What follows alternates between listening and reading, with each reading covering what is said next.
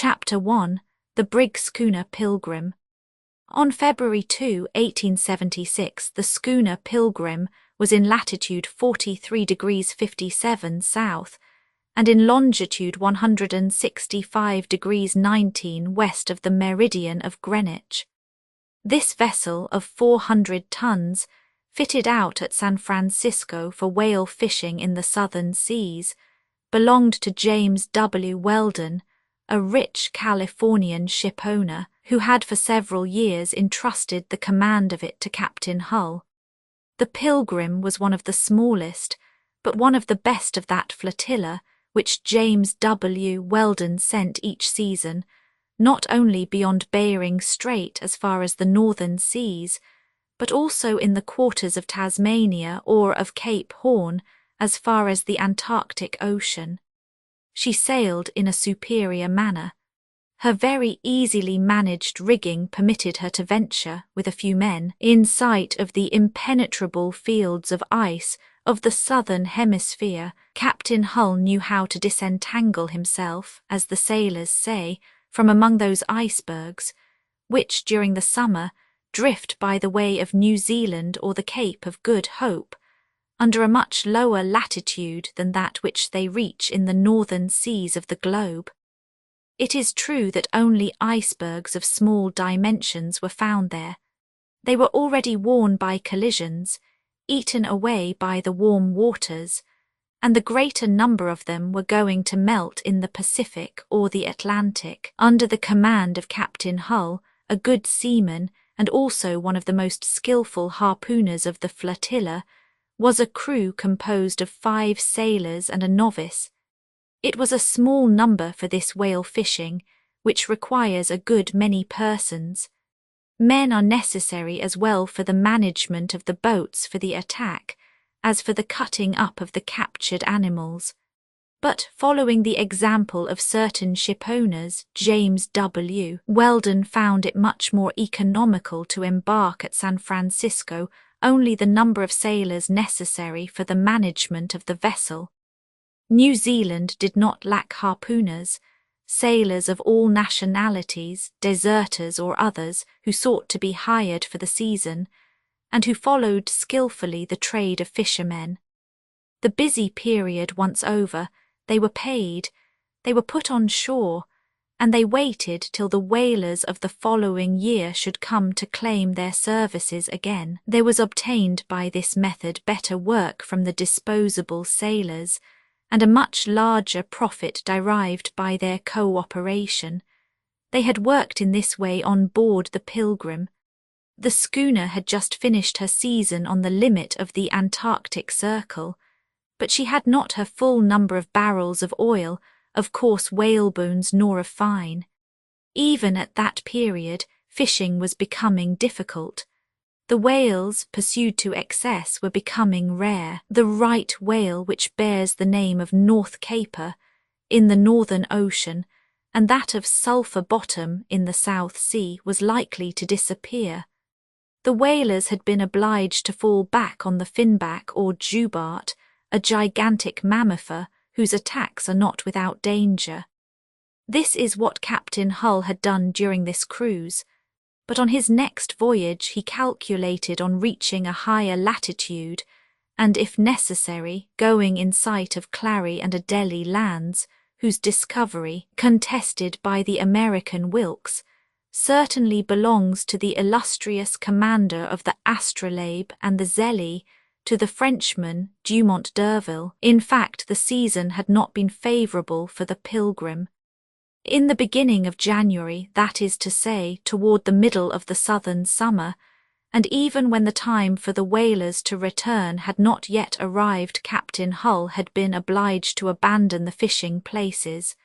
His additional crew, a collection of pretty sad subjects, gave him an excuse, as they say, and he determined to separate from them. The Pilgrim then steered to the northwest for New Zealand, which she sighted on the 15th of January. She arrived at Waitemata, port of Auckland, situated at the lowest end of the Gulf of Chowaraki on the east coast of the northern island, and landed the fishermen who had been engaged for the season. The crew was not satisfied. The cargo of the Pilgrim was at least 200 barrels of oil short. There had never been worse fishing. Captain Hull felt the disappointment of a hunter who, for the first time, returns as he went away, or nearly so. His self-love, greatly excited, was at stake, and he did not pardon those scoundrels whose insubordination had compromised the results of his cruise. It was in vain that he endeavoured to recruit a new fishing crew at Auckland. All the disposable seamen were embarked on the other whaling vessels. He was thus obliged to give up the hope of completing the Pilgrim's cargo, and Captain Hull was preparing to leave Auckland definitely when a request for a passage was made which he could not refuse. Mrs. Weldon, wife of the Pilgrim's owner, was then at Auckland with her young son Jack, aged about 5 years, and one of her relatives, her cousin Benedict. James W. Weldon, whom his business operations sometimes obliged to visit New Zealand, had brought the three there, and intended to bring them back to San Francisco. But just as the whole family was going to depart, little Jack became seriously ill, and his father, imperatively recalled by his business, was obliged to leave Auckland, leaving his wife, his son, and cousin Benedict there. 3 months had passed away, 3 long months of separation, which were extremely painful to Mrs. Weldon. Meanwhile, her young child was restored to health, and she was at liberty to depart when she was informed of the arrival of the Pilgrim. Now, at that period, in order to return to San Francisco, Mrs. Weldon found herself under the necessity of going to Australia by one of the vessels of the Golden Age Transoceanic Company, which ply between Melbourne and the Isthmus of Panama by Papeete. Then, once arrived at Panama, it would be necessary for her to await the departure of the American steamer, which establishes a regular communication between the Isthmus and California. Thence delays, transshipments, always disagreeable for a woman and a child. It was just at this time that the Pilgrim came into port at Auckland. Mrs. Weldon did not hesitate, but asked Captain Hull to take her on board to bring her back to San Francisco. She, her son, cousin Benedict, and Nan, an old negress who had served her since her infancy. 3,000 marine leagues to travel on a sailing vessel, but Captain Hull's ship was so well managed, and the season still so fine on both sides of the equator. Captain Hull consented, and immediately put his own cabin at the disposal of his passenger. He wished that, during a voyage which might last 40 or 50 days, Mrs. Weldon should be installed as well as possible on board the whaler. There were then certain advantages for Mrs. Weldon in making the voyage under these conditions. The only disadvantage was that this voyage would be necessarily prolonged in consequence of this circumstance. The Pilgrim would go to Valparaiso in Chile to effect her unloading. That done, there would be nothing but to ascend the American coast, with land breezes, which make these parts very agreeable. Besides, Mrs. Weldon was a courageous woman, whom the sea did not frighten. Then 30 years of age, she was of robust health, being accustomed to long voyages, for having shared with her husband the fatigues of several passages, she did not fear the chances more or less contingent of shipping on board a ship of moderate tonnage. She knew Captain Hull to be an excellent seaman in whom James W. Weldon had every confidence. The Pilgrim was a strong vessel, capital sailer, well quoted in the flotilla of American whalers. The opportunity presented itself. It was necessary to profit by it. Mrs. Weldon did profit by it. Cousin Benedict, it need not be said, would accompany her. This cousin was a worthy man about 50 years of age, but notwithstanding his 50 years, it would not have been prudent to let him go out alone. Long rather than tall, narrow rather than thin, his figure bony, his skull enormous and very hairy, one recognized in his whole interminable person one of those worthy savants with gold spectacles, good and inoffensive beings, destined to remain great children all their lives, and to finish very old like centenaries who would die at nurse. Cousin Benedict, he was called so invariably, even outside of the family, and in truth he was indeed one of those good men who seem to be the born cousins of all the world. Cousin Benedict, always impeded by his long arms and his long limbs, would be absolutely incapable of attending to matters alone, even in the most ordinary circumstances of life. He was not troublesome, oh, no, but rather embarrassing for others and embarrassed for himself. Easily satisfied, besides being very accommodating, forgetting to eat or drink if someone did not bring him something to eat or drink, insensible to the cold as to the heat, he seemed to belong less to the animal kingdom than to the vegetable kingdom. One must conceive a very useless tree, without fruit and almost without leaves, incapable of giving nourishment or shelter, but with a good heart. Such was Cousin Benedict. He would very willingly render service to people if, as Mr. Prudhomme would say, he were capable of rendering it. Finally, his friends loved him for his very feebleness. Mrs. Weldon regarded him as her child, a large elder brother of her little Jack. It is proper to add here that Cousin Benedict was, meanwhile, neither idle nor unoccupied. On the contrary, he was a worker. His only passion, natural history, absorbed him entirely. To say natural history is to say a great deal. We know that the different parts of which this science is composed are zoology, botany, mineralogy, and geology. Now Cousin Benedict was in no sense a botanist, nor a mineralogist, nor a geologist. Was he then a zoologist in the entire acceptation of the word? A kind of covier of the New World, decomposing an animal by analysis, or putting it together again by synthesis? One of those profound connoisseurs, versed in the study of the four types to which modern science refers all animal existence, vertebrates, mollusks, articulates, and radiates. Of these four divisions, had the artless but studious savant observed the different classes, and sought the orders, the families, the tribes, the genera, the species, and the varieties which distinguish them? No. Had Cousin Benedict devoted himself to the study of the vertebrates, mammals, birds, reptiles, and fishes? No. Was it to the mollusks, from the cephalopods to the bryozoans, that he had given his preference, and had malacology no more secrets for him? Not at all. Then it was on the radiates, echinoderms, acalephs, polyps, entozoons, sponges, and infusoria, that he had for such a long time burned the midnight oil.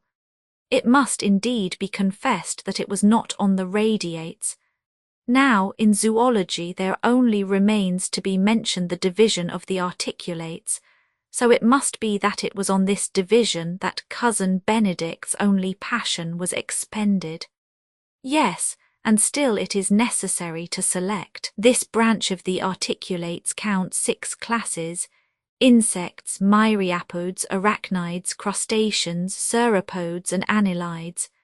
Now Cousin Benedict, scientifically speaking, would not know how to distinguish an earthworm from a medicinal leech, a sandfly from a glans marinus, a common spider from a false scorpion, a shrimp from a frog, a galley worm from a scolopendra. But then what was Cousin Benedict? Simply an entomologist, nothing more. To that doubtless it may be said that in its etymological acceptation, entomology is that part of the natural sciences which includes all the articulates. That is true in a general way, but it is the custom to give this word a more restricted sense. It is then only applied, properly speaking, to the study of insects, that is to say, all the articulate animals of which the body, composed of rings placed end to end, forms 3 distinct segments, and which possesses 3 pairs of legs which have given them the name of hexapodes. Now, as Cousin Benedict had confined himself to the study of the articulates of this class, he was only an entomologist, but let us not be mistaken about it. In this class of the insects are counted not less than 10 orders. 1. Orthopterans as grasshoppers, crickets, etc. 2. Neuropters as anteaters, dragon-flies or libellula. 3. Hymenopters as bees, wasps, ants. 4. Lepidopters as butterflies, etc. 5. Hemipters as cicada, plant lice, fleas, etc. 6. Coleopters as cockchafers, fireflies, etc. 7. Dipters as gnats, mosquitoes, flies. 8. Rhipipters as stylops. 9. Parasites as acara, etc. 10. Thysanurans as lepidotus, flying lice, etc.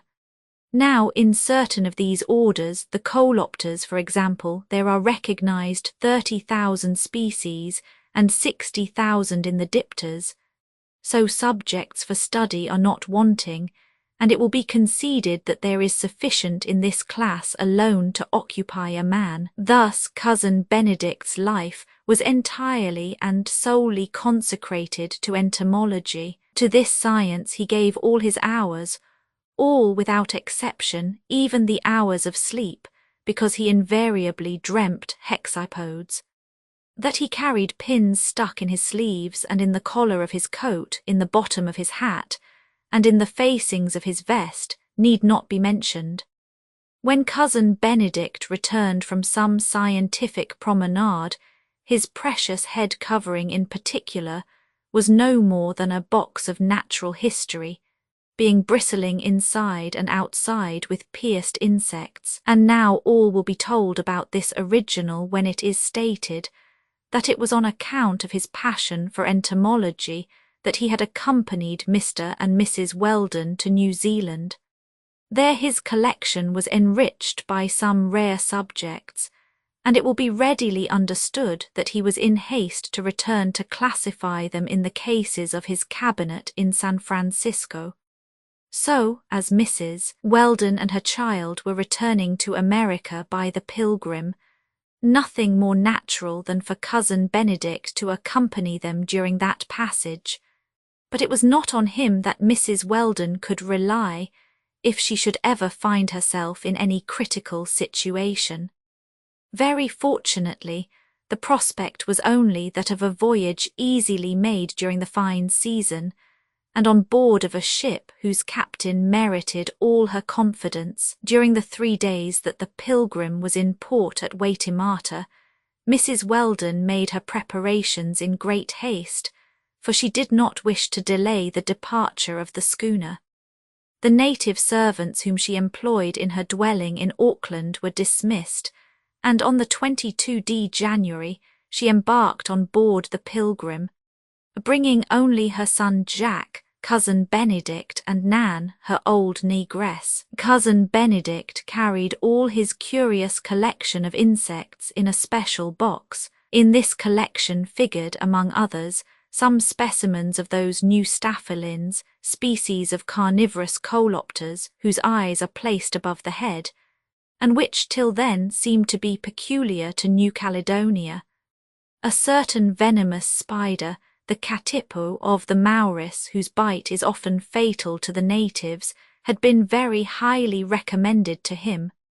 But a spider does not belong to the order of insects properly so called. It is placed in that of the arachnida, and consequently was valueless in Cousin Benedict's eyes. Thus he scorned it, and the most beautiful jewel of his collection was a remarkable staphylin from New Zealand. It is needless to say that Cousin Benedict, by paying a heavy premium, had insured his cargo, which to him seemed much more precious than all the freight of oil and bones stowed away in the hold of the Pilgrim. just as the Pilgrim was getting under sail when Mrs. Weldon and her companion for the voyage found themselves on the deck of the schooner, Captain Hull approached his passenger. "It is understood, Mrs. Weldon," he said to her, "that if you take passage on board the Pilgrim, it is on your own responsibility." "Why do you make that observation to me, Mr. Hull?" asked Mrs. Weldon. "Because I have not received an order from your husband in regard to it, and all things considered, a schooner cannot offer you the guarantees of a good passage, like a packet boat specially intended to carry travellers." "If my husband were here," replied Mrs. Weldon, "do you think, Mr. Hull, that he would hesitate to embark on the Pilgrim in company with his wife and child?" "No, Mrs. Weldon, he would not hesitate," said Captain Hull. "No, indeed, no more than I should hesitate myself. The Pilgrim is a good ship after all, even though she has made but a sad cruise, and I am sure of her, as much so as a seaman can be of the ship which he has commanded for several years. The reason I speak, Mrs. Weldon, is to get rid of personal responsibility, and to repeat that you will not find on board the comfort to which you have been accustomed." "As it is only a question of comfort, Mr. Hull," replied Mrs. Weldon, "that should not stop me. I am not one of those troublesome passengers who complain incessantly of the narrowness of the cabins and the insufficiency of the table." Then, after looking for a few moments at her little Jack, whom she held by the hand, Mrs. Weldon said, "Let us go, Mr. Hull." The orders were given to get under way at once, the sails were set, and the Pilgrim, working to get out to sea in the shortest time possible, steered for the American coast. But 3 days after her departure, the schooner, thwarted by strong breezes from the east, was obliged to tack to larboard to make headway against the wind. So at the date of February 2d, Captain Hull still found himself in a higher latitude than he would have wished, and in the situation of a sailor who wanted to double Cape Horn rather than reach the new continent by the shortest course. Chapter 2. Meanwhile the sea was favourable, and except the delays, navigation would be accomplished under very supportable conditions. Mrs. Weldon had been installed on board the Pilgrim as comfortably as possible. Neither poop nor roofle was at the end of the deck. There was no stern cabin, then, to receive the passengers. She was obliged to be contented with Captain Hull's cabin, situated aft, which constituted his modest sea lodging, and still it had been necessary for the captain to insist in order to make her accept it. There in that narrow lodging was installed Mrs. Weldon with her child and old Nan. She took her meals there, in company with the captain and cousin Benedict, for whom they had fitted up a kind of cabin on board. As to the commander of the Pilgrim, he had settled himself in a cabin belonging to the ship's crew, a cabin which would be occupied by the second officer if there were a second one on board. But the brig schooner was navigated, we know, under conditions which enabled her to dispense with the services of a second officer. The men of the Pilgrim, good and strong seamen, were very much united by common ideas and habits. This fishing season was the 4th which they had passed together. All Americans of the West, they were acquainted for a long period, and belonged to the same coast of the state of California. These brave men showed themselves very thoughtful towards Mrs. Weldon, the wife of the owner of their ship, for whom they professed boundless devotion. It must be said that, largely interested in the profits of the ship, they had navigated till then with great gain. If by reason of their small number they did not spare themselves, it was because every labour increased their earnings in the settling of accounts at the end of each season. This time, it is true, the profit would be almost nothing, and that gave them just cause to curse and swear against those New Zealand scoundrels. One man on board alone among all was not of American origin.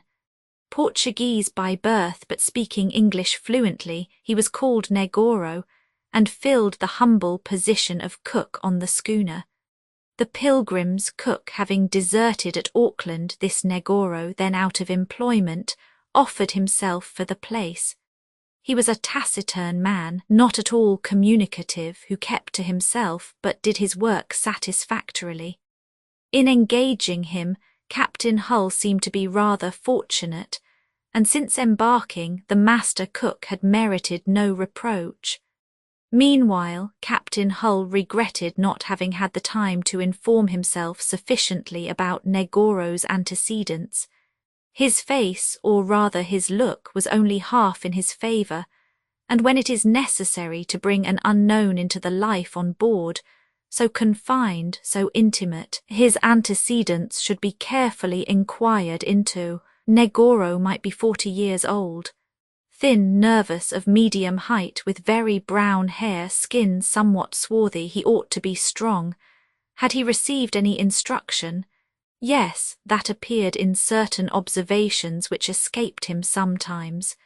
Besides, he never spoke of his past life, he said not a word about his family.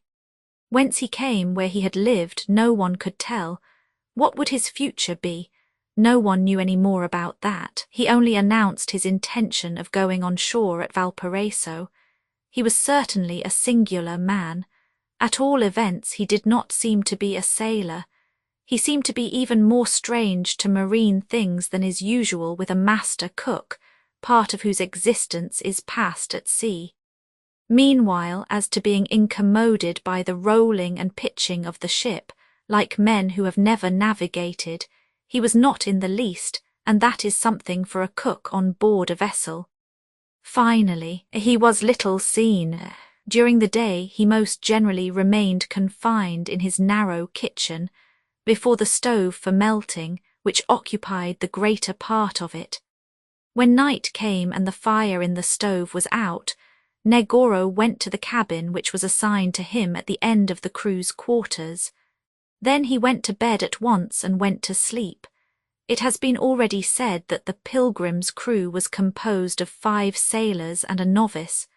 This young novice, aged 15, was the child of an unknown father and mother.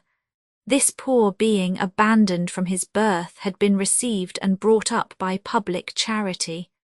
Dick Sand, that was his name, must have been originally from the state of New York, and doubtless from the capital of that state. If the name of Dick, an abbreviation of Richard, had been given to the little orphan, it was because it was the name of the charitable passerby who had picked him up 2 or 3 hours after his birth. As to the name of Sand, it was attributed to him in remembrance of the place where he had been found, that is to say, on that point of land called Sandy Hook, which forms the entrance of the port of New York at the mouth of the Hudson. Dick Sand, when he should reach his full growth, would not exceed middle height, but he was well built. One could not doubt that he was of Anglo-Saxon origin. He was brown, however, with blue eyes, in which the crystalline sparkled with ardent fire. His seaman's craft had already prepared him well for the conflicts of life. His intelligent physiognomy breathed forth energy. It was not that of an audacious person, it was that of a darer. These 3 words from an unfinished verse of Virgil are often cited, audaces fortuna juvat, but they are quoted incorrectly. The poet said, audens fortuna juvat. It is on the darers, not on the audacious, that fortune almost always smiled. The audacious may be unguarded. The darer thinks first, acts afterwards. There is the difference. Dick Sand was Auden's. At 15 he already knew how to take a part and to carry out to the end whatever his resolute spirit had decided upon. His manner, at once spirited and serious, attracted attention. He did not squander himself in words and gestures, as boys of his age generally do. Early, at a period of life when they seldom discuss the problems of existence, He had looked his miserable condition in the face, and he had promised to make himself, and he had made himself, being already almost a man at an age when others are still only children, at the same time very nimble, very skillful in all physical exercises.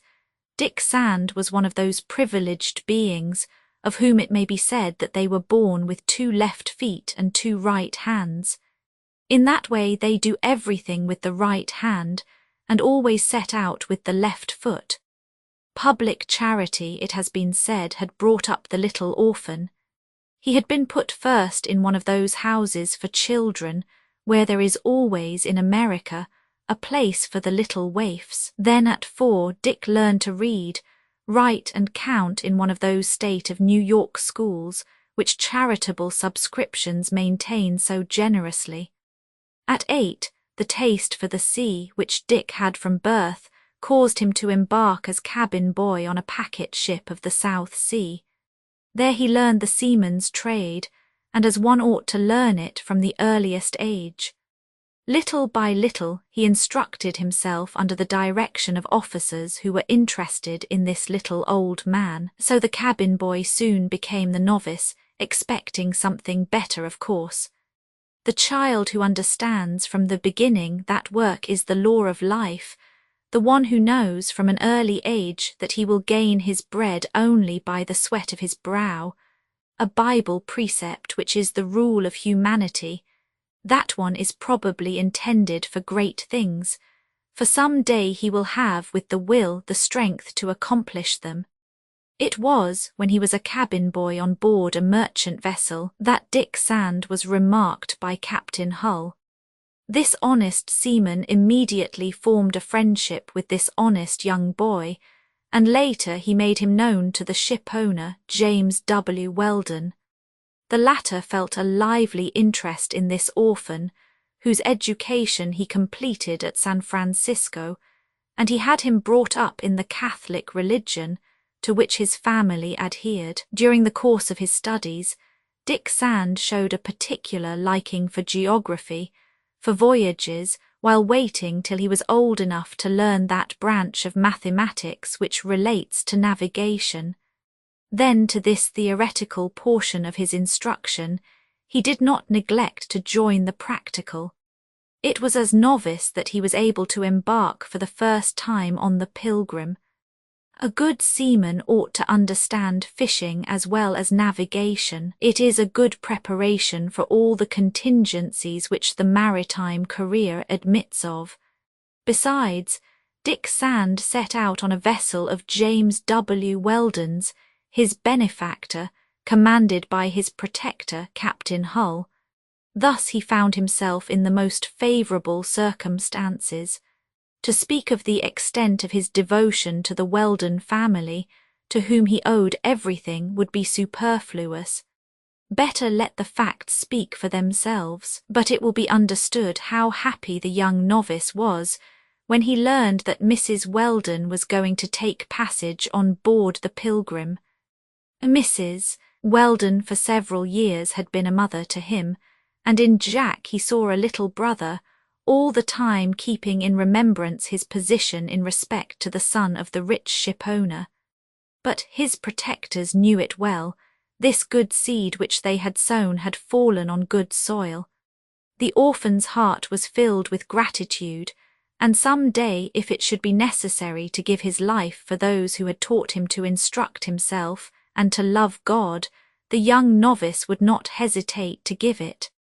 Finally, to be only 15, but to act and think as if he were 30, that was Dick Sand. Mrs. Weldon knew what her protégé was worth. She could trust little Jack with him without any anxiety. Dick Sand cherished this child, who, feeling himself loved by this large brother, sought his company. During those long leisure hours which are frequent in a voyage, when the sea is smooth, when the well-set-up sails require no management, Dick and Jack were almost always together. The young novice showed the little boy everything in his craft which seemed amusing. Without fear Mrs. Weldon saw Jack, in company with Dick Sand, spring out on the shrouds, climb to the top of the mizzen mast, or to the booms of the mizzen topmast, and come down again like an arrow the whole length of the backstays. Dick Sand went before or followed him, always ready to hold him up or keep him back, if his 6-year-old arms grew feeble during those exercises. All that benefited little Jack, whom sickness had made somewhat pale, but his colour soon came back on board the Pilgrim, thanks to this gymnastic and to the bracing sea breezes. So passed the time. Under these conditions the passage was being accomplished, and only the weather was not very favourable. Neither the passengers nor the crew of the Pilgrim would have had cause to complain. Meanwhile, this continuance of east winds made Captain Hull anxious. He did not succeed in getting the vessel into the right course. Later, near the Tropic of Capricorn, he feared finding calms which would delay him again, without speaking of the equatorial current, which would irresistibly throw him back to the west. He was troubled then above all for Mrs. Weldon, by the delays for which, meanwhile, he was not responsible. So, if he should meet on his course some transatlantic steamer on the way toward America, he already thought of advising his passenger to embark on it. Unfortunately, he was detained in latitudes too high to cross a steamer running to Panama, and besides, at that period communication across the Pacific, between Australia and the New World, was not as frequent as it has since become. It then was necessary to leave everything to the grace of God, and it seemed as if nothing would trouble this monotonous passage, when the first incident occurred precisely on that day, February 2d, in the latitude and longitude indicated at the beginning of this history. Dick Sand and Jack, toward 9 o'clock in the morning in very clear weather, were installed on the booms of the mizzen topmast. Thence they looked down on the whole ship and a portion of the ocean in a largo circumference. Behind, the perimeter of the horizon was broken to their eyes only by the mainmast, carrying brigantine and forestaff. That beacon hid from them a part of the sea and the sky. In the front they saw the bowsprit stretching over the waves with its 3 jibs, which were hauled tightly, spread out like 3 great unequal wings. Underneath rounded the foremast, and above the little topsail and the little gallant sail, whose bowl-trope quivered with the pranks of the breeze. The schooner was then running on the larboard tack, and hugging the wind as much as possible. Dick Sand explained to Jack how the Pilgrim, ballasted properly, well balanced in all her parts, could not capsize even if she gave a pretty strong heel to starboard, when the little boy interrupted him. "What do I see there?" said he. "You see something, Jack?" demanded Dick Sand, who stood up straight on the booms. "Yes, there," replied little Jack, showing a point of the sea left open by the interval between the stays of the standing jib and the flying jib. Dick Sand looked at the point indicated attentively, and forthwith with a loud voice he cried, "A wreck to windward over against starboard." Chapter 3. Dick Sand's cry brought all the crew to their feet. The men who were not on watch came on deck. Captain Hull, leaving his cabin, went toward the bow. Mrs. Weldon, Nan, even the indifferent cousin Benedict himself, came to lean over the starboard rail so as to see the wreck signalled by the young novice. Negoro alone did not leave the cabin, which served him for a kitchen, and as usual of all the crew, he was the only one whom the encounter with a wreck did not appear to interest. Then all regarded attentively the floating object which the waves were rocking 3 miles from the Pilgrim. "Ah, what can that be?" said a sailor. "Some abandoned raft," replied another. "Perhaps there are some unhappy shipwrecked ones on that raft," said Mrs. Weldon. "We shall find out," replied Captain Hull.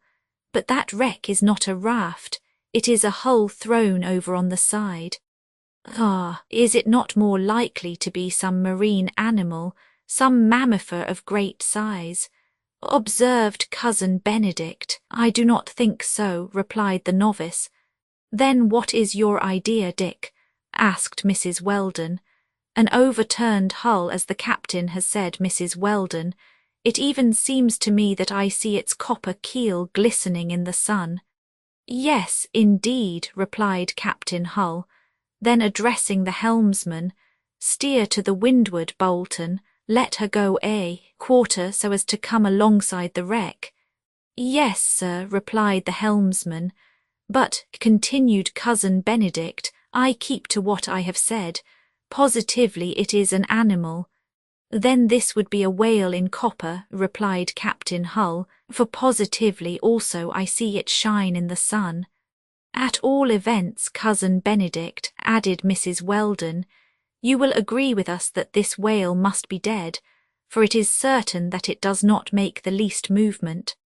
Ah, Cousin Weldon, replied Cousin Benedict, who was obstinate, this would not be the first time that one has met a whale sleeping on the surface of the waves. That is a fact, replied Captain Hull, but today the thing is not a whale but a ship.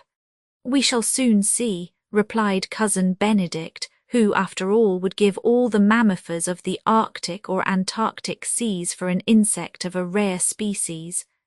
Steer, Bolton, steer, cried Captain Hull again, and do not board the wreck. Keep a cable's length.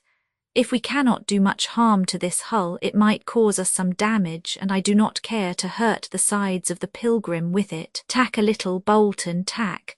The Pilgrim's prow, which had been directed toward the wreck, was turned aside by a slight movement of the helm. The schooner was still a mile from the capsized hull. The sailors were eagerly looking at it. Perhaps it held a valuable cargo which it would be possible to transfer to the Pilgrim. We know that in these salvages the third of the value belongs to the rescuers, and in this case, if the cargo was not damaged, the crew, as they say, would make a good haul. This would be a fish of consolation for their incomplete fishing. A quarter of an hour later the wreck was less than a mile from the Pilgrim. It was indeed a ship which presented itself on its side to the starboard. Capsized as far as the nettings, she heeled so much that it would be almost impossible to stand upon her deck. Nothing could be seen beyond her masts. From the port shrouds were banging only some ends of broken rope, and the chains broken by the cloaks of white-crested waves. On the starboard side opened a large hole between the timbers of the framework and the damaged planks. "This ship has been run into," cried Dick Sand. "There is no doubt of that," replied Captain Hull, "and it is a miracle that she did not sink immediately." "If there has been a collision," observed Mrs. Weldon, "we must hope that the crew of this ship has been picked up by those who struck her." "It is to be hoped so, Mrs. Weldon," replied Captain Hull, "unless this crew sought refuge in their own boats after the collision in case the colliding vessel should sail right on, which, alas, sometimes happens." "Is it possible? That would be a proof of very great inhumanity, Mr. Hull." "Yes, Mrs. Weldon, yes, and instances are not wanting. As to the crew of this ship, what makes me believe that it is more likely they have left it is that I do not see a single boat, and unless the men on board have been picked up, I should be more inclined to think that they have tried to roach the land. But at this distance from the American continent, or from the islands of Oceanica, it is to be feared that they have not succeeded." "Perhaps," said Mrs. Weldon, "we shall never know the secret of this catastrophe. Meanwhile, it might be possible that some man of the crew is still on board." "That is not probable, Mrs. Weldon," replied Captain Hull. "Our approach would be already known, and they would make some signals to us, but we shall make sure of it." "Luff a little, Bolton, luff," cried Captain Hull, while indicating with his hand what course to take. The Pilgrim was now only 3 cables' length from the wreck, and they could no longer doubt that this hull had been completely abandoned by all its crew. But at that moment Dick Sand made a gesture which imperiously demanded silence. "Listen, listen," said he. Each listened. "I hear something like a bark," cried Dick Sand. In fact, a distant barking resounded from the interior of the hull. Certainly there was a living dog there, imprisoned perhaps, for it was possible that the hatches were hermetically closed. But they could not see it, the deck of the capsized vessel being still invisible. "If there be only a dog there, Mr. Hull," said Mrs. Weldon, "we shall save it." "Yes, yes," cried little Jack, "we shall save it. I shall give it something to eat. It will love us well. Mamma, I am going to bring it a piece of sugar." "Stay still, my child," replied Mrs. Weldon, smiling. "I believe that the poor animal is dying of hunger, and it will prefer a good mess to your morsel of sugar." "Well then, let it have my soup," cried little Jack. "I can do without it very well." At that moment the barking was more distinctly heard. 300 feet at the most separated the two ships. Almost immediately a dog of great height appeared on the starboard netting and clung there, barking more despairingly than ever. "Howick," said Captain Hull, turning toward the master of the Pilgrim's crew, "heave to and lower the small boat." "Hold on, my dog, hold on," he cried little Jack to the animal, which seemed to answer him with a half-stifled bark. The Pilgrim's sails were rapidly furled, so that the ship should remain almost motionless, less than half a cable's length from the wreck. The boat was brought alongside. Captain Hull, Dick Sand, and 2 sailors got into it at once. The dog barked all the time. It tried to hold on to the netting, but every moment it fell back on the deck. One would say that its barks were no longer addressed to those who were coming to him. Were they then addressed to some sailors or passengers imprisoned in this ship? Is there then on board some shipwrecked one who has survived? Mrs. Weldon asked herself. A few strokes of the oars and the Pilgrim's boat would reach the capsized hull. But suddenly the dog's manner changed. Furious barks succeeded its first barks, inviting the rescuers to come. The most violent anger excited the singular animal. "What can be the matter with that dog?" said Captain Hull, while the boat was turning the stern of the vessel so as to come alongside of the part of the deck lying under the water. What Captain Hull could not then observe, what could not be noticed even on board the Pilgrim, was that the dog's fury manifested itself just at the moment when Negoro, leaving his kitchen, had just come toward the forecastle. Did the dog then know and recognize the master cook? It was very improbable. However that may be, after looking at the dog without showing any surprise, Negoro, who, however, frowned for an instant, returned to the crew's quarters. Meanwhile the boat had rounded the stern of the ship. Her aftboard carried this single name, Waldeck, Waldeck, and no designation of the port attached. But by the form of the hull, by certain details which a sailor seizes at the first glance, Captain Hull had indeed discovered that this ship was of American construction. Besides, her name confirmed it, and now this hull, it was all that remained of a large brig of 500 tons. At the Waldeck's prow, a large opening indicated the place where the collision had occurred. In consequence of the capsizing of the hull, this opening was then 5 or 6 feet above the water, which explained why the brig had not yet foundered. On the deck, which Captain Hull saw in its whole extent, there was nobody. The dog, having left the netting, had just let itself slip as far as the central hatch, which was open, and it barked partly toward the interior, partly toward the exterior.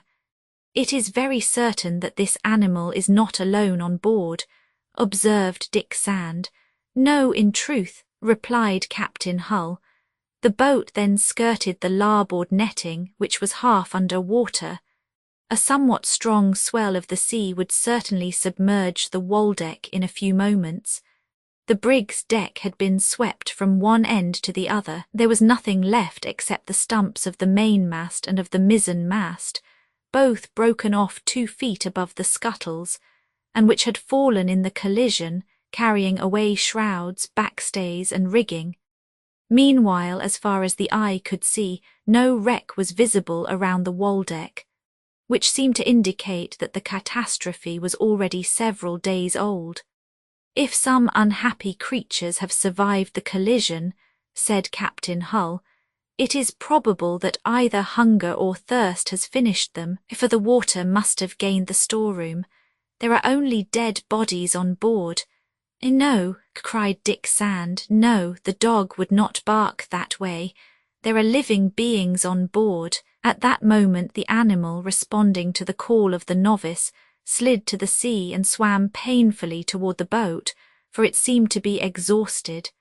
They took it in, and it rushed eagerly, not for a piece of bread that Dick Sand offered it first, but to a half-tub which contained a little fresh water.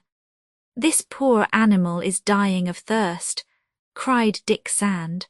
The boat then sought a favourable place to board the Waldeck more easily, and for that purpose it drew away a few strokes. The dog evidently thought that its rescuers did not wish to go on board, for he seized Dick Sand by his jacket, and his lamentable barks commenced again with new strength. They understood it. Its pantomime and its language were as clear as a man's language could be. The boat was brought immediately as far as the larboard cat-head. There the 2 sailors moored it firmly, while Captain Hull and Dick Sand, setting foot on the deck at the same time as the dog, raised themselves, not without difficulty, to the hatch which opened between the stumps of the 2 masts. By this hatch the 2 made their way into the hold. The Waldeck's hold, half full of water, contained no goods. The brig sailed with ballast, a ballast of sand which had slid to larboard and which helped to keep the ship on her side. On that head, then, there was no salvage to effect. "Nobody here," said Captain Hull. "Nobody," replied the novice after having gone to the foremost part of the hold, but the dog which was on the deck kept on barking and seemed to call the captain's attention more imperatively. "Let us go up again," said Captain Hull to the novice. Both appeared again on the deck. The dog, running to them, sought to draw them to the poop. They followed it. There, in the square, 5 bodies, undoubtedly 5 corpses, were lying on the floor. By the daylight which entered in waves by the opening, Captain Hull discovered the bodies of 5 negroes. Dick Sand, going from one to the other, thought he felt that the unfortunates were still breathing. On board, cried Captain Hull. The 2 sailors who took care of the boat were called and helped to carry the shipwrecked men out of the poop. This was not without difficulty, but 2 minutes after, the 5 blacks were laid in the boat, without being at all conscious that anyone was trying to save them. A few drops of cordial, then a little fresh water prudently administered, might perhaps recall them to life. The Pilgrim remained a half cable's length from the wreck, and the boat would soon reach her. A girt line was let down from the main yard, and each of the blacks drawn up separately reposed at last on the Pilgrim's deck. The dog had accompanied them. "The unhappy creatures," cried Mrs. Weldon, on perceiving those poor men, who were only inert bodies. "They are alive, Mrs. Weldon. We shall save them." "Yes, we shall save them," cried Dick Sand. "What has happened to them?" demanded Cousin Benedict. "Wait till they can speak," replied Captain Hull, "and they will tell us their history. But first of all let us make them drink a little water in which we shall mix a few drops of rum." Then, turning round, "Negoro," he called. At that name the dog stood up as if it knew the sound, its hair bristling, its mouth open. Meanwhile the cook did not appear. "Negoro," repeated Captain Hull. The dog again gave signs of extreme fury. Negoro left the kitchen. Hardly had he shown himself on the deck than the dog sprang on him and wanted to jump at his throat. With a blow from the poker with which he was armed, the cook drove away the animal, which some of the sailors succeeded in holding. "Do you know this dog?" Captain Hull asked the master cook. "Aye," replied Negoro, "I have never seen it." "That is singular," murmured Dick Sand. Chapter 4. The Survivors of the Waldeck. The slave trade was still carried on a large scale, in all equinoctial Africa. Notwithstanding the English and French cruisers, ships loaded with slaves leave the coasts of Angola and Mozambique every year to transport Negroes to various parts of the world, and it must be said of the civilized world. Captain Hull was not ignorant of it, though these parts were not ordinarily frequented by slave ships. He asked himself if these blacks, whose salvage he had just effected, were not the survivors of a cargo of slaves that the Waldeck was going to sell to some Pacific colony. At all events, if that was so, the blacks became free again by the sole act of setting foot on his deck, and he longed to tell it to them. Meanwhile, the most earnest care had been lavished on the shipwrecked men from the Waldeck. Mrs. Weldon, aided by Nan and Dick Sand, had administered to them a little of that good fresh water of which they must have been deprived for several days, and that with some nourishment sufficed to restore them to life. The eldest of these blacks, he might be about 60 years old, was soon able to speak, and he could answer in English the questions which were addressed to him. "The ship which carried you was run into?" asked Captain Hull first of all. "Yes," replied the old black. "10 days ago our ship was struck during a very dark night. We were asleep, but the men of the Waldeck, what has become of them?" "They were no longer there, sir, when my companions and I reached the deck." "Then was the crew able to jump on board the ship which struck the Waldeck?" demanded Captain Hull. "Perhaps, and we must indeed hope so for their sakes." "And that ship, after the collision, did it not return to pick you up?" "No." "Did she then go down herself?" "She did not founder," replied the old black, shaking his head, "for we could see her running away in the night." This fact, which was attested by all the survivors of the Waldeck, may appear incredible. It is only too true, however, that captains, after some terrible collision due to their imprudence, have often taken flight without troubling themselves about the unfortunate ones whom they had put in danger, and without endeavouring to carry assistance to them. That drivers do as much and leave to others on the public way the trouble of repairing the misfortune which they have caused, that is indeed to be condemned. Still, their victims are assured of finding immediate help. But that men to men abandon each other thus at sea, it is not to be believed, it is a shame. Meanwhile, Captain Hull knew several examples of such inhumanity, and he was obliged to tell Mrs. Weldon that such facts, monstrous as they might be, were unhappily not rare. Then continuing, "Whence came the Waldeck?" he asked. "From Melbourne." "Then you are not slaves?" "No, sir," the old black answered quickly as he stood up straight. "We are subjects of the state of Pennsylvania and citizens of free America."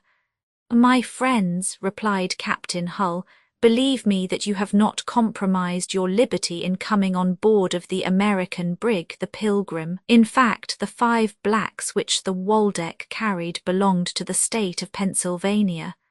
The oldest, sold in Africa as a slave at the age of 6 years, then brought to the United States, had been freed already many years ago by the Emancipation Proclamation.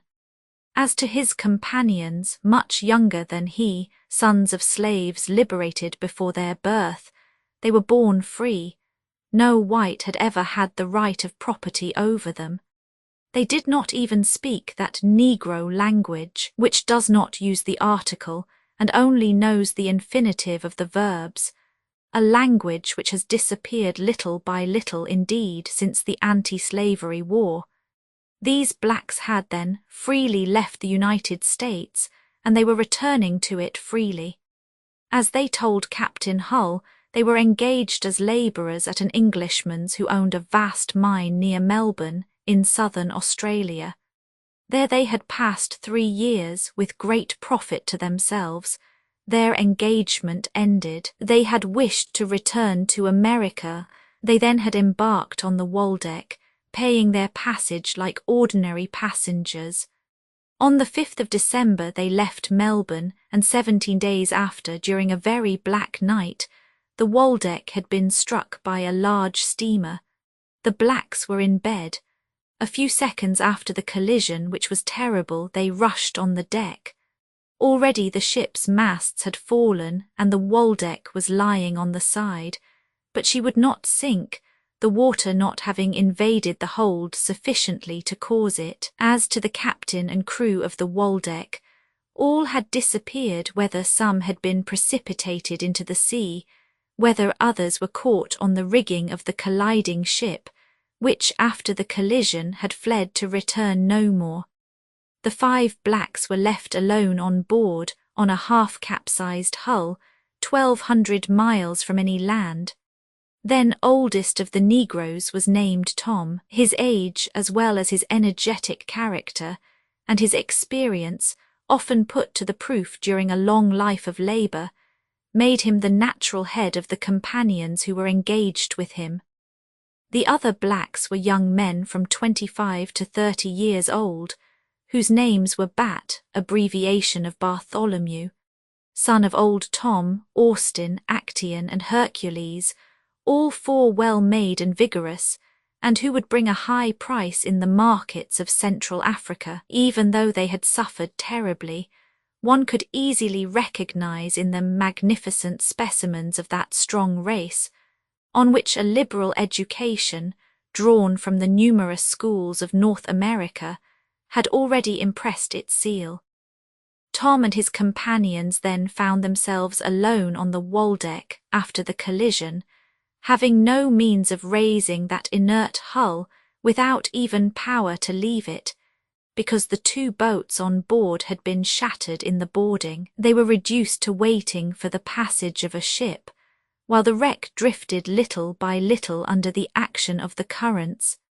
This action explained why she had been encountered so far out of her course, for the Waldeck, having left Melbourne, ought to be found in much lower latitude. During the 10 days which elapsed between the collision and the moment when the Pilgrim arrived in sight of the shipwrecked vessel, the 5 blacks were sustained by some food which they had found in the office of the landing place. But not being able to penetrate into the steward's room, which the water entirely covered, they had had no spirits to quench their thirst, and they had suffered cruelly, the water casks fastened to the deck having been stove in by the collision.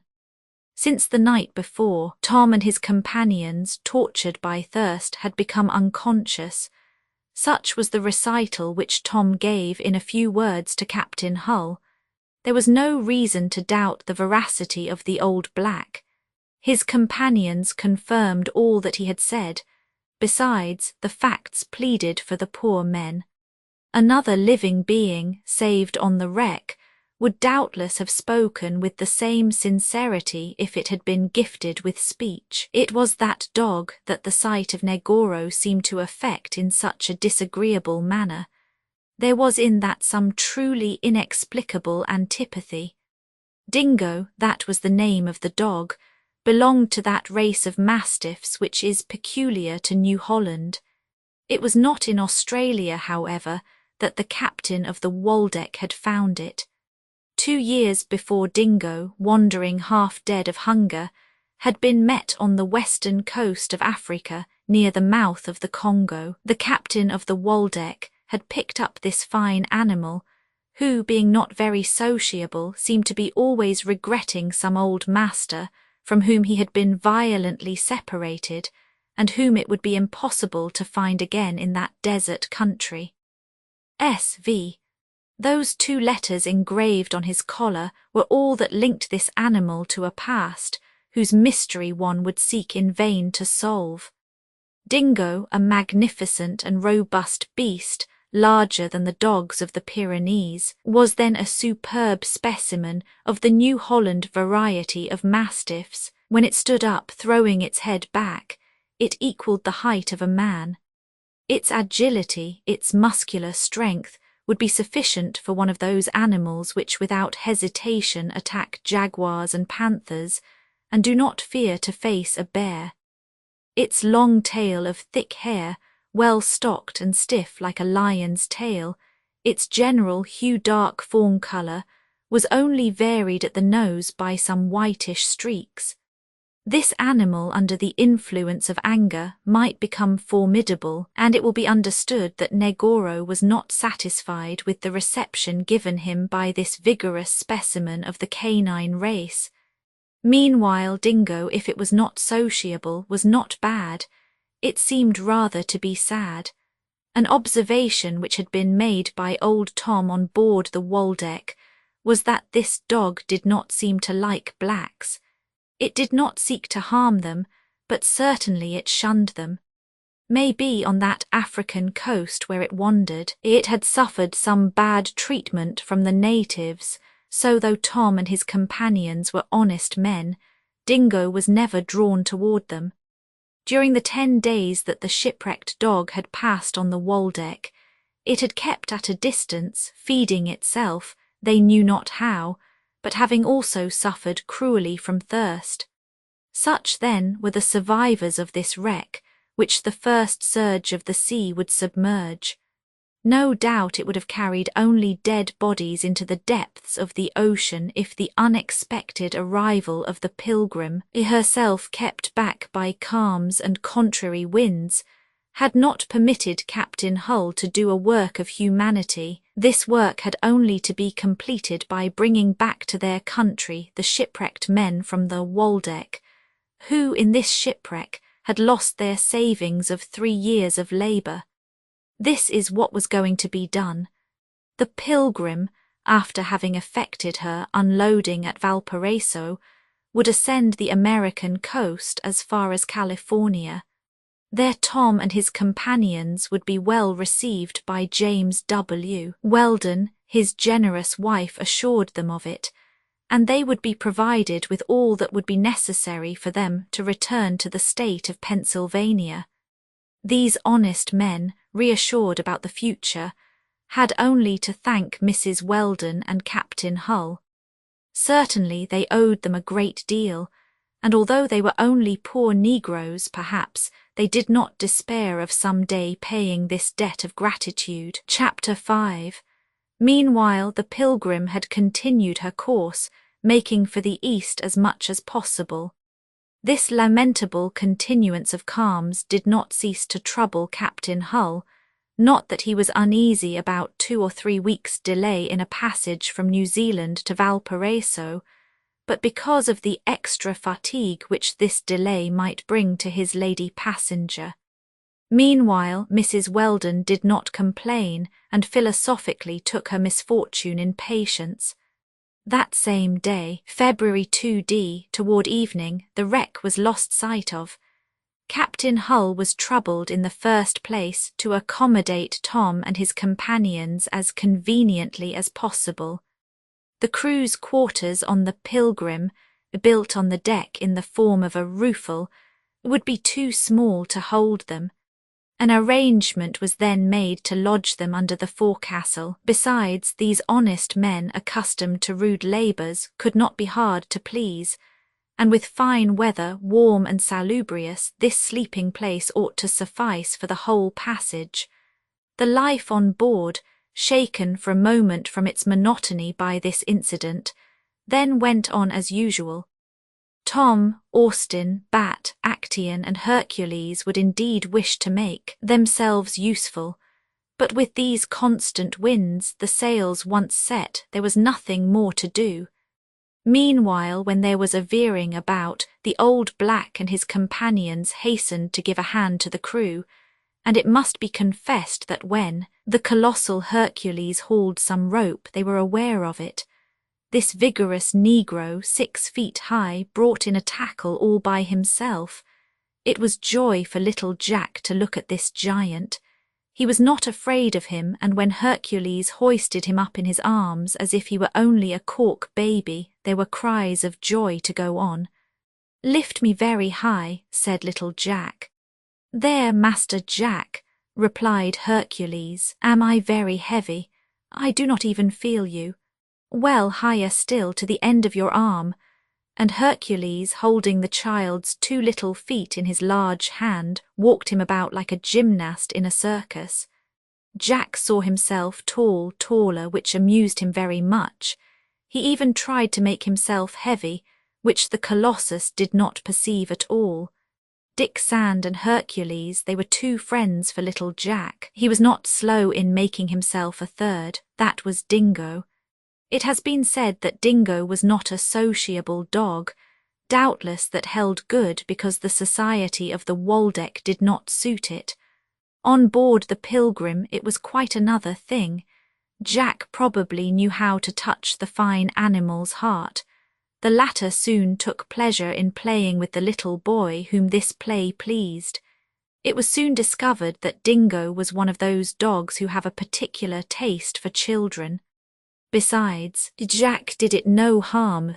His greatest pleasure was to transform Dingo into a swift steed, and it is safe to affirm that a horse of this kind is much superior to a pasteboard quadruped, even when it has wheels to its feet.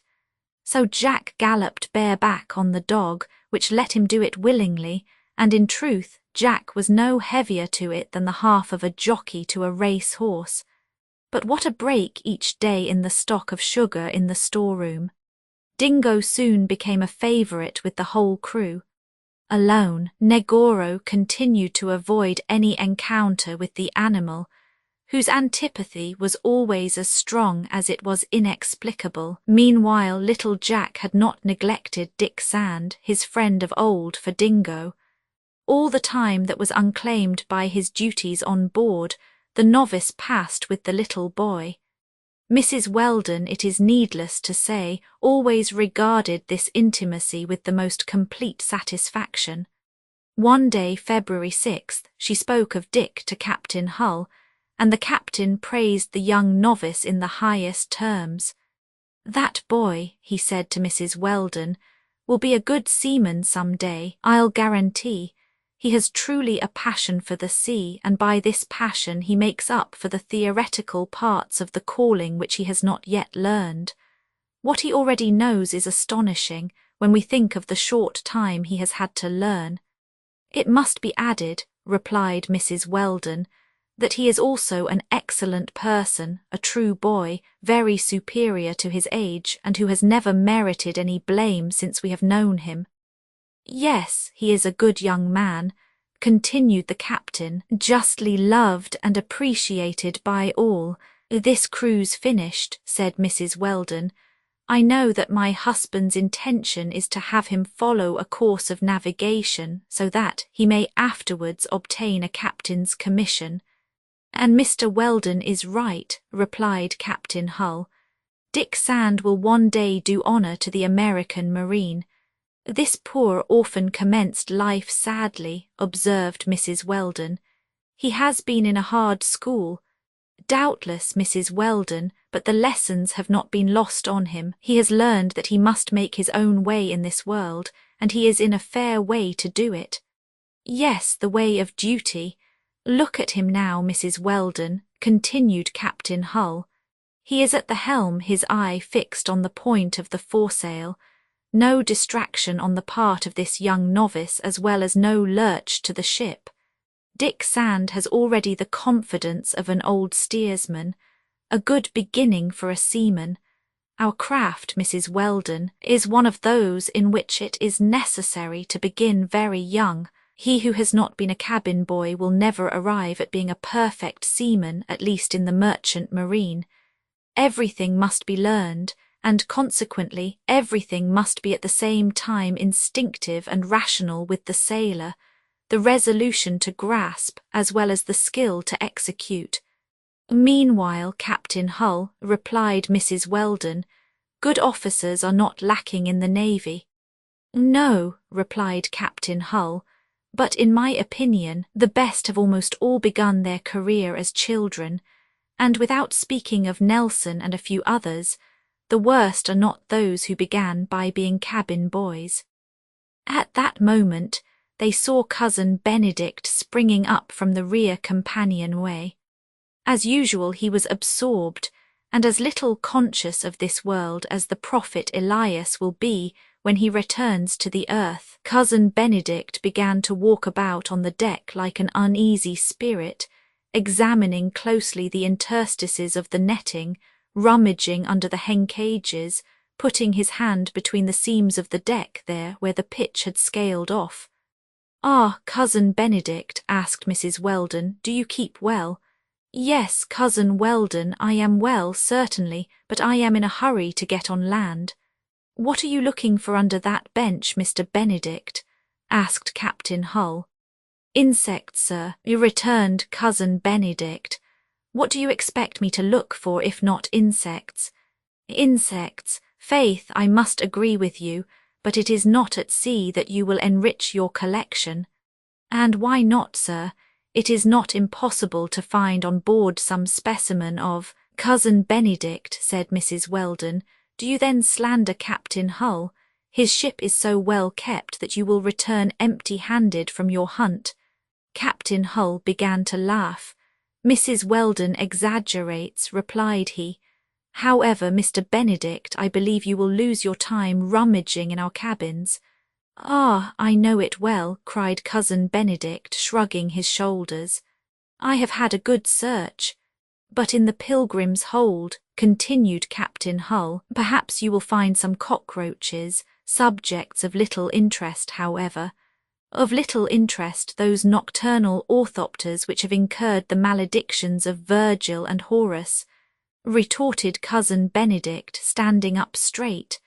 "Of little interest those near relations of the Periplaneta orientalis and of the American cackalack which inhabit—" "Which infest," said Captain Hull.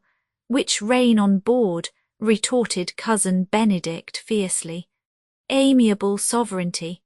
"Ah, you are not an entomologist, sir. Never at my own expense." "Now, Cousin Benedict," said Mrs. Weldon, smiling, "do not wish us to be devoured for love of science."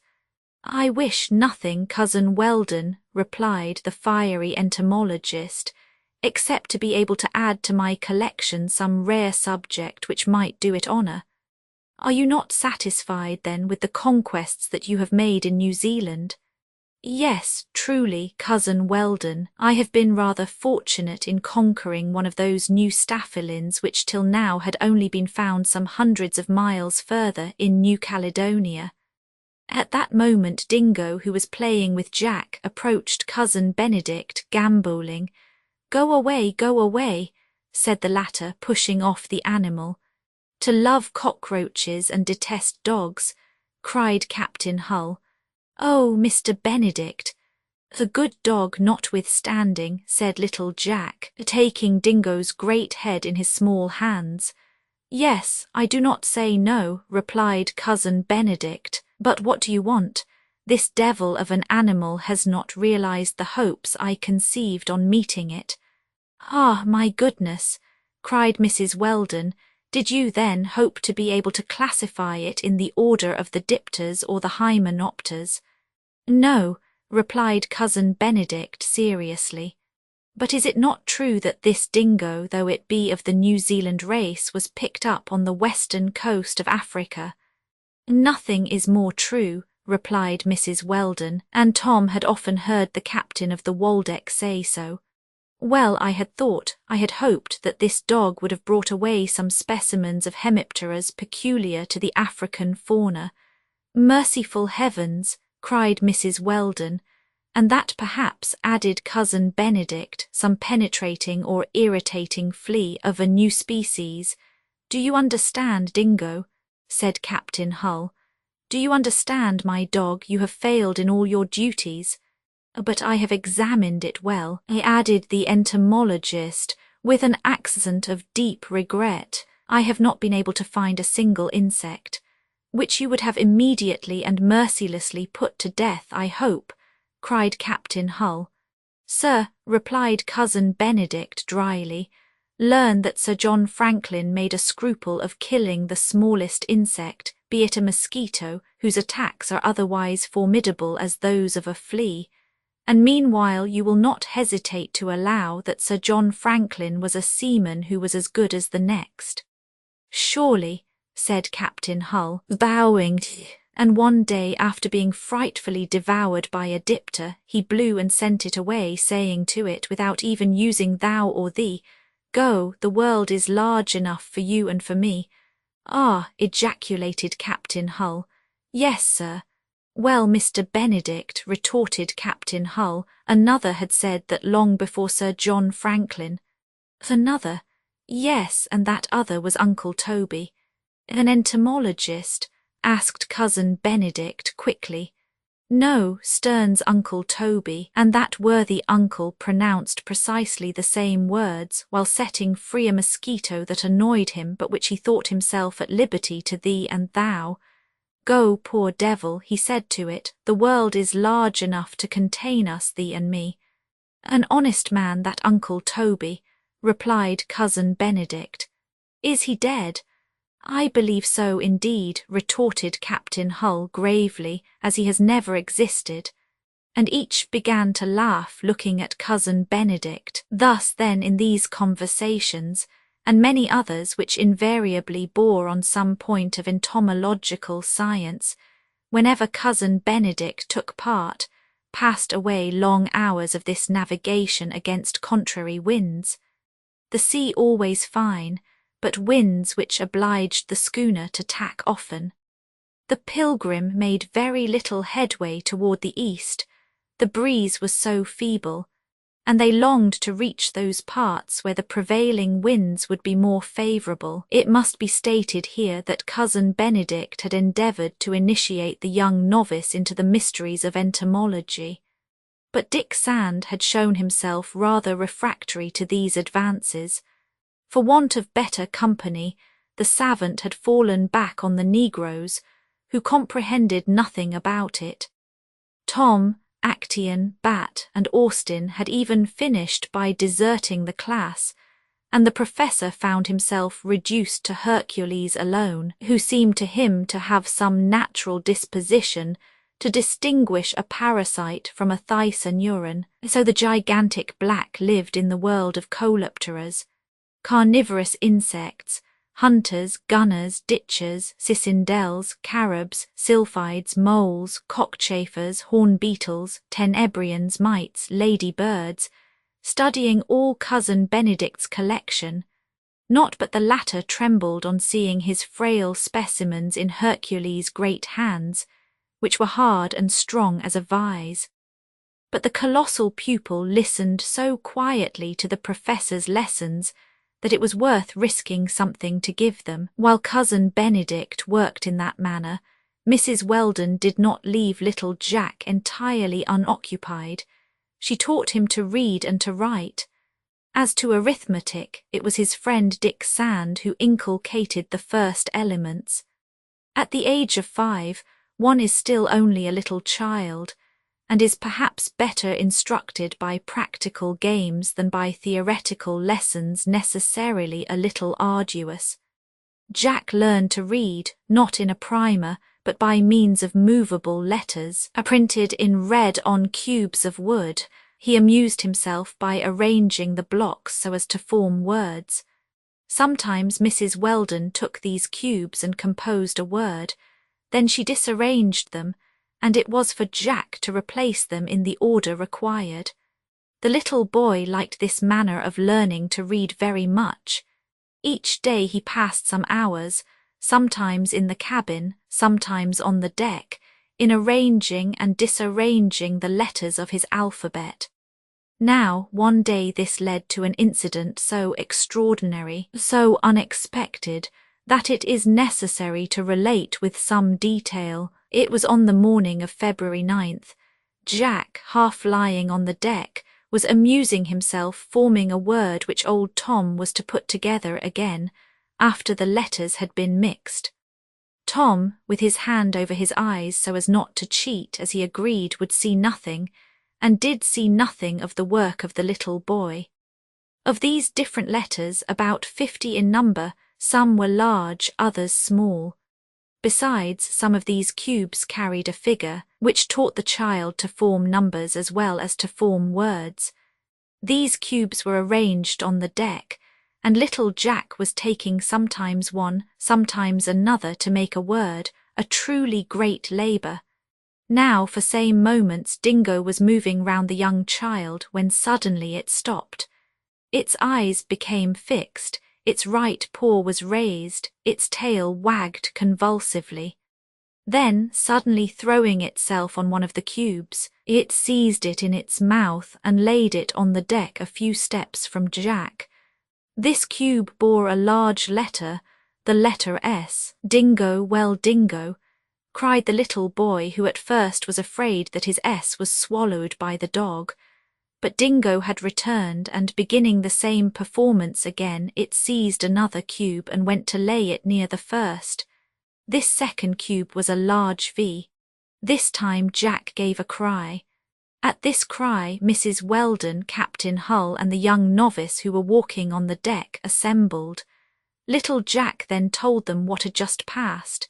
Dingo knew its letters, Dingo knew how to read. That was very certain that Jack had seen it. Dick Sand wanted to go and take the 2 cubes to restore them to his friend Jack, but Dingo showed him its teeth. However, the novice succeeded in gaining possession of the 2 cubes, and he replaced them in the set. Dingo advanced again, seized again the same 2 letters and carried them to a distance. This time its 2 paws lay on them. It seemed decided to guard them at all hazards. As to the other letters of the alphabet, it did not seem as if it had any knowledge of them. "That is a curious thing," said Mrs. Weldon. "It is, in fact, very singular," replied Captain Hull, who was looking attentively at the 2 letters. "S.V.," said Mrs. Weldon. "S.V.," repeated Captain Hull. "But those are precisely the letters which are on Dingo's collar." Then, all at once turning to the old black, "Tom," he asked, "have you not told me that this dog only belonged to the captain of the Waldeck for a short time?"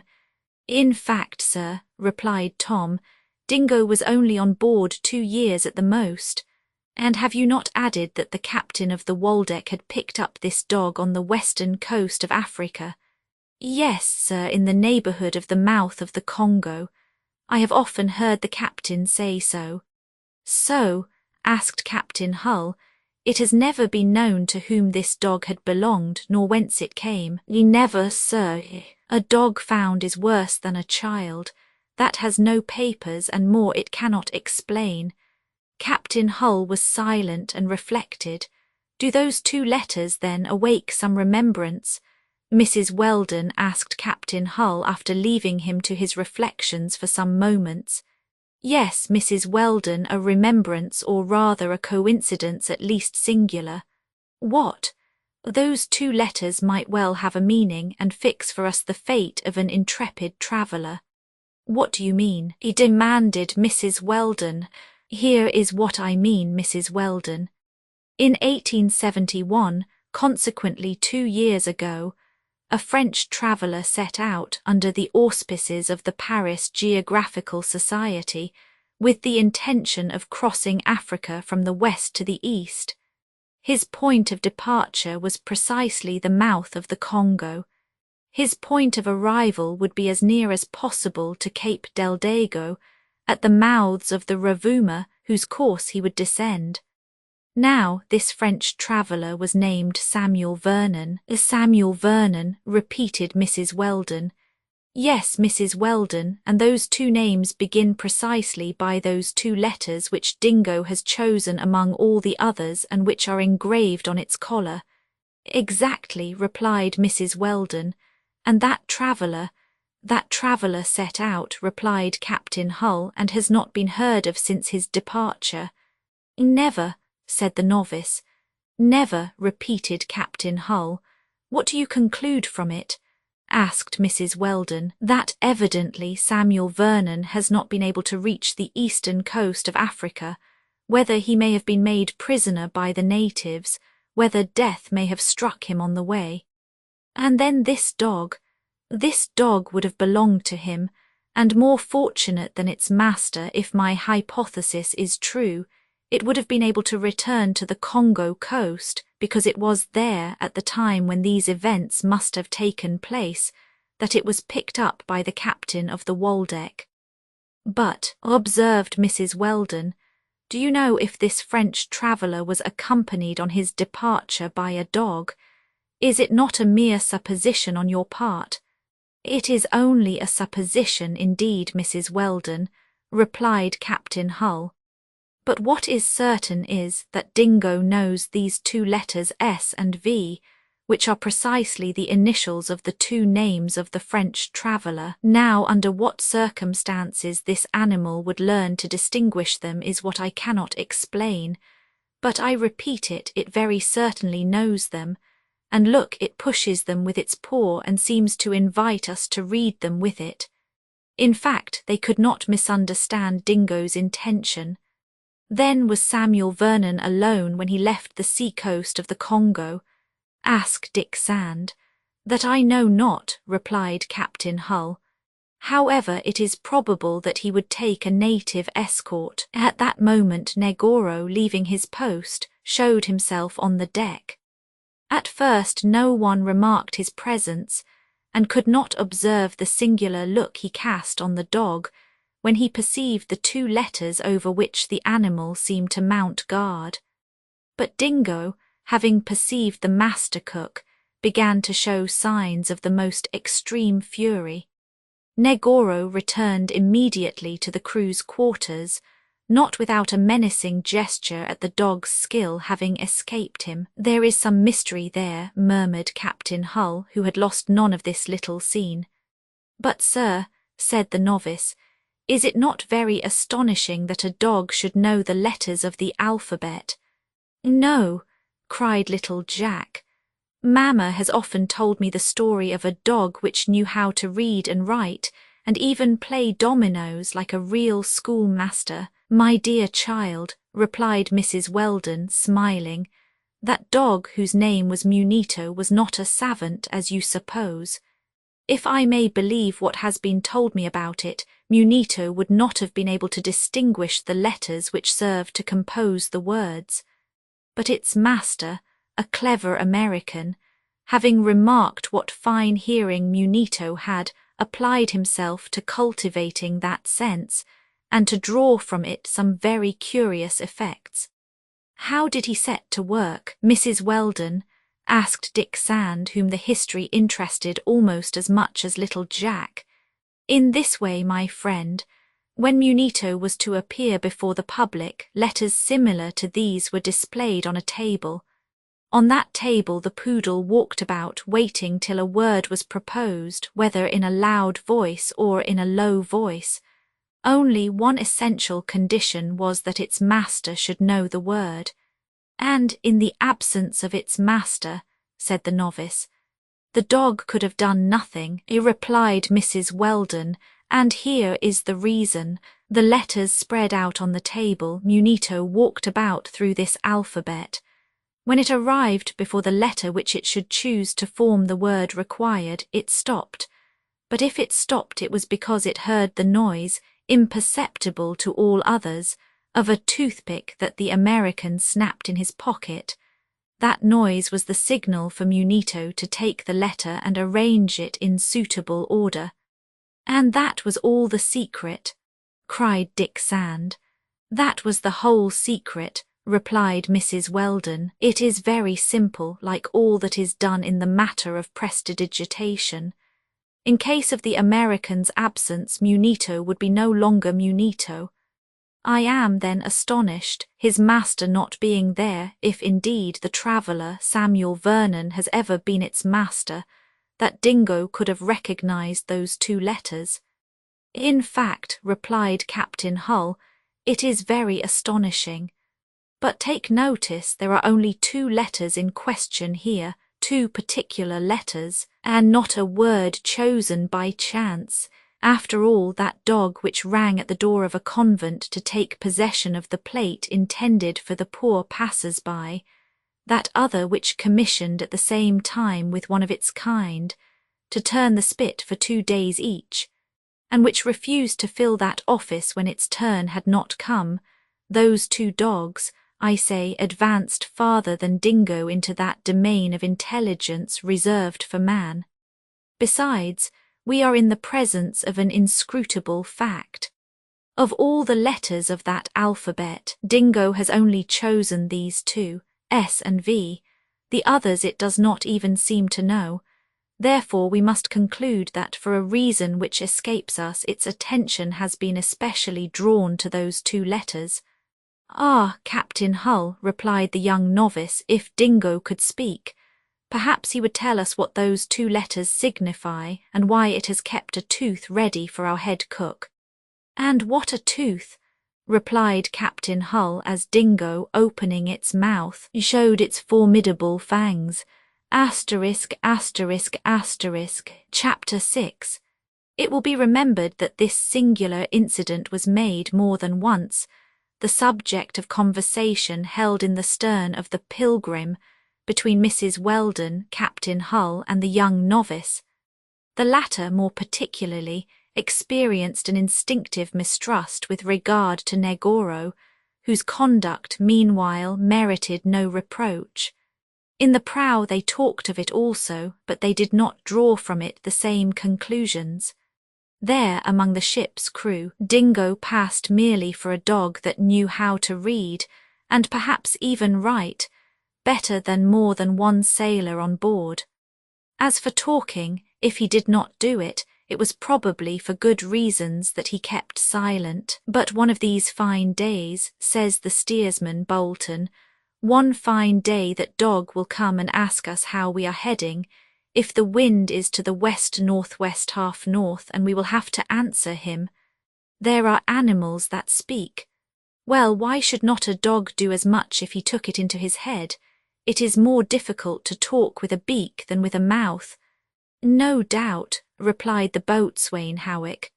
Only it has never been known. It would have astonished these brave men to tell them that, on the contrary, it had been known, and that a certain Danish servant possessed a dog which pronounced distinctly 20 words. But whether this animal comprehended what he said was a mystery. Very evidently this dog, whose glottis was organized in a manner to enable him to emit regular sounds, attached no more sense to his words than do the paroquets, parrots, jackdaws, and magpies to theirs. A phrase with animals is nothing more than a kind of song or spoken cry, borrowed from a strange language of which they do not know the meaning. However that might be, Dingo had become the hero of the deck, of which fact he took no proud advantage. Several times Captain Hull repeated the experiment. The wooden cubes of the alphabet were placed before Dingo, and invariably, without an error, without hesitation, the 2 letters S and V were chosen from among all by the singular animal, while the others never attracted his attention. As for Cousin Benedict, this experiment was often renewed before him without seeming to interest him. Meanwhile, he condescended to say one day, "We must not believe that the dogs alone have the privilege of being intelligent in this manner. Other animals equal them, simply in following their instinct. Look at the rats who abandon the ship destined to founder at sea, the beavers who know how to foresee the rising of the waters and build their dams higher in consequence, those horses of Nicomedes, of Scanderberg, and of Oppian, whose grief was such that they died when their masters did, those asses, so remarkable for their memory, and many other beasts which have done honour to the animal kingdom. Have we not seen birds marvellously erect, that correctly write words dictated by their professors, cockatoos that count, as well as a reckoner in the longitude office, the number of persons present in a parlour.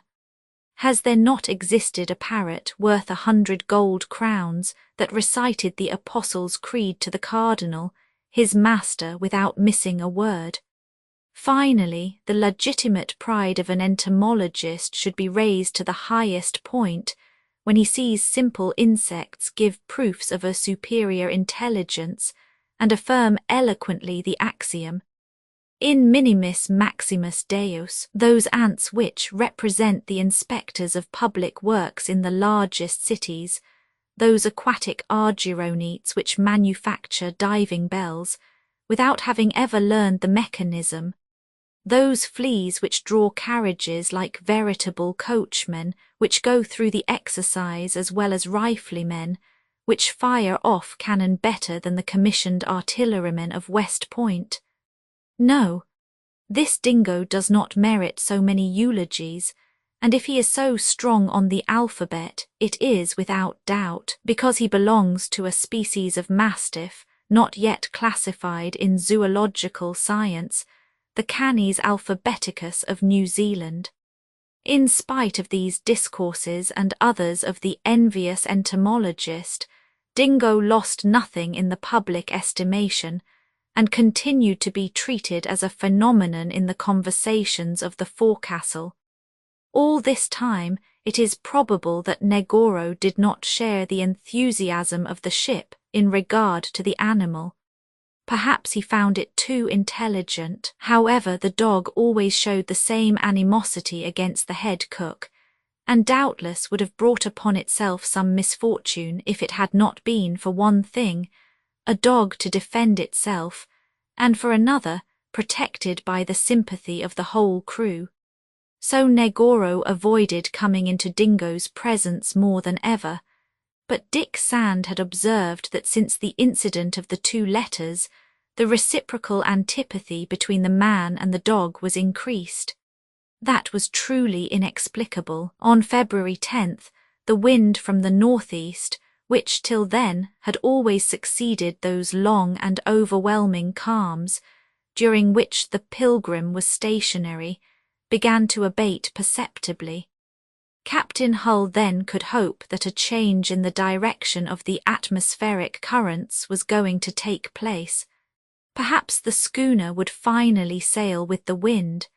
It was still only 19 days since her departure from the port of Auckland. The delay was not yet of much account, and with a favourable wind, the Pilgrim, well rigged, would easily make up for lost time. But several days must still elapse before the breezes would blow right from the west. This part of the Pacific was always deserted. No vessel showed itself in these parts.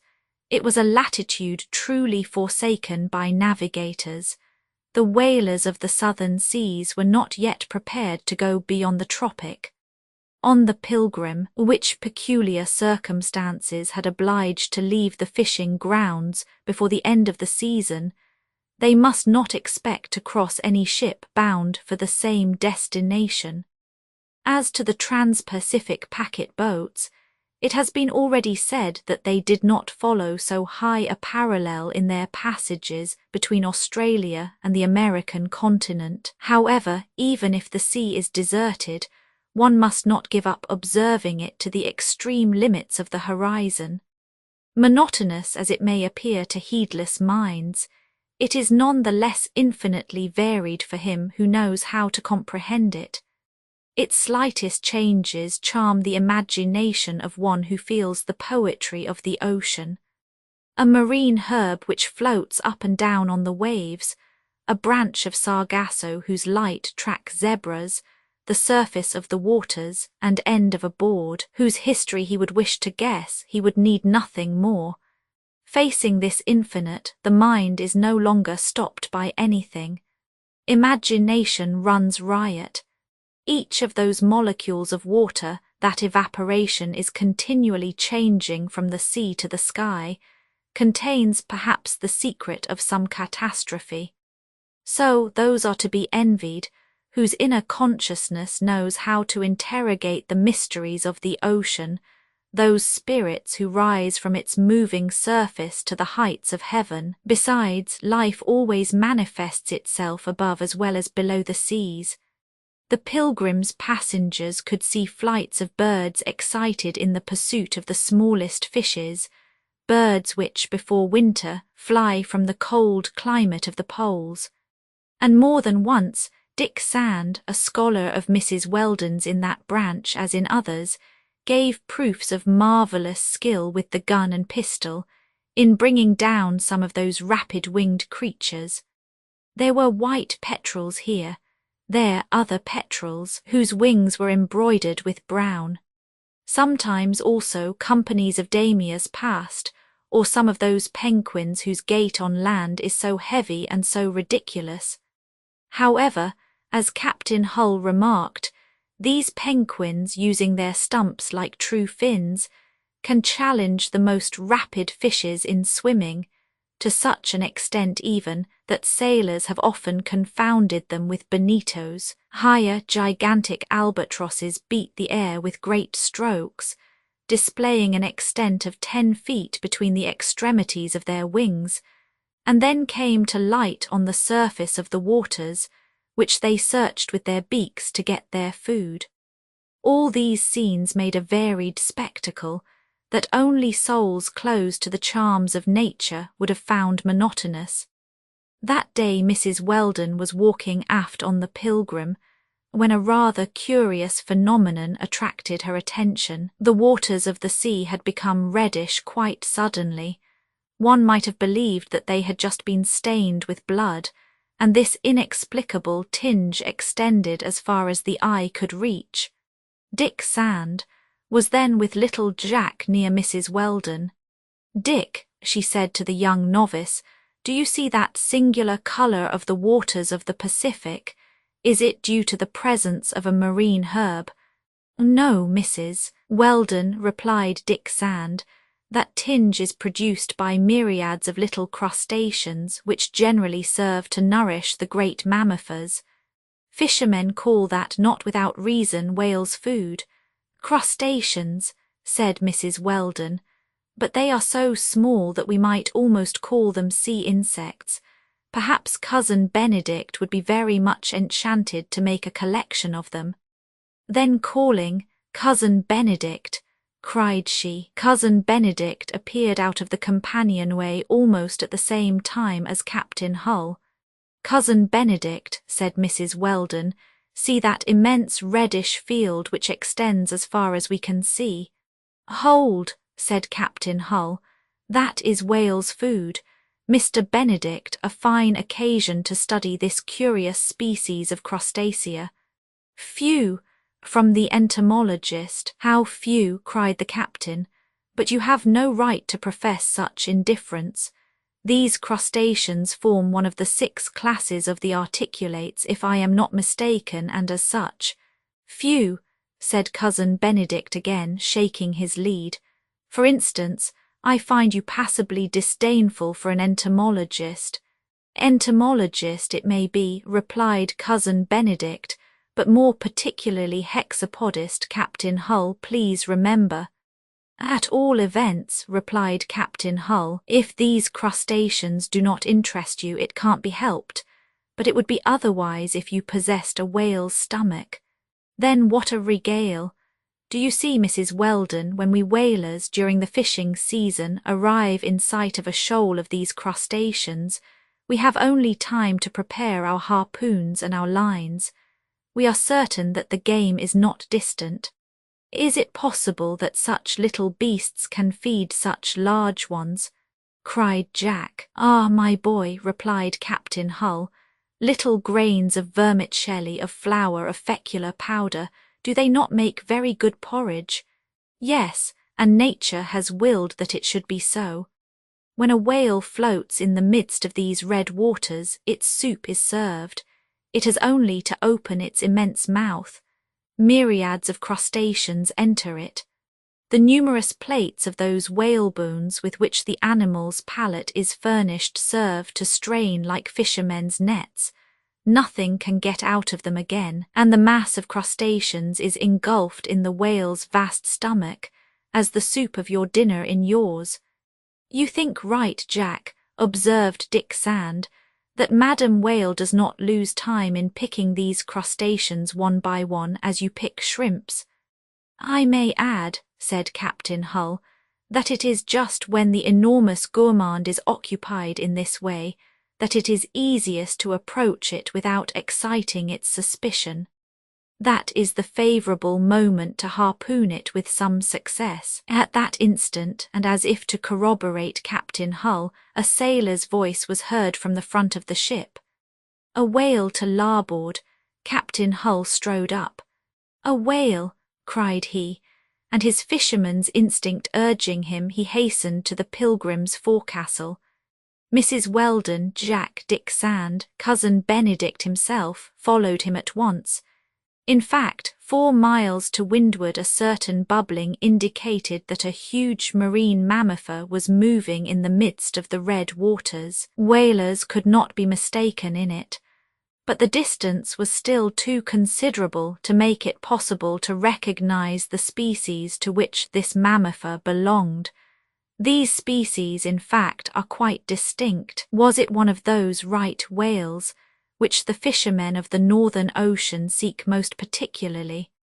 Those cetaceans which lack the dorsal fin but whose skin covers a thick stratum of lard may attain a length of 80 feet, though the average does not exceed 60, and then a single one of those monsters furnishes as much as 100 barrels of oil.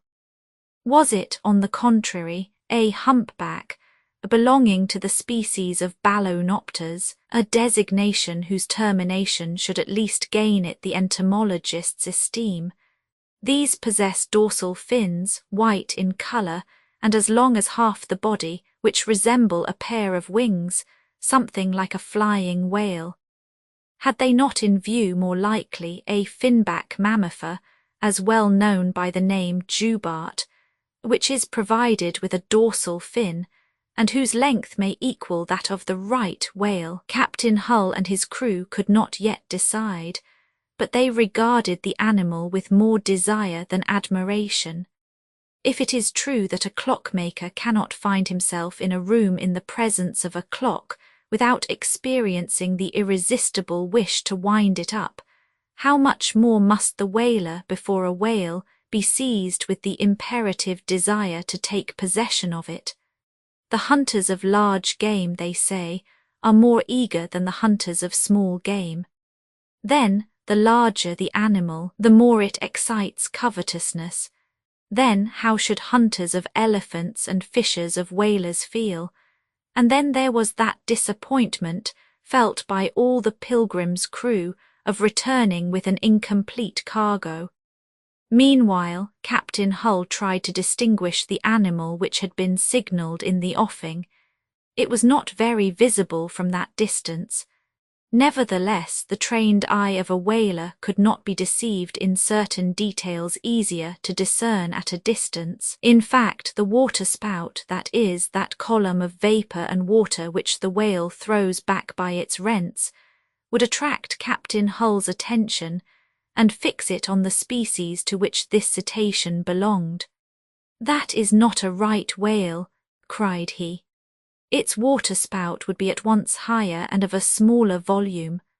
On the other hand, if the noise made by that spout in escaping could be compared to the distant noise of a cannon, I should be led to believe that that whale belongs to the species of humpbacks. But there is nothing of the kind, and on listening we are assured that this noise is of quite a different nature. What is your opinion on this subject, Dick?" asked Captain Hull, turning toward the novice. "I am ready to believe, Captain," replied Dick Sand, "that we have to do with a jubart. See how his rents throw that column of liquid violently into the air. Does it not seem to you also, which would confirm my idea, that that spout contains more water than condensed vapour? And if I am not mistaken, it is a special peculiarity of the jubart." "In fact, Dick," replied Captain Hull, "there is no longer any doubt possible. It is a jubart which floats on the surface of these red waters." "That's fine," cried little Jack. "Yes, my boy, and when we think that the great beast is there in process of breakfasting, and little suspecting that the whalers are watching it, I would dare to affirm that it is a jubart of great size," observed Dick Sand. "Truly," replied Captain Hull, who was gradually becoming more excited. "I think it is at least 70 feet long." "Good," added the boatswain. "Half a dozen whales of that size would suffice to fill a ship as large as ours." "Yes, that would be sufficient," replied Captain Hull, who mounted on the bowsprit to see better. "And with this one," added the boatswain, "we should take on board in a few hours the half of the 200 barrels of oil which we lack." "Yes, truly, yes," murmured Captain Hull. "That is true," continued Dick Sand, "but it is sometimes a hard matter to attack those enormous jubarts." Very hard," returned Captain Hull. "Those ballonopters have formidable tails which must not be approached without distrust. The strongest pirogue would not resist a well-given blow. But then the profit is worth the trouble." "Bah," said one of the sailors, "a fine jubart is all the same a fine capture." "And profitable," replied another. "It would be a pity not to salute this one on the way." It was evident that these brave sailors were growing excited in looking at the whale. It was a whole cargo of barrels of oil that was floating within reach of their hands. To hear them, without doubt there was nothing more to be done, except to stow those barrels in the Pilgrim's hold to complete her lading. Some of the sailors, mounted on the ratlines of the fore-shrouds, uttered longing cries. Captain Hull, who no longer spoke, was in a dilemma. There was something there like an irresistible magnet, which attracted the Pilgrim and all her crew. "Mamma, mamma," then cried little Jack, "I should like to have the whale to see how it is made." "Ah, you wish to have this whale, my boy? Ah, why not, my friends?" replied Captain Hull, finally yielding to his secret desire.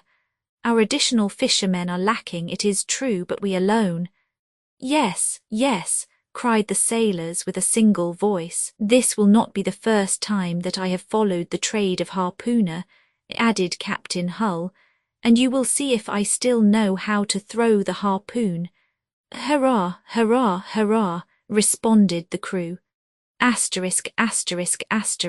Chapter 7. It will be understood that the sight of this prodigious mammifer was necessary to produce such excitement on board the Pilgrim.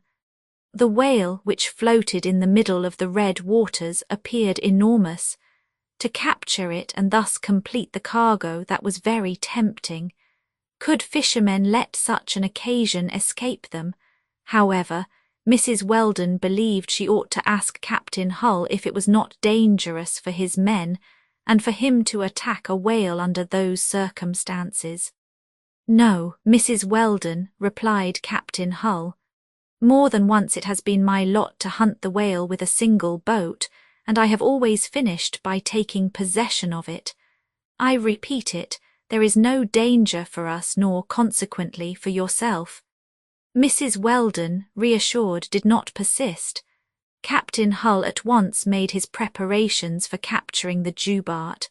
He knew by experience that the pursuit of that ballonopter was not free from difficulties, and he wished to parry all. What rendered this capture less easy was that the schooner's crew could only work by means of a single boat, while the Pilgrim possessed a longboat, placed on its stocks between the mainmast and the mizzen mast, besides 3 whale boats, of which 2 were suspended on the larboard and starboard pegs, and the third aft outside the crownwork. Generally these 3 whale boats were employed simultaneously in the pursuit of cetaceans. But during the fishing season, we know, an additional crew, hired at the stations of New Zealand, came to the assistance of the Pilgrim's sailors. Now, in the present circumstances, the Pilgrim could only furnish the 5 sailors on board, that is, enough to arm a single whale boat. To utilize the group of Tom and his friends who had offered themselves at once was impossible. In fact, the working of a fishing pirogue requires very well-trained seamen. A false move of the helm or a false stroke of an oar would be enough to compromise the safety of the whaleboat during an attack. On the other hand, Captain Hull did not wish to leave his ship without leaving on board at least one man from the crew in whom he had confidence. It was necessary to provide for all eventualities. Now Captain Hull, obliged to choose strong seamen to man the whaleboat, was forced to put on Dick Sand the care of guarding the Pilgrim. "Dick," said he to him, "I shall charge you to remain on board during my absence, which I hope will be short." "Well, sir," replied the young novice. Dick Sand would have wished to take part in this fishing, which had a great attraction for him, but he understood that, for one reason, a man's arms were worth more than his for service in a whaleboat, and that for another he alone could replace Captain Hull. So he was satisfied. The whaleboat's crew must be composed of the 5 men, including the master, Howick, which formed the whole crew of the Pilgrim. The 4 sailors were going to take their places at the oars, and Howick would hold the stern oar, which serves to guide a boat of this kind. A simple rudder, in fact, would not have a prompt enough action, and in case the side oars should be disabled, the stern oar, well handled, could put the whaleboat beyond the reach of the monster's blows. There was only Captain Hull besides. He had reserved to himself the post of harpooner, and as he had said, this would not be his first attempt. It was he who must first throw the harpoon, then watch the unrolling of the long line fastened at its end, then finally finish the animal with spears when it should return to the surface of the ocean. Whalers sometimes employ firearms for this kind of fishing. By means of a special instrument, a sort of small cannon, stationed either on board the ship or at the front of the boat, they throw either a harpoon, which draws with it the rope fastened to its end, or explosive balls, which produce great ravages in the body of the animal. But the Pilgrim was not furnished with apparatus of this kind. This was, besides, an instrument of high price, rather difficult to manage, and fishermen, but little friendly to innovations, seemed to prefer the employment of primitive weapons, which they use skilfully, that is to say, the harpoon and spear. It was then by the usual method, attacking the whale with the sword, that Captain Hull was going to attempt to capture the Jubarte signalled 5 miles from his ship. Besides, the weather would favour this expedition. The sea, being very calm, was propitious for the working of a whaleboat. The wind was going down, and the Pilgrim would only drift in an insensible manner while her crew were occupied in the offing. So the starboard whaleboat was immediately lowered, and the 4 sailors went into it. Howick passed them 2 of those long spears which serve as harpoons, then 2 long lances with sharp points. To those offensive arms he added 5 coils of those strong, flexible ropes that the whalers call lines, and which measure 600 feet in length. Less would not do, for it sometimes happens that these cords, fastened end to end, are not enough for the demand. The whale plunges down so deep. Such were the different weapons which were carefully disposed in the front of the boat. Howick and the 4 sailors only waited for the order to let go the rope. A single place was vacant in the prow of the whaleboat, that which Captain Hull would occupy. It is needless to say that the Pilgrim's crew, before quitting her, had brought the ship's sails aback. In other words, the yards were braced in such a manner that the sails, counteracting their action, kept the vessel almost stationary. Just as he was about to embark, Captain Hull gave a last glance at his ship. He was sure that all was in order, the halyards well turned, the sails suitably trimmed.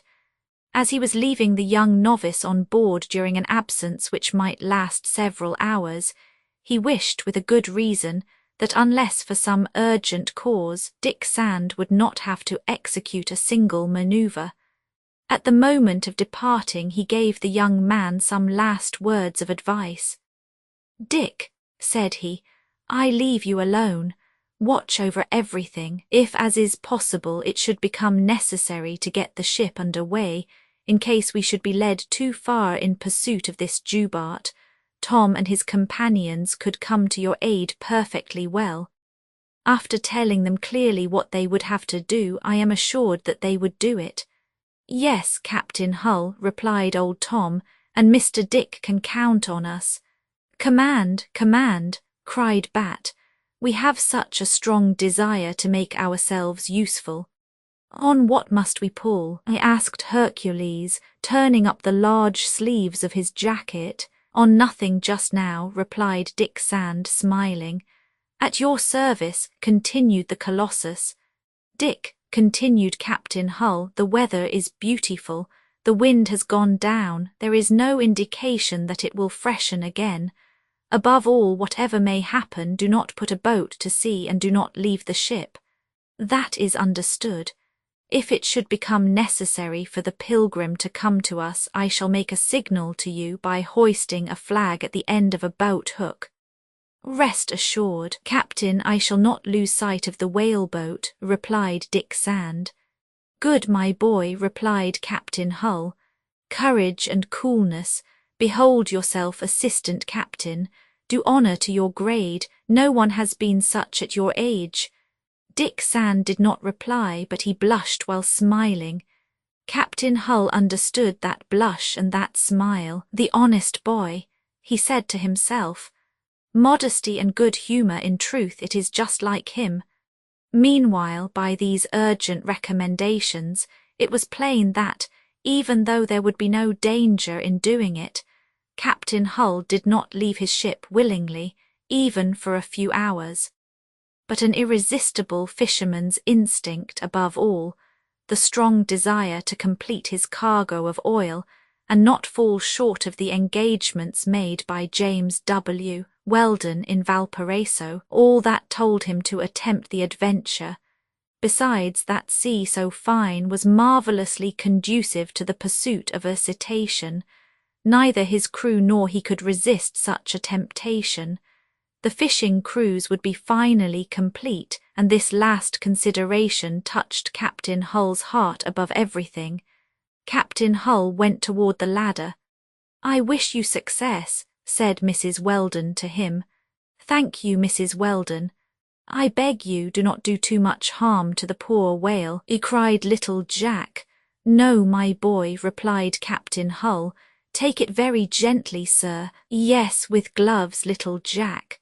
"Sometimes," observed Cousin Benedict, "we find rather curious insects on the back of these large mammals." "Well, Mr. Benedict," replied Captain Hull, laughing, "you shall have the right to entomologize when our Jubart will be alongside of the Pilgrim." Then turning to Tom, "Tom, I count on your companions and you," said he, "to assist us in cutting up the whale when it is lashed to the ship's hull, which will not be long." "At your disposal, sir," replied the old black. "Good," replied Captain Hull. "Dick, these honest men will aid you in preparing the empty barrels. During our absence they will bring them on deck, and by this means the work will go fast on our return." "That shall be done, Captain." For the benefit of those who do not know, it is necessary to say that the Jubart, once dead, must be towed as far as the Pilgrim, and firmly lashed to her starboard side. Then the sailors, shod in boots, with cramp hooks would take their places on the back of the enormous cetacean, and cut it up methodically in parallel bands marked off from the head to the tail.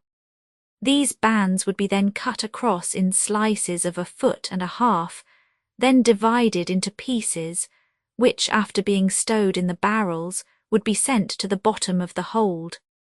Generally, the whaling ship, when the fishing is over, manages to land as soon as possible, so as to finish her manipulations. The crew lands and then proceeds to melt the lard, which, under the action of the heat, gives up all its useful part.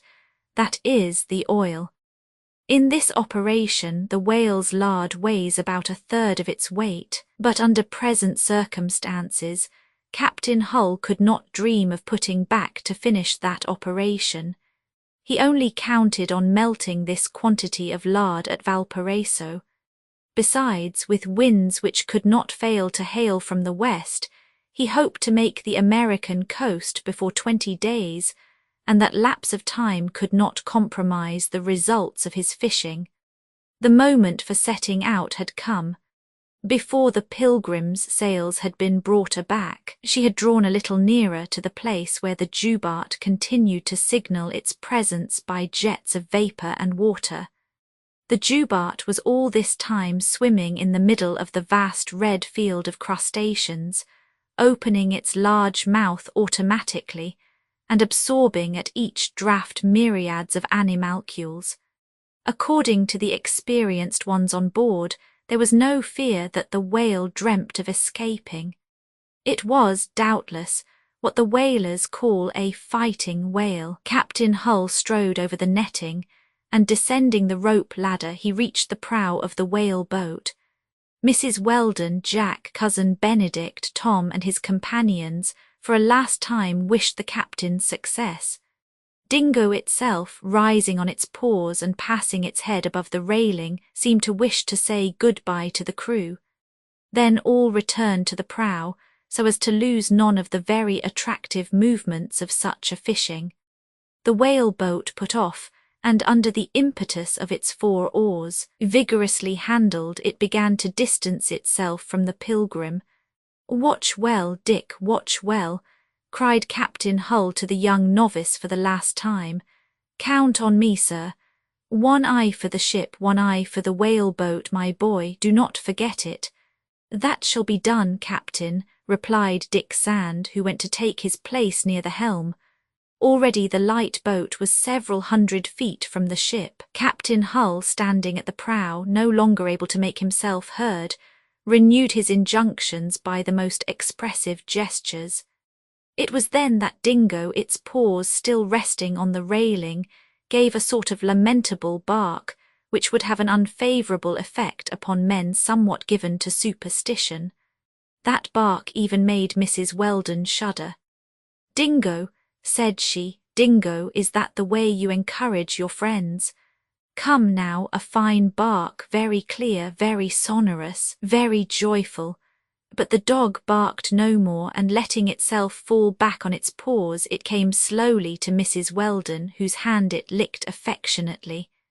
"It does not wag its tail," murmured Tom in a low tone. "Bad sign, bad sign." But almost at once Dingo stood up, and a howl of anger escaped it.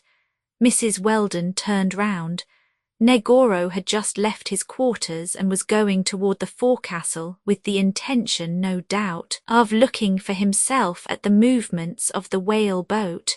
Dingo rushed at the head cook, a prey to the strongest as well as to the most inexplicable fury.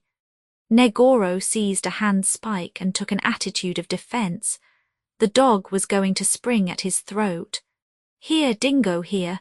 cried Dick Sand, who, leaving his post of observation for an instant, ran to the prow of the ship. Mrs. Weldon, on her side, sought to calm the dog. Dingo obeyed, not without repugnance, and returned to the young novice, growling secretly. Negoro had not pronounced a single word, but his face had grown pale for a moment. Letting go of his handspike, he regained his cabin.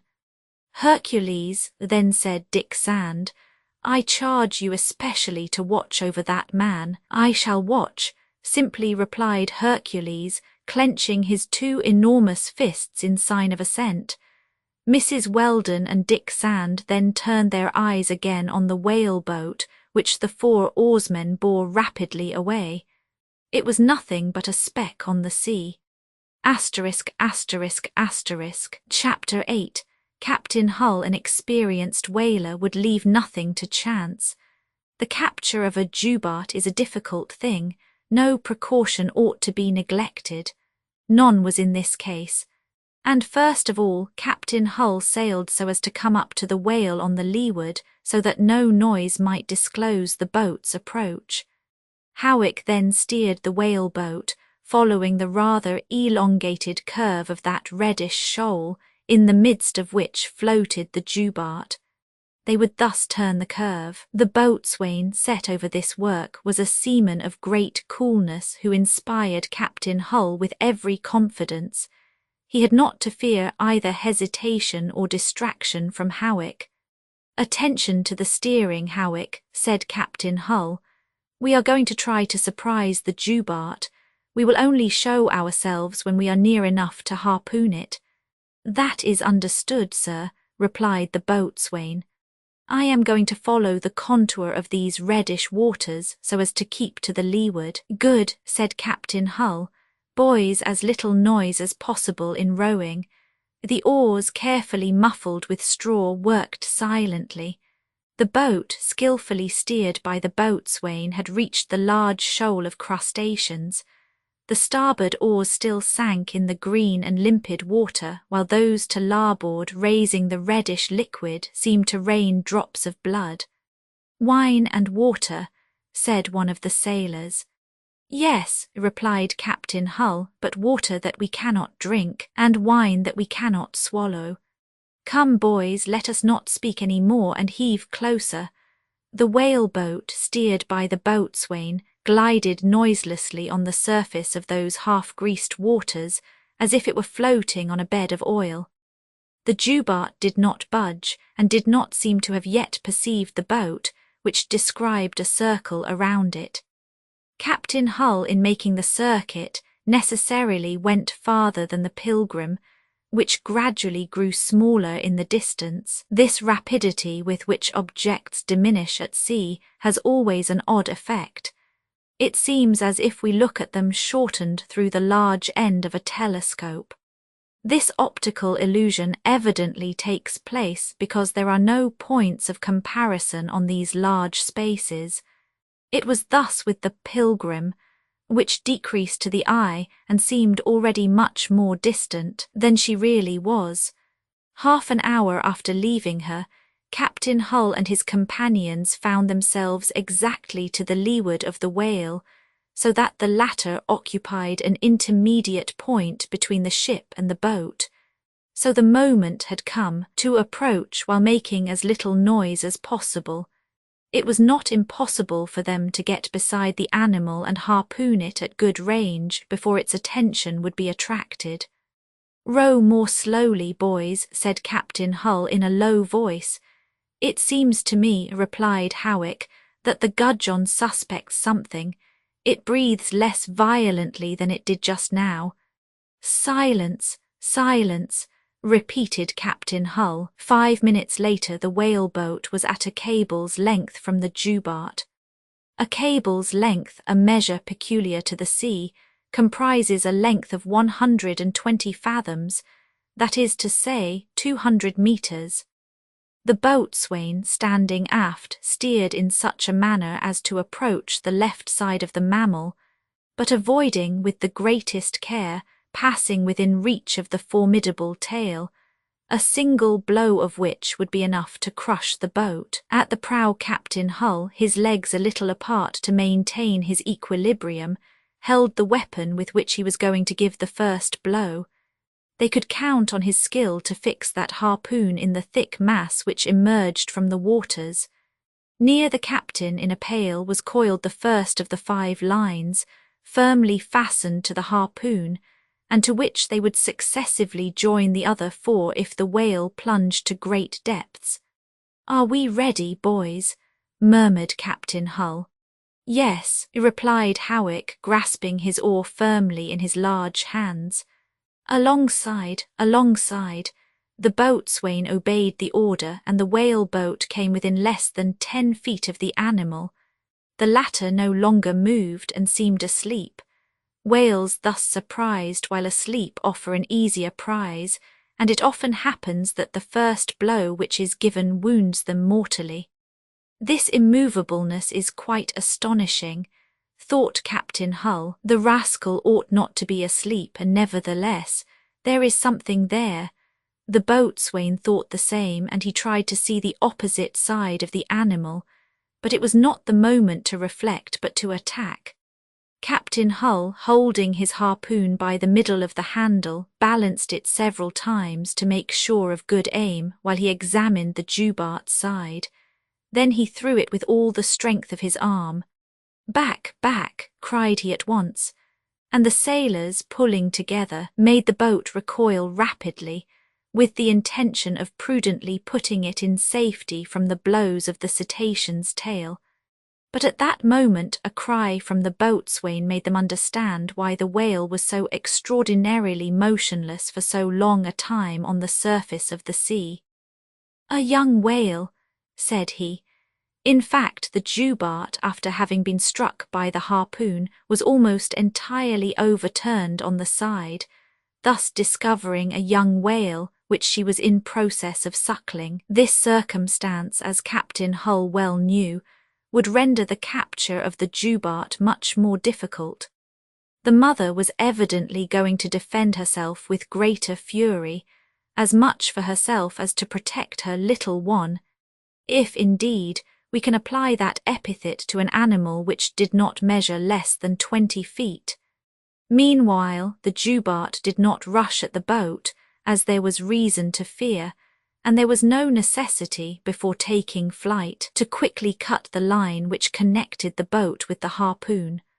On the contrary, and as generally happens, the whale, followed by the young one, dived at first in a very oblique line. Then, rising again with an immense bound, she commenced to cleave the waters with extreme rapidity. But before she had made her first plunge, Captain Hull and the boatswain, both standing, had had time to see her, and consequently to estimate her at her true value. This Jubart was, in reality, a whale of the largest size. From the head to the tail she measured at least 80 feet. Her skin, of a yellowish brown, was much varied with numerous spots of a darker brown. It would indeed be a pity, after an attack so happily begun, to be under the necessity of abandoning so rich a prey.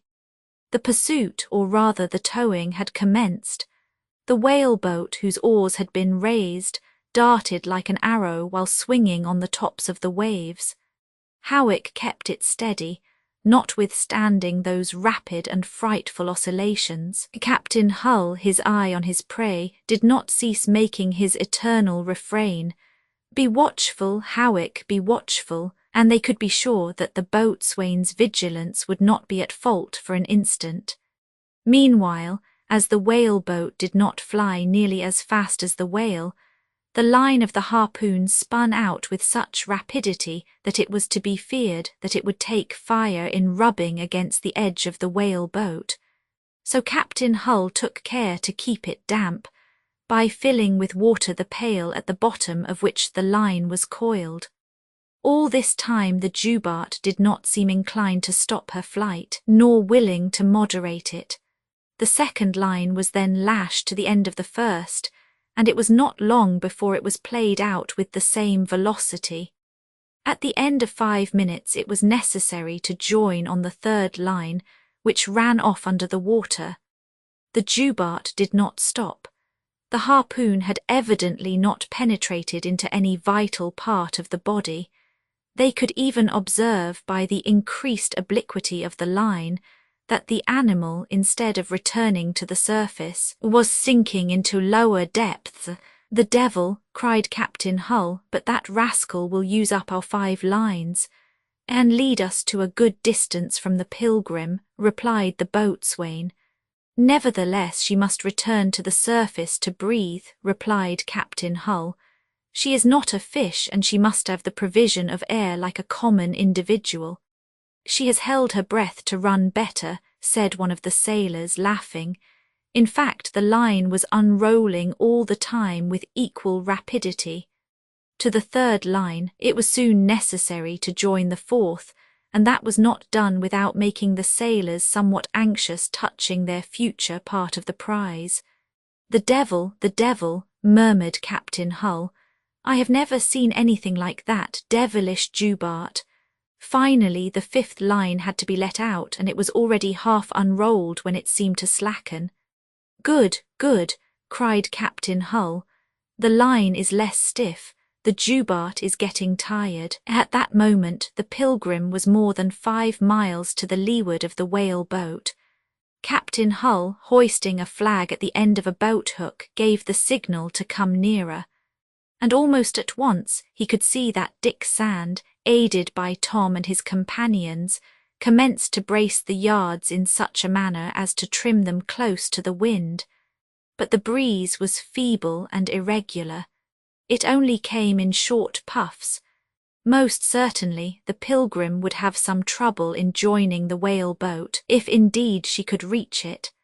Meanwhile, as they had foreseen, the Jubart had returned to the surface of the water to breathe, with the harpoon fixed in her side all the time. She then remained almost motionless, seeming to wait for her young whale, which this furious course must have left behind. Captain Hull made use of the oars so as to join her again, and soon he was only a short distance from her. 2 oars were laid down and 2 sailors armed themselves, as the captain had done, with long lances intended to strike the enemy. Howick worked skillfully then and held himself ready to make the boat turn rapidly in case the whale should turn suddenly on it. "Attention!" cried Captain Hull. "Do not lose a blow.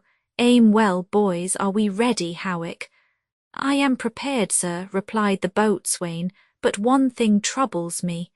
It is that the beast, after having fled so rapidly, is very quiet now. In fact, Howick, that seems to me suspicious. Let us be careful." "Yes, but let us go forward." Captain Hull grew more and more animated. The boat drew still nearer. The Jubart only turned in her place. Her young one was no longer near her. Perhaps she was trying to find it again. Suddenly she made a movement with her tail which took her 30 feet away. Was she then going to take flight again, and must they take up this interminable pursuit again on the surface of the waters? "Attention!" cried Captain Hull. "The beast is going to take a spring and throw herself on us. Steer, Howick, steer." The Jubart, in fact, had turned in such a manner as to present herself in front of the whale boat. Then, beating the sea violently with her enormous fins, she rushed forward. The boatswain, who expected this direct blow, turned in such a fashion that the Jubart passed by the boat, but without reaching it.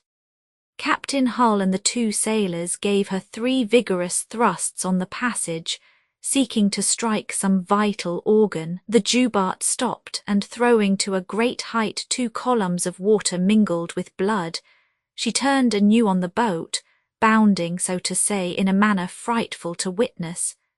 These seamen must have been expert fishermen, not to lose their presence of mind on this occasion. Howick again skillfully avoided the Jubart's attack by darting the boat aside. 3 new blows, well aimed, again gave the animal 3 new wounds, but in passing she struck the water so roughly with her formidable tail that an enormous wave arose as if the sea were suddenly opened. The whale boat almost capsized, and the water rushing in over the side, it was half filled. "The bucket, the bucket!" cried Captain Hull. The 2 sailors, letting go their oars, began to bail out the boat rapidly, while the captain cut the line, now become useless. No, the animal, rendered furious by grief, no longer dreamt of flight. It was her turn to attack, and her agony threatened to be terrible. A 3rd time she turned round, head to head, a seaman would say, and threw herself anew on the boat. But the whale boat, half full of water, could no longer move with the same facility. In this condition, how could it avoid the shock which threatened it? If it could be no longer steered, there was still less power to escape. And besides, no matter how quickly the boat might be propelled, the swift Jubart would have always overtaken it with a few bounds. It was no longer a question of attack, but of defence. Captain Hull understood it all. The third attack of the animal could not be entirely kept off. In passing, she grazed the whaleboat with her enormous dorsal fin, but with so much force that Howick was thrown down from his bench. The 3 lances, unfortunately affected by the oscillation, this time missed their aim. "Howick, Howick!" cried Captain Hull, who himself had been hardly able to keep his place. "Present," replied the boatswain as he got up, but he then perceived that in his fall his stern oar had broken in the middle. "Another oar," said Captain Hull. "I have one," replied Howick. At that moment a bubbling took place under the waters only a few fathoms from the boat. The young whale had just reappeared. The Jubart saw it and rushed towards it. This circumstance could only give a more terrible character to the contest. The whale was going to fight for 2. Captain Hull looked toward the Pilgrim.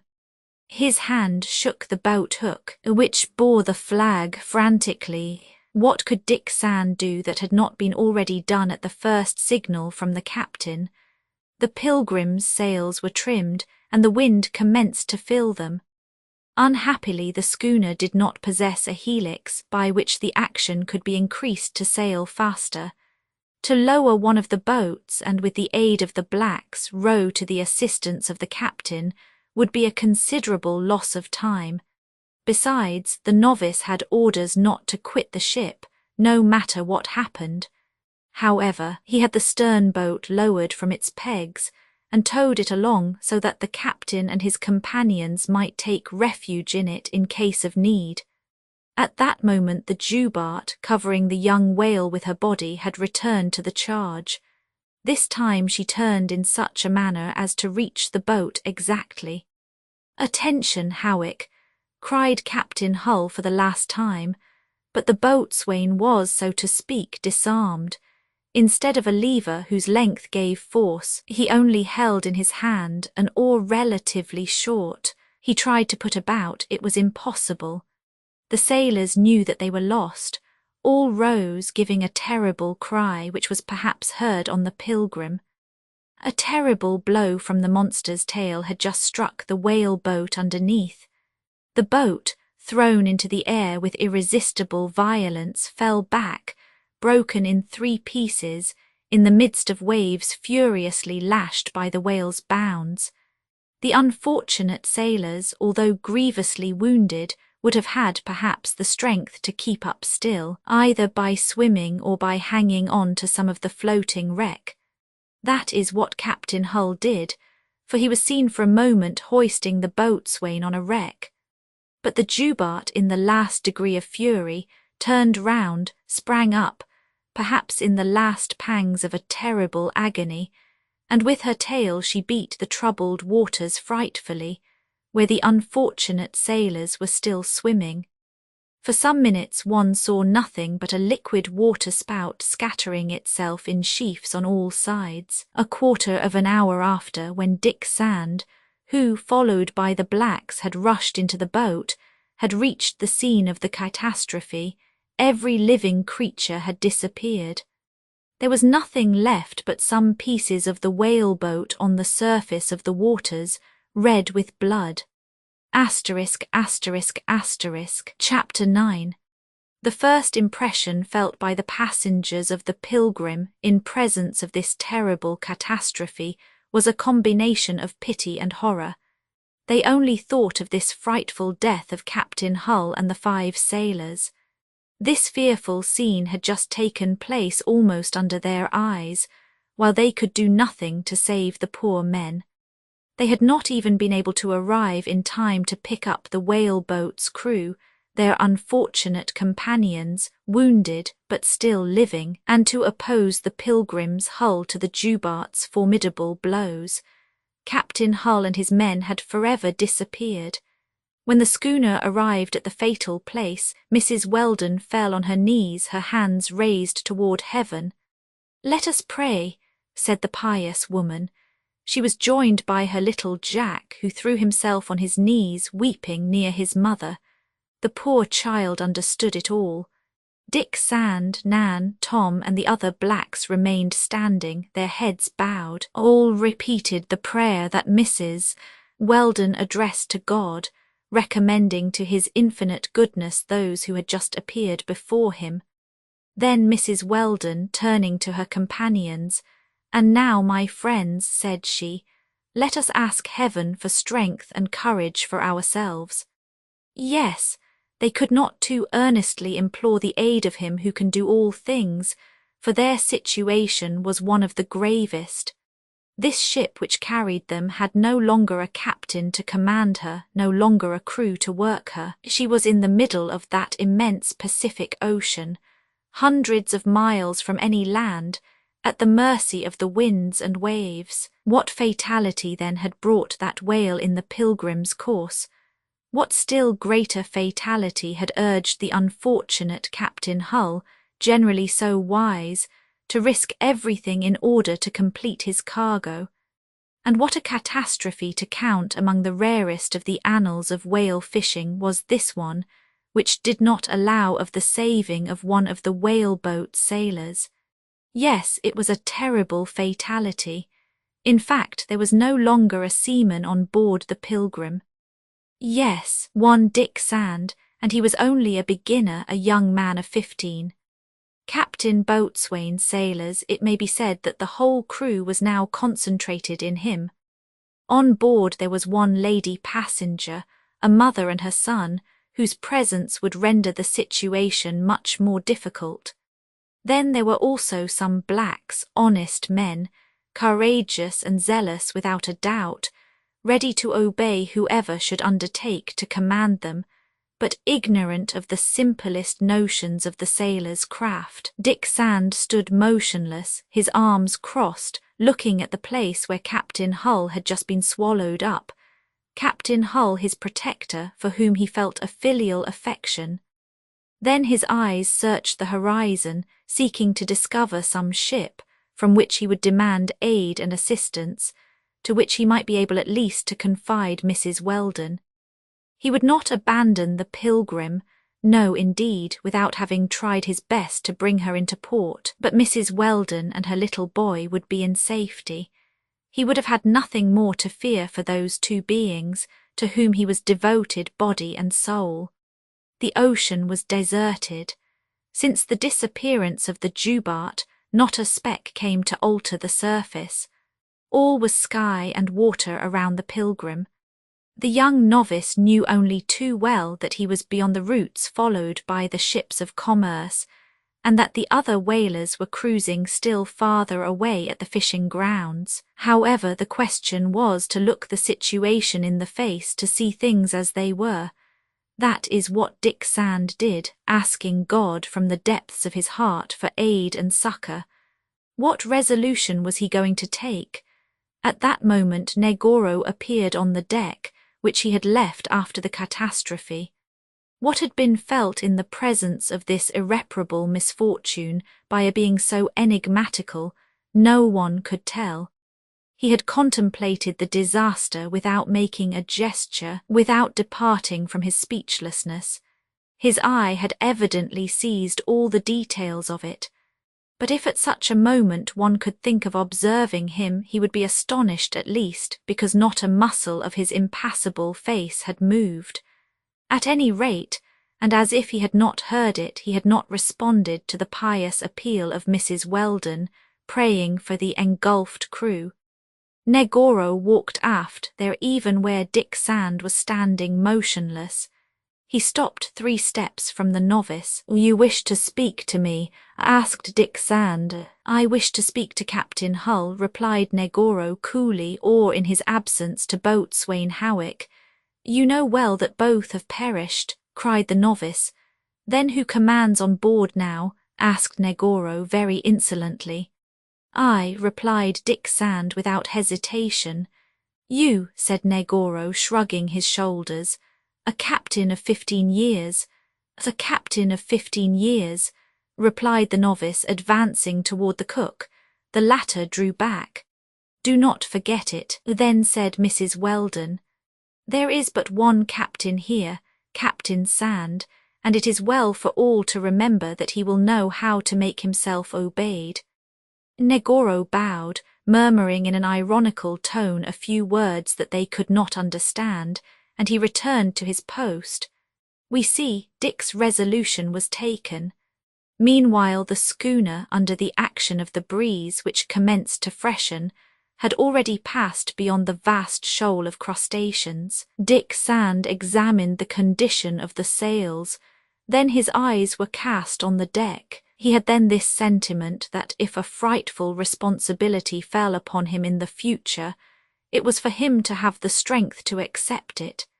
He dared to look at the survivors of the Pilgrim, whose eyes were now fixed on him, and reading in their faces that he could count on them, he said to them in 2 words that they could in their turn count on him.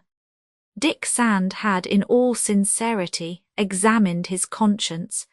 If he was capable of taking in or setting the sails of the schooner, according to circumstances, by employing the arms of Tom and his companions, he evidently did not yet possess all the knowledge necessary to determine his position by calculation. In 4 or 5 years more, Dick Sand would know thoroughly that beautiful and difficult sailor's craft. He would know how to use the sextant, that instrument which Captain Hull's hand had held every day and which gave him the height of the stars. He would read on the chronometer the hour of the meridian of Greenwich, and from it would be able to deduce the longitude by the hour angle. The sun would be made his counsellor each day. The moon, the planets would say to him, "There, on that point of the ocean, is thy ship." That firmament on which the stars move like the hands of a perfect clock, which nothing shakes nor can derange, and whose accuracy is absolute. That firmament would tell him the hours and the distances.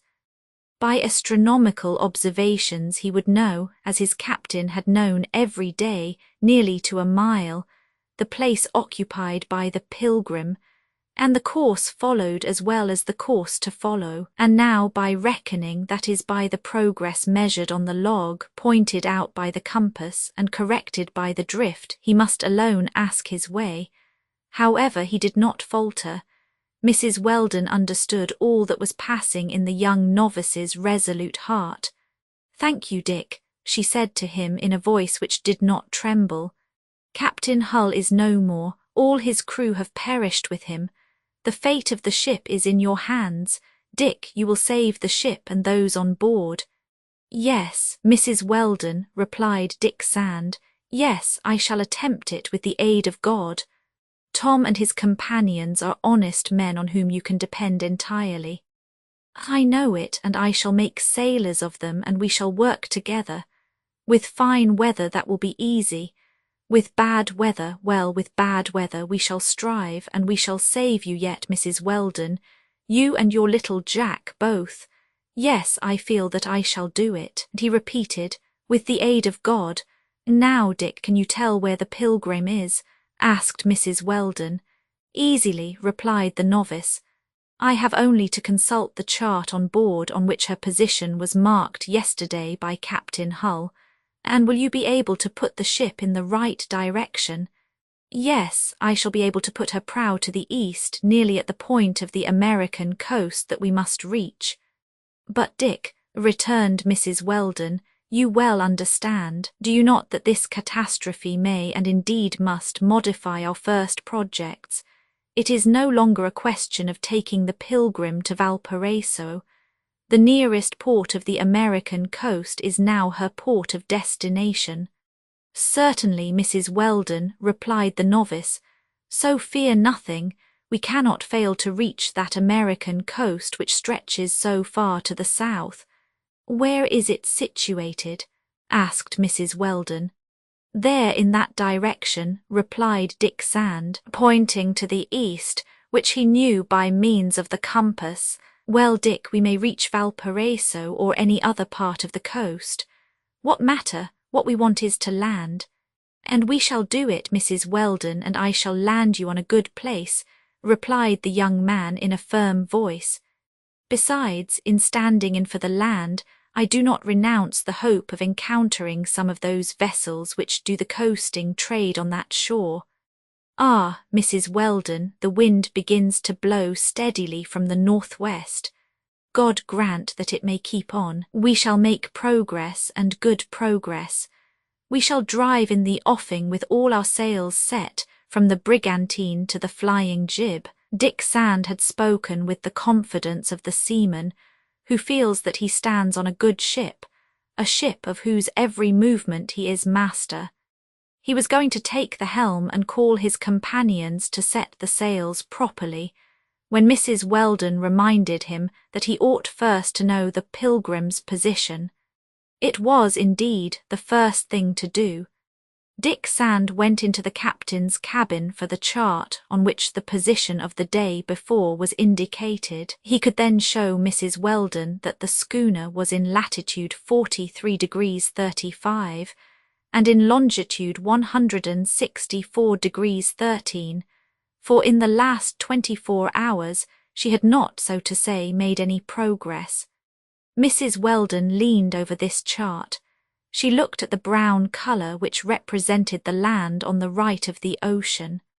It was the coast of South America, an immense barrier thrown between the Pacific and the Atlantic, from Cape Horn to the shores of Colombia. To consider it in that way, that chart which was then spread out under her eyes, on which was drawn a whole ocean, gave the impression that it would be easy to restore the Pilgrims' passengers to their country. It is an illusion which is invariably produced on one who is not familiar with the scale on which marine charts are drawn. And in fact, it seemed to Mrs. Weldon that the land ought to be in sight, as it was on that piece of paper. And meanwhile, on that white page, the Pilgrim, drawn on an exact scale, would be smaller than the most microscopic of infusoria. That mathematical point, without appreciable dimensions, would appear lost, as it was in reality in the immensity of the Pacific. Dick Sand himself had not experienced the same impression as Mrs. Weldon. He knew how far off the land was, and that many hundreds of miles would not suffice to measure the distance from it. But he had taken his part. He had become a man under the responsibility which had fallen upon him. The moment to act had come. He must profit by this northwest breeze which was blowing up. Contrary winds had given place to favourable winds, and some clouds scattered in the zenith under the cirrus form indicated that they would blow steadily for at least a certain time. Dick called Tom and his companions. "My friends," he said to them, "our ship has no longer any crew but you.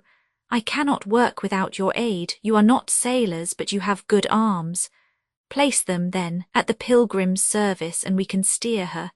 Everyone's salvation depends on the good work of everyone on board." "Mr. Dick," replied Tom, "my companions and I, we are your sailors. Our goodwill shall not be wanting. All that men can do, commanded by you, we shall do it." "Well spoken, old Tom," said Mrs. Weldon. "Yes, well spoken," continued Dick Sand, "but we must be prudent, and I shall not carry too much canvas so as not to run any risk. Circumstances require a little less speed, but more security. I will show you, my friends, what each will have to do in the work. As to me, I shall remain at the helm as long as fatigue does not oblige me to leave it. From time to time a few hours' sleep will be sufficient to restore me, but during those few hours it will be very necessary for one of you to take my place. Tom, I shall show you how we steer by means of the mariner's compass. It is not difficult, and with a little attention you will soon learn to keep the ship's head in the right direction." "Whenever you like, Mr. Dick," replied the old black. "Well," replied the novice, "stay near me at the helm till the end of the day, and if fatigue overcomes me, you will then be able to replace me for a few hours." "And I," said little Jack, "will I not be able to help my friend Dick a little?" "Yes, dear child," replied Mrs. Weldon, clasping Jack in her arms. You shall learn to steer, and I am sure that while you are at the helm we shall have good winds."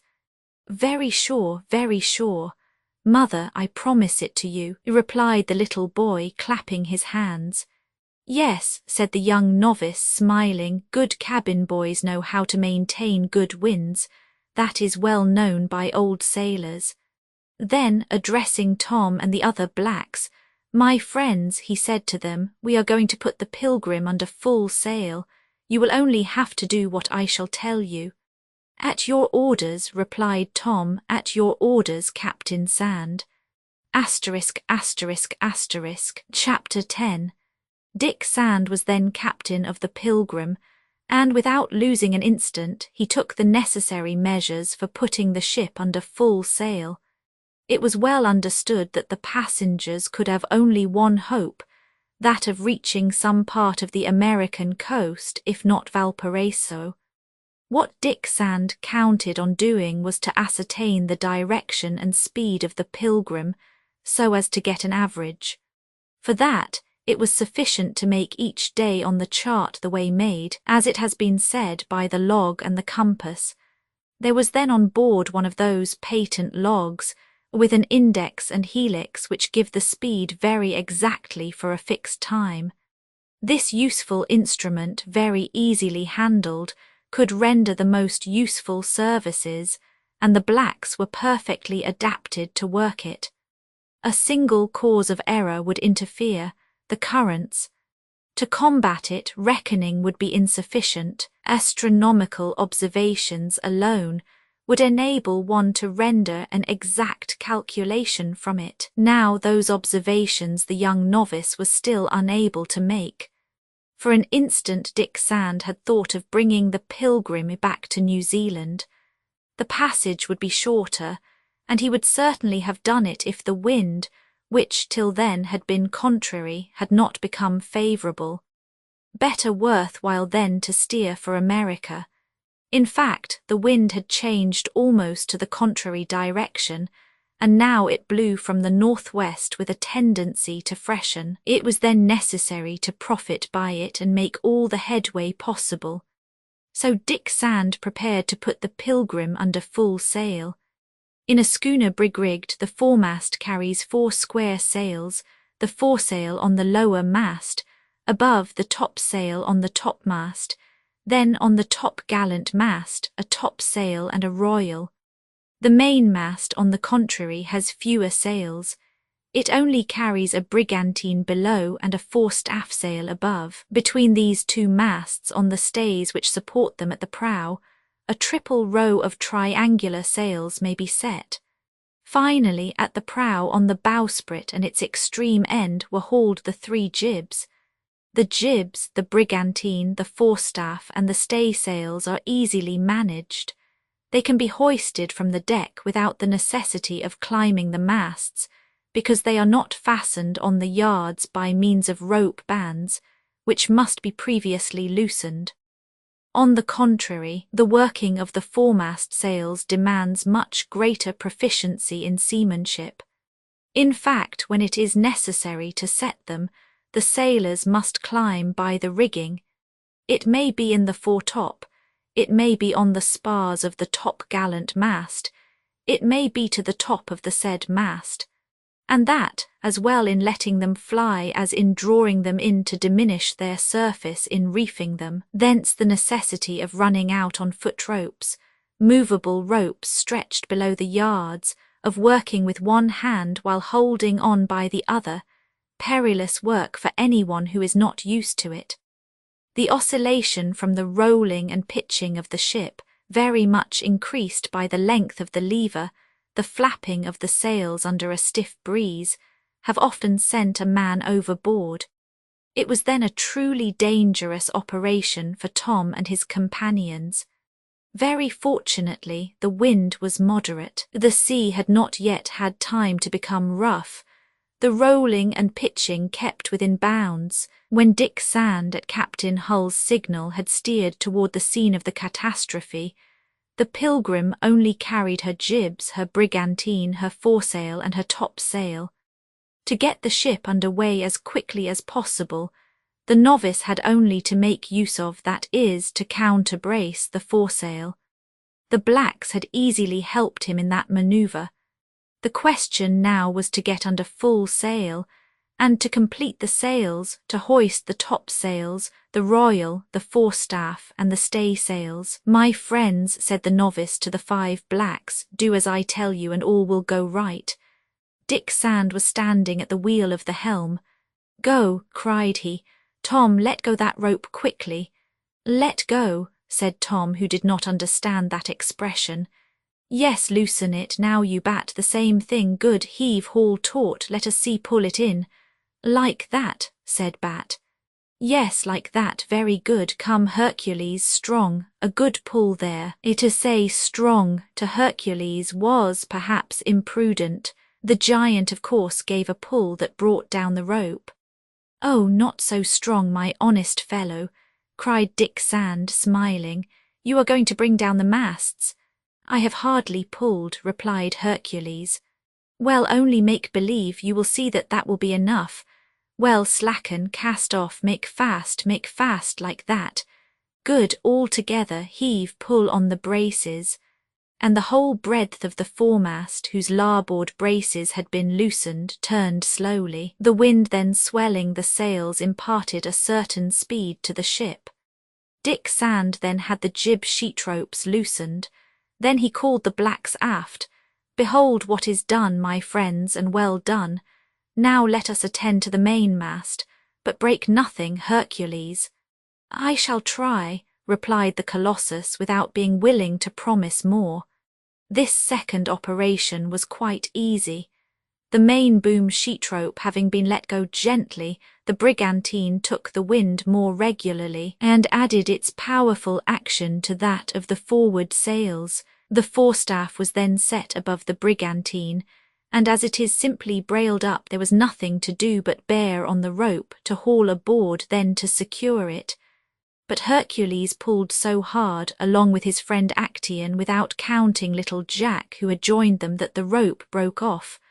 All 3 fell backwards, happily without hurting themselves.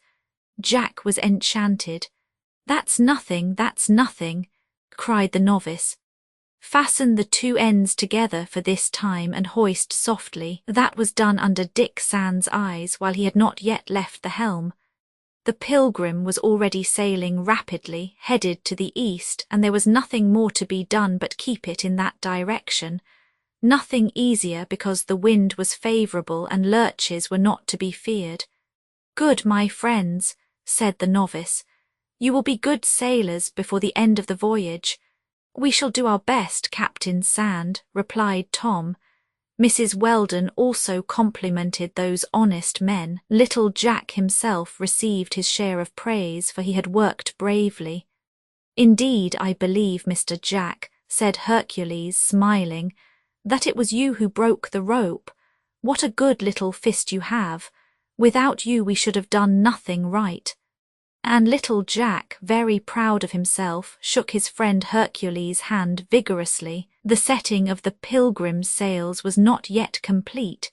She still lacked those topsails whose action is not to be despised under this full-sail movement. Topsail, royal, staysails would add sensibly to the schooner's speed, and Dick Sand resolved to set them.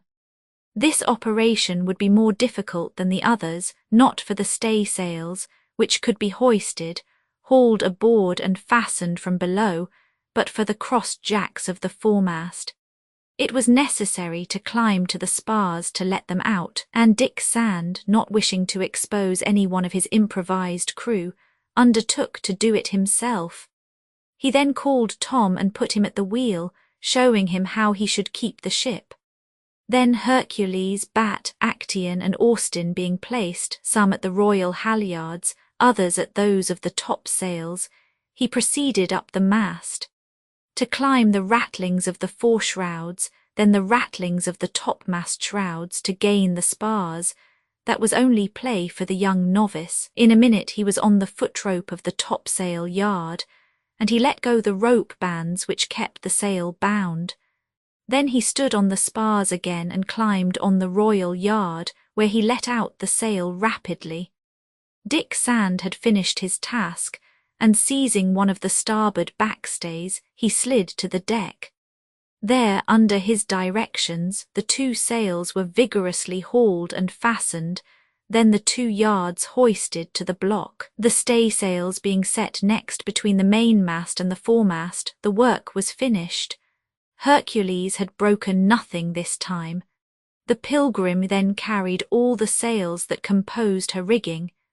Doubtless Dick Sand could still add the foremast studding sails to larboard, but it was difficult work under the present circumstances, and should it be necessary to take them in case of a squall, it could not be done fast enough. So the novice stopped there. Tom was relieved from his post at the wheel, which Dick Sand took charge of again. The breeze freshened, the Pilgrim, making a slight turn to starboard, glided rapidly over the surface of the sea, leaving behind her a very flat track which bore witness to the purity of her water line. "We are well under way, Mrs. Weldon," then said Dick Sand, "and now may God preserve this favourable wind." Mrs. Weldon pressed the young man's hand. Then, fatigued with all the emotions of that last hour, she sought her cabin and fell into a sort of painful drowsiness, which was not sleep. The new crew remained on the schooner's deck, watching on the forecastle, and ready to obey Dick Sand's orders. That is to say, to change the set of the sails according to the variations of the wind. But so long as the breeze kept both that force and that direction, there would be positively nothing to do. During all this time, what had become of Cousin Benedict? Cousin Benedict was occupied in studying with a magnifying glass an articulate which he had at last found on board, a simple orthopter whose head disappeared under the prothorax, an insect with flat elytrums, with round abdomen, with rather long wings, which belonged to the family of the roaches, and to the species of American cockroaches. It was exactly while ferreting in Negoro's kitchen that he had made that precious discovery, and at the moment when the cook was going to crush the said insect pitilessly. Thence anger, which indeed Negoro took no notice of, but this Cousin Benedict, did he know what change had taken place on board since the moment when Captain Hull and his companions had commenced that fatal whale fishing? Yes, certainly. He was even on the deck when the Pilgrim arrived in sight of the remains of the whale boat. The schooner's crew had then perished before his eyes. To pretend that this catastrophe had not affected him would be to accuse his heart. That pity for others that all people feel, he had certainly experienced it. He was equally moved by his cousin's situation. He had come to press Mrs. Weldon's hand as if to say to her, "Do not be afraid. I am here. I am left to you."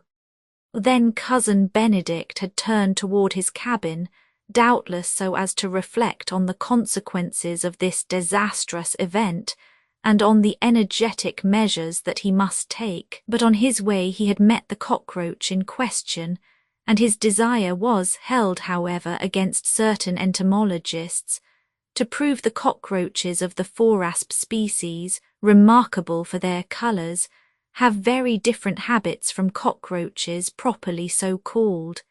He had given himself up to the study, forgetting both that there had been a Captain Hull in command of the Pilgrim, and that that unfortunate had just perished with his crew. The cockroach absorbed him entirely. He did not admire it less, and he made as much time over it as if that horrible insect had been a golden beetle. The life on board had then returned to its usual course, though everyone would remain for a long time yet under the effects of such a keen and unforeseen catastrophe. During this day Dick Sand was everywhere, so that everything should be in its place, and that he could be prepared for the smallest contingency. The blacks obeyed him with zeal. The most perfect order reigned on board the Pilgrim. It might then be hoped that all would go well. On his side, Negoro made no other attempt to resist Dick Sand's authority. He appeared to have tacitly recognized him. Occupied as usual in his narrow kitchen, he was not seen more than before. Besides, at the least infraction, at the first symptom of insubordination, Dick Sand was determined to send him to the hold for the rest of the passage. At a sign from him, Hercules would take the head cook by the skin of the neck. That would not have taken long. In that case, Nan, who knew how to cook, would replace the cook in his functions. Negoro then could say to himself that he was indispensable, and as he was closely watched, he seemed unwilling to give any cause of complaint. The wind, though growing stronger till evening, did not necessitate any change in the Pilgrim's sails. Her solid masting, her iron rigging, which was in good condition, would enable her to bear in this condition even a stronger breeze. During the night it is often the custom to lessen the sails, and particularly to take in the high sails, forestaff, topsail, royal, etc. That is prudent, in case some squall of wind should come up suddenly. But Dick Sand believed he could dispense with this precaution. The state of the atmosphere indicated nothing of the kind, and besides, the young novice determined to pass the first night on the deck, intending to have an eye to everything.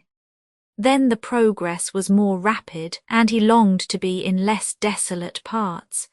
It has been said that the log and the compass were the only instruments which Dick Sand could use, so as to estimate approximately the way made by the Pilgrim. During this day the novice threw the log every half-hour, and he noted the indications furnished by the instrument. As to the instrument which bears the name of compass, there were two on board. One was placed in the binnacle under the eyes of the man at the helm. Its dial, lighted by day by the diurnal light, by night by two side lamps, indicated at every moment which way the ship headed. That is the direction she followed. The other compass was an inverted one, fixed to the bars of the cabin which Captain Hull formerly occupied. By that means, without leaving his chamber, he could always know if the route given was exactly followed, if the man at the helm, from ignorance or negligence, allowed the ship to make too great lurches. Besides, there is no ship employed in long voyages which does not possess at least two compasses, as she has two chronometers. It is necessary to compare these instruments with each other, and consequently control their indications. The Pilgrim was then sufficiently provided for in that respect, and Dick Sand charged his men to take the greatest care of the two compasses, which were so necessary to him. Now, unfortunately, during the night of the 12th to the 13th of February, while the novice was on watch, and holding the wheel of the helm, a sad accident took place. The inverted compass, which was fastened by a copper ferrule to the woodwork of the cabin, broke off and fell on the floor. It was not seen till the next day. How had the ferrule come to break? It was inexplicable enough. It was possible, however, that it was oxidized, and that the pitching and rolling had broken it from the woodwork. Now, indeed, the sea had been rougher during the night. However it was, the compass was broken in such a manner that it could not be repaired. Dick Sand was much thwarted. Henceforth he was reduced to trust solely to the compass in the binnacle. Very evidently no one was responsible for the breaking of the second compass, but it might have sad consequences. The novice then took every precaution to keep the other compass beyond the reach of every accident. Till then, with that exception, all went well on board the Pilgrim. Mrs. Weldon, seeing Dick Sand's calmness, had regained confidence. It was not that she had ever yielded to despair. Above all, she counted on the goodness of God. Also, as a sincere and pious Catholic, she comforted herself by prayer. Dick Sand had arranged so as to remain at the helm during the night. He slept 5 or 6 hours in the day, and that seemed enough for him, as he did not feel too much fatigued. During this time Tom or his son Bat took his place at the wheel of the helm, and thanks to his counsels, they were gradually becoming passable steersmen.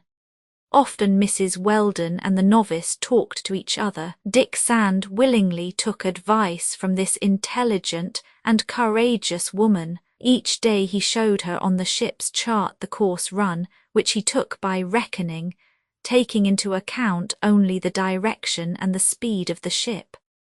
"See, Mrs. Weldon," he often repeated to her, "with these winds blowing, we cannot fail to reach the coast of South America. I should not like to affirm it, but I verily believe that when our vessel shall arrive in sight of land, it will not be far from Valparaiso." Mrs. Weldon could not doubt the direction of the vessel was right, favoured above all by those winds from the northwest. But how far the Pilgrim still seemed to be from the American coast! How many dangers between her and the firm land, only counting those which might come from a change in the state of the sea and the sky. Jack, indifferent like children of his age, had returned to his usual games, running on the deck, amusing himself with Dingo. He found, of course, that his friend Dick was less with him than formerly, but his mother had made him understand that they must leave the young novice entirely to his occupations. Little Jack had given up to these reasons and no longer disturbed Captain Sand. So passed life on board. The blacks did their work intelligently, and each day became more skilful in the sailor's craft. Tom was naturally the boatswain, and it was he indeed whom his companions would have chosen for that office. He commanded the watch while the novice rested, and he had with him his son Bat and Austin. Actaeon and Hercules formed the other watch under Dick Sand's direction. By this means, while one steered, the others watched at the prow.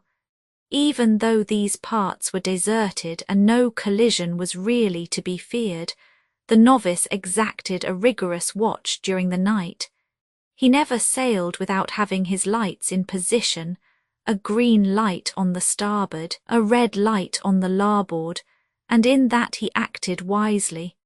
All the time during those nights which Dick Sand passed entirely at the helm, he occasionally felt an irresistible heaviness over him. His hand then steered by pure instinct. It was the effect of a fatigue of which he did not wish to take account. Now, it happened that during the night of the 13th to the 14th of February, that Dick Sand was very tired, and was obliged to take a few hours' rest. He was replaced at the helm by Old Tom. The sky was covered with thick clouds which had gathered with the evening under the influence of the cold air. It was then very dark, and it was impossible to distinguish the high sails lost in the darkness. Hercules and Actaeon were on watch on the forecastle. Aft, the light from the binnacle only gave a faint gleam, which the metallic apparatus of the wheel reflected softly.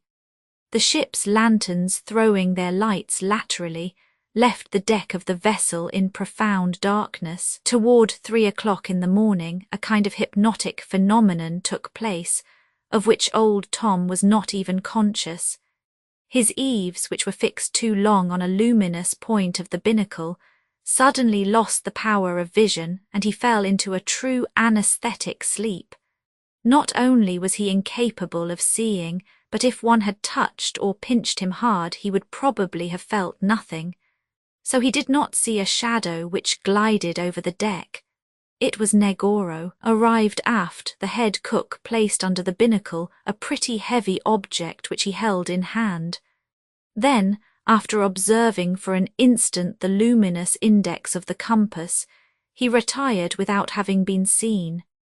If the next day Dick Sand had perceived that object placed by Negoro under the binnacle, he might have hastened to take it away. In fact, it was a piece of iron whose influence had just altered the indications of the compass. The magnetic needle had been deviated, and instead of marking the magnetic north, which differs a little from the north of the world, It marked the northeast. It was then a deviation of 4 points, in other words, of half a right angle. Tom soon recovered from his drowsiness. His eyes were fixed on the compass.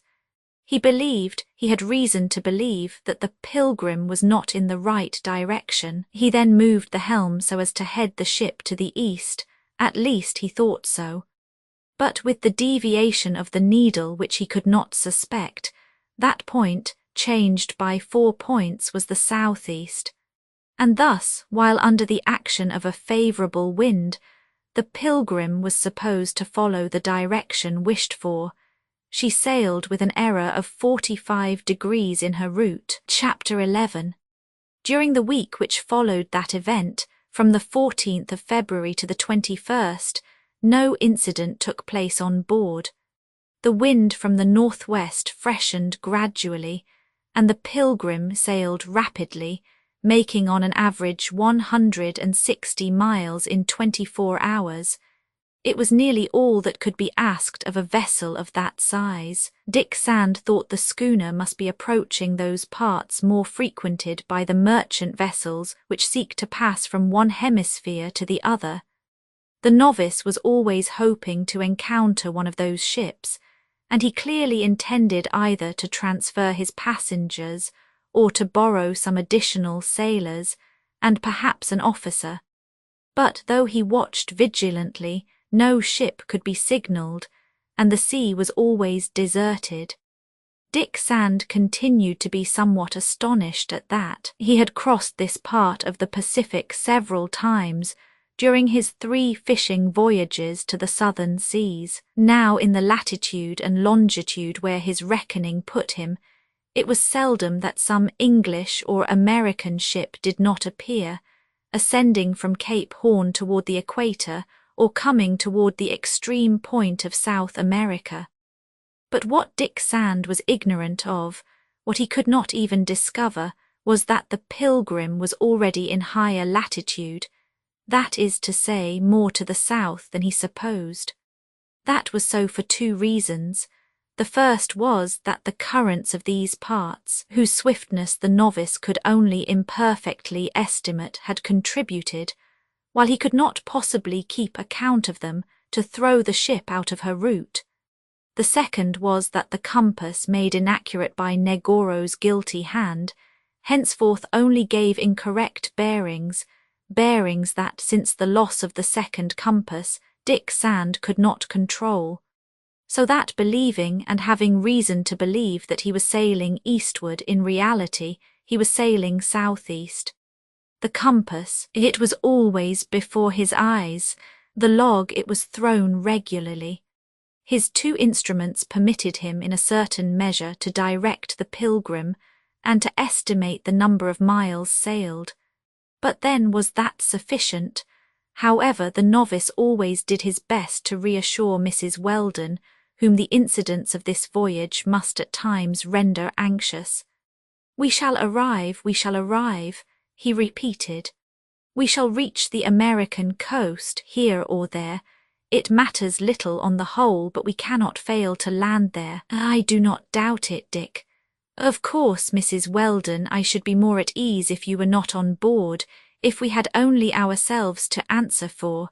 But if I were not on board, replied Mrs. Weldon, if Cousin Benedict, Jack, Nan, and I had not taken passage on the Pilgrim, and if, on the other hand, Tom and his companions had not been picked up at sea, Dick, there would be only 2 men here, you and Negoro.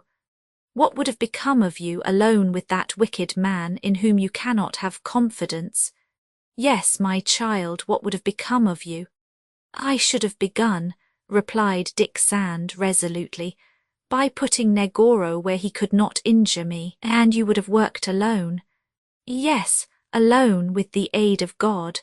The firmness of these words was well calculated to encourage Mrs. Weldon.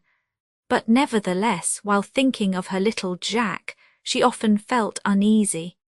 If the woman would not show what she experienced as a mother, she did not always succeed in preventing some secret anguish for him to rend her heart. Meanwhile, if the young novice was not sufficiently advanced in his hydrographic studies to make his point, he possessed a true sailor's scent when the question was to tell the weather. The appearance of the sky, for one thing, on the other hand, the indications of the barometer enabled him to be on his guard. Captain Hull, a good meteorologist, had taught him to consult this instrument, whose prognostications are remarkably sure. Here is, in a few words, what the notices relative to the observation of the barometer contain. 1. When, after a rather long continuance of fine weather, the barometer begins to fall in a sudden and continuous manner, rain will certainly fall. But if the fine weather has had a long duration, the mercury may fall 2 or 3 days in the tube of the barometer before any change in the state of the atmosphere may be perceived. Then, the longer the time between the falling of the mercury and the arrival of the rain, the longer will be the duration of rainy weather. 2. If, on the contrary, during a rainy period which has already had a long duration, the barometer commences to rise slowly and regularly, very certainly fine weather will come, and it will last much longer if a long interval elapses between its arrival and the rising of the barometer. 3. In the 2 cases given, if the change of weather follows immediately the movement of the barometrical column, that change will last only a very short time. 4. If the barometer rises with slowness and in a continuous manner for 2 or 3 days or even more, it announces fine weather, even when the rain will not cease during those 3 days, and vice versa. But if the barometer rises 2 days or more during the rain, then, the fine weather having come, if it commences to fall again, the fine weather will last a very short time, and vice versa. 5. In the spring and in the autumn, a sudden fall of the barometer presages wind. In the summer, if the weather is very warm, it announces a storm. In winter, after a frost of some duration, a rapid falling of the barometrical column announces a change of wind, accompanied by a thaw and rain, but a rising which happens during a frost which has already lasted a certain time prognosticates snow. 6. Rapid oscillations of the barometer should never be interpreted as presaging dry or rainy weather of any duration. Those indications are given exclusively by the rising or the falling which takes place in a slow and continuous manner. 7. Toward the end of autumn, if after prolonged rainy and windy weather, the barometer begins to rise, that rising announces the passage of the wind to the north and the approach of the frost. Such are the general consequences to draw from the indications of this precious instrument. Dick Sand knew all that perfectly well, as he had ascertained for himself in different circumstances of his sailor's life, which made him very skilful in putting himself on his guard against all contingencies. Now, just toward the 20th of February, the oscillations of the barometrical column began to preoccupy the young novice, who noted them several times a day with much care. In fact, the barometer began to fall in a slow and continuous manner, which presages rain. But this rain being delayed, Dick Sand concluded from that the bad weather would last. That is what must happen, but the rain was the wind, and in fact at that date the breeze freshened so much that the air was displaced with a velocity of 60 feet a second, say 31 miles an hour. Dick Sand was obliged to take some precautions so as not to risk the Pilgrim's masting and sails. Already he had the royal, the forestaff, and the flying jib taken in, and he resolved to do the same with the topsail, then take in 2 reefs in the topsail. This last operation must present certain difficulties with a crew of little experience. Hesitation would not do, however, and no one hesitated. Dick Sand, accompanied by Bat and Austin, climbed into the rigging of the foremast and succeeded, not without trouble, in taking in the topsail. In less threatening weather he would have left the 2 yards on the mast, but foreseeing that he would probably be obliged to level that mast, and perhaps even to lay it down upon the deck, he unrigged the 2 yards and sent them to the deck.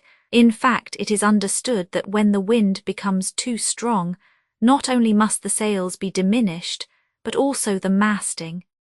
That is a great relief to the ship, which, carrying less weight above, is no longer so much strained with the rolling and pitching. This first work accomplished, and it took 2 hours, Dick Sand and his companions were busy reducing the surface of the topsail by taking in 2 reefs. The Pilgrim did not carry, like the majority of modern ships, a double topsail, which facilitates the operation. It was necessary, then, to work as formerly, that is to say, to run out on the foot ropes, pull toward you a sail beaten by the wind, and lash it firmly with its reef lines.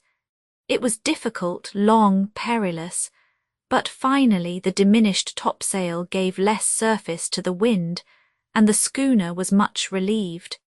Dick Sand came down again with Bat and Austin. The Pilgrim was then in the sailing condition demanded by that state of the atmosphere which has been qualified as very stiff. During the 3 days which followed, 20th, 21st and 22d of February, the force and direction of the wind were not perceptibly changed. All the time the mercury continued to fall in the barometrical tube, and on this last day the novice noted that it kept continually below 28 7/10 inches.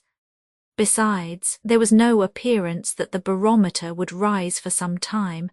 The aspect of the sky was bad and extremely windy. Besides, thick fogs covered it constantly.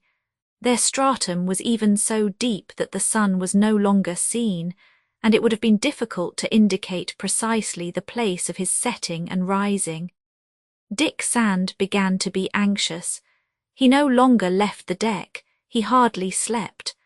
However, his moral energy enabled him to drive back his fears to the bottom of his heart. The next day, February 22d, the breeze appeared to decrease a little in the morning, but Dick Sand did not trust in it. He was right, for in the afternoon the wind freshened again and the sea became rougher.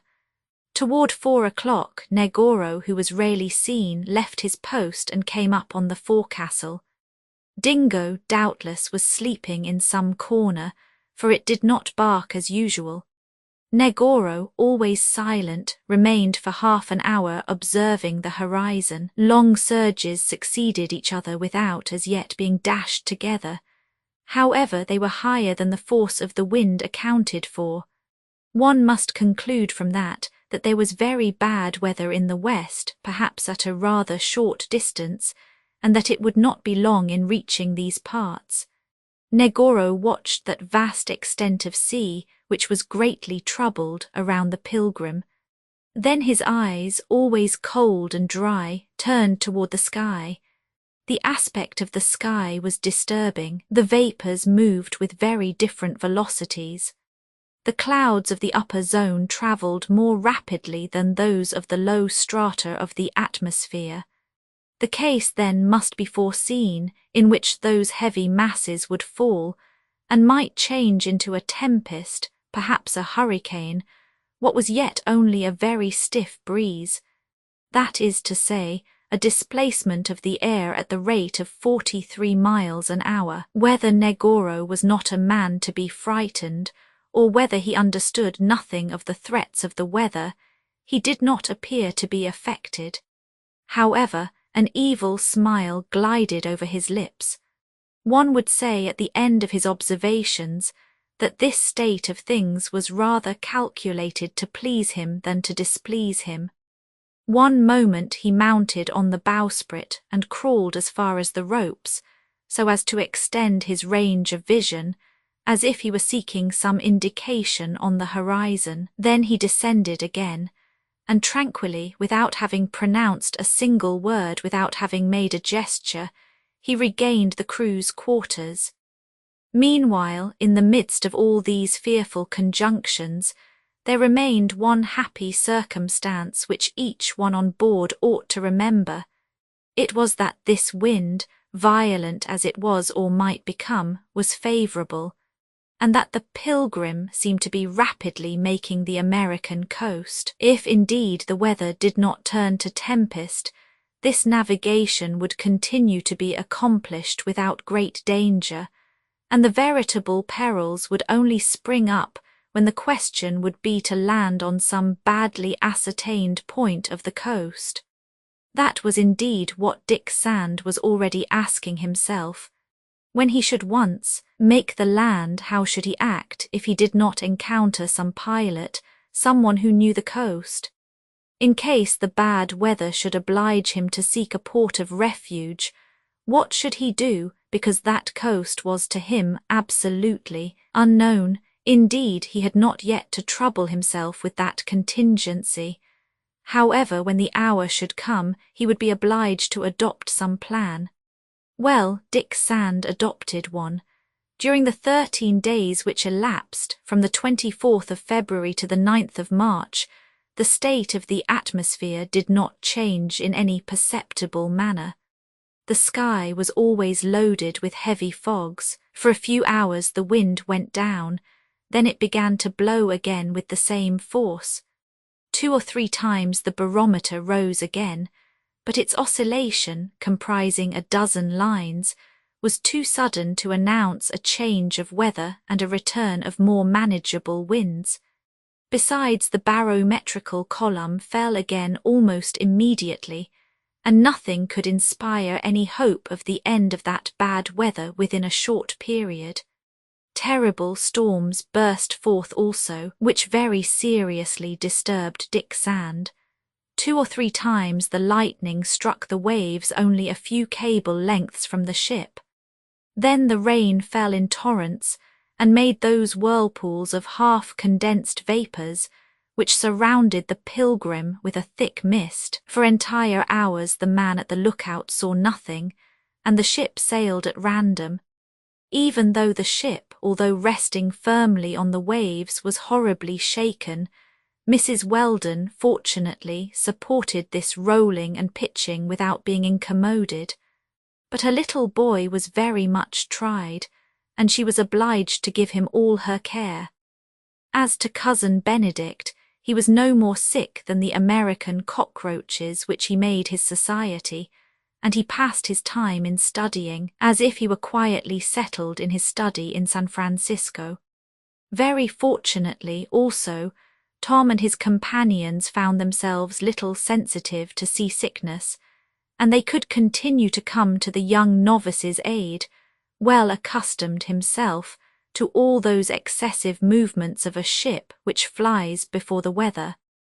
The Pilgrim ran rapidly under this reduced sail, and already Dick Sand foresaw that he would be obliged to reduce it again, but he wished to hold out as long as it would be possible to do so without danger. According to his reckoning, the coast ought to be no longer distant, so they watched with care.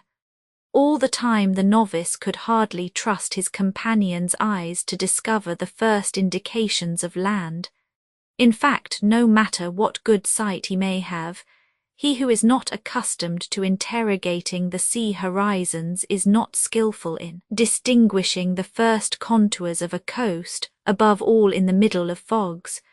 So Dick Sand must watch himself, and he often climbed as far as the spars to see better, but no sign yet of the American coast. This astonished him, and Mrs. Weldon, by some words which escaped him, understood that astonishment. It was the 9th of March. The novice kept at the prow, sometimes observing the sea and the sky, sometimes looking at the Pilgrim's masting, which began to strain under the force of the wind. "You see nothing yet, Dick?" she asked him at a moment when he had just left the long lookout. "Nothing, missus," "Weldon, nothing," replied the novice, "and meanwhile the horizon seems to clear a little under this violent wind which is going to blow still harder. And according to you, Dick, the American coast ought not to be distant now. It cannot be, Mrs. Weldon, and if anything astonishes me it is not having made it yet. Meanwhile," continued Mrs. Weldon, "the ship has always followed the right course." "Always since the wind settled in the northwest," replied Dick Sand. "That is to say, since the day when we lost our unfortunate captain and his crew. That was the 10th of February.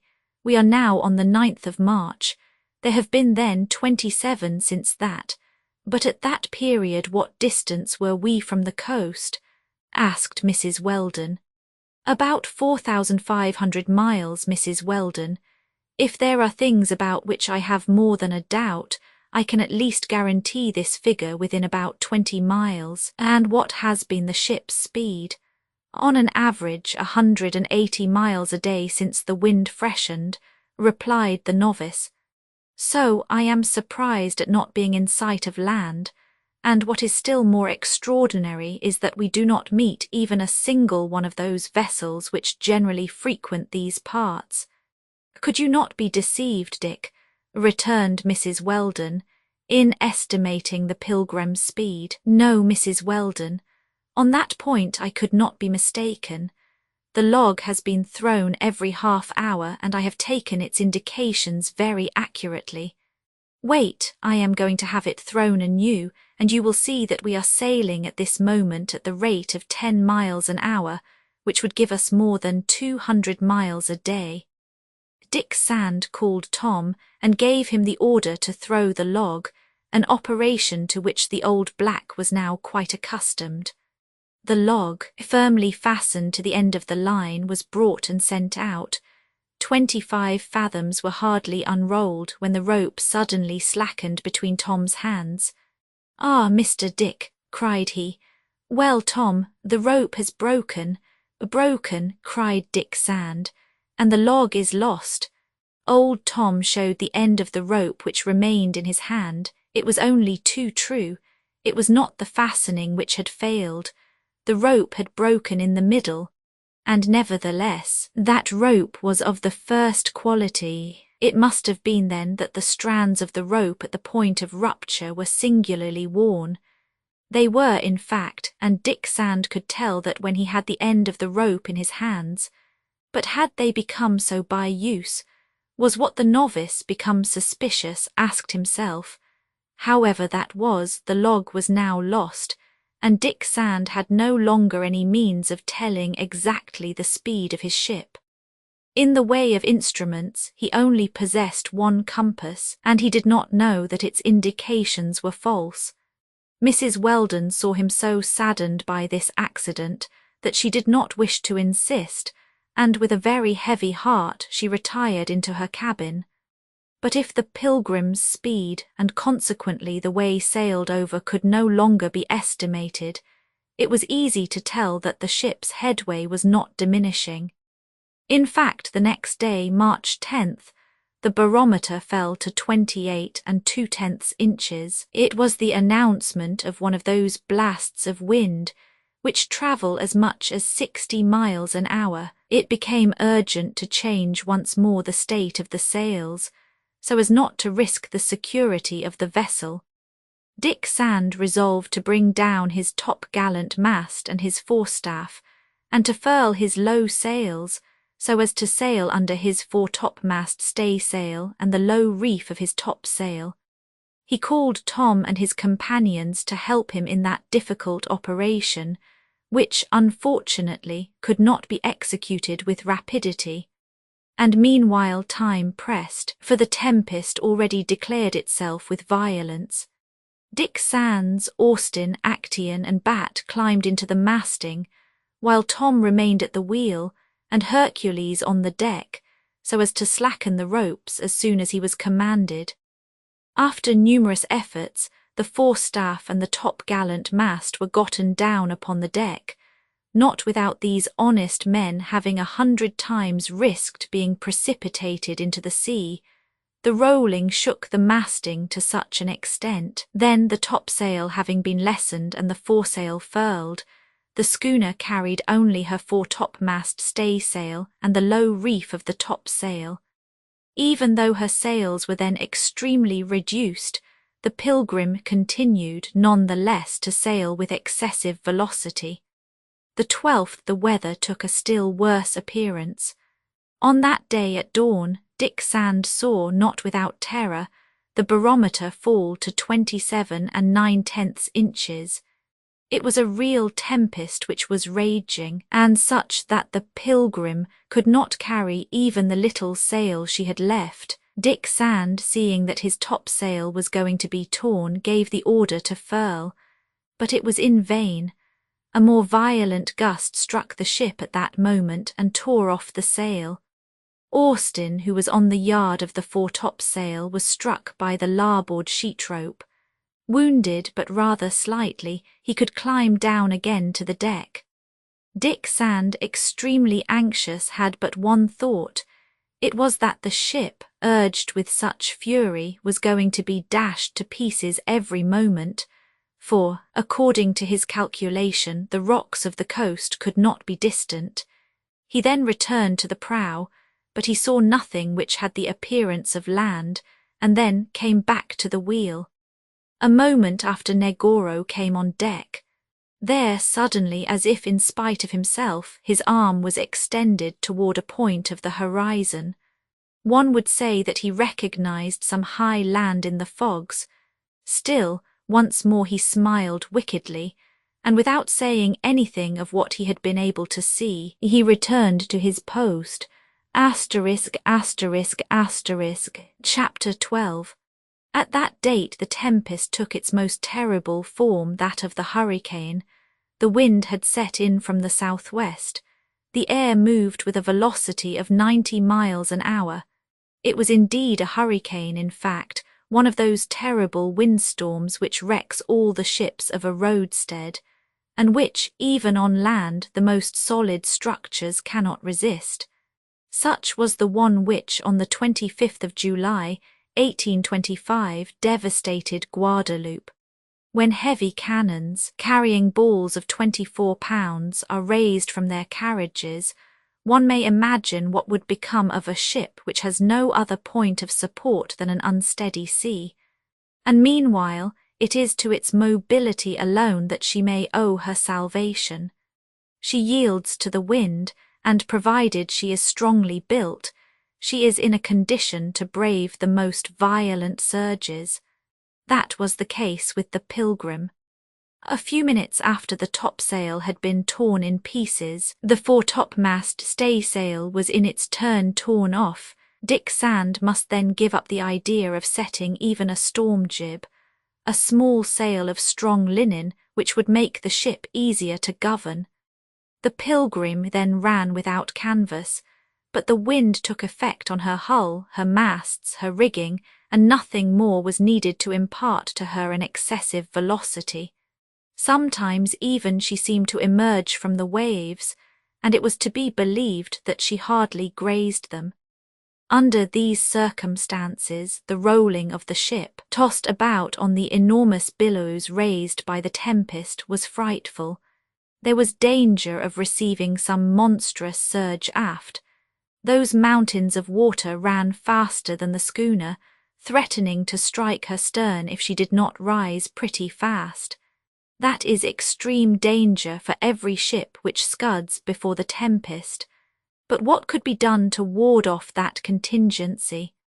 Greater speed could not be imparted to the Pilgrim, because she would not have kept the smallest piece of canvas. She must then be managed as much as possible by means of the helm, whose action was often powerless. Dick Sand no longer left the helm. He was lashed by the waist, so as not to be carried away by some surge. Tom and Bat, fastened also, stood near to help him. Hercules and Actaeon, bound to the bitts, watched forward. As to Mrs. Weldon, to little Jack, to cousin Benedict, to Nan, they remained, by order of the novice, in the aft cabins. Mrs. Weldon would have preferred to have remained on deck, but Dick Sand was strongly opposed to it. It would be exposing herself uselessly. All the scuttles had been hermetically nailed up. It was hoped that they would resist if some formidable billow should fall on the ship. If by any mischance they should yield under the weight of these avalanches, the ship might fill and sink.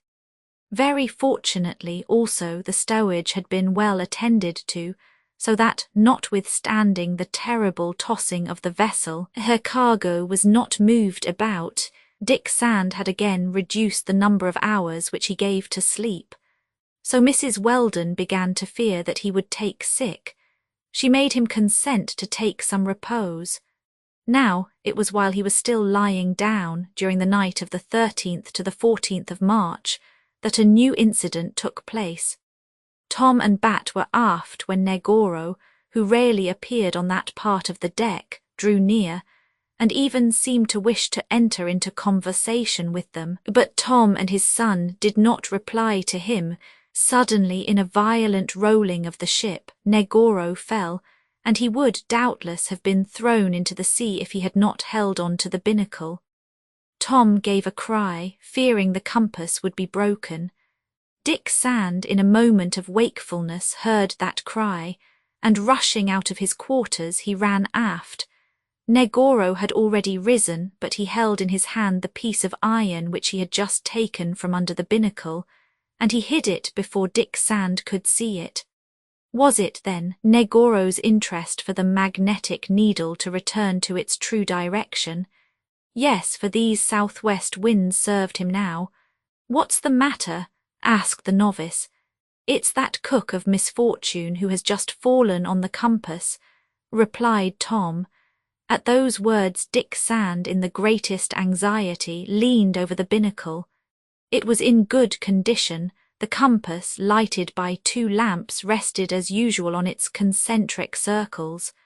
The young novice was greatly affected. The breaking of the only compass on board would be an irreparable misfortune.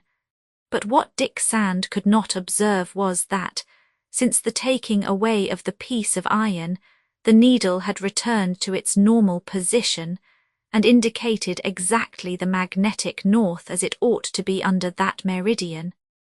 Meanwhile, if Negoro could not be made responsible for a fall which seemed to be involuntary, Dick Sand had reason to be astonished that he was, at that hour, aft in the ship.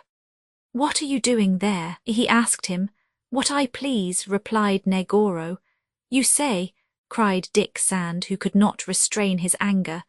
"I say," replied the head cook, "that there is no rule which forbids walking aft." "Well, I make that the rule," replied Dick Sand, "and I forbid you remember to come aft." "Indeed," replied Negoro. That man, so entirely under self-control, then made a menacing gesture. The novice drew a revolver from his pocket and pointed it at the head cook. "Negoro," said he, "recollect that I am never without this revolver, and that on the first act of insubordination I shall blow out your brains." At that moment Negoro felt himself irresistibly bent to the deck. It was Hercules who had just simply laid his heavy hand on Negoro's shoulder. "Captain Sand," said the giant, "do you want me to throw this rascal overboard? He will regale the fishes, who are not hard to please." "Not yet," replied Dick Sand. Negoro rose as soon as the black's hand no longer weighed upon him. But in passing Hercules, "Accursed Negro," murmured he, "I'll pay you back." Meanwhile the wind had just changed. At least it seemed to have veered round 45 degrees. And notwithstanding a singular thing which struck the novice, nothing in the condition of the sea indicated that change. The ship headed the same way all the time, but the wind and the waves, instead of taking her directly aft, now struck her by the larboard quarter, a very dangerous situation which exposes a ship to receive bad surges. So Dick Sand was obliged to veer round 4 points to continue to scud before the tempest, but on the other hand his attention was awakened more than ever. He asked himself if there was not some connection between Negoro's fall and the breaking of the first compass. What did the head cook intend to do there? Had he some interest in putting the second compass out of service also? What could that interest be? There was no explanation of that. Must not Negoro desire, as they all desired, to land on the American coast as soon as possible? When Dick Sand spoke of this incident to Mrs. Weldon, the latter, though she shared his distrust in a certain measure, could find no plausible motive for what would be criminal premeditation on the part of the head cook. However, as a matter of prudence, Negoro was well watched. Thereafter he attended to the novice's orders, and he did not risk coming aft in the ship, where his duties never called him. Besides, Dingo having been installed there permanently, the cook took Ern to keep away. During all that week the tempest did not abate. The barometer fell again. From the 14th to the 26th of March it was impossible to profit by a single calm to set a few sails. The Pilgrim scudded to the northeast with a speed which could not be less than 200 miles in 24 hours, and still the land did not appear. That land, America, which is thrown like an immense barrier between the Atlantic and the Pacific, over an extent of more than 120 degrees. Dick Sand asked himself if he was not a fool, if he was still in his right mind, if for so many days unknown to him he was not sailing in a false direction. No, he could not find fault with himself on that point. The sun, even though he could not perceive it in the fogs, always rose before him to set behind him. But then that land, had it disappeared? That America on which his vessel would go to pieces, perhaps, where was it if it was not there? Be it the southern continent or the northern continent, for anything way possible in that chaos, the Pilgrim could not miss either one or the other. What had happened since the beginning of this frightful tempest? What was still going on, as that coast, whether it should prove salvation or destruction, did not appear? Must Dick Sand suppose, then, that he was deceived by his compass, whose indications he could no longer control, because the second compass was lacking to make that control? Truly, he had that fear which the absence of all land might justify. So, when he was at the helm, Dick Sand did not cease to devour the chart with his eyes. But he interrogated it in vain. It could not give him the solution of an enigma which, in the situation in which Negoro had placed him, was incomprehensible for him, as it would have been for anyone else. On this day, however, the 26th of March, towards 8 o'clock in the morning, an incident of the greatest importance took place. Hercules, on watch forward, gave this cry, "Land! Land!" Dick Sand sprang to the forecastle. Hercules could not have eyes like a seaman, was he not mistaken? "Land!" cried Dick Sand. "There," replied Hercules, showing an almost imperceptible point on the horizon in the northeast. They hardly heard each other speak in the midst of the roaring of the sea and the sky. "You have seen the land," said the novice. "Yes," replied Hercules, and his hand was still stretched out to larboard forward. The novice looked. He saw nothing. At that moment, Mrs. Weldon, who had heard the cry given by Hercules, came up on deck, notwithstanding her promise not to come there. "Madam," cried Dick Sand. Mrs. Weldon, unable to make herself heard, tried for herself to perceive that land signalled by the black, and she seemed to have concentrated all her life in her eyes. It must be believed that Hercules's hand indicated badly the point of the horizon which he wished to show. Neither Mrs. Weldon nor the novice could see anything. But suddenly Dick Sand in turn stretched out his hand. "Yes, yes, land," said he. A kind of summit had just appeared in an opening in the fog. His sailor's eyes could not deceive him. "At last!" cried he. "At last!" He clung feverishly to the netting. Mrs. Weldon, sustained by Hercules, continued to watch that land almost despaired of. The coast, formed by that high summit, rose at a distance of 10 miles to leeward. The opening being completely made in a breaking of the clouds, they saw it again more distinctly. Doubtless it was some promontory of the American continent. The Pilgrim, without sails, was not in a condition to head toward it, but it could not fail to make the land there. That could be only a question of a few hours. Now it was 8 o'clock in the morning.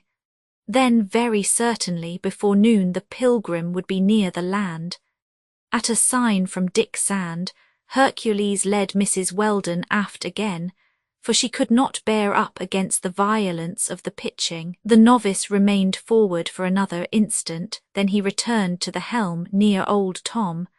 At last then he saw that coast so slowly made, so ardently desired, but it was now with a feeling of terror. In fact, in the Pilgrim's present condition, that is to say, scudding before the tempest land to leeward, was shipwreck with all its terrible contingencies. 2 hours passed away. The promontory was then seen off from the ship. At that moment they saw Negoro come on deck. This time he regarded the coast with extreme attention, shook his head like a man who would know what to believe, and went down again after pronouncing a name that nobody could hear. Dick Sand himself sought to perceive the coast, which ought to round off behind the promontory. 2 hours rolled by. The promontory was standing on the larboard stern, but the coast was not yet to be traced. Meanwhile the sky cleared at the horizon, and a high coast like the American land, bordered by the immense chain of the Andes, should be visible for more than 20 miles. Dick Sand took his telescope and moved it slowly over the whole eastern horizon. Nothing, he could see nothing. At 2 o'clock in the afternoon every trace of land had disappeared behind the Pilgrim. Forward, the telescope could not seize any outline whatsoever of a coast, high or low. Then a cry escaped Dick Sand. Immediately leaving the deck, he rushed into the cabin, where Mrs. Weldon was with little Jack, Nan, and cousin Benedict. "An island, that was only an island," said he. "An island, Dick, but what?" asked Mrs. Weldon. "The chart will tell us," replied the novice, and running to his berth he brought the ship's chart. "There, Mrs. Weldon, there," said he. "That land which we have seen, it can only be this point lost in the middle of the Pacific. It can only be the Isle of Pax, there is no other in these parts." "And we have already left it behind?" asked Mrs. Weldon.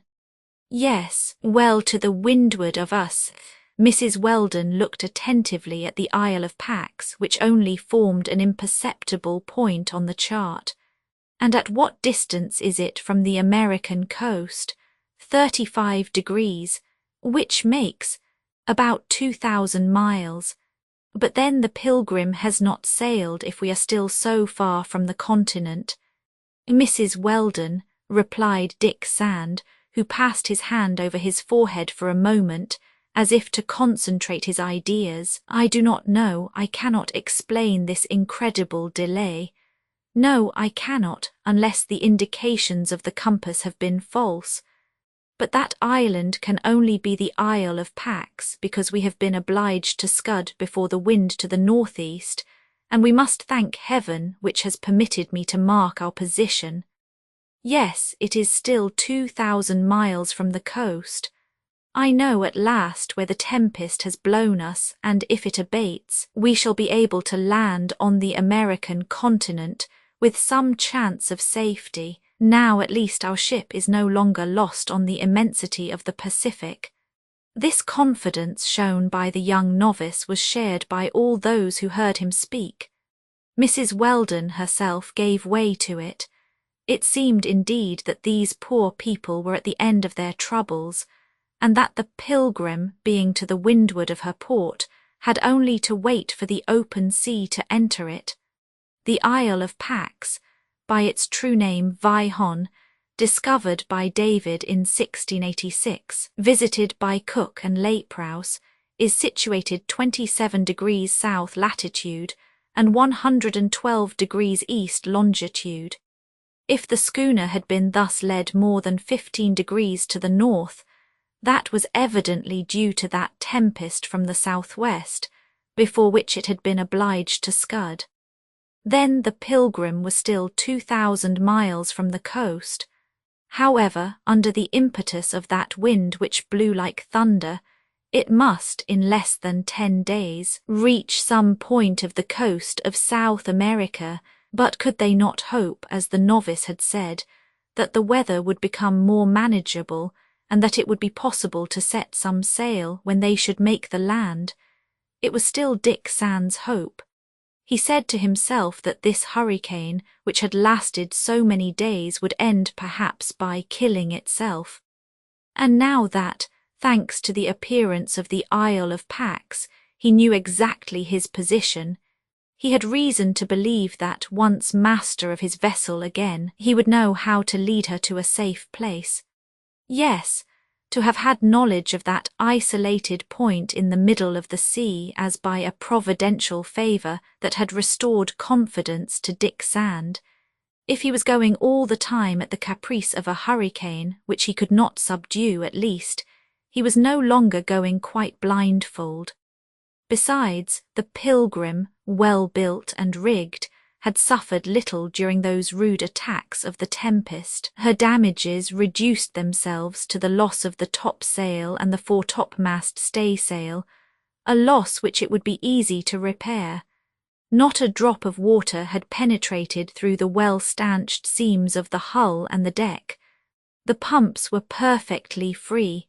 In this respect there was nothing to fear. There was then this interminable hurricane, whose fury nothing seemed able to moderate.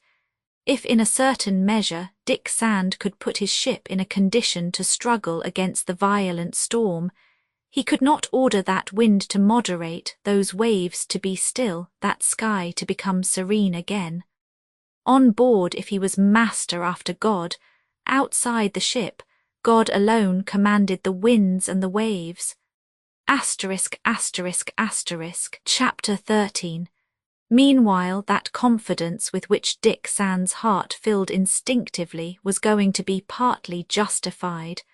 The next day, March 27th, the column of mercury rose in the barometrical tube. The oscillation was neither sudden nor considerable, a few lines only, but the progression seemed likely to continue. The tempest was evidently going to enter its decreasing period, and if the sea did remain excessively rough, they could tell that the wind was going down, veering slightly to the west. Dick Sand could not yet think of using any sail. The smallest sail would be carried away. However, he hoped that 24 hours would not elapse before it would be possible for him to rig a storm jib.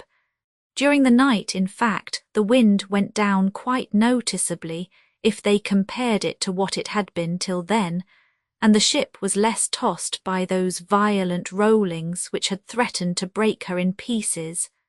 The passengers began to appear on deck again. They no longer ran the risk of being carried away by some surge from the sea. Mrs. Weldon was the first to leave the hatchway where Dick Sand, from prudent motives, had obliged them to shut themselves up during the whole duration of that long tempest.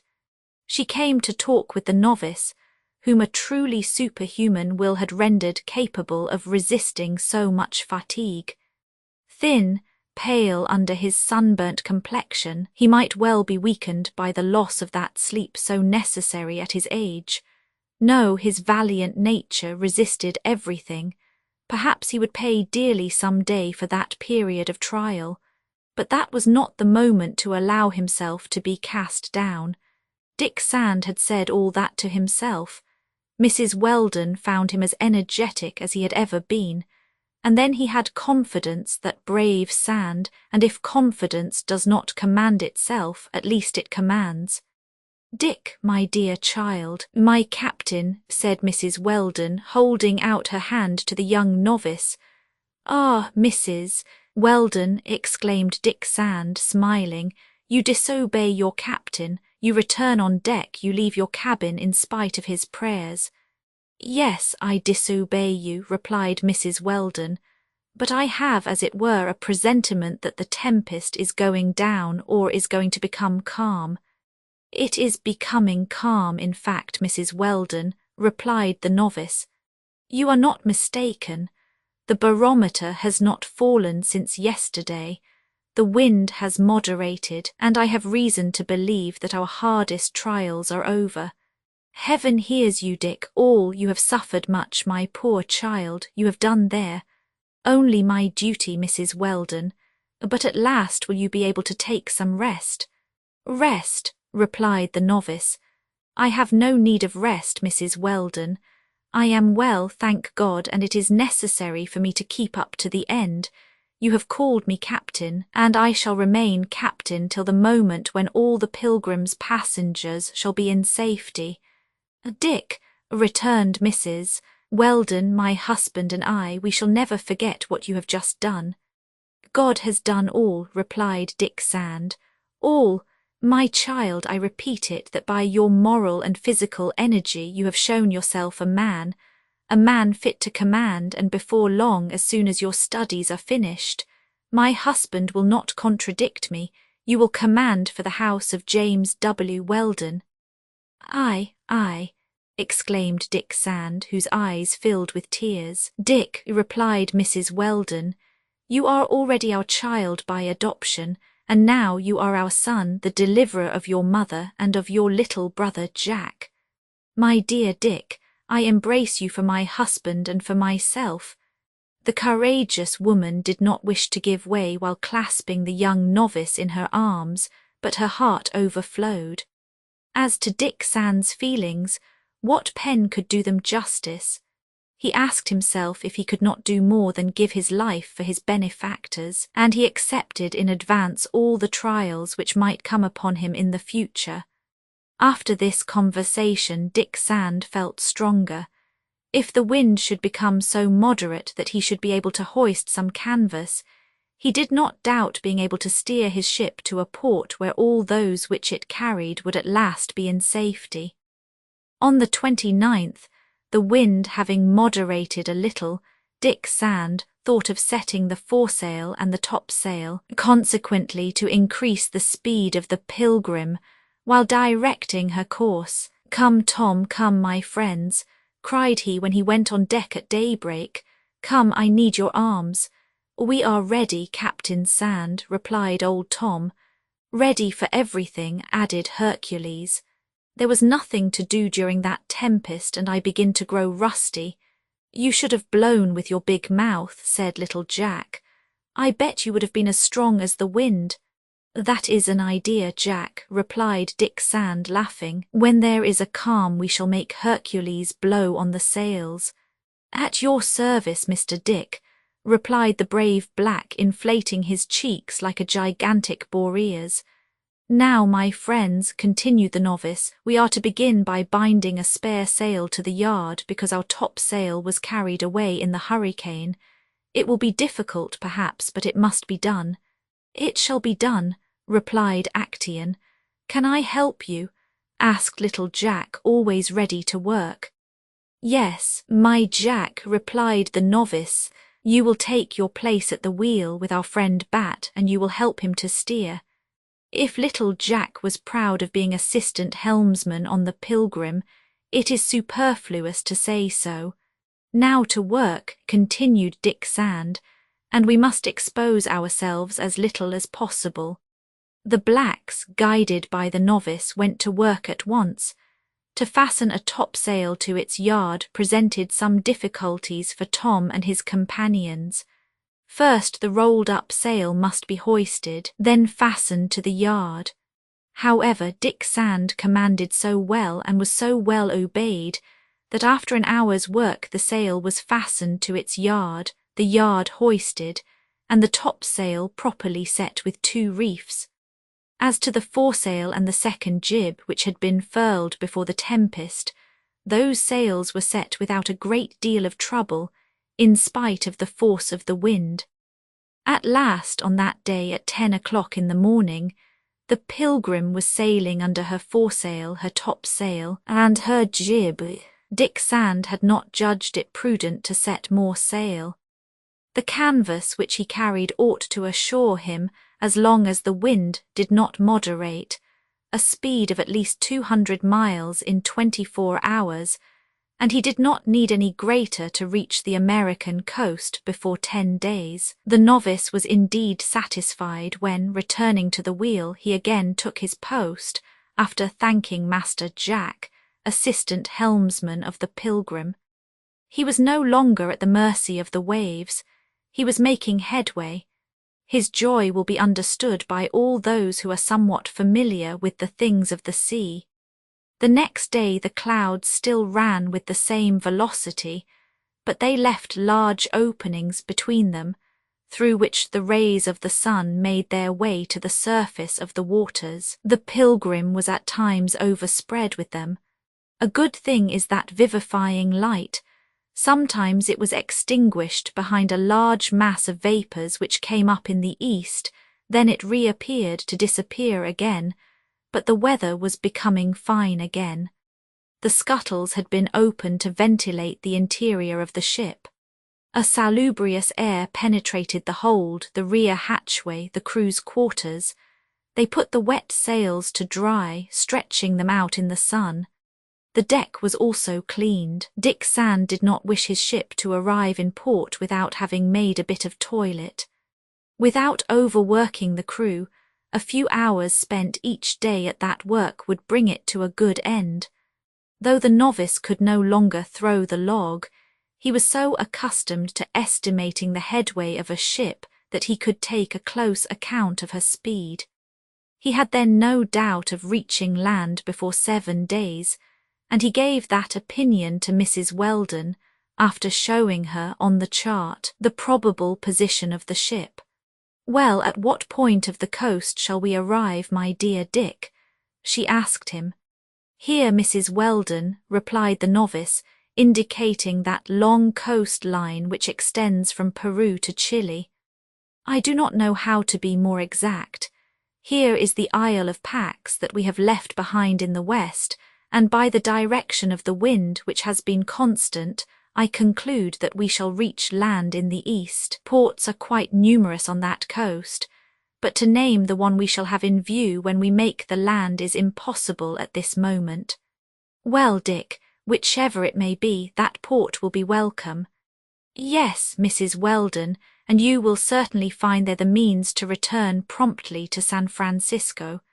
The Pacific Navigation Company has a very well organized service on this coast.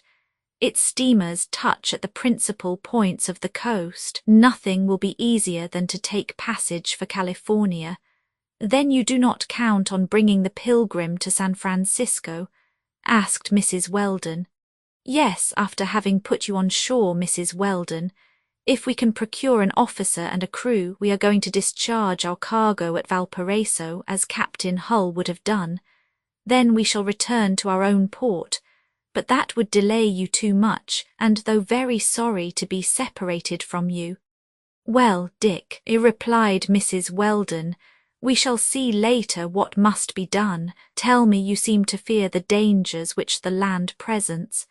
"In fact, they are to be feared," replied the novice, "but I am always hoping to meet some ship in these parts, and I am even very much surprised at not seeing any. If only one should pass, we would enter into communication with her. She would give us our exact situation, which would greatly facilitate our arrival in sight of land." "Are there not pilots who do service along this coast?" I asked Mrs. Weldon. "There ought to be," replied Dick Sand, "but much nearer land. We must then continue to approach it, and if we do not meet a pilot?" asked Mrs. Weldon, who kept on questioning him in order to know how the young novice would prepare for all contingencies. "In that case, Mrs. Weldon, either the weather will be clear, the wind moderate, and I shall endeavour to sail up the coast sufficiently near to find a refuge, or the wind will be stronger, and then—" "Then what will you do, Dick?" "Then, in the present condition of the Pilgrim," replied Dick Sand, "once near the land, it will be very difficult to set off again. "What will you do?" repeated Mrs. Weldon. "I shall be forced to run my ship aground," replied the novice, whose brow darkened for a moment. "Ah, it is a hard extremity. God grant that we may not be reduced to that. But I repeat it, Mrs. Weldon, the appearance of the sky is reassuring, and it is impossible for a vessel or a pilot boat not to meet us. Then, good hope. We are headed for the land, we shall see it before long. Yes, to run a ship aground is a last extremity, to which the most energetic sailor does not resort without fear." Thus, Dick Sand did not wish to foresee it, while he had some chances of escaping it. For several days there were in the state of the atmosphere alternatives which anew made the novice very uneasy.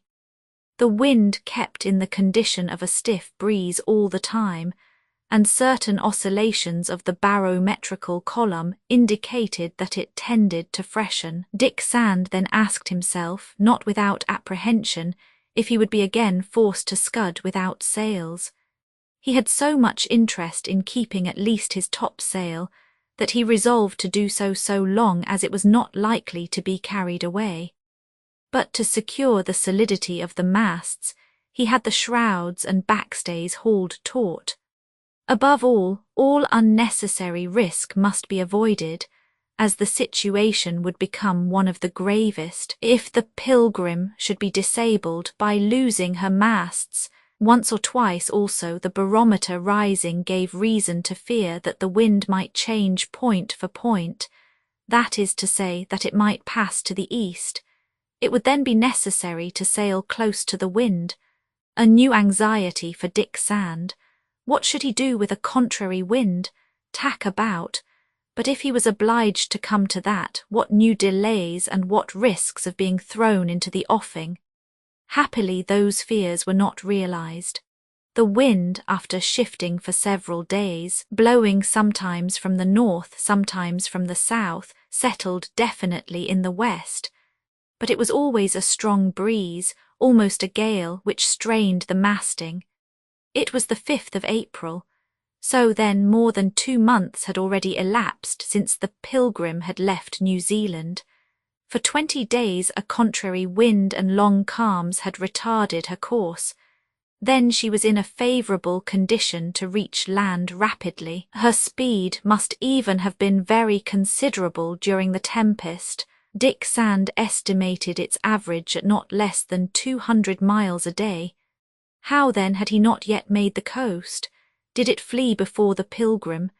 It was absolutely inexplicable, and nevertheless no land was signalled, though one of the blacks kept watch constantly in the crossbars. Dick Sand often ascended there himself. There, with a telescope to his eyes, he sought to discover some appearance of mountains. The Andes chain is very high. It was there in the zone of the clouds that he must seek some peak, emerging from the vapours of the horizon. Several times Tom and his companions were deceived by false indications of land. They were only vapours of an odd form which rose in the background. It happened sometimes that these honest men were obstinate in their belief, but after a certain time they were forced to acknowledge that they had been dupes of an optical illusion. The pretended land moved away, changed form and finished by disappearing completely. On the 6th of April there was no longer any doubt possible. It was 8 o'clock in the morning. Dick Sand had just ascended into the bars. At that moment the fogs were condensed under the first rays of the sun, and the horizon was pretty clearly defined. From Dick Sand's lips escaped at last the so long expected cry, "Land! Land before us!" At that cry every one ran on deck. Little Jack, curious as folks are at that age, Mrs. Weldon, whose trials were going to cease with the landing, Tom and his companions, who were at last going to set foot again on the American continent, Cousin Benedict himself, who had great hope of picking up quite a rich collection of new insects for himself. Negoro alone did not appear. Each then saw what Dick Sand had seen, some very distinctly, others with the eyes of faith. But on the part of the novice, so accustomed to observe sea horizons, there was no error possible, and an hour after it must be allowed he was not deceived. At a distance of about 4 miles to the east stretched a rather low coast, or at least what appeared such. It must be commanded behind by the high chain of the Andes, but the last zone of clouds did not allow the summits to be perceived. The Pilgrim sailed directly and rapidly to this coast, which grew larger to the eye. 2 hours after it was only 3 miles away. This part of the coast ended in the northeast by a pretty high cape, which covered a sort of roadstead protected from land winds. On the contrary, in the southeast it lengthened out like a thin peninsula. A few trees crowned a succession of low cliffs which were then clearly defined under the sky. But it was evident, the geographical character of the country being given, that the high mountain chain of the Andes formed their background. Moreover, no habitation in sight, no port, no river mouth which might serve as a harbour for a vessel. At that moment the Pilgrim was running right on the land. With the reduced sail which she carried, the winds driving her to the coast, Dick Sand would not be able to set off from it. In front lay a long band of reefs on which the sea was foaming all white. They saw the waves unfurl half-way up the cliffs. There must be a monstrous surf there. Dick Sand, after remaining on the forecastle to observe the coast, returned aft, and without saying a word he took the helm. The wind was freshening all the time.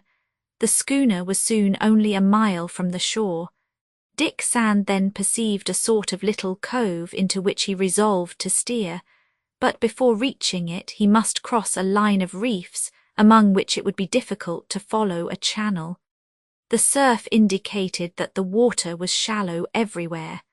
At that moment Dingo, who was going backwards and forwards on the deck, dashed forward, and looking at the land, gave some lamentable barks. One would say that the dog recognized the coast, and that its instinct recalled some sad remembrance. Negoro must have heard it, for an irresistible sentiment led him out of his cabin, and although he had reason to fear the dog, he came almost immediately to lean on the netting. Very fortunately for him, Dingo, whose sad barks were all the time being addressed to that land, did not perceive him. Negoro looked at that furious surf, and that did not appear to frighten him. Mrs. Weldon, who was looking at him, thought she saw his face redden a little, and that for an instant his features were contracted. Then did Negoro know this point of the continent where the winds were driving the Pilgrim. At that moment Dick Sand left the wheel, which he gave back to old Tom. For a last time he came to look at the cove, which gradually opened. Then, "Mrs. Weldon," said he in a firm voice, "I have no longer any hope of finding a harbour. Before half an hour, in spite of all my efforts, the Pilgrim will be on the reefs. We must run aground. I shall not bring the ship into port. I am forced to lose her to save you. But between your safety and hers I do not hesitate. You have done all that depended on you, Dick?" asked Mrs. Weldon. "All," replied the young novice, and at once he made his preparations for stranding the ship. First of all, Mrs. Weldon, Jack, Cousin Benedict, and Nan must put on life preservers. Dick Sand, Tom, and the blacks, good swimmers, also took measures to gain the coast in case they should be precipitated into the sea. Hercules would take charge of Mrs. Weldon. The novice took little Jack under his care. Cousin Benedict, very tranquil, however, reappeared on the deck with his entomologist box strapped to his shoulder. The novice commended him to Bat and Austin. As to Negoro, his singular calmness said plainly enough that he had no need of anybody's aid. Dick Sand, by a supreme precaution, had also brought on the forecastle 10 barrels of the cargo containing whale's oil. That oil, properly poured the moment the Pilgrim would be in the surf, ought to calm the sea for an instant, in lubricating, so to say, the molecules of water, and that operation would perhaps facilitate the ship's passage between the reefs. Dick Sand did not wish to neglect anything which might secure the common safety. All these precautions taken, the novice returned to take his place at the wheel. The Pilgrim was only 2 cables' lengths from the coast, that is, almost touching the reefs, her starboard side already bathed in the white foam of the surf. Each moment the novice thought that the vessel's keel was going to strike some rocky bottom. Suddenly, Dick Sand knew by a change in the colour of the water that a channel lengthened out among the reefs. He must enter it bravely without hesitating so as to make the coast as near as possible to the shore. The novice did not hesitate. A movement of the helm thrust the ship into the narrow and sinuous channel. In this place the sea was still more furious and the waves dashed on the deck. The blacks were posted forward near the barrels waiting for the novice's orders. "Pour the oil, pour," exclaimed Dick Sand. Under this oil, which was poured on it in quantities, the sea grew calm, as by enchantment, only to become more terrible again a moment after. The Pilgrim glided rapidly over those lubricated waters and headed straight for the shore. Suddenly a shock took place. The ship, lifted by a formidable wave, had just stranded, and her masting had fallen without wounding anybody. The Pilgrim's hull, damaged by the collision, was invaded by the water with extreme violence. But the shore was only half a cable's length off, and a chain of small blackish rocks enabled it to be reached quite easily. So, 10 minutes after, all those carried by the Pilgrim had landed at the foot of the cliff. Chapter 14. So then, after a voyage long delayed by calms, then favoured by winds from the northwest and from the southwest, a voyage which had not lasted less than 74 days, the Pilgrim had just run aground. However, Mrs. Weldon and her companions thanked Providence because they were in safety. In fact, it was on a continent, and not on one of the fatal isles of Polynesia, that the tempest had thrown them. Their return to their country, from any point of South America on which they should land, ought not, it seemed, to present serious difficulties. As to the Pilgrim, she was lost. She was only a carcass without value, of which the surf was going to disperse the debris in a few hours. It would be impossible to save anything. But if Dick Sand had not that joy of bringing back a vessel intact to his shipowner, at least, thanks to him, those who sailed in her were safe and sound on some hospitable coast, and among them the wife and child of James W. Weldon. As to the question of knowing on what part of the American coast the schooner had been wrecked, they might dispute it for a long time. Was it, as Dick Sand must suppose, on the shore of Peru? Perhaps, for he knew, even by the bearings of the Isle of Pax, that the Pilgrim had been thrown to the northeast under the action of the winds, and also, without doubt, under the influence of the currents of the equatorial zone. From the 43rd degree of latitude, it had indeed been possible to drift to the 15th. It was then important to determine, as soon as possible, the precise point of the coast where the schooner had just been lost. Granted that this coast was that of Peru, ports, towns, and villages were not lacking, and consequently it would be easy to gain some inhabited place. As to this part of the coast, it seemed deserted. It was a narrow beach, strewed with black rocks, shut off by a cliff of medium height, very irregularly cut up by large funnels due to the rupture of the rock. Here and there a few gentle declivities gave access to its crest. In the north, at a quarter of a mile from the stranding place, was the mouth of a little river, which could not have been perceived from the offing. On its banks hung numerous rhizomas, sorts of mangroves, essentially distinct from their congeners of India. The crest of the cliff, that was soon discovered, was overhung by a thick forest whose verdant masses undulated before the eyes and extended as far as the mountains in the background. There, if Cousin Benedict had been a botanist, how many trees, new to him, would not have failed to provoke his admiration. There were high baobabs, to which, however, an extraordinary longevity has been falsely attributed, the bark of which resembles Egyptian syenite, Bourbon palms, white pines, tamarind trees, pepper plants of a peculiar species, and 100 other plants that an American is not accustomed to see in the northern region of the new continent. But a circumstance rather curious, among those forest productions, one would not meet a single specimen of that numerous family of palm trees, which counts more than 1,000 species, spread in profusion over almost the whole surface of the globe. Above the seashore a great number of very noisy birds were flying, which belonged for the greater part to different varieties of swallows, of black plumage with a steel blue shade, but of a light chestnut colour on the upper part of the head. Here and there also rose some partridges, with necks entirely white and of a grey colour. Mrs. Weldon and Dick Sand observed that these different birds did not appear to be at all wild. They approached without fearing anything. Then, had they not yet learned to fear the presence of man, and was this coast so deserted that the detonation of a firearm had never been heard there?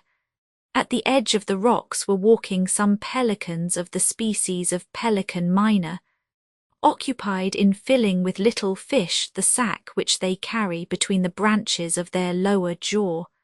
Some gulls, coming from the offing, commenced to fly about around the Pilgrim. Those birds were the only living creatures that seemed to frequent this part of the coast, without counting, indeed, numbers of interesting insects that Cousin Benedict would well know how to discover. But however little Jack would have it, one could not ask them the name of the country. In order to learn it, it would be necessary to address some native. There were none there, or at least there was not one to be seen. No habitation, hut or cabin, neither in the north, beyond the little river, nor in the south, nor finally on the upper part of the cliff, in the midst of the trees of the thick forest. No smoke ascended into the air, no indication, mark or imprint indicated that this portion of the continent was visited by human beings. Dick Sand continued to be very much surprised. "Where are we? Where can we be?" he asked himself. What nobody to speak to? Nobody in truth, and surely if any native had approached, Dingo would have scented him and announced him by a bark. The dog went backward and forward on the strand, his nose to the ground, his tail down, growling secretly, certainly very singular behaviour, but neither betraying the approach of man nor of any animal whatsoever. "Dick, look at Dingo," said Mrs. Weldon. "Yes, that is very strange," replied the novice. "It seems as if he were trying to recover a scent." "Very strange indeed," murmured Mrs. Weldon, then continuing, "What is Negoro doing?" she asked. "He is doing what Dingo is doing," replied Dick Sand. "He goes, he comes. After all, he is free here. I have no longer the right to control him. His service ended with the stranding of the Pilgrim. In fact, Negoro surveyed the strand, turned back, and looked at the shore and the cliff like a man trying to recall recollections and to fix them. Did he then know this country? He would probably have refused to reply to that question if it had been asked. The best thing was still to have nothing to do with that very unsociable personage. Dick Sand soon saw him walk from the side of the little river, and when Negoro had disappeared on the other side of the cliff, he ceased to think of him. Dingo had indeed barked when the cook had arrived on the steep bank, but became silent almost immediately. It was necessary now to consider the most pressing wants. Now the most pressing was to find a refuge, a shelter of some kind where they could install themselves for the time and partake of some nourishment. Then they would take counsel, and they would decide what it would be convenient to do. As to food, they had not to trouble themselves. Without speaking of the resources which the country must offer, the ship's storeroom had emptied itself for the benefit of the survivors of the shipwreck. The surf had thrown here and there among the rocks, then uncovered by the ebb tide, a great quantity of objects. Tom and his companions had already picked up some barrels of biscuit, boxes of alimentary preserves, cases of dried meat. The water not having yet damaged them, food for the little troop was secured for more time, doubtless, than they would require to reach a town or a village. In that respect there was nothing to fear. These different waifs, already put in a safe place, could no longer be taken back by a rising sea. Neither was sweet water lacking. First of all, Dick Sand had taken care to send Hercules to the little river for a few pints, but it was a cask which the vigorous negro brought back on his shoulder, after having filled it with water fresh and pure, which the ebb of the tide left perfectly drinkable. As to a fire, if it were necessary to light one, dead wood was not lacking in the neighbourhood, and the roots of the old mangroves ought to furnish all the fuel of which they would have need. Old Tom, an ardent smoker, was provided with a certain quantity of German tinder, well preserved in a box hermetically closed, and when they wanted it, he would only have to strike the tinder box with the flint of the strand. It remained then to discover the hole in which the little troop would lie down, in case they must take one night's rest before setting out, and indeed it was little Jack who found the bedroom in question while trotting about at the foot of the cliff. He discovered, behind a turn of the rock, one of those grottos well polished, well hollowed out, which the sea herself digs when the waves, enlarged by the tempest, beat the coast. The young child was delighted. He called his mother with cries of joy and triumphantly showed her his discovery. "Good, my Jack," replied Mrs. Weldon. "If we were Robinson Crusoes, destined to live a long time on this shore, we should not forget to give your name to that grotto." The grotto was only from 10 to 12 feet long and as many wide, but in little Jack's eyes it was an enormous cavern. At all events, it must suffice to contain the shipwrecked ones, and as Mrs. Weldon and Nan noted with satisfaction, it was very dry. The moon being then in her first quarter, they need not fear that those neap tides would reach the foot of the cliff, and the grotto in consequence. Then nothing more was needed for a few hours' rest. 10 minutes after everybody was stretched out on a carpet of seaweed. Negoro himself thought he must rejoin the little troop and take his part of the repast, which was going to be made in common. Doubtless he had not judged it proper to venture alone under the thick forest, through which the winding river made its way. It was 1 o'clock in the afternoon. The preserved meat, the biscuit, the sweet water, with the addition of a few drops of rum, of which Bat had saved a quarter cask, made the requisites for this repast. But if Negoro took part in it, he did not at all mingle in the conversation, in which were discussed the measures demanded by the situation of the shipwrecked.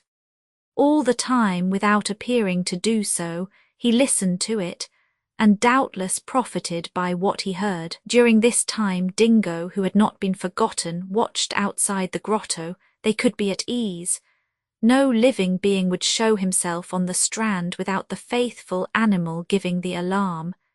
Mrs. Weldon, holding her little Jack, half lying and almost asleep on her lap, began to speak. "Dick, my friend," said she, "in the name of all, I thank you for the devotion that you have shown us till now, but we do not consider you free yet. You will be our guide on land. As you were our captain at sea, we place every confidence in you. Speak, then, what must we do? Mrs. Weldon, old Nan, Tom and his companions all had their eyes fixed on the young novice. Negoro himself looked at him with a singular persistence. Evidently what Dick Sand was going to reply interested him very particularly. Dick Sand reflected for a few moments. Then, "Mrs. Weldon," said he, "the important thing is to know first where we are. I believe that our ship can only have made the land on that portion of the American sea coast which forms the Peruvian shore. The winds and currents must have carried her as far as that latitude. But are we here in some southern province of Peru, that is to say on the least inhabited part which borders upon the pampas? Maybe so. I would even willingly believe it, seeing this beach so desolate, and it must be but little frequented. In that case, we might be very far from the nearest town, which would be unfortunate." "Well, what is to be done?" repeated Mrs. Weldon. "My advice," replied Dick Sand, "would be not to leave this shelter till we know our situation. Tomorrow, after a night's rest, 2 of us could go to discover it. They would endeavour, without going too far, to meet some natives, to inform themselves from them, and return to the grotto. It is not possible that, in a radius of 10 or 12 miles, we find nobody. To separate," said Mrs. Weldon. "That seems necessary to me," replied the novice. "If no information can be picked up, if, as is not impossible, the country is absolutely desolate, well, we shall consider some other way of extricating ourselves." "And which of us shall go to explore?" asked Mrs. Weldon after a moment's reflection. "That is yet to be decided," replied Dick Sand. "At all events, I think that you, Mrs. Weldon, Jack, Mr. Benedict, and Nan ought not to quit this grotto. Bat, Hercules, Actaeon, and Austin should remain near you, while Tom and I should go forward. Negoro doubtless will prefer to remain here," added Dick Sand, looking at the head cook. "Probably," replied Negoro, who was not a man to commit himself any more than that. "We should take Dingo with us," continued the novice. "He would be useful to us during our exploration." Dingo, hearing his name pronounced, reappeared at the entrance of the grotto, and seemed to approve of Dick Sand's projects by a little bark. Since the novice had made this proposition, Mrs. Weldon remained pensive. Her repugnance to the idea of a separation, even short, was very serious. Might it not happen that the shipwreck of the Pilgrim would soon be known to the Indian tribes who frequented the seashore, either to the north or to the south, and in case some plunderers of the wrecks thrown on the shore should present themselves, was it not better for all to be united to repulse them? That objection made to the novice's proposition truly merited a discussion. It fell, however, before Dick Sand's arguments, who observed that the Indians ought not to be confounded with the savages of Africa or Polynesia, and any aggression on their part was probably not to be feared. But to entangle themselves in this country without even knowing to what province of South America it belonged, nor at what distance the nearest town of that province was situated, was to expose themselves to many fatigues. Doubtless separation might have its inconveniences, but far less than marching blindly into the midst of a forest which appeared to stretch as far as the base of the mountains. "Besides," repeated Dick Sand persistently, "I cannot admit that this separation will be of long duration, and I even affirm that it will not be so. After 2 days at the most, if Tom and I have come across neither habitation nor inhabitant, we shall return to the grotto, but that is too improbable, and we shall not have advanced 20 miles into the interior of the country before we shall evidently be satisfied about its geographical situation. I may be mistaken in my calculation, after all, because the means of fixing it astronomically have failed me, and it is not impossible for us to be in a higher or lower latitude." "Yes, you are certainly right, my child," replied Mrs. Weldon in great anxiety. "And you, Mr. Benedict," asked Dick Sand, "what do you think of this project?" "I," replied Cousin Benedict. "Yes, what is your advice?" "I have no advice," replied Cousin Benedict. "I find everything proposed good, and I shall do everything that you wish. Do you wish to remain here 1 day or 2? That suits me, and I shall employ my time in studying this shore from a purely entomological point of view." "Do then according to your wish," said Mrs. Weldon to Dick Sand. "We shall remain here, and you shall depart with old Tom." "That is agreed upon," said Cousin Benedict in the most tranquil manner in the world. "As for me, I am going to pay a visit to the insects of the country." "Do not go far away, Mr. Benedict," said the novice. "We urge you strongly not to do it. Do not be uneasy, my boy. And above all, do not bring back too many mosquitoes," added old Tom. A few moments after, the entomologist, his precious tin box strapped to his shoulders, left the grotto. Almost at the same time, Negoro abandoned it also. It appeared quite natural to that man to be always occupied with himself. But while Cousin Benedict clambered up the slopes of the cliff to go to explore the border of the forest, he, turning round toward the river, went away with slow steps and disappeared, a second time ascending the steep bank. Jack slept all the time. Mrs. Weldon, leaving him on Nan's knees, then descended toward the strand. Dick Sand and his companions followed her.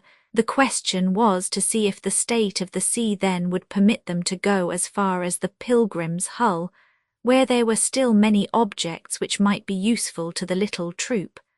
The rocks on which the schooner had been wrecked were now dry. In the midst of the debris of all kinds stood the ship's carcass, which the high sea had partly covered again. That astonished Dick Sand, for he knew that the tides are only very moderate on the American seashore of the Pacific.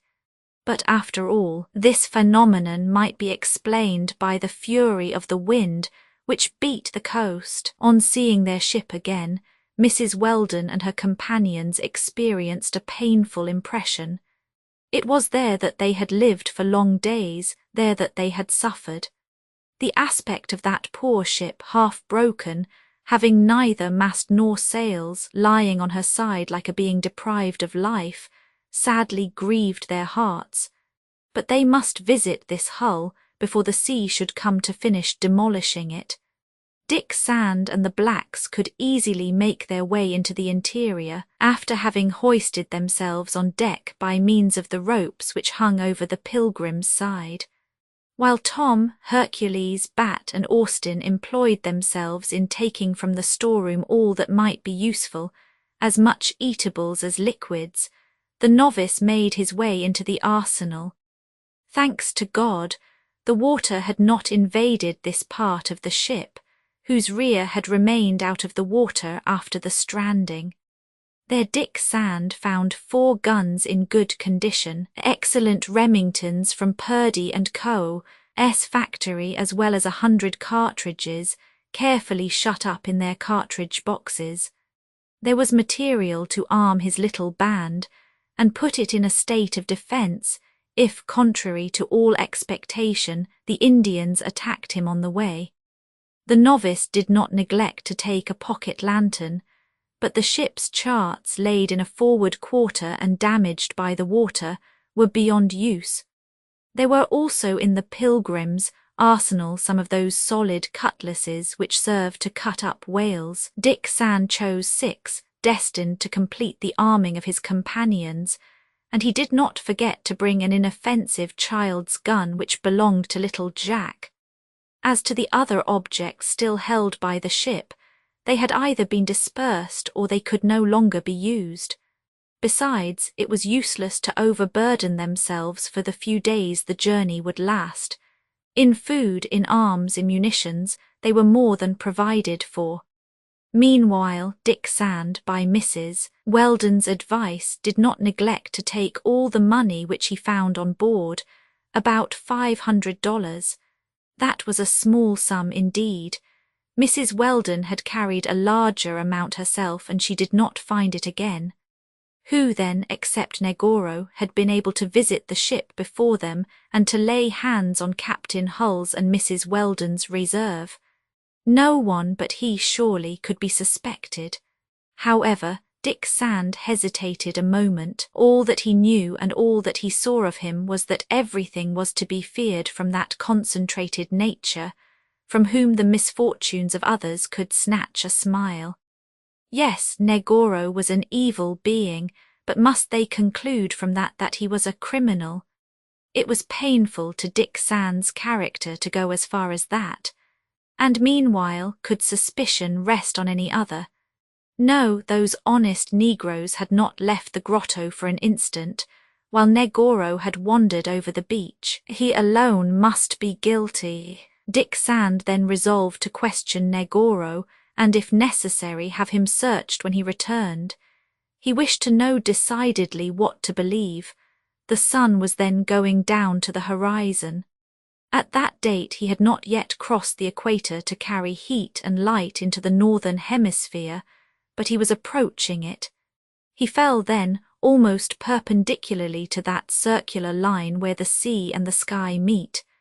Twilight was short, darkness fell promptly, which confirmed the novice in the thought that he had landed on a point of the coast, situated between the Tropic of Capricorn and the equator. Mrs. Weldon, Dick Sand, and the blacks then returned to the grotto, where they must take some hours' rest.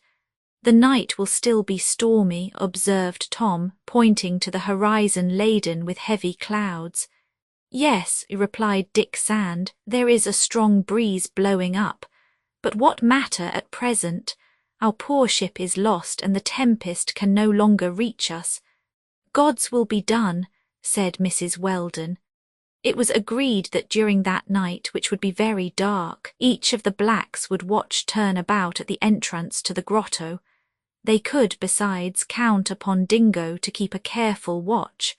They then perceived that Cousin Benedict had not returned. Hercules called him with all the strength of his powerful lungs, and almost immediately they saw the entomologist coming down the slopes of the cliff, at the risk of breaking his neck. Cousin Benedict was literally furious. He had not found a single new insect in the forest, no, not one which was fit to figure in his collection. Scorpions, scolopendras, and other myriapods, as many as he could wish, and even more were discovered. And we know that Cousin Benedict did not interest himself in myriapods. It was not worth the trouble, added he, to travel 5,000 or 6,000 miles, to have braved the tempest to be wrecked on the coast, and not meet one of those American hexapods which do honour to an entomological museum. No, the game was not worth the candle. As a conclusion, Cousin Benedict asked to go away. He did not wish to remain another hour on that detested shore. Mrs. Weldon calmed her large child. They made him hope that he would be more fortunate the next day, and all went to lie down in the grotto to sleep there till sunrise, when Tom observed that Negoro had not yet returned, though night had arrived. "Where can he be?" asked Mrs. Weldon. "What matter?" said Bat. "On the contrary, it does matter," replied Mrs. Weldon. "I should prefer having that man still near us." "Doubtless, Mrs. Weldon," replied Dick Sand, "but if he has forsaken our company voluntarily, I do not see how we could oblige him to rejoin us. Who knows but he has his reasons for avoiding us forever?" And taking Mrs. Weldon aside, Dick Sand confided to her his suspicions. He was not astonished to find that she had them also. Only they differed on one point. "If Negoro reappears," said Mrs. Weldon, "he will have put the product of his theft in a safe place. Take my advice. What we had better do, not being able to convict him, will be to hide our suspicions from him and let him believe that we are his dupes." Mrs. Weldon was right. Dick Sand took her advice. However, Negoro was called several times. He did not reply. Either he was still too far away to hear, or he did not wish to return. The blacks did not regret being rid of his presence, but as Mrs. Weldon had just said, perhaps he was still more to be feared afar than near, and moreover, how explain that Negoro would venture alone into that unknown country? Had he then lost his way, and on this dark night was he vainly seeking the way to the grotto? Mrs. Weldon and Dick Sand did not know what to think. However it was, they could not, in order to wait for Negoro, deprive themselves of a repose so necessary to all. At that moment the dog, which was running on the strand, barked aloud. "What is the matter with Dingo?" asked Mrs. Weldon. "We must, indeed, find out," replied the novice. "Perhaps it is Negoro coming back." At once Hercules, Bat, Austin, and Dick Sand took their way to the mouth of the river, but arrived at the bank, they neither saw nor heard anything. Dingo now was silent. Dick Sand and the blacks returned to the grotto. The going to sleep was organized as well as possible. Each of the blacks prepared himself to watch in turn outside, but Mrs. Weldon, uneasy, could not sleep. It seemed to her that this land so ardently desired did not give her what she had been led to hope for, security for hers and rest for herself. Chapter 15. The next day, April 7th, Austin, who was on guard at sunrise, saw Dingo run barking to the little river. Almost immediately Mrs. Weldon, Dick Sand and the blacks came out of the grotto. Decidedly there was something there. "Dingo has scented a living creature, man or beast," said the novice. "At all events it was not Negoro," observed Tom, "for Dingo would bark with fury." "If it is not Negoro, where can he be?" asked Mrs. Weldon, giving Dick Sand a look which was only understood by him. "And if it is not he, who then is it?" "We are going to see, Mrs. Weldon," replied the novice. Then, addressing Bat, Austin, and Hercules, "Arm yourselves, my friends, and come." Each of the blacks took a gun and a cutlass, as Dick Sand had done. A cartridge was slipped into the breech of the Remingtons, and thus armed, all four went to the bank of the river. Mrs. Weldon, Tom, and Actaeon remained at the entrance of the grotto, where little Jack and Nan still rested by themselves. The sun was then rising.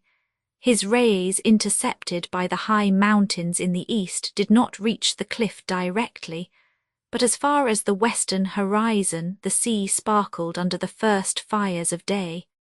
Dick Sand and his companions followed the strand of the shore, the curve of which joined the mouth of the river. Their Dingo, motionless and as if on guard, was continually barking.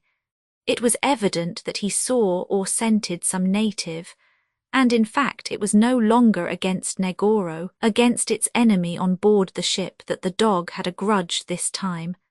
At that moment a man turned the last plane of the cliff. He advanced prudently to the strand, and by his familiar gestures he sought to calm Dingo. They saw that he did not care to face the anger of the vigorous animal. "It is not Negoro," said Hercules. "We cannot lose by the change," replied Bat. "No," said the novice. "It is probably some native who will spare us the ennui of a separation. We are at last going to know exactly where we are." And all four, putting their guns back on their shoulders, went rapidly toward the unknown. The latter, on seeing them approach, at first gave signs of the greatest surprise. Very certainly he did not expect to meet strangers on that part of the coast. Evidently also he had not yet perceived the remains of the Pilgrim. Otherwise the presence of the shipwrecked would very naturally be explained to him. Besides, during the night the surf had finished demolishing the ship's hull. There was nothing left but the wrecks that floated in the offing. At the first moment the unknown, seeing 4 armed men marching toward him, made a movement as if he would retrace his steps. He carried a gun in a shoulder belt which passed rapidly into his hand and from his hand to his shoulder. They felt that he was not reassured. Dick Sand made a gesture of salutation, which doubtless the unknown understood, for after some hesitation he continued to advance. Dick Sand could then examine him with attention. He was a vigorous man, 40 years old at the most, his eyes bright, his hair and beard grey, his skin sunburnt like that of a nomad who has always lived in the open air in the forest or on the plain. A kind of blouse of tanned skin served him for a close coat. A large hat covered his head. Leather boots came up above his knees, and spurs with large rowels sounded from their high heels. What Dick Sand noticed at first, and which was so in fact, was that he had before him not one of those Indians, habitual rovers over the pampas, but one of those adventurers of foreign blood, often not very commendable, who are frequently met with in those distant countries. It also seemed by his rather familiar attitude, by the reddish colour of a few hairs of his beard, that this unknown must be of Anglo-Saxon origin. At all events, he was neither an Indian nor a Spaniard, and that appeared certain when in answer to Dick Sand, who said to him in English, "Welcome," he replied in the same language and without any accent. "Welcome yourself, my young friend," said the unknown, advancing toward the novice whose hand he pressed. As to the blacks, he contented himself with making a gesture to them without speaking to them. "You are English?" he asked the novice. "Americans," replied Dick Sand. "From the south?" "From the north." This reply seemed to please the unknown, who shook the novice's hand more vigorously and this time in very American manner. "And may I know, my young friend," he asked, "how you find yourself on this coast?" But at that moment, without waiting till the novice had replied to his question, the unknown took off his hat and bowed. Mrs. Weldon had advanced as far as the steep bank, and she then found herself facing him. It was she who replied to this question. "Sir," said she, "we are shipwrecked ones whose ship was broken to pieces yesterday on these reefs." An expression of pity spread over the unknown's face, whose eyes sought the vessel which had been stranded. "There is nothing left of our ship," added the novice. "The surf has finished the work of demolishing it during the night. And our first question," continued Mrs. Weldon, "will be to ask you where we are." "But you are on the sea-coast of South America," replied the unknown, who appeared surprised at the question. "Can you have any doubt about that?" "Yes, sir, for the tempest had been able to make us deviate from our route," replied Dick Sand. "But I shall ask where we are more exactly. On the coast of Peru, I think." "No, my young friend, no, a little more to the south. You are wrecked on the Bolivian coast."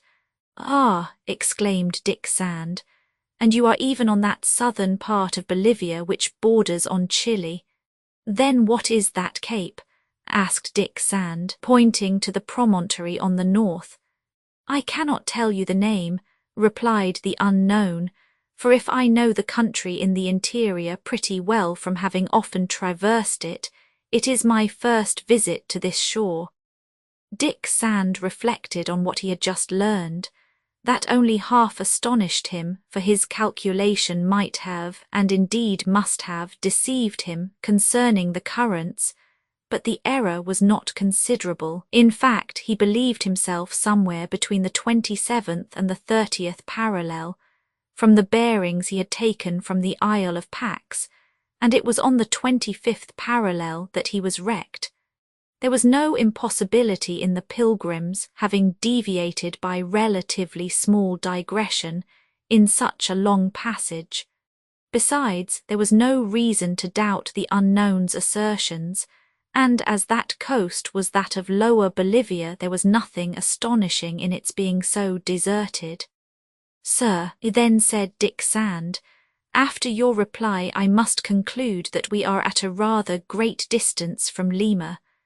Oh, Lima is far away, over there in the north. Mrs. Weldon, made suspicious first of all by Negoro's disappearance, observed the newly arrived with extreme attention, but she could discover nothing, either in his attitude or in his manner of expressing himself, which could lead her to suspect his good faith. "Sir," said she, "without doubt my question is not rash.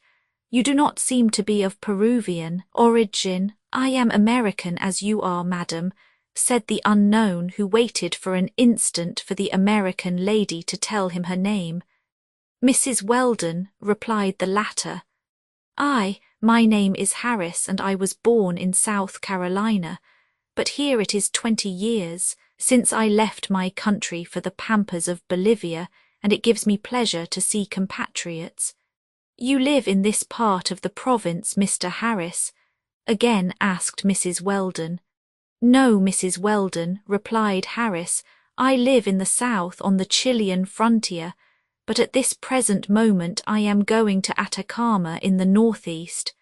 "Are we then on the borders of the desert of that name?" asked Dick Sand. "Precisely, my young friend, and this desert extends far beyond the mountains which shut off the horizon." "The desert of Atacama," repeated Dick Sand. "Yes," replied Harris. "This desert is like a country by itself in this vast South America, from which it differs in many respects. It is at the same time the most curious and the least known portion of this continent." "And you travel alone?" asked Mrs. Weldon. "Oh, it is not the first time that I have taken this journey," replied the American. "There is, 200 miles from here, an important farm, the farm of San Felice, which belongs to one of my brothers, and it is to his house that I am going for my trade. If you wish to follow me, you will be well received, and the means of transport to gain the town of Atacama will not fail you. My brother will be happy to furnish them." These offers, made freely, could only prepossess in favor of the American, who immediately continued, addressing Mrs. Weldon, "These blacks are your slaves," and he pointed to Tom and his companions. "We have no longer any slaves in the United States," replied Mrs. Weldon quickly. "The North abolished slavery long ago, and the South has been obliged to follow the example of the North." "Ah, that is so," replied Harris. "I had forgotten that the War of 1862 had decided that grave question. I ask those honest men's pardon for it," added Harris, with that delicate irony which a Southerner must put into his language when speaking to blacks. "But on seeing those gentlemen in your service, I believed—" "They are not, and have never been in my service, sir," replied Mrs. Weldon gravely. "We should be honored in serving you, Mrs. Weldon," then said old Tom. "But, as Mr. Harris knows, we do not belong to anybody. I have been a slave myself, it is true, and sold as such in Africa when I was only 6 years old. But my son Bat here was born of an enfranchised father, and as to our companions, they were born of free parents." "I can only congratulate you about it," replied Harris in a tone which Mrs. Weldon did not find sufficiently serious. "In this land of Bolivia also we have no slaves. Then you have nothing to fear, and you can go about as freely here as in the New England states." At that moment little Jack, followed by Nan, came out of the grotto rubbing his eyes. Then, perceiving his mother, he ran to her. Mrs. Weldon embraced him tenderly. "The charming little boy," said the American, approaching Jack. "It is my son," replied Mrs. Weldon. "Oh, Mrs. Weldon, you must have been doubly tried because your child has been exposed to so many dangers." "God has brought him out of them safe and sound, as he has us, Mr. Harris," replied Mrs. Weldon. "Will you permit me to kiss him on his pretty cheeks?" asked Harris. "Willingly," replied Mrs. Weldon. But Mr. Harris's face, it appeared, did not please little Jack, for he clung more closely to his mother. "Hold," said Harris, "you do not want me to embrace you. You are afraid of me, my good little man." "Excuse him, sir," Mrs. Weldon hastened to say. "It is timidity on his part." "Good, we shall become better acquainted," replied Harris. "Once at the farm, he will amuse himself mounting a gentle pony, which will tell him good things of me." But the offer of the gentle pony did not succeed in cajoling Jack any more than the proposition to embrace Mr. Harris. Mrs. Weldon, thus opposed, hastened to change the conversation. They must not offend a man who had so obligingly offered his services. During this time Dick Sand was reflecting on the proposition which had been made to them so opportunely, to gain the farm of San Felice. It was, as Harris had said, a journey of over 200 miles, sometimes through forests, sometimes through plains. A very fatiguing journey, certainly, because there were absolutely no means of transport. The young novice then presented some observations to that effect, and waited for the reply the American was going to make. "The journey is a little long indeed," replied Harris, "but I have there, a few hundred feet behind the steep bank, a horse which I count on offering to Mrs. Weldon and her son. For us there is nothing difficult, nor even very fatiguing in making the journey on foot. Besides, when I spoke of 200 miles, it was by following, as I have already done, the course of this river. But if we go through the forest, our distance will be shortened by at least 80 miles. Now, at the rate of 10 miles a day, it seems to me that we shall arrive at the farm without too much distress." Mrs. Weldon thanked the American. "You cannot thank me better than by accepting," replied Harris. "Though I have never crossed this forest, I do not believe I shall be embarrassed in finding the way, being sufficiently accustomed to the pampas.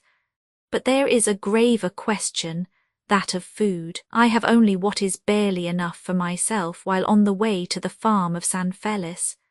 "Mr. Harris," replied Mrs. Weldon, "fortunately we have food in more than sufficient quantity, and we shall be happy to share with you." "Well, Mrs. Weldon, it seems to me that all is arranged for the best, and that we have only to set out." Harris went toward the steep bank with the intention of going to take his horse from the place where he had left it, when Dick Sand stopped him again by asking him a question. To abandon the sea-coast, to force his way into the interior of the country under that interminable forest, did not please the young novice. The sailor reappeared in him, and either to ascend or descend the coast would be more to his mind. "Mr. Harris," said he, "instead of travelling for 120 miles in the desert of Atacama, why not follow the coast? Distance for distance, would it not be better worthwhile to seek to reach the nearest town, either north or south?" "But my young friend," replied Harris, frowning slightly, "it seems to me that on this coast, which I know very imperfectly, there is no town nearer than 300 or 400 miles. "To the north, yes," replied Dick Sand. "But to the south," replied the American, "we must descend as far as Chile. Now the distance is almost as long, and in your place I should not like to pass near the pampas of the Argentine Republic. As to me, to my great regret, I could not accompany you there. The ships which go from Chile to Peru, do they not pass then in sight of this coast?" asked Mrs. Weldon. "No," replied Harris. "They keep much more out at sea, and you ought not to meet any of them." "Truly," replied Mrs. Weldon. "Well, Dick, have you still some question to ask Mr. Harris?" "A single one, Mrs. Weldon," replied the novice, who experienced some difficulty in giving up. "I shall ask Mr. Harris in what port he thinks we shall be able to find a ship to bring us back to San Francisco." "Faith, my young friend, I could not tell you," replied the American. All that I know is that at the farm of San Felice we will furnish you with the means of gaining the town of Atacama, and from there—" "Mr. Harris," then said Mrs. Weldon, "do not believe that Dick Sand hesitates to accept your offers." "No, Mrs. Weldon, no, surely I do not hesitate," replied the young novice, "but I cannot help regretting not being stranded a few degrees farther north or farther south. We should have been in proximity to a port, and that circumstance, in facilitating our return to our country, would prevent us from taxing Mr. Harris's good will." "Do not fear imposing upon me, Mrs. Weldon," returned Harris. "I repeat to you that too rarely have I occasion to find myself again in the presence of my compatriots. For me it is a real pleasure to oblige you." "We accept your offer, Mr. Harris," replied Mrs. Weldon, "but I should not wish, however, to deprive you of your horse. I am a good walker." "And I am a very good walker," replied Harris, bowing. "Accustomed to long journeys across the pampas, it is not I who will keep back our caravan. No, Mrs. Weldon, you and your little Jack will use this horse. Besides, it is possible that we may meet some of the farm servants on the way, and as they will be mounted, well, they will yield their horses to us." Dick Sand saw well that in making new objections he would oppose Mrs. Weldon. "Mr. Harris," said he, "when do we set out?" "Even today, my young friend," replied Harris. "The bad season commences with the month of April, and it is of the utmost importance for you to reach the farm of San Felice first. Finally, the way across the forest is the shortest, and perhaps the safest. It is less exposed than the coast to the incursions of wandering Indians, who are indefatigable robbers." "Tom, my friends," replied Dick Sand, turning to the blacks, "it only remains for us to make preparations for departure. Let us select, then, from among the provisions on hand, those which can be most easily transported, and let us make packs of which each will take his share." "Mr. Dick," said Hercules, "if you wish, I shall carry the whole load very well." "No, my brave Hercules," replied the novice, "it will be better for us all to share the burden." "You are a strong companion, Hercules," then said Harris, who looked at the Negro as if the latter were for sale. "In the markets of Africa you would be worth a good price." "I am worth what I am worth," replied Hercules, laughing, "and the buyers will only have to run well if they wish to catch me." All was agreed upon, and to hasten the departure, each went to work. However, they had only to think of feeding the little troop for the journey from the sea-coast to the farm, that is to say, for a march of 10 days. "But before setting out, Mr. Harris," said Mrs. Weldon, "before accepting your hospitality, I beg you to accept ours. We offer it to you with our best wishes." "I accept, Mrs. Weldon, I accept with eagerness," replied Harris gaily. "In a few minutes our breakfast will be ready." "Good, Mrs. Weldon. I am going to profit by those 10 minutes to go and get my horse and bring it here. He will have breakfasted, he will." "Do you want me to go with you, sir?" asked Dick Sand. "As you please, my young friend," replied Harris. "Come, I shall make you acquainted with the lower course of this river." Both set out. During this time Hercules was sent in search of the entomologist. Faith, Cousin Benedict was very uneasy indeed about what was passing around him. He was then wandering on the summit of the cliff in quest of an unfindable insect, which, however, he did not find. Hercules brought him back against his will. Mrs. Weldon informed him that departure was decided upon, and that for 10 days they must travel to the interior of the country. Cousin Benedict replied that he was ready to set out, and that he would not ask better than to cross America entirely, provided they would let him collect on the way. Mrs. Weldon then occupied herself, with Nan's assistance, in preparing a comfortable repast, a good precaution before setting out. During this time Harris, accompanied by Dick Sand, had turned the angle of the cliff. Both followed the high bank over a space of 300 steps. There a horse tied to a tree gave joyous neighing at the approach of his master. It was a vigorous beast, of a species that Dick Sand could not recognize. Neck and shoulders long, loins short, and hindquarters stretched out, shoulders flat, forehead almost pointed. This horse offered, however, distinctive signs of those races to which we attribute an Arabian origin. "You see, my young friend," said Harris, "that it is a strong animal, and you may count on it not failing you on the route." Harris detached his horse, took it by the bridle and descended the steep bank again, preceding Dick Sand. The latter had thrown a rapid glance as well over the river as toward the forest which shut up its two banks, but he saw nothing of a nature to make him uneasy. However, when he had rejoined the American, he suddenly gave him the following question, which the latter could little expect. "Mr. Harris," he asked, "you have not met a Portuguese named Negoro in the night?" "Negoro," replied Harris in the tone of a man who does not understand what is said. "Who is this Negoro?" "He was the cook on board," replied Dick Sand, "and he has disappeared." "Drowned, perhaps," said Harris. No, replied Dick Sand. "Yesterday evening he was still with us, but during the night he has left us, and he has probably ascended the steep bank of this river. So I asked you, who have come from that side, if you had not met him." "I have met nobody," replied the American. "And if your cook has ventured alone into the forest, he runs a great risk of going astray. Perhaps we shall overtake him on the way." "Yes, perhaps," replied Dick Sand.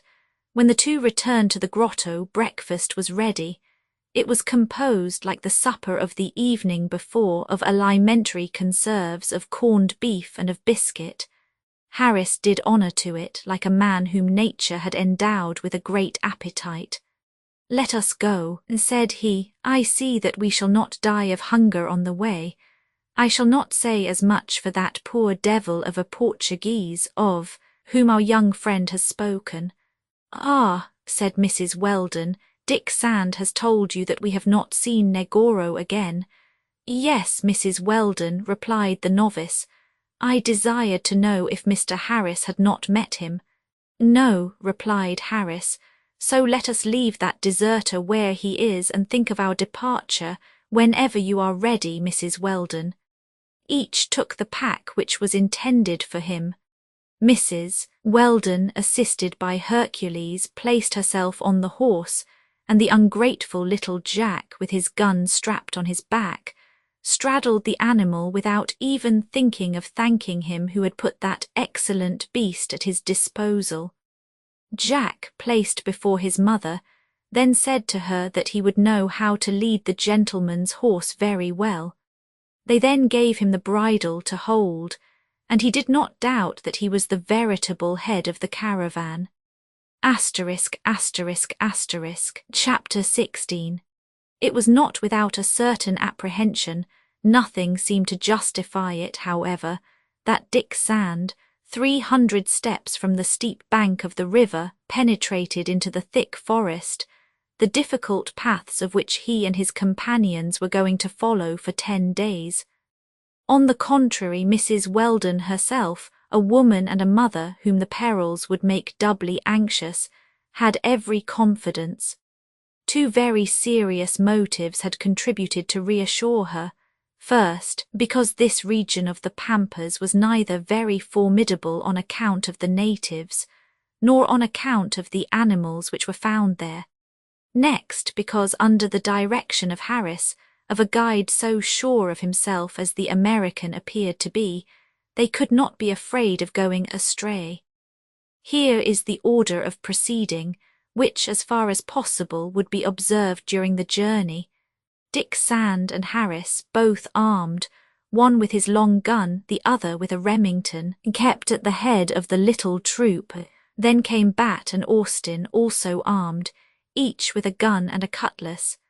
Behind them followed Mrs. Weldon and little Jack on horseback, then Nan and Tom. In the rear Actaeon, armed with the 4th Remington, and Hercules with a hatchet in his belt, closed the march. Dingo went backwards and forwards, and as Dick Sand remarked, always like an uneasy dog seeking a scent. The dog's ways had visibly changed since the Pilgrim's shipwreck had cast it on this sea-coast. It seemed agitated, and almost incessantly it kept up a dull grumbling, rather lamentable than furious. That was remarked by all, though no one could explain it. As to Cousin Benedict, it had been as impossible to assign him an order of marching as Dingo. Unless he had been held by a string, he would not have kept it, his tin box strapped to his shoulder, his net in his hand, his large magnifying glass suspended to his neck, sometimes behind, sometimes in front.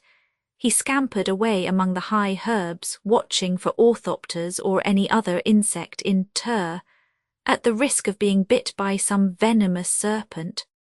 During the first hour Mrs. Weldon, uneasy, called him back 20 times. It was no use. Cousin Benedict, she finished by saying to him, I beg you very seriously not to go far away, and I urge you for the last time to pay attention to my entreaties. Meanwhile, cousin, replied the intractable entomologist, when I perceive an insect. When you perceive an insect, replied Mrs. Weldon, you would do well to let it go in peace, or you will put me under the necessity of taking your box away from you. Take away my box, cried Cousin Benedict, as if it were a question of snatching away his heart. Your box and your net, added Mrs. Weldon pitilessly. My net, cousin, and why not my glasses? You will not dare, no, you will not dare. Even your glasses, which I forgot. I thank you, Cousin Benedict, for reminding me that I have that means of making you blind, and in that way forcing you to be wise. This triple menace had the effect of making him keep quiet, this unsubmissive cousin, for about an hour. Then he began to go away again, and as he would do the same, even without net, without box, and without glasses, they were obliged to let him do as he pleased. But Hercules undertook to watch him closely, which quite naturally became one of his duties, and it was agreed that he would act with Cousin Benedict as the latter would with an insect, that is, that he would catch him if necessary, and bring him back as delicately as the other would with the rarest of the lepidopters. That rule made, they troubled themselves no more about Cousin Benedict. The little troop, it has been seen, was well armed and guarded itself carefully. But as Harris repeated, there was no encounter to fear except with wandering Indians, and they would probably see none. At all events, the precautions taken would suffice to keep them respectful. The paths which wound across the thick forest did not merit that name. They were rather the tracks of animals than the tracks of men. They could only be followed with difficulty. So in fixing the average distance that the little troop would make in a march of 12 hours at only 5 or 6 miles, Harris had calculated wisely. The weather, however, was very fine. The sun mounted toward the zenith, spreading in waves his almost perpendicular rays. On the plain this heat would be unbearable, Harris took care to remark, but under those impenetrable branches they bore it easily and with impunity. The greater part of the trees of this forest were unknown, as well to Mrs. Weldon as to her companions, black or white. However, an expert would remark that they were more remarkable for their quality than for their height. Here it was the banhinia or ironwood. There the molompi, identical with the pterocarp, a solid and light wood, fit for making the spoons used in sugar manufactories or oars, from the trunk of which exuded an abundant resin. Further on, fustics or yellow wood, well supplied with colouring materials, and lignum vitis, measuring as much as 12 feet in diameter, but inferior in quality to the ordinary lignum vitis. While walking, Dick Sand asked Harris the name of these different trees. "Then you have never been on the coast of South America?" Harris asked him before replying to his question. "Never," replied the novice. "Never during my voyages have I had occasion to visit these coasts, and to say the truth, I do not believe that anybody who knew about them has ever spoken to me of them." "But have you at least explored the coasts of Colombia, those of Chile, or of Patagonia?" "No, never. But perhaps Mrs. Weldon has visited this part of the new continent?" asked Harris. "Americans do not fear voyages, and doubtless—" "No, Mr. Harris," replied Mrs. Weldon. "The commercial interests of my husband have never called him except to New Zealand, and I have not had to accompany him elsewhere. Not one of us, then, knows this portion of Lower Bolivia." "Well, Mrs. Weldon, you and your companions will see a singular country, which contrasts strangely with the regions of Peru, of Brazil, or of the Argentine Republic. Its flora and fauna would astonish a naturalist. Ah, we may say that you have been shipwrecked at a good place, and if we may ever thank chance—" "I wish to believe that it is not chance which has led us here, but God, Mr. Harris." "God, yes, God," replied Harris in the tone of a man who takes little account of providential intervention in the things of this world. Then, since nobody in the little troop knew either the country or its productions, Harris took a pleasure in naming pleasantly the most curious trees of the forest. In truth, it was a pity that, in Cousin Benedict's case, the entomologist was not supplemented by the botanist. If up to this time he had hardly found insects either rare or new, he might have made fine discoveries in botany.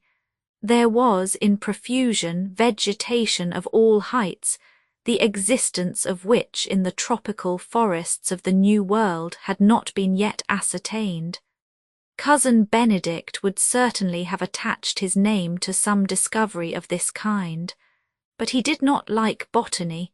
He knew nothing about it. He even quite naturally held flowers in aversion, under the pretext that some of them permit themselves to imprison the insects in their corollas and poison them with their venomous juices. At times the forest became marshy. They felt underfoot quite a network of liquid threads which would feed the affluents of the little river.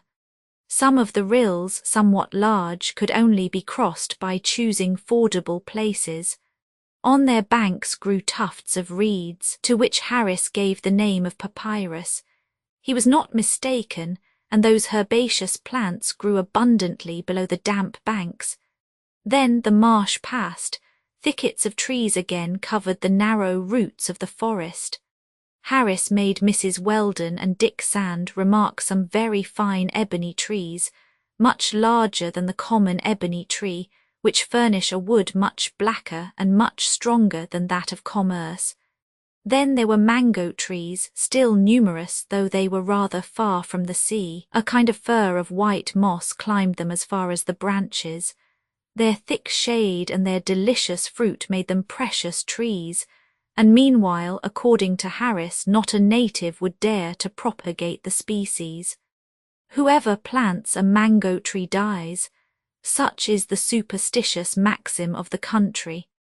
During the second half of this first day of the journey, the little troop, after the midday halt, began to ascend land slightly inclined. They were not as yet the slopes of the chain of the first plain, but a sort of undulating plateau which connected the plain with the mountain. There the trees, a little less compact, sometimes clustered in groups, would have rendered the march easier if the soil had not been invaded by herbaceous plants. One might believe himself in the jungles of Oriental India. Vegetation appeared to be less luxuriant than in the lower valley of the little river, but it was still superior to that of the temperate regions of the Old or of the New World. Indigo was growing there in profusion, and according to Harris, this leguminous plant passed with reason for the most usurping plant of the country. If a field came to be abandoned, this parasite, as much despised as the thistle or the nettle, took possession of it immediately. One tree seemed lacking in this forest, which ought to be very common in this part of the new continent. It was the caoutchouc tree. In fact, the ficus primoides, the Castelloa elastica, the Cecropia peltats, the Colophora utilis, the Cammeria letifolia, and above all the Siphonia elastica, which belong to different families, abound in the provinces of South America. And meanwhile, a rather singular thing, there was not a single one to be seen. Now, Dick Sand had particularly promised his friend Jack to show him some caoutchouc trees, so a great deception for the little boy, who figured to himself that gourds, speaking babies, articulate punchinellos, and elastic balloons grew quite naturally on those trees. He complained. "Patience, my good little man," replied Harris. "We shall find some of those caoutchoucs and by hundreds in the neighbourhood of the farm." "Handsome ones, very elastic?" asked little Jack. "The most elastic there are. Hold, while waiting, do you want a good fruit to take away your thirst?" And while speaking, Harris went to gather from a tree some fruits which seemed to be as pleasant to the taste as those from the peach tree. "Are you very sure, Mr. Harris," asked Mrs. Weldon, "that this fruit can do no harm?" "Mrs. Weldon, I am going to convince you," replied the American, who took a large mouthful of one of those fruits. "It is a mango." And little Jack, without any more pressing, followed Harris's example. He declared that it was very good, those pears, and the tree was at once put under contribution. Those mangoes belong to a species whose fruit is ripe in March and April, others being so only in September, and consequently their mangoes were just in time. "Yes, it is good, good, good," said little Jack with his mouth full. "But my friend Dick has promised me caoutchoucs if I was very good, and I want caoutchoucs." "You will have them, Jack," replied Mrs. Weldon, "because Mr. Harris assures you of it." "But that is not all," went on Jack. "My friend Dick has promised me some other thing." "What then has friend Dick promised?" asked Harris, smiling. "Some hummingbirds, sir." "And you shall have some hummingbirds, my good little man, but farther on," replied Harris. The fact is that little Jack had a right to claim some of these charming creatures, for he was now in a country where they should abound. The Indians, who know how to weave their feathers artistically, have lavished the most poetical names on those jewels of the flying race. They call them either the rays or the hairs of the sun. Here it is the little king of the flowers. There, the celestial flower that comes in its flight to caress the terrestrial flower. It is again the bouquet of jewels which sparkles in the fire of the day. It can be believed that their imagination would know how to furnish a new poetical appellation for each of the 150 species which constitute this marvellous tribe of hummingbirds. Meanwhile, however numerous these hummingbirds might be in the forests of Bolivia, little Jack was obliged to still content himself with Harris's promise. According to the American, they were still too close to the coast, and the hummingbirds did not like these deserts so near the ocean. The presence of man did not frighten them. At the hacienda, they heard nothing all day but their cry of terror and the murmur of their wings, similar to that of a spinning wheel. "Ah, how I should like to be there," cried little Jack. The surest method of getting there to the hacienda of San Felice was not to stop on the road. Mrs. Weldon and her companions only took the time absolutely necessary for repose. The aspect of the forest already changed. Between the less crowded trees large clearings opened here and there. The sun, piercing the green carpet, then showed its structure of red syenite granite, similar to slabs of lapis lazuli. On some heights the sarsaparilla abounded, a plant with fleshy tubercles which formed an inextricable tangle. The forest with the narrow paths was better for them. Before sunset the little troop were about 8 miles from the point of departure. This journey had been made without accident, and even without great fatigue. It is true, it was the first journey on the march, and no doubt the following halting places would be rougher. By a common consent they decided to make a halt at this place. The question then was not to establish a real camp, but to simply organize a resting place. 1 man on guard relieved every 2 hours would suffice to watch during the night, neither the natives nor the deer being truly formidable. They found nothing better for shelter than an enormous mango tree, whose large branches, very bushy, formed a kind of natural veranda. If necessary, they could nestle in the branches. Only on the arrival of the little troop, a deafening concert arose from the top of the tree. The mango served as a perch for a colony of grey parrots, prattling, quarrelsome, ferocious birds which set upon living birds, and those who would judge them from their congeners which Europe keeps in cages, would be singularly mistaken. These parrots jabbered with such a noise that Dick Sand thought of firing at them to oblige them to be silent, or to put them to flight. But Harris dissuaded him, under the pretext that in these solitudes it was better not to disclose his presence by the detonation of a firearm. "Let us pass along without noise," he said, "and we shall pass along without danger." Supper was prepared at once, without any need of proceeding to cook food. It was composed of conserves and biscuit. A little rill, which wound under the plants, furnished drinkable water, which they did not drink without improving it with a few drops of rum. As to dessert, the mango was there with its juicy fruit, which the parrots did not allow to be picked without protesting with their abominable cries. At the end of the supper it began to be dark. The shade rose slowly from the ground to the tops of the trees, from which the foliage soon stood out like a fine tracery on the more luminous background of the sky. The first stars seemed to be shining flowers which twinkled at the end of the last branches. The wind went down with the night, and no longer trembled in the branches of the trees. The parrots themselves had become mute. Nature was going to rest, and inviting every living being to follow her in this deep sleep.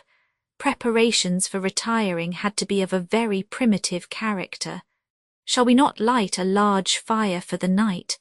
Dick Sand asked the American. "What's the good?" replied Harris. "Fortunately the nights are not cold, and this enormous mango will preserve the soil from all evaporation. We have neither cold nor dampness to fear. I repeat, my young friend, what I told you just now. Let us move along incognito. No more fire than gunshots, if possible." "I believe indeed," then said Mrs. Weldon, "that we have nothing to fear from the Indians, even from those wanderers of the woods of whom you have spoken, Mr. Harris. But are there not other 4-footed wanderers that the sight of a fire would help to keep at a distance?" "Mrs. Weldon," replied the American, "you do too much honour to the deer of this country. Indeed, they fear man more than he fears them."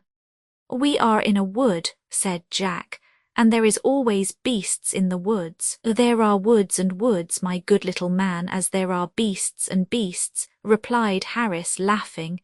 "Imagine that you are in the middle of a large park.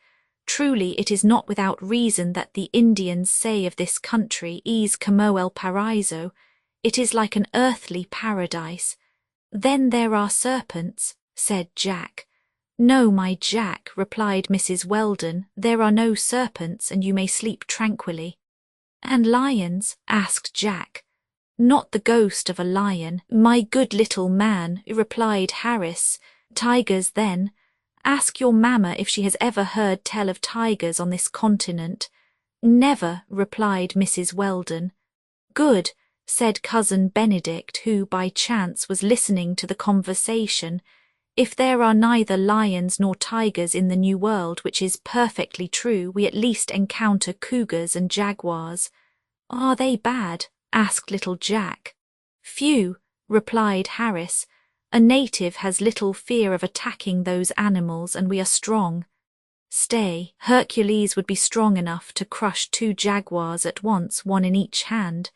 You will watch well, Hercules, then said little Jack, and if a beast comes to bite us, it is I who will bite it, Mr. Jack, replied Hercules, showing his mouth armed with superb teeth.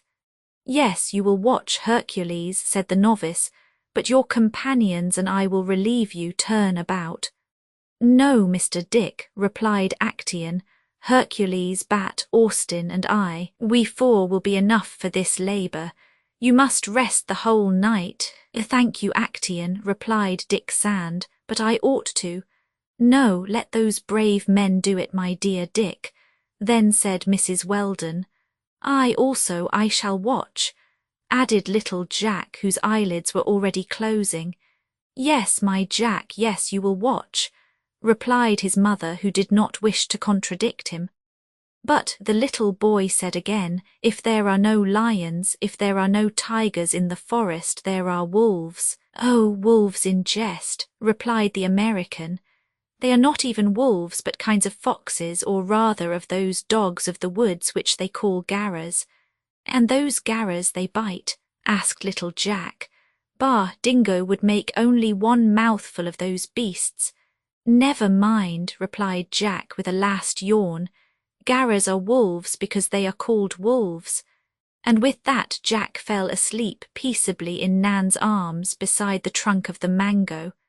Mrs. Weldon, lying near her, gave a last kiss to her little boy, and her tired eyes quickly closed for the night. A few moments later Hercules brought back to the camp Cousin Benedict, who had just gone off to commence a chase for pyrophores. They are cocuyos, or luminous flies, which the stylish put in their hair like so many living gems.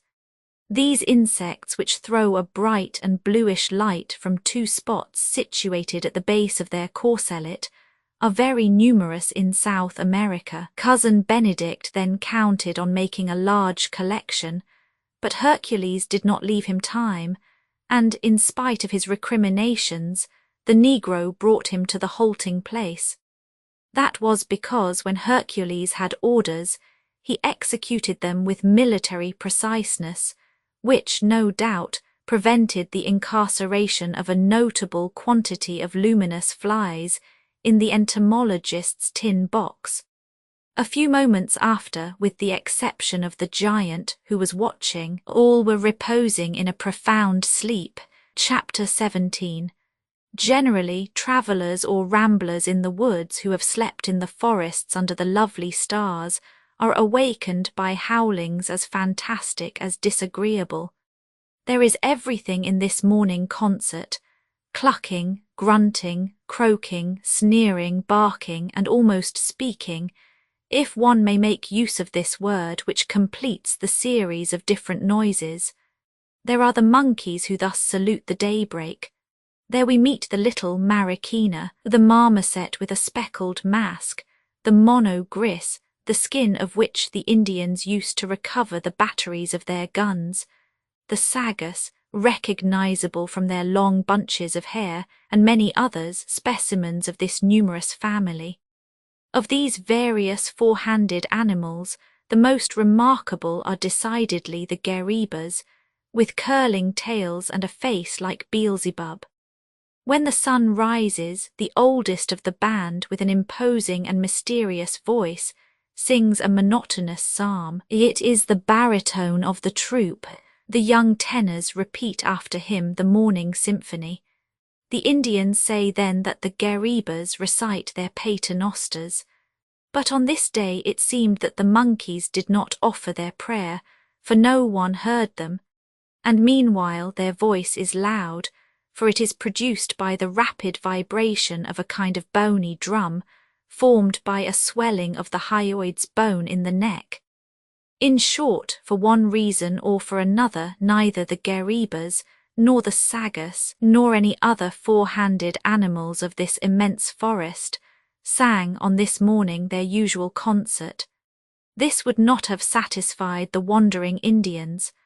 Not that these natives appreciate this kind of strange choral music, but they willingly give chase to the monkeys, and if they do, it is because the flesh of this animal is excellent above all when it is smoke-dried. Dick Sand, of course, could not be familiar with the habits of the geribas, neither were his companions, or this not hearing them would have undoubtedly been a subject of surprise.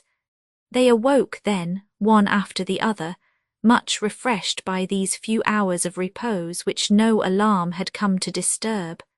Little Jack was not the last to stretch his arms. His first question was to ask if Hercules had eaten a wolf during the night.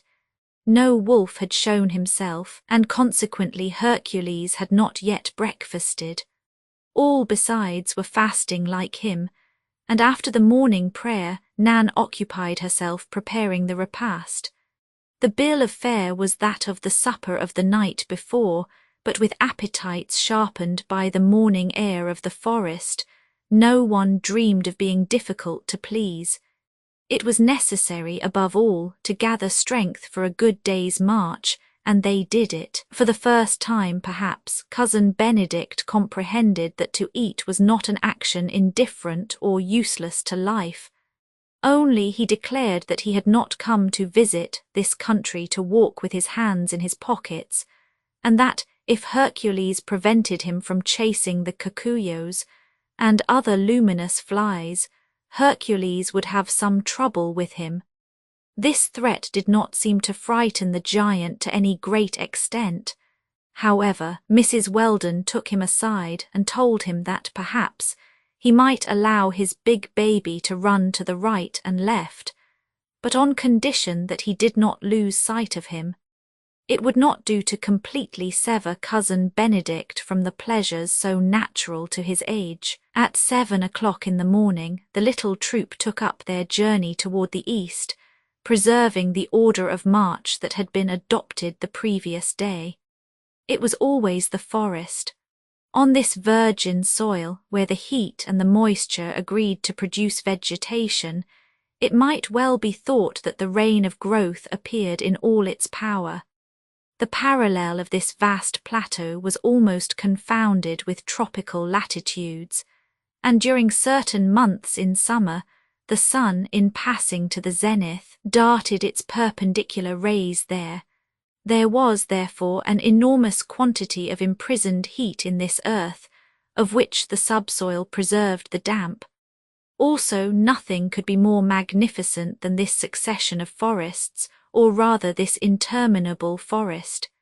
Meanwhile, Dick Sand had not failed to observe this, that according to Harris they were in the region of the Pampas.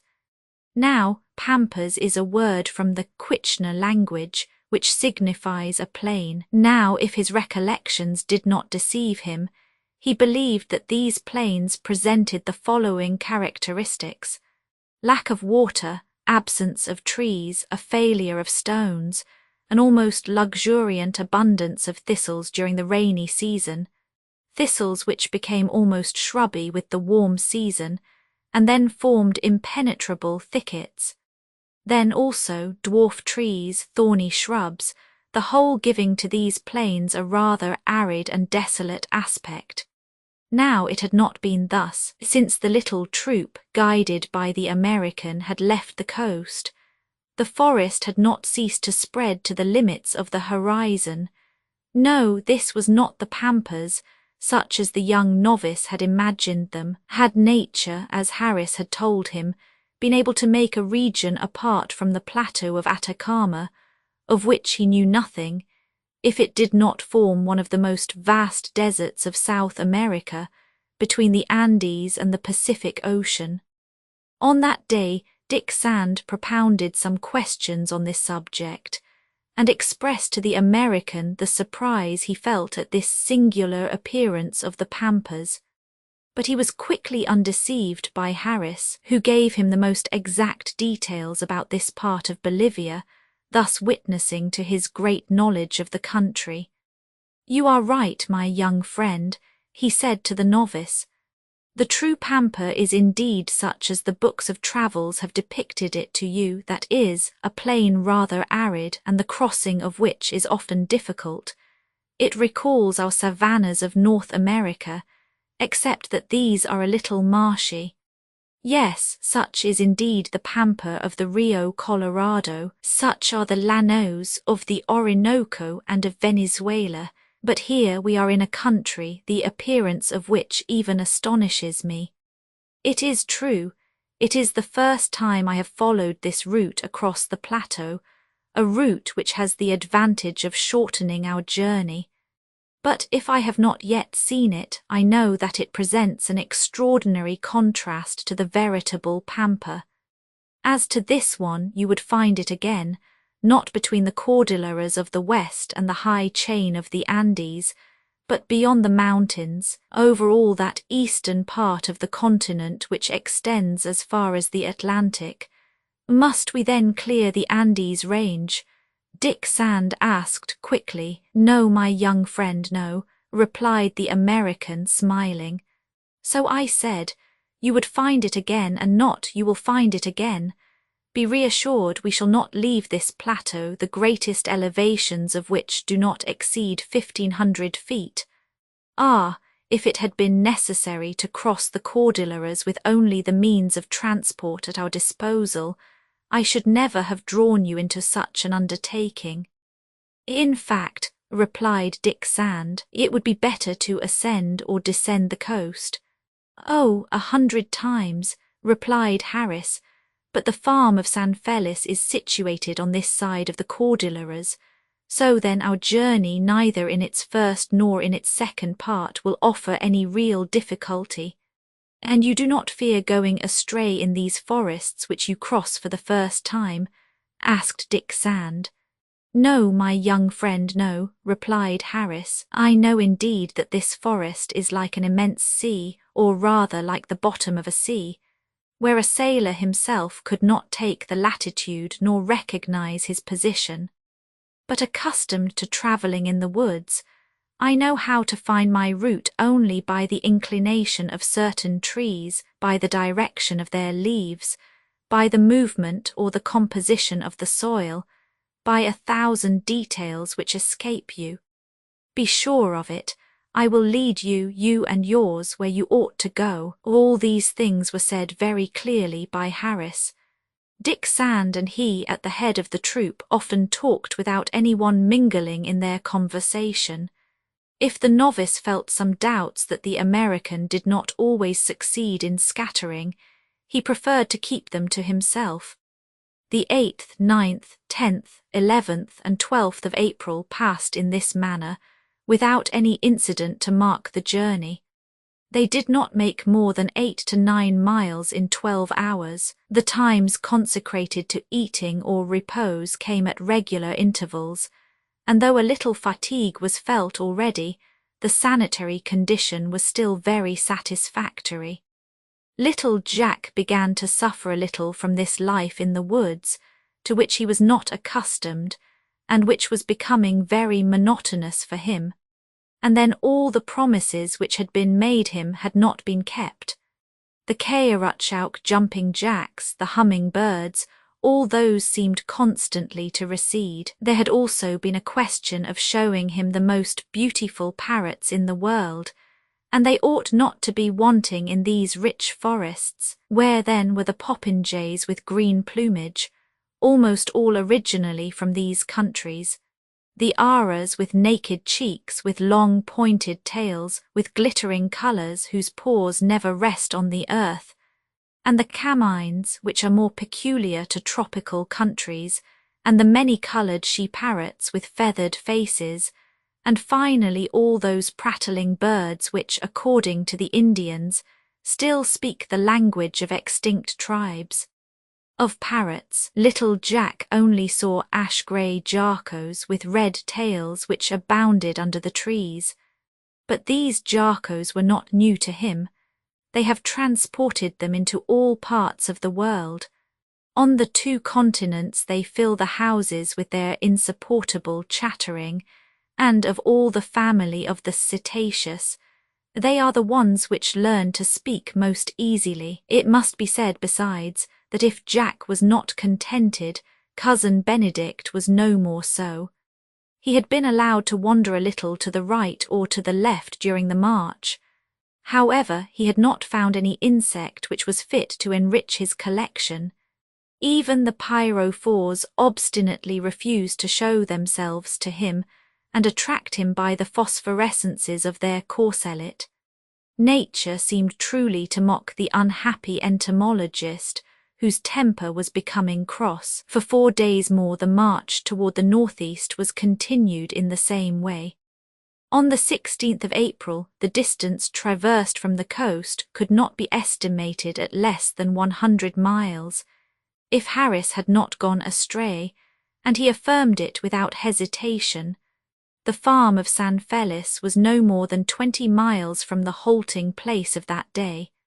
Before 48 hours, the little troop then would have a comfortable shelter, where its members could at last repose from their fatigues. Meanwhile, though the plateau had been almost entirely crossed in its middle part, not a native, not a wanderer had been encountered under the immense forest.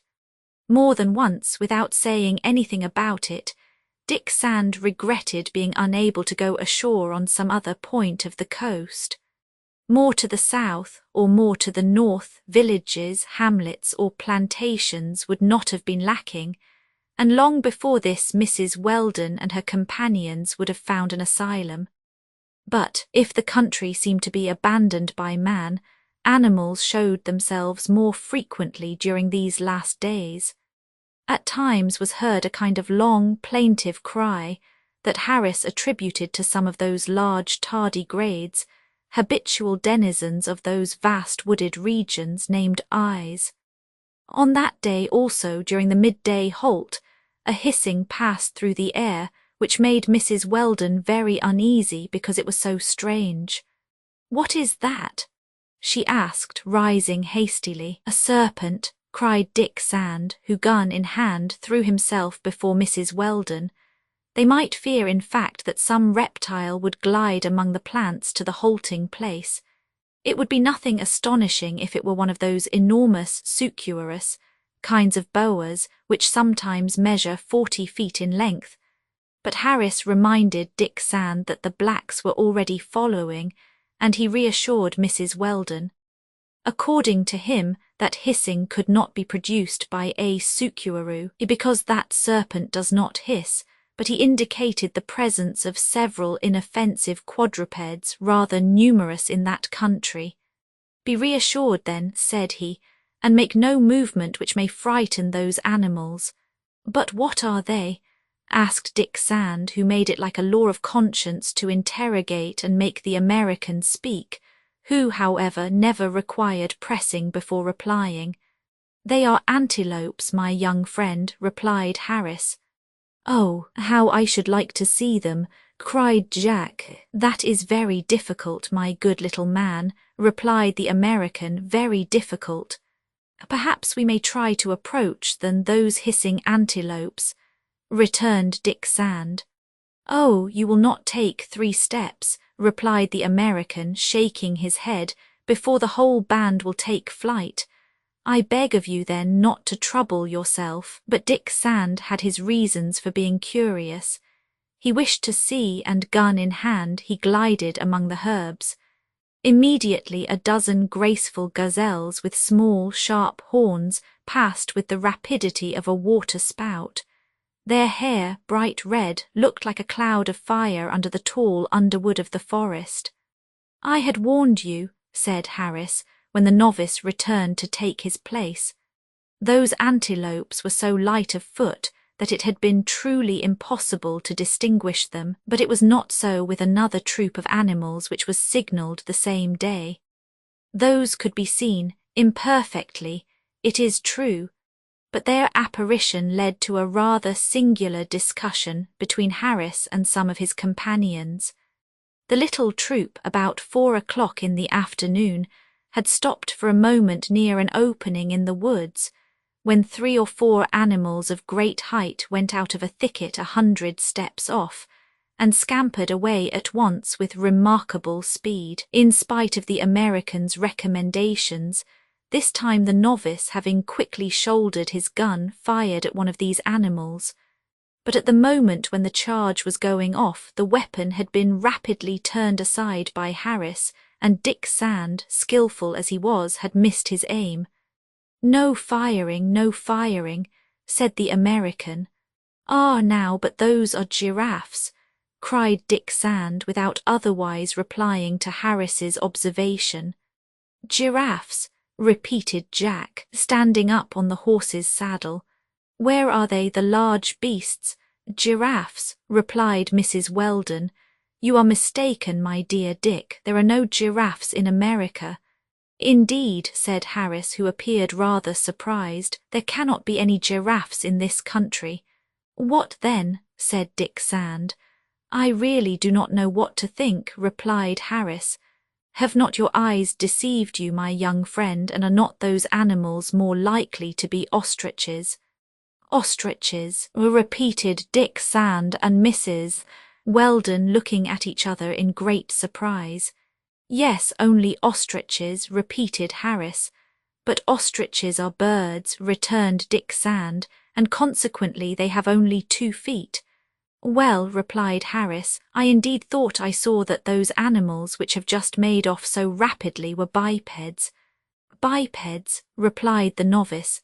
"Indeed, it seemed to me that I saw animals with 4 legs," then said Mrs. Weldon. "I also," added old Tom, then Bat Actaeon and Austin confirmed those words. "Ostriches with 4 legs," cried Harris with a burst of laughter. "That would be ridiculous." "So," returned Dick Sand, "we have believed they were giraffes and not ostriches." "No, my young friend, no," said Harris. "You have certainly seen badly. That is explained by the rapidity with which those animals have flown away. Besides, it has happened more than once that hunters have been deceived like you, and in the best faith in the world. What the American said was very plausible. Between an ostrich of great height and a giraffe of medium height, seen at a certain distance, it is easy to make a mistake. If it were a question of a beak or a nose, both are none the less joined to the end of a long neck turned backward, and strictly speaking, it may be said that an ostrich is only a half giraffe. It only needs the hind legs. Then this biped and this quadruped, passing rapidly, on a sudden may very properly be taken one for the other. Besides, the best proof that Mrs. Weldon and the others were mistaken was that there are no giraffes in America. Dick Sand then made this reflection: "But I believed that ostriches were not met with in the New World any more than giraffes." "Yes, my young friend," replied Harris, "and indeed South America possesses a peculiar species. To this species belongs the Nandan, which you have just seen." Harris spoke the truth. The Nandan is a long-legged bird, rather common in the plains of South America, and its flesh when it is young is good to eat.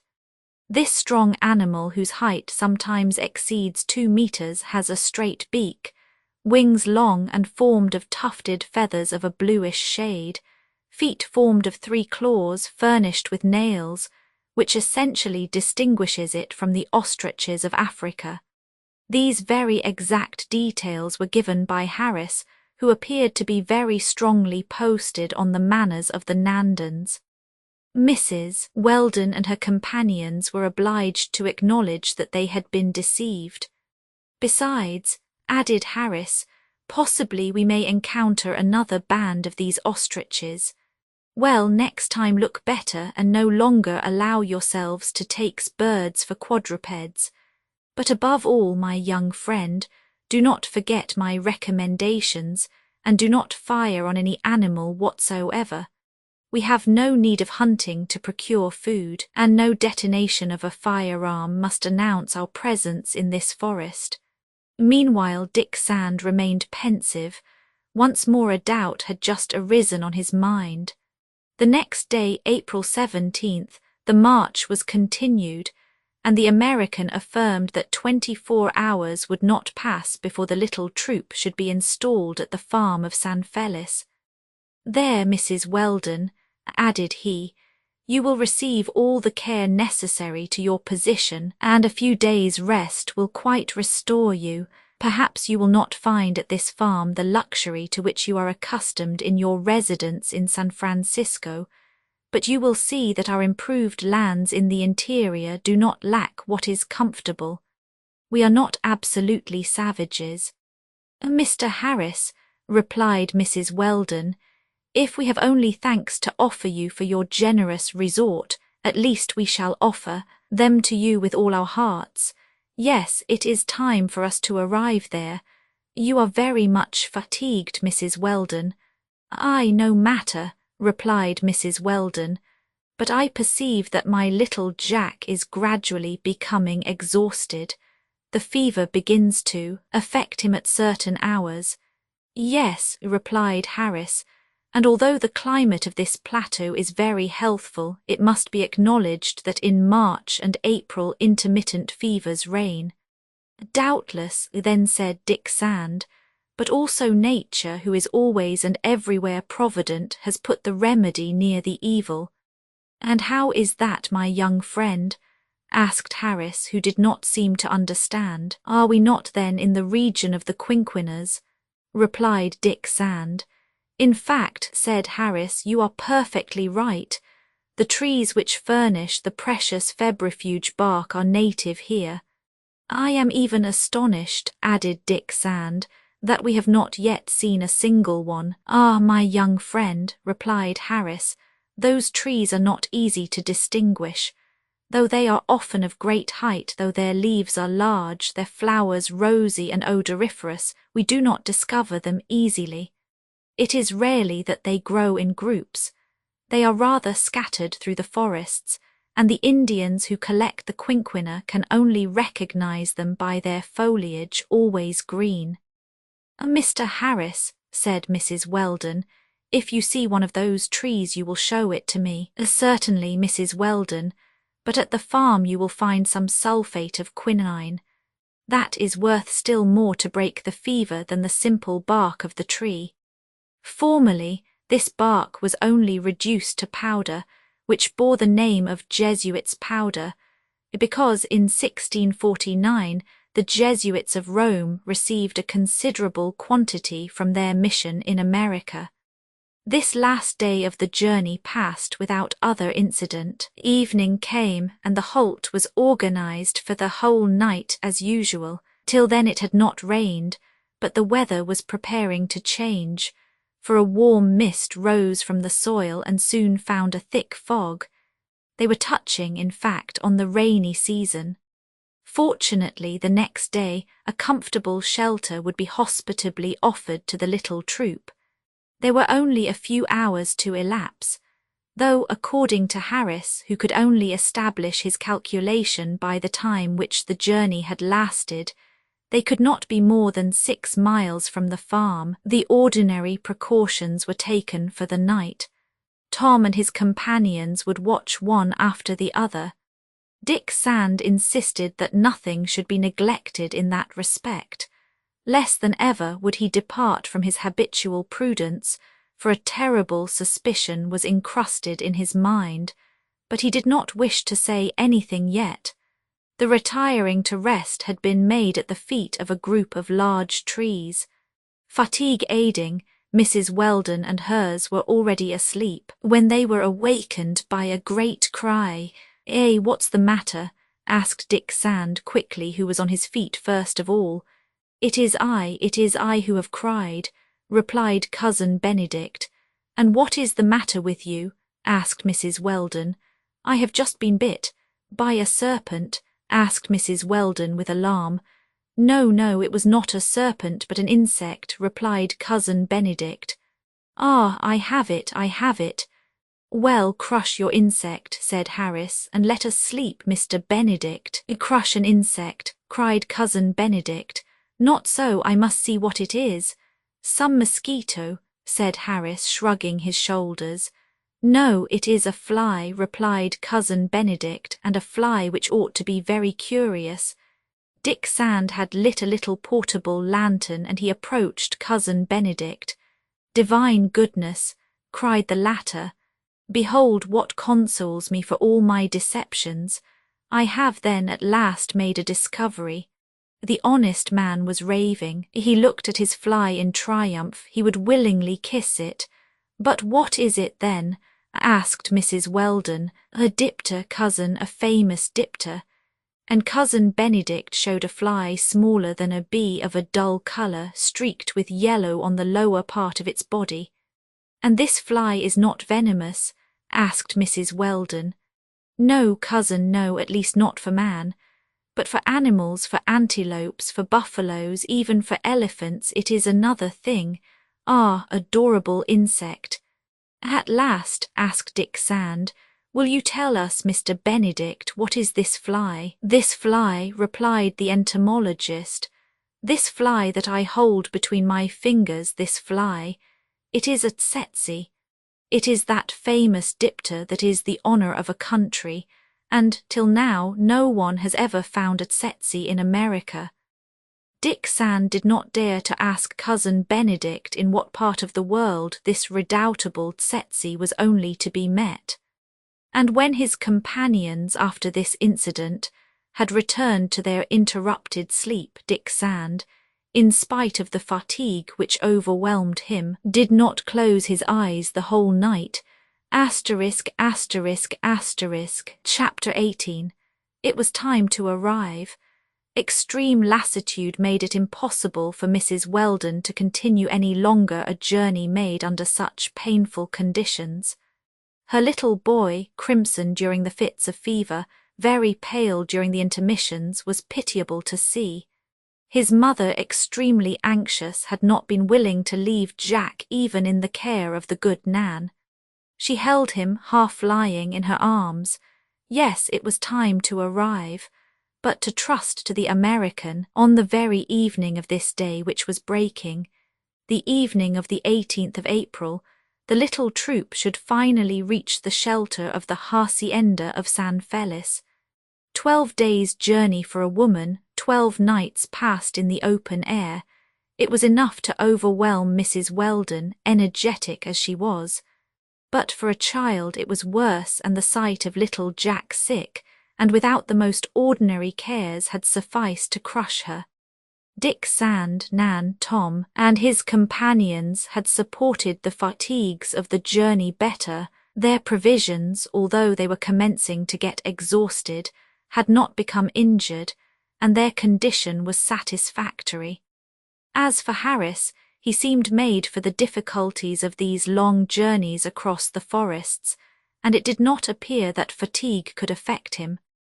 Only, in proportion as he neared the farm, Dick Sand observed that he was more preoccupied and less frank in behaviour than before. The contrary would have been more natural. This was, at least, the opinion of the young novice, who had now become more than suspicious of the American. And meanwhile, what interest could Harris have in deceiving them? Dick Sand could not have explained it, but he watched their guide more closely. The American probably felt himself suspected by Dick Sand, and no doubt it was this mistrust which made him still more taciturn with his young friend. The march had been resumed. In the forest less thick, the trees were scattered in groups, and no longer formed impenetrable masses. Was it then the true pampas of which Harris had spoken? During the first hours of the day no accident happened to aggravate the anxieties that Dick Sand felt. Only 2 facts were observed by him. Perhaps they were not very important, but in these actual junctures no detail could be neglected. It was the behaviour of Dingo which, above all, attracted more especially the young man's attention.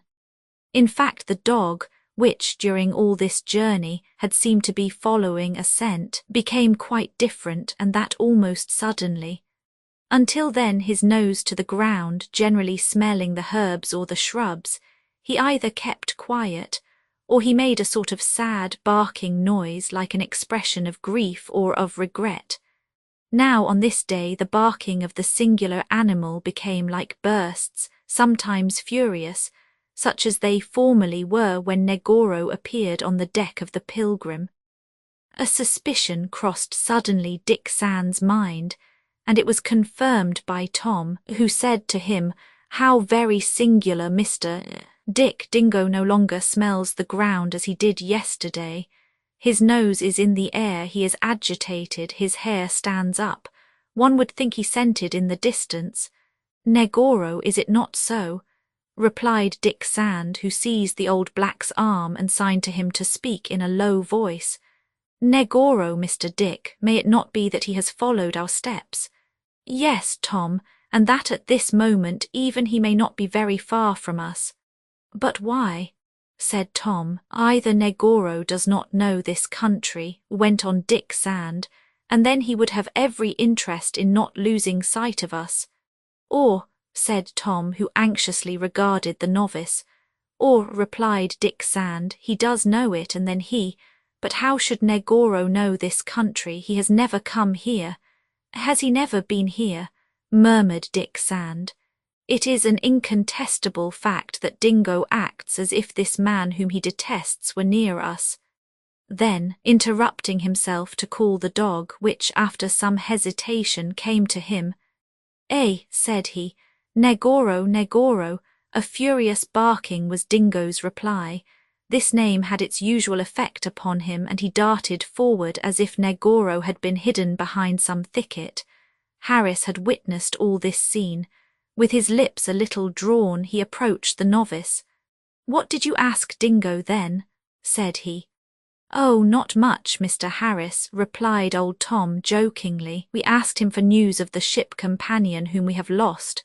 "Ah," said the American, "the Portuguese, the ship's cook of whom you have already spoken to me."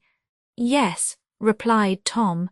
"One would say to hear Dingo that Negoro is in the vicinity."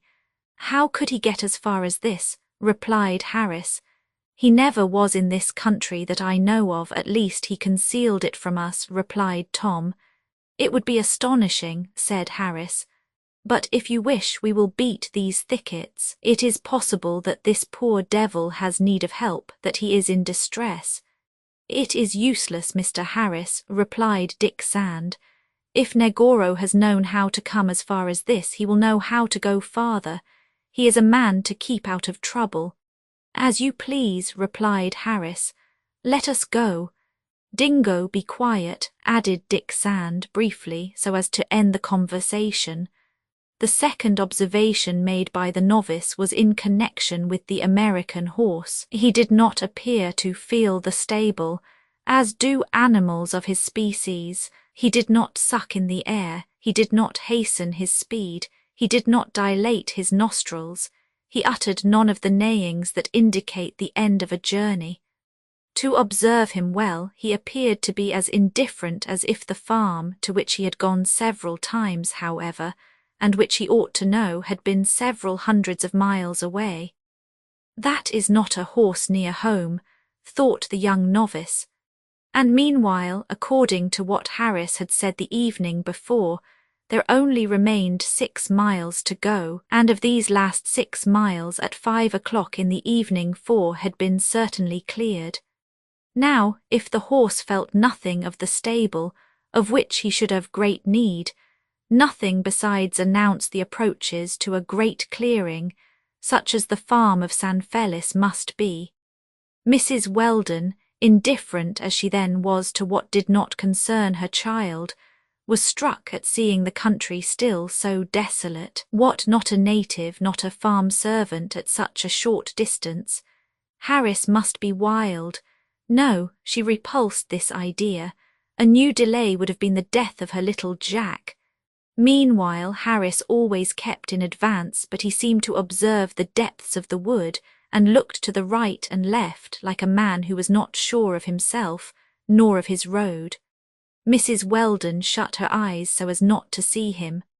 After a plain a mile in extent, the forest, without being as dense as in the west, had reappeared, and the little troop was again lost under the great trees. At 6 o'clock in the evening they had reached a thicket which appeared to have recently given passage to a band of powerful animals.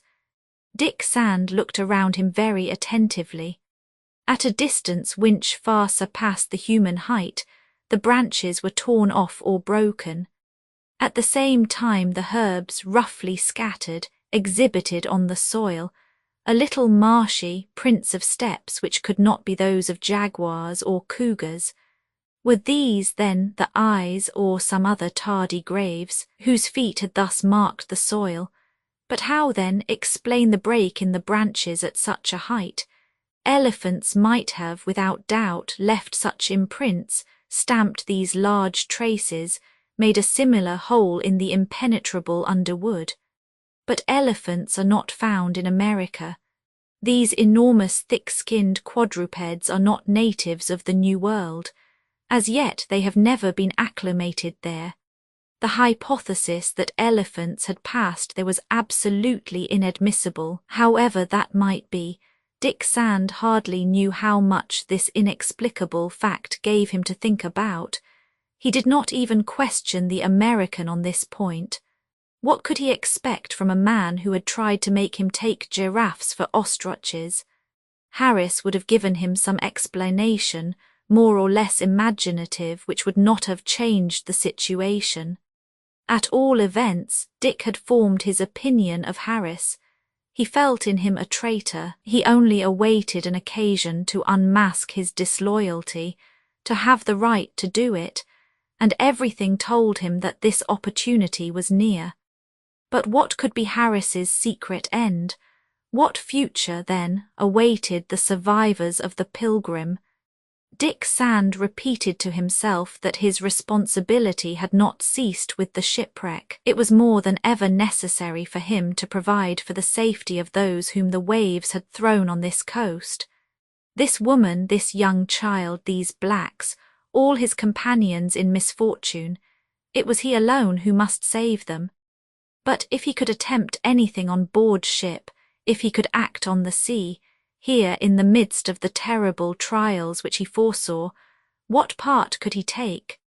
Dick Sand would not shut his eyes before the frightful reality that each instant made more indisputable. In this juncture he again became the captain of 15 years, as he had been on the Pilgrim.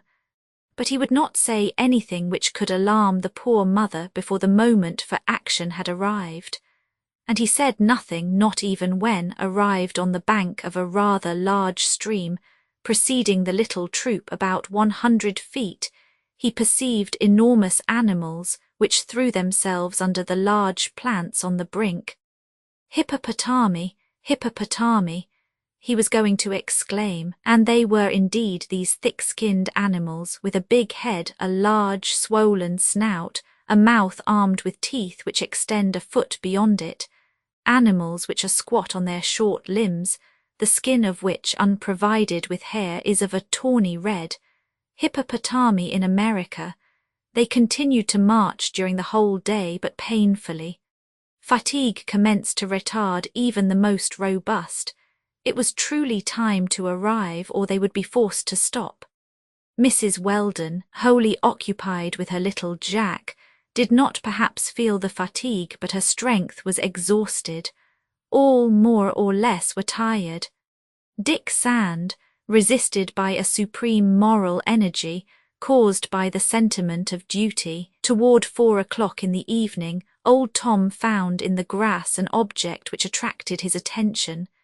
It was an arm, a kind of knife of a particular shape, formed of a large, curved blade, set in a square ivory handle rather roughly ornamented. Tom carried this knife to Dick Sand, who took it, examined it, and finally showed it to the American, saying, "No doubt the natives are not very far off." "That is so," replied Harris, and meanwhile, repeated Dick Sand, who now steadily looked Harris in the face. We should be very near the farm, replied Harris, hesitating, and I do not recognize. You are then astray? Quickly asked Dick Sand. Astray, no, the farm cannot be more than 3 miles away now. But I wish to take the shortest road through the forest, and perhaps I have made a little mistake. Perhaps, replied Dick Sand. I would do well, I think, to go in advance, said Harris. No, Mr. Harris, we will not separate, replied Dick Sand in a decided tone. As you will, replied the American, but during the night it will be difficult for me to guide you. Never mind that, replied Dick Sand. We are going to halt. Mrs. Weldon will consent to pass a last night under the trees, and tomorrow, when it is broad daylight, we will proceed on our journey. 2 or 3 miles still, that will be an hour's walk. Be it so, replied Harris. At that moment Dingo commenced to bark furiously. Here, Dingo, here, cried Dick Sand. You know well that no one is there and that we are in the desert. This last halt was then decided upon. Mrs. Weldon let her companions work without saying a word. Her little Jack was sleeping in her arms, made drowsy by the fever. They sought the best place to pass the night. This was under a large bunch of trees, where Dick Sand thought of disposing all for their rest, but old Tom, who was helping him in these preparations, stopped suddenly, crying out, Mr. Dick, look, look, what is it, old Tom? Asked Dick Sand in the calm tone of a man who attends to everything. There, there, cried Tom, on those trees blood stains, and on the ground mutilated limbs. Dick Sand rushed toward the spot indicated by old Tom. Then, returning to him, Silence, Tom, silence, said he. In fact, there on the ground were hands cut off, and above these human remains were several broken forks and a chain in pieces.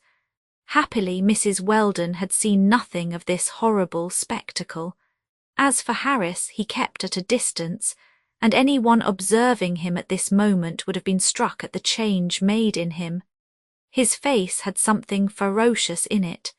Dingo had rejoined Dick Sand, and before these bloody remains he barked with rage.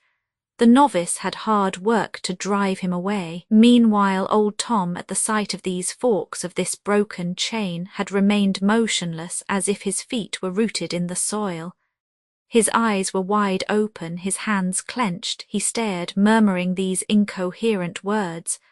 I have seen, already seen, these forks, when little I have seen, and no doubt the memories of his early infancy returned to him vaguely. He tried to recall them, he was going to speak. Be silent, Tom, repeated Dick Sand. For Mrs. Weldon's sake, for all our sakes, be silent. And the novice led the old black away. Another halting place was chosen at some distance, and all was arranged for the night. The repast was prepared, but they hardly touched it. Fatigue took away their hunger. All were under an indefinable impression of anxiety which bordered on terror. Darkness came gradually. Soon it was profound. The sky was covered with great stormy clouds. Between the trees in the western horizon they saw some flashes of heat lightning. The wind had fallen, not a leaf moved on the trees. An absolute silence succeeded the noises of the day, and it might be believed that the heavy atmosphere, saturated with electricity, was becoming unfit for the transmission of sounds. Dick Sand, Austin, and Bat watched together. They tried to see, to hear during this very dark night if any light whatsoever or any suspicious noise should strike their eyes or their ears. Nothing troubled either the calm or the obscurity of the forest. Torn, not sleepy, but absorbed in his remembrances, his head bent, remained quiet, as if he had been struck by some sudden blow. Mrs. Weldon rocked her child in her arms and only thought of him. Only Cousin Benedict slept, perhaps, for he alone did not suffer from the common impression. His faculty for looking forward did not go so far. Suddenly, about 11 o'clock, a prolonged and grave roaring was heard, with which was mingled a sort of sharper shuddering. Tom stood up and stretched out his hand toward a dense thicket, a mile or more distant. Dick Sand seized his arm, but he could not prevent Tom from crying in a loud voice, "The lion, the lion!" This roaring, which he had so often heard in his infancy, the old black had just recognized it. "The lion," he repeated. Dick Sand, incapable of controlling himself longer, rushed, cutlass in hand, to the place occupied by Harris. Harris was no longer there, and his horse had disappeared with him. A sort of revelation took place in Dick Sand's mind. The compass had deceived him during a part of the voyage, we know why. Led away by the tempest over a false route, he must have doubled Cape Horn, and from the Pacific Ocean he had passed into the Atlantic. The speed of his ship, which he could only imperfectly estimate, had been doubled, unknown to him, by the force of the hurricane. Behold why the caoutchouc trees, the quinquinas, the products of South America were missing in this country, which was neither the plateau of Atacama nor the Bolivian pampa. Yes, they were giraffes, not ostriches, which had fled away in the opening. They were elephants that had crossed the thick underwood. They were hippopotami whose repose Dick Sand had troubled under the large plants. It was the tsetse, that dipter picked up by Benedict, the formidable tsetse under whose stings the animals of the caravans perish.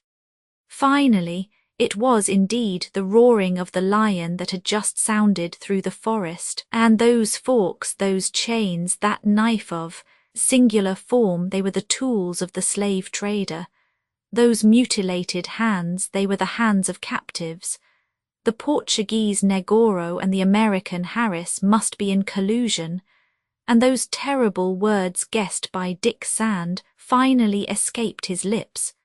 Africa, equatorial Africa, Africa of the slave trade and the slaves. He was not where he had believed he was. So it was not on the American coast that the Pilgrim had gone ashore. It was not the Isle of Pax, whose bearing the novice had taken at sea, but some other island situated exactly to the west of this continent, as the Isle of Pax is situated to the west of America. End of part I part Roman 2 ****, Chapter 19. The slave trade. Nobody is ignorant of the significance of this word, which should never have found a place in human language. This abominable traffic, for a long time practiced to the profit of the European nations which possessed colonies beyond the sea, has been already forbidden for many years. Meanwhile, it is always going on a large scale, and principally in Central Africa. Even in this 19th century, the signature of a few states, calling themselves Christians, are still missing from the Act for the Abolition of Slavery. We might believe that the trade is no longer carried on, that this buying and this selling of human creatures has ceased. It is not so, and that is what the reader must know if he wishes to become more deeply interested in the second part of this history. He must learn what these men-hunts actually are still, these hunts which threaten to depopulate a whole continent for the maintenance of a few slave colonies, where and how these barbarous captures are executed, how much blood they cost, how they provoke incendiarism and pillage, finally, for whose profit they are made. It is in the 15th century only that we see the trade in blacks carried on for the first time. Behold under what circumstances it was established. The Mussulmans, after being expelled from Spain, took refuge beyond the strait on the coast of Africa. The Portuguese, who then occupied that part of the coast, pursued them with fury. A certain number of those fugitives were made prisoners and brought back to Portugal. Reduced to slavery, they constituted the first nucleus of African slaves which has been formed in Western Europe since the Christian era. But those Mussulmans belonged, for the most part, to rich families, who wished to buy them back for gold. The Portuguese refused to accept a ransom, however large it might be. They had only to make foreign gold. What they lacked were the arms so indispensable then for the work of the growing colonies, and, to say it all, the arms of the slave. The Mussulman families, being unable to buy back their captive relatives, then offered to exchange them for a much larger number of black Africans, whom it was only too easy to carry off. The offer was accepted by the Portuguese, who found that exchange to their advantage, and thus the slave trade was founded in Europe. Toward the end of the 16th century, this odious traffic was generally admitted, and it was not repugnant to the still barbarous manners. All the states protected it so as to colonize more rapidly and more surely the isles of the New World. In fact, the slaves of black origin could resist the climate, where the badly acclimated whites, still unfit to support the heat of intertropical climates, would have perished by thousands. The transport of Negroes to the American colonies was then carried on regularly by special vessels, and this branch of transatlantic commerce led to the creation of important stations on different points of the African coast.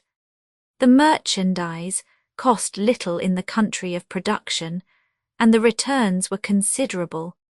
But necessary as was the foundation of the colonies beyond the sea from all points of view, it could not justify those markets for human flesh. Generous voices soon made themselves heard, which protested against the trade in blacks, and demanded from the European governments a decree of abolition in the name of the principles of humanity. In 1751, the Quakers put themselves at the head of the abolition movement, even in the heart of that North America where, 100 years later, the War of Secession was to burst forth, to which this question of slavery was not a foreign one.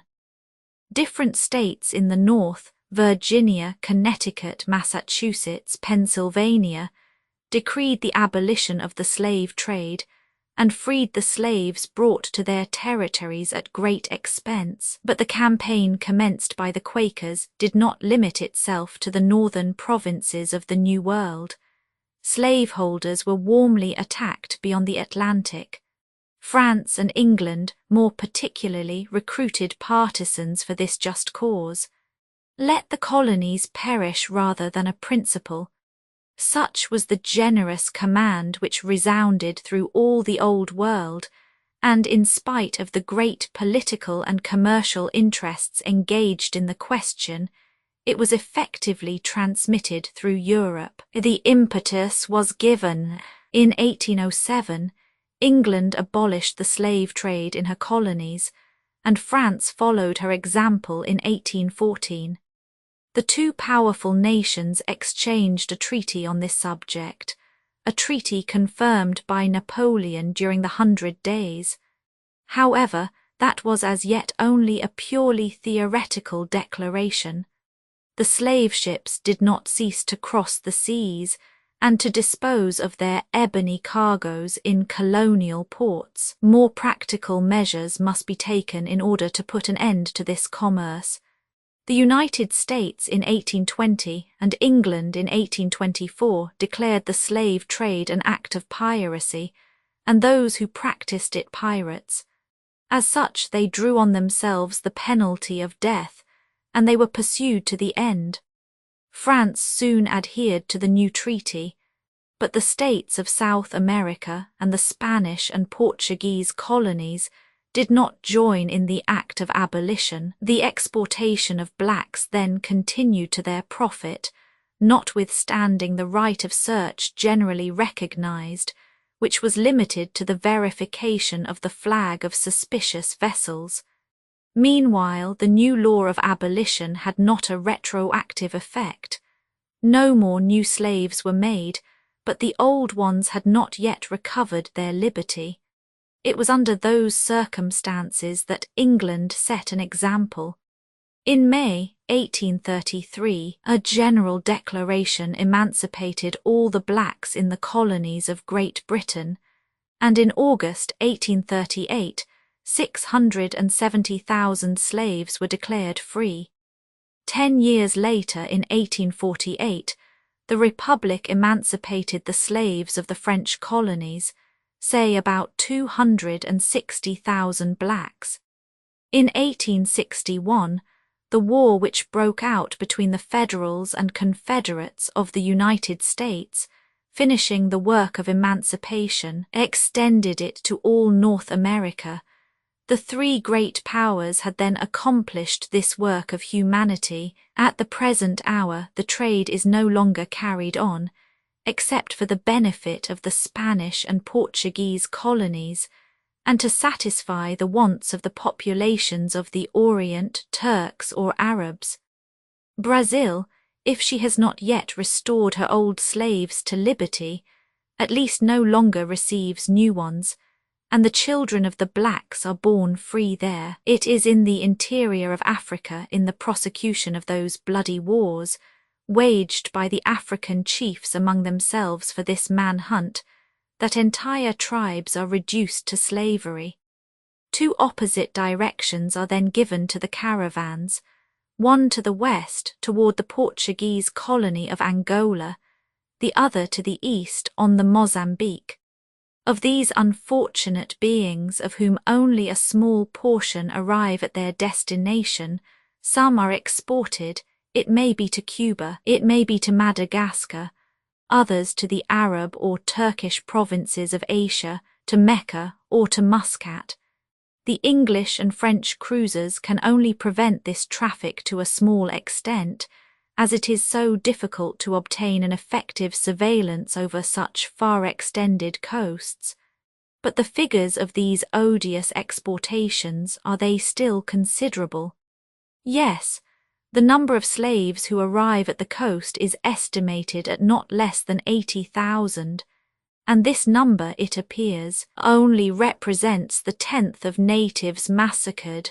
After these dreadful butcheries, the devastated fields are deserted, the burnt villages are without inhabitants, the rivers carry down dead bodies, deer occupy the country.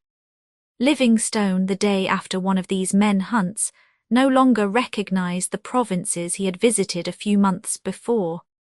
All the other travellers, Grant, Speke, Burton, Cameron and Stanley, do not speak otherwise of this wooded plateau of Central Africa, the principal theatre of the wars between the chiefs, in the region of the Great Lakes, over all that vast country which feeds the market of Zanzibar, in Bornu and Fezzan, farther south, on the banks of the Nyassa and the Zambesi, farther west, in the districts of the Upper Zaire, which the daring Stanley has just crossed, is seen the same spectacle: ruins, massacres, depopulation. Then will slavery in Africa only end with the disappearance of the black race, and will it be with this race as it is with the Australian race or the race in New Holland?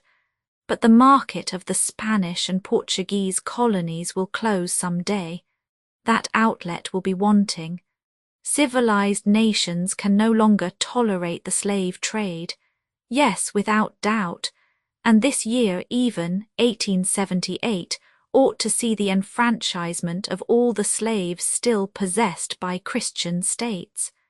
However, for long years to come the Mussulman nations will maintain this traffic, which depopulates the African continent. It is for them, in fact, that the most important emigration of the blacks is made, as the number of natives snatched from their provinces and brought to the eastern coast annually exceeds 40,000. Long before the expedition to Egypt, the Negroes of the Sunar were sold by thousands to the Negroes of the Darfur, and reciprocally, General Bonaparte was able to buy a pretty large number of these blacks, of whom he made organized soldiers like the Mamelukes. Since then, during this century, of which 4/5 have now passed away, commerce in slaves has not diminished in Africa. On the contrary, and in fact, Islamism is favorable to the slave trade. The black slave must replace the white slave of former times in Turkish provinces. So contractors of every origin pursue this execrable traffic on a large scale. They thus carry a supplement of population to those races which are dying out and will disappear some day because they do not regenerate themselves by labour. These slaves, as in the time of Bonaparte, often become soldiers. With certain nations of the Upper Niger, they compose the half of the armies of the African chiefs. Under these circumstances, their fate is not sensibly inferior to that of free men. Besides, when the slave is not a soldier, he is money which has circulation. Even in Egypt and at Bornu, officers and functionaries are paid in that money. William Legion has seen it and has told of it. Such is, then, the actual state of the trade. Must it be added that a number of agents of the great European powers are not ashamed to show a deplorable indulgence for this commerce? Nevertheless, nothing is truer. While the cruisers watch the coasts of the Atlantic and the Indian Oceans, the traffic goes on regularly in the interior. The caravans walk on under the eyes of certain functionaries, and massacres where 10 blacks perish to furnish 1 slave take place at stated periods, so it will now be understood how terrible were those words just pronounced by Dick Sand. Africa, Equatorial Africa, Africa of slave traders and slaves, and he was not deceived. It was Africa with all its dangers for his companions and for himself. But on what part of the African continent had an inexplicable fatality landed him? Evidently on the western coast, and as an aggravating circumstance, the young novice was forced to think that the Pilgrim was thrown on precisely that part of the coast of Angola where the caravans, which clear all that part of Africa, arrive. In fact, it was there. It was that country which Cameron on the south and Stanley on the north were going to cross a few years later, and at the price of what efforts? Of this vast territory, which is composed of 3 provinces, Bengla, Congo and Angola, there was but little known then except the coast. It extends from the Nurse in the south as far as the Zaire in the north, and the 2 principal towns form 2 ports, Bengla and St. Paul de Loanda, the capital of the colony which set off from the Kingdom of Portugal. In the interior this country was then almost unknown. Few travellers had dared to venture there. A pernicious climate, warm and damp lands, which engender fevers, barbarous natives, some of whom are still cannibals, a permanent state of war between tribes, the slave traders' suspicion of every stranger who seeks to discover the secrets of their infamous commerce. Such are the difficulties to surmount, the dangers to overcome in this province of Angola, one of the most dangerous of Equatorial Africa. Tucky in 1816 had ascended the Congo beyond the Yelala Falls, but over an extent of 200 miles at the most. This simple halting place could not give a definite knowledge of the country, and nevertheless it had caused the death of the greater part of the savants and officers who composed the expedition. 37 years later, Dr. Livingstone had advanced from the Cape of Good Hope as far as the upper Zambesi. Thence, in the month of November, with a hardihood which has never been surpassed, he traversed Africa from the south to the northwest, cleared the Congo, one of the branches of the Congo, and on the 31st of May, 1854, arrived at St. Paul de Loanda. It was the first view in the unknown of the great Portuguese colony. 18 years after, 2 daring discoverers crossed Africa from the east to the west, and arrived one south, the other north of Angola, after unheard-of difficulties. The first, according to the date, was a lieutenant in the English Navy, Verne Cameron. In 1872 there was reason to fear that the expedition of the American, Stanley, was in great danger. It had been sent to the Great Lake region in search of Livingstone. Lieutenant Cameron offered to go over the same road. The offer was accepted. Cameron, accompanied by Dr. Dillon, Lieutenant Cecil Murphy and Robert Moffat, a nephew of Livingstone, started from Zanzibar. After having crossed Algogo, he met Livingstone's faithful servants carrying their master's body to the eastern coast. He continued his route to the west, with the unconquerable desire to pass from one coast to the other. He crossed Auni-Aniembe, Augounder and Kahawel, where he collected the great traveller's papers.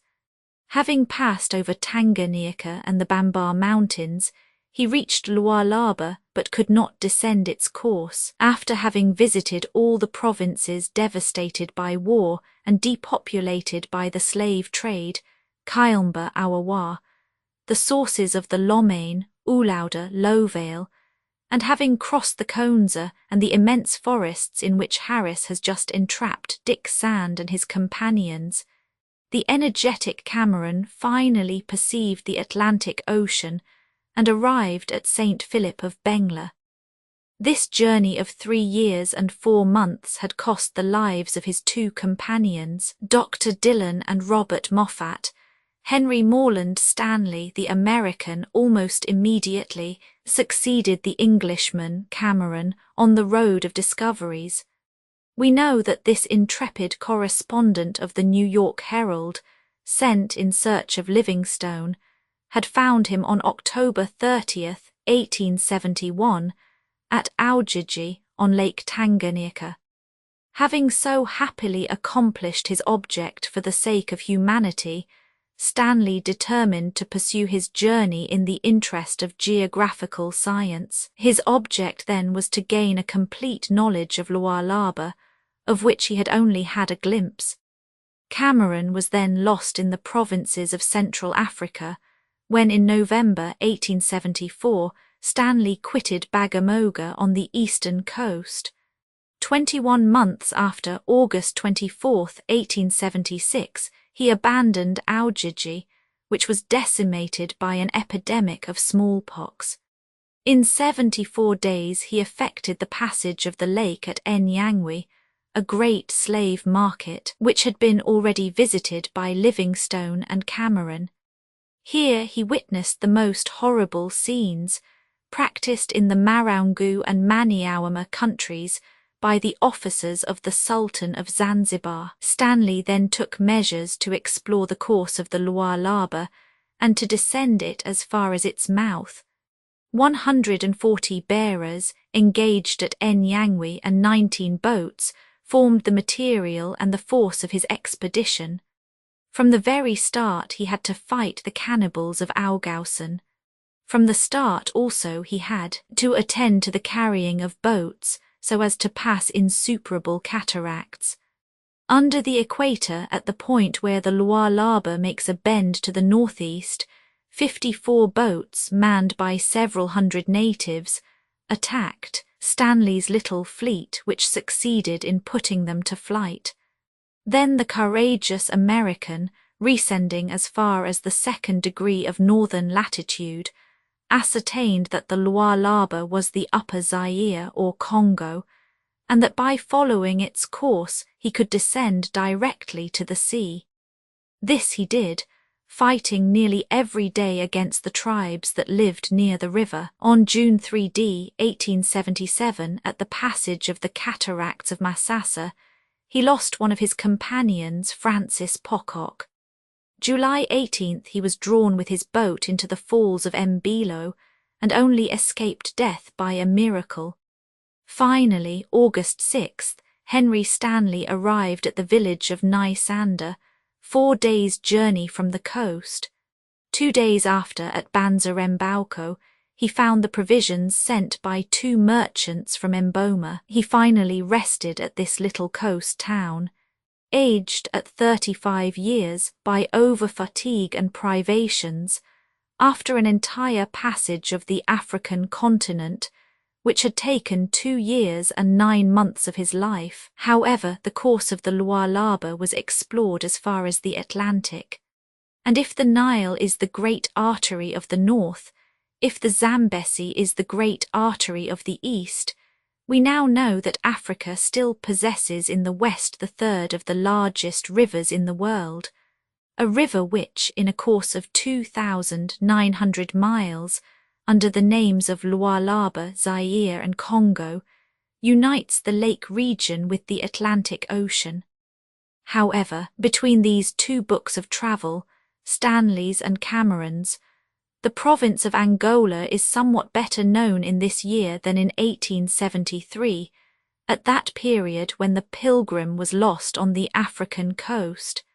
It was well known that it was the seat of the Western slave trade, thanks to its important markets of Bith, Kassange and Kasound. It was into this country that Dick Sand had been drawn, more than 100 miles from the coast, with a woman exhausted by fatigue and grief, a dying child, and some companions of African descent, the prey, as everything indicated, to the rapacity of slave merchants. Yes, it was Africa, and not that America where neither the natives, nor the deer, nor the climate are very formidable. It was not that favourable region, situated between the Cordilleras and the coast, where straggling villages abound, and where missions are hospitably open to all travellers. They were far away, those provinces of Peru and Bolivia, where the tempest would have surely carried the Pilgrim, if a criminal hand had not changed its course, where the shipwrecked ones would have found so many facilities for returning to their country. It was the terrible Angola, not even that part of the coast inspected by the Portuguese authorities, but the interior of the colony, which is crossed by caravans of slaves under the whip of the driver. What did Dick Sand know of this country where treason had thrown him? Very little. What the missionaries of the 16th and 17th centuries had said of it, what the Portuguese merchants who frequented the road from St. Paul de Londa to the Zaire by way of San Salvador knew of it, what Dr. Livingstone had written about it after his journey of 1853, and that would have been sufficient to overwhelm a soul less strong than his. Truly, the situation was terrible. Chapter 20. The day after that on which Dick Sand and his companions had established their last halt in the forest, two men met together about 3 miles from there, as it had been previously arranged between them. These two men were Harris and Negoro, and we are going to see now what chance had brought together, on the coast of Angola, the Portuguese come from New Zealand and the American, whom the business of trader obliged to often traverse this province of Western Africa. Harris and Negoro were seated at the foot of an enormous banyan, on the steep bank of an impetuous stream, which ran between a double hedge of papyrus. The conversation commenced, for the Portuguese and the American had just met, and at first they dwelt on the deeds which had been accomplished during these last hours. And so, Harris, said Negoro, you have not been able to draw this little troop of Captain Sand, as they call this novice of 15 years, any farther into Angola.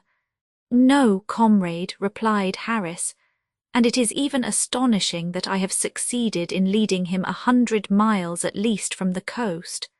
Several days ago my young friend Dick Sand looked at me with an anxious air. His suspicions gradually changed into certainties and faith. Another 100 miles, Harris, and those people would be still more surely in our hands. However, they must not escape us. Ah, how could they? Replied Harris, shrugging his shoulders. I repeat it, Negoro, there was only time to part company with them. 10 times have I read in my young friend's eyes that he was tempted to send a ball into my breast, and I have too bad a stomach to digest those prunes which weigh a dozen to the pound. Good, returned Negoro, I also have an account to settle with this novice, and you shall settle it at your ease with interest, comrade. As to me, During the first 3 days of the journey, I succeeded very well in making him take this province for the desert of Atacama, which I visited formerly. But the child claimed his caoutchoucs and his humming-birds. The mother demanded her quinquinas.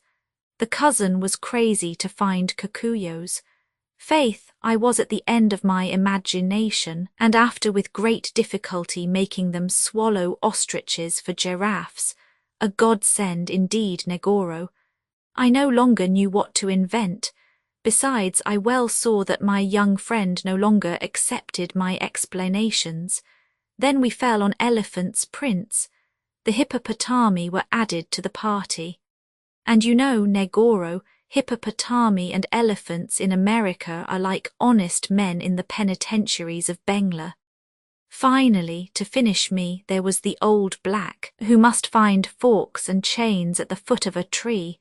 Slaves had freed themselves from them to flee. At the same moment the lion roared, starting the company, and it is not easy to pass off that roaring for the mewing of an inoffensive cat. I then had only time to spring on my horse and make my way here. I understand, replied Negoro. Nevertheless, I would wish to hold them 100 miles further in the province.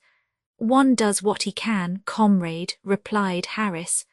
As to you, who followed our caravan from the coast, you have done well to keep your distance. They felt you were there. There is a certain dingo that does not seem to love you. What have you done to that animal? Nothing, replied Negoro, but before long it will receive a ball in the head, as you would have received one from Dick Sand, if you had shown ever so little of your person within 200 feet of his gun.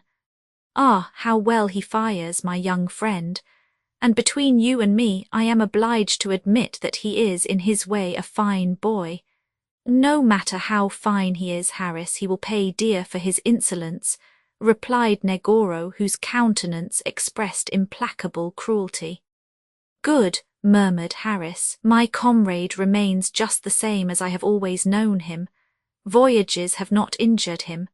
Then, after a moment's silence, Ah, there, Negoro, continued he, when I met you so fortunately there below at the scene of the shipwreck at the mouth of the Longa, you only had time to recommend those honest people to me, while begging me to lead them as far as possible across this pretended Bolivia. You have not told me what you have been doing these 2 years. 2 years, comrade, in our chance existence, is a long time. One fine day, after having taken charge of a caravan of slaves on old Alves's account, whose very humble agents we are, you left Cassange and have not been heard of since. I have thought that you had some disagreement with the English cruiser and that you were hung. I came very near it, Harris. That will come, Negoro. Thank you. What would you have? Replied Harris with an indifference quite philosophical. It is one of the chances of the trade. We do not carry on the slave trade on the coast of Africa without running the risk of dying elsewhere than in our beds. So you have been taken? Yes, by the English. No, by the Portuguese. Before or after having delivered your cargo? Asked Harris. After, replied Negoro, who had hesitated a little about replying. These Portuguese now make difficulties. They want no more slavery, though they have used it so long to their profit. I was denounced, watched. They took me, and condemned me to finish my days in the penitentiary of St. Paul de Londa. 1,000 devils, exclaimed Harris. That is an unhealthy place for men accustomed like us to live in the open air.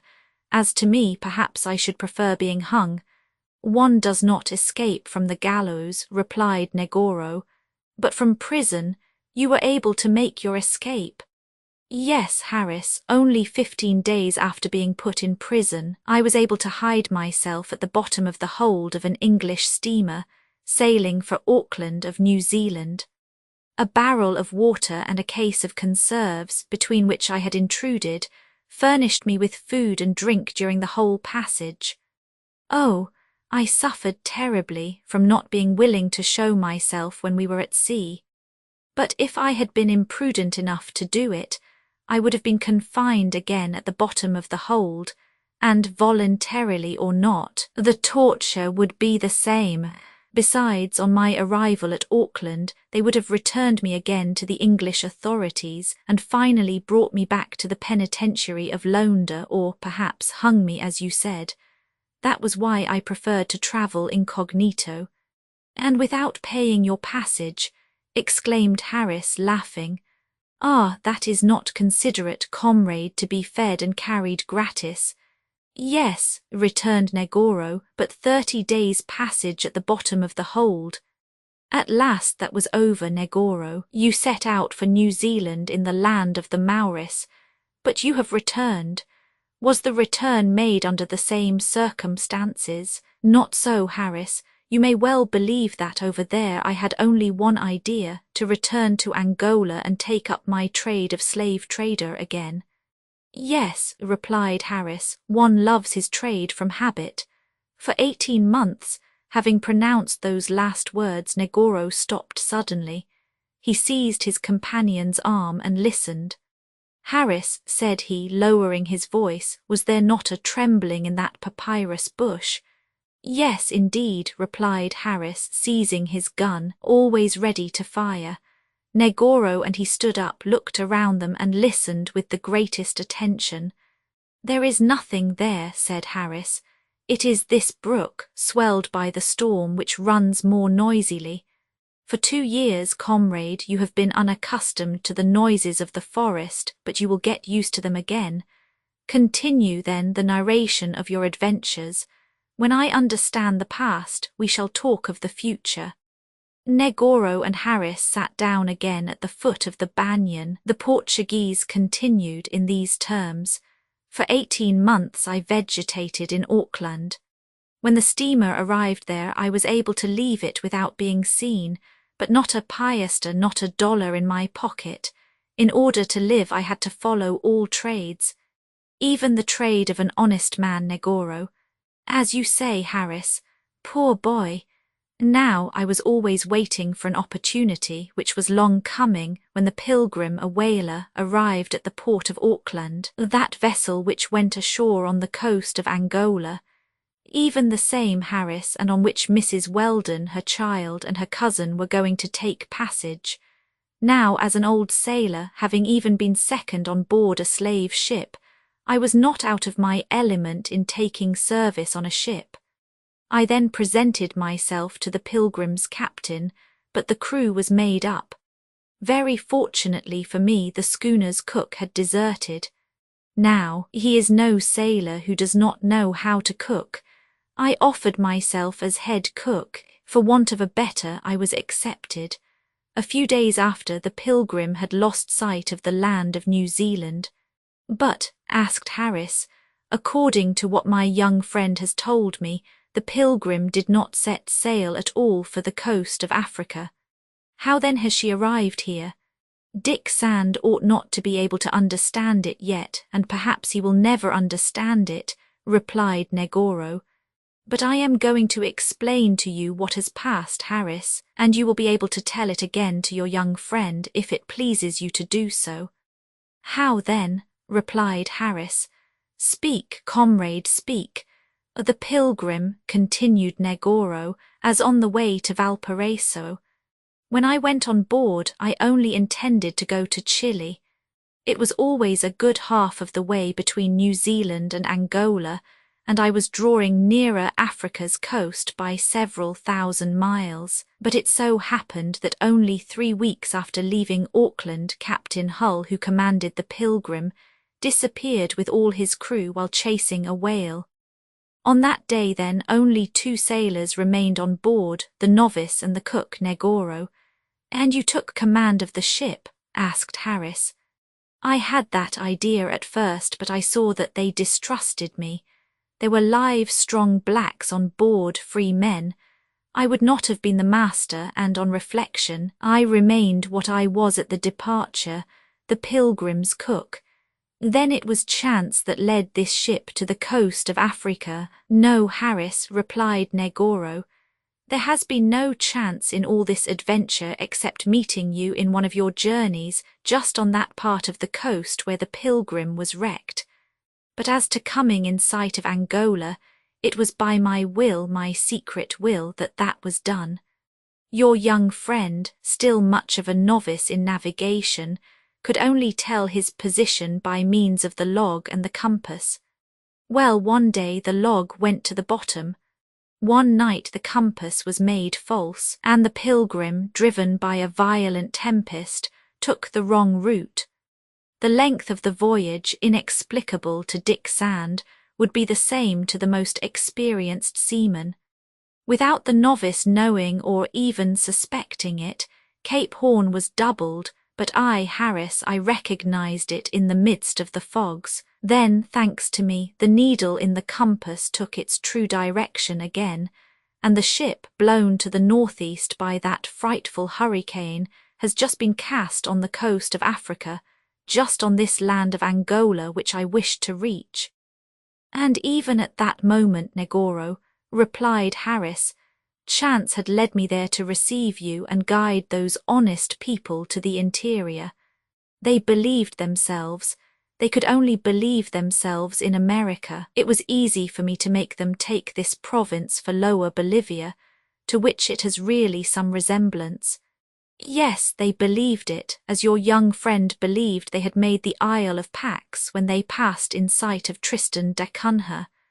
Anybody would be deceived by it, Negoro. I know it, Harris, and I even counted on profiting by that error. Finally, behold Mrs. Weldon and her companions 100 miles in the interior of this Africa, where I wanted to bring them. But, replied Harris, they know now where they are. Ah, what matter at present, cried Negoro. And what will you do with them? Asked Harris. What will I do with them? Replied Negoro. Before telling you, Harris, give me news of our master, the slave trader Alves, whom I have not seen for 2 years. Oh, the old rascal is remarkably well, replied Harris, and he will be enchanted to see you again. Is he at the Bih market? Asked Negoro. No, comrade, he has been at his establishment at Casound for a year. And business is lively, yes, 1,000 devils, exclaimed Harris, although the slave trade becomes more and more difficult, at least on this coast. The Portuguese authorities on one side and the English cruisers on the other limit exportations. There are few places except in the environs of Moçambique to the south of Angola that the shipping of blacks can now be made with any chance of success. So, at this time, the pens are filled with slaves, waiting for the ships which ought to carry them to Spanish colonies. As to passing them by Bengla or St. Paul de Londa, that is not possible. The governors no longer understand reason, no more do the chiefs, title given to the Portuguese governors of secondary establishments. We must, then, return to the factories of the interior. This is what old Alves intends to do. He will go from the Nyangwe and Tanganyika side to change his stuffs for ivory and slaves. Business is always profitable with Upper Egypt and the Mozambique coast, which furnishes all Madagascar, but I fear the time will come when the trade can be no longer carried on. The English are making great progress in the interior of Africa. The missionaries advance and work against us. That Livingstone, curse him, after exploring the lake region, is going, they say, to travel toward Angola. Then they speak of a Lieutenant Cameron, who proposes to cross the continent from east to west. They also fear that the American, Stanley, wishes to do as much. All these visits will end by damaging our operations, Negoro. And if we care for our own interests, not one of those visitors will return to relate in Europe what he has had the indiscretion to come to see in Africa. Would not one say to hear them, the rascals, that they were speaking like honest merchants whose affairs were momentarily cramped by a commercial crisis? Who would believe that, instead of sacks of coffee or casks of sugar, They were talking of human beings to export like merchandise. These traders have no other idea of right or wrong. The moral sense is entirely lacking in them, and if they had any, how quickly they would lose it among the frightful atrocities of the African slave trade. But where Harris was right was when he said that civilization was gradually penetrating those savage countries in the wake of those hardy travelers, whose names are indissoluble linked to the discoveries of equatorial Africa. At the head, David Livingstone, after him, Grant, Speke, Burton, Cameron, Stanley. Those heroes will leave imperishable names as benefactors of humanity. When their conversation reached that point, Harris knew what the last 2 years of Negoro's life had been. The trader Alves's old agent, the escaped prisoner from the Londa penitentiary, reappeared the same as Harris had always known him, that is, ready to do anything. But what plan Negoro intended to take in regard to the shipwrecked from the Pilgrim, Harris did not yet know. He asked his accomplice about it. "And now," said he, "what are you going to do with those people?" "I shall make 2 parties of them," replied Negoro, like a man whose plan had been long formed, "those whom I shall sell as slaves and those whom—" The Portuguese did not finish, but his ferocious physiognomy spoke plainly enough. "Which will you sell?" asked Harris. "Those blacks who accompany Mrs. Weldon," replied Negoro. "Old Tom is not perhaps of much value, but the others are 4 strong fellows who will bring a high price in the Casound market." "I well believe it, Negoro," replied Harris. 4 Negroes, well made, accustomed to work, have very little resemblance to those brutes which come to us from the interior. Certainly you will sell them at a high price. Slaves born in America and exported to the markets of Angola, that is rare merchandise. But, added the American, you have not told me if there was any money on board the Pilgrim. "Oh, a few $100 only, which I have succeeded in saving. Fortunately, I count on certain returns." "Which then, comrade?" asked Harris with curiosity. "Nothing," replied Negoro, who appeared to regret having spoken more than he intended. "It now remains to take possession of all that high-priced merchandise," said Harris. "Is it, then, so difficult?" asked Negoro. "No, comrade. 10 miles from here on the Konza, a caravan of slaves is encamped, conducted by the Arab Ibn Hamis. He only awaits my return to take the road for Casound. There are more native soldiers there than are needed to capture Dick Sand and his companions. It will be sufficient for my young friend to conceive the idea of going to the Konza." "But will he get that idea?" asked Negoro. "Surely," replied Harris, "because he is intelligent and cannot suspect the danger that awaits him. Dick Sand would not think of returning to the coast by the way we have followed together. He would be lost among these immense forests. He will seek then, I am sure, to reach one of the rivers that flow toward the coast, so as to descend it on a raft. He has no other plan to take, and I know he will take it." "Yes, perhaps so," replied Negoro, who was reflecting. "It is not perhaps so, it is assuredly so, that must be said," continued Harris. "Do you see, Negoro? It is as if I had appointed a rendezvous with my young friend on the banks of the Konza." "Well then," replied Negoro, "let us go. I know Dick Sand. He will not delay an hour, and we must get before him." "Let us start, comrade." Harris and Negoro both stood up when the noise that had before attracted the Portuguese's attention was renewed. It was a trembling of the stems between the high papyrus. Negoro stopped and seized Harris's hand. Suddenly a low barking was heard.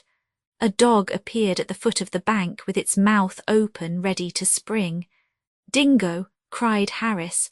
"Ah, this time it shall not escape me," replied Negoro. Dingo was going to jump upon him when Negoro, seizing Harris's gun, quickly put it to his shoulder and fired.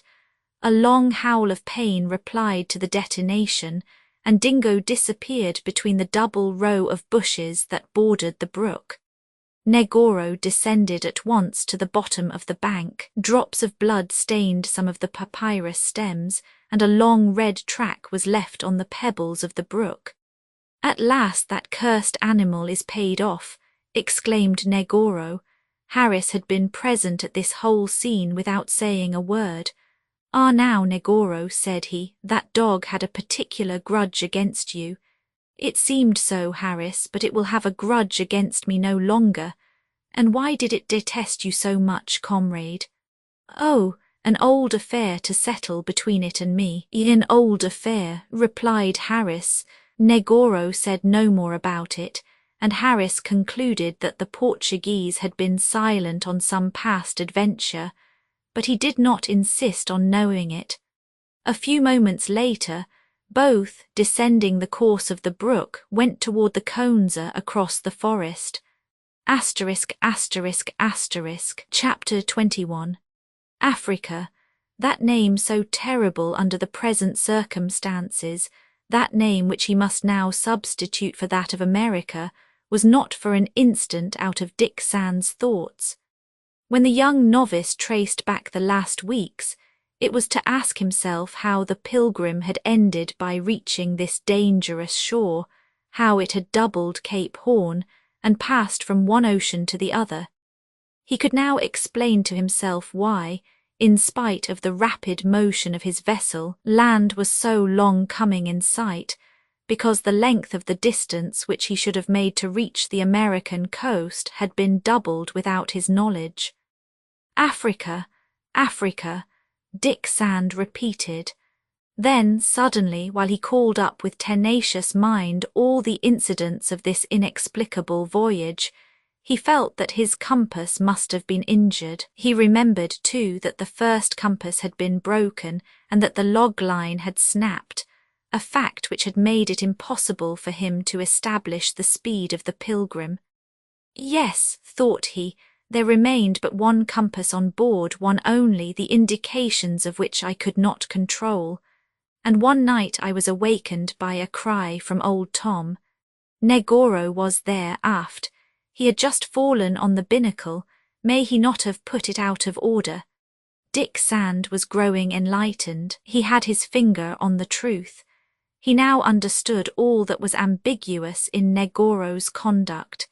He saw his hand in this chain of incidents which had led to the loss of the Pilgrim, and had so fearfully endangered those on board of her. But what then was this miserable man?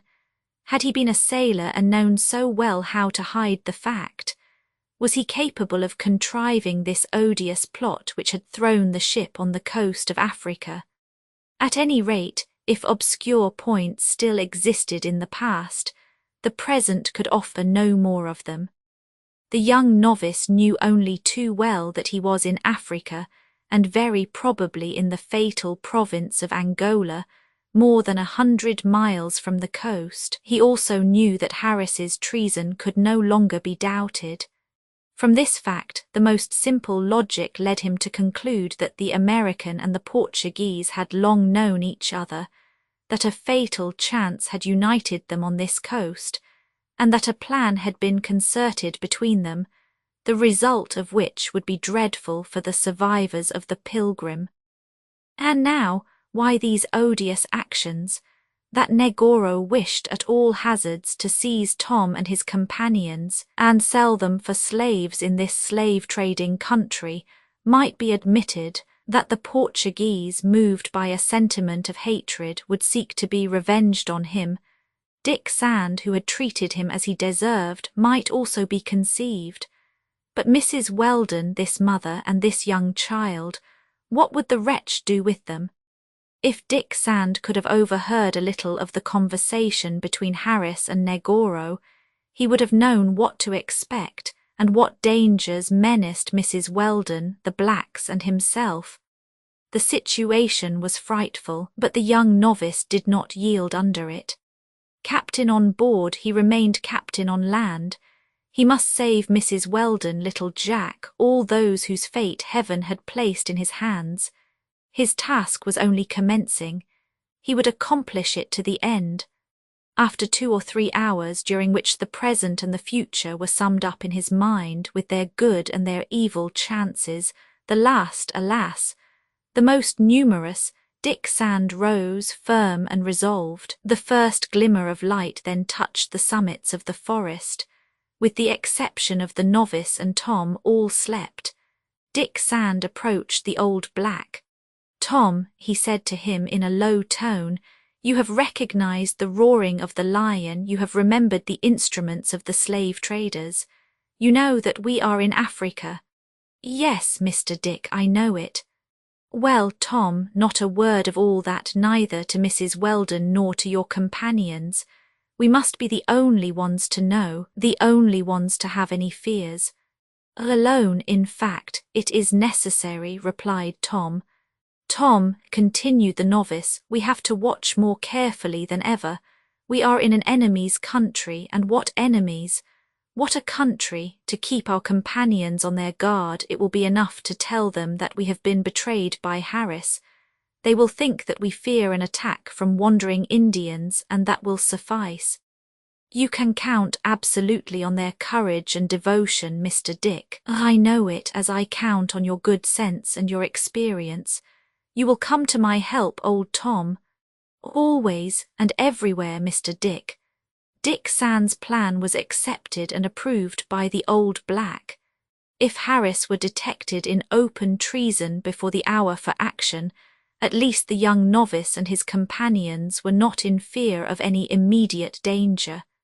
In fact, it was the discovery of the irons abandoned by some slaves, and the roaring of the lion, that had caused the American's sudden disappearance. He knew that he was discovered, and he had fled probably before the little party which he guided had reached the place where an attack had been arranged. As for Negoro, whose presence Dingo had certainly recognized during these last days of the march, he must have rejoined Harris so as to consult with him. At any rate, several hours would pass before Dick Sand and his friends would be assailed, and it was necessary to profit by them. The only plan was to regain the coast as quickly as possible. This coast, as the young novice had every reason to believe, was that of Angola. After having reached it, Dick Sand would try to gain, either to the north or to the south, the Portuguese settlements, where his companions could await in safety some opportunity to return to their country. But to effect this return to the coast, should they take the road already passed over? Dick Sand did not think so, and in that he was going to agree with Harris, who had clearly foreseen that circumstances would oblige the young novice to shorten the road. In fact, it would have been difficult, not to say imprudent, to recommence this difficult journey through the forest, which, besides, could only tend to bring them out at the place they had started from. This would also allow Negoro's accomplices to follow an assured track. The only thing they could do was to cross a river without leaving any traces, and later on to descend its course. At the same time, there was less to fear from an attack by animals, which by a happy chance had so far kept at a good distance. Even the animosity of the natives under these circumstances seemed less important. Once embarked on a solid raft, Dick Sand and his companions, being well armed, would be in the best condition to defend themselves. The whole thing was to find the river. It must be added that, given the actual state of Mrs. Weldon and her little Jack, this mode of travelling would be the most suitable. Arms would not fail to carry the sick child. Lacking Harris's horse, they could even make a litter of branches on which Mrs. Weldon could be borne. But this would require 2 men out of 5, and Dick Sand wished with good reason that all his companions might be free in their movements in case of a sudden attack. And then, in descending the current of a river, the young novice would find himself in his element. The question now was whether a navigable stream of water existed in the neighbourhood. Dick Sand thought it probable, and for this reason, the river which emptied into the Atlantic at the place where the Pilgrim had stranded could not ascend much to the north, nor much to the east of the province, because a chain of mountains quite close to them, those which they had mistaken for the Cordilleras, shut in the horizon on these two sides. Then either the river descended from these heights, or it made a bend toward the south, and in these two cases Dick Sand could not take long to find the course, perhaps even before reaching the river, for it had a right to this qualification, being a direct tributary of the ocean. One of its affluents would be met with which would suffice for the transport of the little party. At any rate, a stream of some sort could not be far away. In fact, during the last miles of the journey the nature of the earth had been modified. The declivities diminished and became damp. Here and there ran narrow streams, which indicated that the subsoil enclosed everywhere a watery network. During the last day's march the caravan had kept along one of these rivulets, whose waters, reddened with oxide of iron, eat away its steep, worn banks. To find it again could not take long or be very difficult. Evidently they could not descend its impetuous course, but it would be easy to follow it to its junction with a more considerable, possibly a navigable, affluent. Such was the very simple plan which Dick Sand determined upon after having conferred with old Tom. Day came, all their companions gradually awoke. Mrs. Weldon placed little Jack in Nan's arms. The child was drowsy and faded-looking during the intermittent periods, and was sad to see. Mrs. Weldon approached Dick Sand. "Dick," she asked after a steady glance, "where is Harris? I do not perceive him." The young novice thought that, while letting his companions believe that they were treading on the soil of Bolivia, it would not do to hide from them the American's treason, so he said without hesitation, "Harris is no longer here." "Has he, then, gone ahead?" asked Mrs. Weldon. "He has fled, Mrs. Weldon," replied Dick Sand. "This Harris is a traitor, and it is according to Negoro's plan that he led us this far." "For what motive?" quickly asked Mrs. Weldon. "I do not know," replied Dick Sand. "But what I do know is that we must return without delay to the coast." "That man, a traitor," repeated Mrs. Weldon. "I had a presentiment of it. And you think, Dick, that he is in league with Negoro?" "That may be, Mrs. Weldon. The wretch is on our track. Chance has brought these two scoundrels together, and I hope that they will not be separated when I find them again," said Hercules. "I will break the head of one against the other's head," added the giant, holding out his formidable fists. "But my child," cried Mrs. Weldon, "the care that I hope to find for him at the farm of San Felice."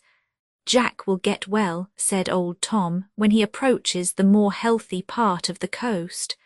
"Dick," remarked Mrs. Weldon, "you are sure that this Harris has betrayed us?" "Yes, Mrs. Weldon," replied the young novice, who would have liked to avoid any explanation on this subject. He also hastened to add, while looking at the old black, "This very night Tom and I discovered his treason, and if he had not jumped on his horse and fled I would have killed him. So this farm—" "There is neither farm nor village nor settlement in the neighbourhood," replied Dick Sand. "Mrs. Weldon, I repeat to you we must return to the coast." "By the same road, Dick." "No, Mrs. Weldon, but by descending a river which will take us to the sea without fatigue and without danger. A few more miles on foot, and I do not doubt—" "Oh, I am strong, Dick," replied Mrs. Weldon, who struggled against her own weakness. "I will walk, I will carry my child." "We are here, Mrs. Weldon," said Bat, "and we will carry you." "Yes, yes," added Austin, "two branches of a tree, foliage laid across." "Thanks, my friends," replied Mrs. Weldon, "but I want to march, I will march, forward, forward," exclaimed the young novice. "Give me Jack," said Hercules, who took the child from Nan's arms. "When I am not carrying something, I am tired." The brave Negro gently took in his strong arms the little sleeping boy who did not even wake. Their arms were carefully examined. What remained of the provisions was placed in one package so as to be carried by one man. Austin threw it on his back, and his companions thus became free in their movements. Cousin Benedict, whose long limbs were like steel and defied all fatigue, was ready to set out. Had he remarked Harris's disappearance, it would be imprudent to affirm it. Little disturbed him. Besides, he was under the effects of one of the most terrible catastrophes that could befall him. In fact, a grave complication, Cousin Benedict had lost his magnifying glass and his spectacles. Very happily also, but without his suspecting it, Bat had found the two precious articles in the tall grass where they had slept, but by Dick Sand's advice he kept them safely. By this means they would be sure that the big child would keep quiet during the march, because he could see no farther, as they say, than the end of his nose. Thus, placed between Actaeon and Austin with the formal injunction not to leave them, the woeful Benedict uttered no complaint but followed in his place like a blind man led by a string. The little party had not gone 50 steps when old Tom suddenly stopped it with one word. "Dingo," said he. "In fact, Dingo is not here," replied Hercules. The black called the dog several times with his powerful voice. No barking replied to him. Dick Sand remained silent. The absence of the dog was to be regretted, for he had preserved the little party from all surprise. "Could Dingo have followed Harris?" asked Tom. "Harris, no," replied Dick Sand, "but he may have put himself on Negoro's scent. He felt him in our steps." "This cook of misfortune would quickly end him with a ball," cried Hercules. "Provided Dingo did not first strangle him," replied Bat. "Perhaps so," replied the young novice, "but we cannot wait for Dingo's return. Besides, if he is living, the intelligent animal will know how to find us. Forward." The weather was very warm. Since daybreak large clouds obscured the horizon. Already a storm was threatened in the air. Probably the day would not end without some thunderclaps. Happily the forest, more or less dense, retained a little freshness of the surface of the soil. Here and there great forest trees enclosed prairies covered with a tall, thick grass. In certain spots enormous trunks, already petrified, lay on the ground, indicating the presence of coal mines, which are frequently met with on the African continent. Then, in the clearings, where the green carpet was mingled with some sprigs of roses, the flowers were various in colour, yellow and blue ginger plants, pale lobelias, red orchids, incessantly visited by the insects which fertilized them. The trees no longer formed impenetrable masses, but their nature was more varied. There were a kind of palm tree which gives an oil found only in Africa, cotton trees forming thickets from 8 to 10 feet high, whose wood stalks produce a cotton with long hairs, almost analogous to that of Fernambauch. From the copals there oozes, by the holes which certain insects make, an odorous gum which runs along the ground and collects for the wants of the natives. Here spread the lemon trees, the grenadiers of a savage condition of a country, and 20 other odorous plants, which prove the prodigious fertility of this plateau of Central Africa. In several places also, the perfume was agreeably mingled with the tine odour of vanilla, although they could not discover what tree exhaled it.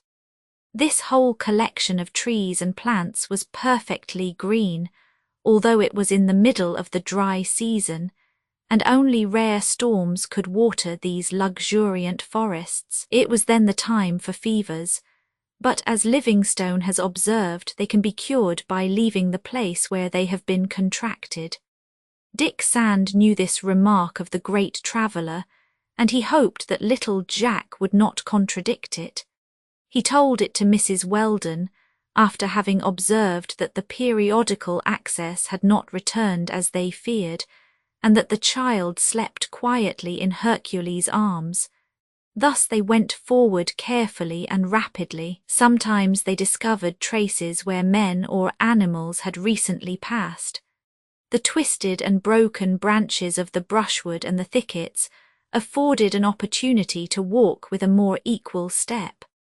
But the greater part of the time numerous obstacles, which they had to overcome, retarded the little party. To Dick Sand's great disappointment, there were twisted lions that might justly be compared with the disordered rigging of a ship, certain vines similar to bent swords, whose blades were ornamented with long thorns, vegetable serpents 50 or 60 feet long, which had the faculty of turning to prick the passerby with their sharp spikes. The blacks, hatchet in hand, cut them down with vigorous blows, but the lions reappeared constantly, reaching from the earth to the top of the highest trees which they encircled. The animal kingdom was not less curious than the vegetable kingdom in this part of the province. Birds flew in vast numbers under these powerful branches, but it will be understood that they had no gunshot to fear from the men, who wished to pass as secretly as rapidly. There were guinea fowls in large flocks, heathcocks of various kinds, very difficult to approach, and some of those birds which the Americans of the North have, by onomatopoeia, called whip-poor-wills, 3 syllables which exactly reproduce their cries. Dick Sand and Tom might truly have believed themselves in some province of the new continent, but alas, they knew what to expect. Until then the deer, so dangerous in Africa, had not approached the little troop. They again saw in this first halt some giraffes, which Harris had undoubtedly called ostriches. These swift animals passed rapidly, frightened by the apparition of a caravan in these little frequented forests. In the distance, on the edge of the prairie, there arose at times a thick cloud of dust. It was a herd of buffaloes, which galloped with the noise of wagons heavily laden. For 2 miles Dick Sand thus followed the course of the rivulet, which must end in a more important river. He was in haste to confide his companions to the rapid current of one of the coast rivers. He felt sure that the dangers and the fatigue would be much less than on the shore. Towards noon 3 miles had been cleared without any bad incident or meeting. There was no trace of either Harris or Negoro. Dingo had not reappeared. It was necessary to halt to take rest and nourishment. The encampment was established in a bamboo thicket which completely sheltered the little party. They talked very little during this repast.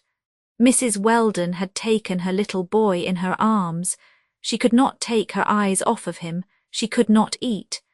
"You must take some nourishment, Mrs. Weldon," Dick Sand repeated several times. "What will become of you if your strength gives out? Eat, eat, we will soon start again, and a good current will carry us without fatigue to the coast." Mrs. Weldon looked in Dick Sand's face while he thus talked. The young novice's burning eyes spoke of the courage by which he felt animated. In seeing him thus, in observing these brave, devoted blacks, wife and mother, she could not yet despair. And besides, why was she abandoned? Did she not think herself on hospitable ground? Harris's treason could not, in her eyes, have any very serious consequences. Dick Sand read her thought, and he kept his eyes on the ground.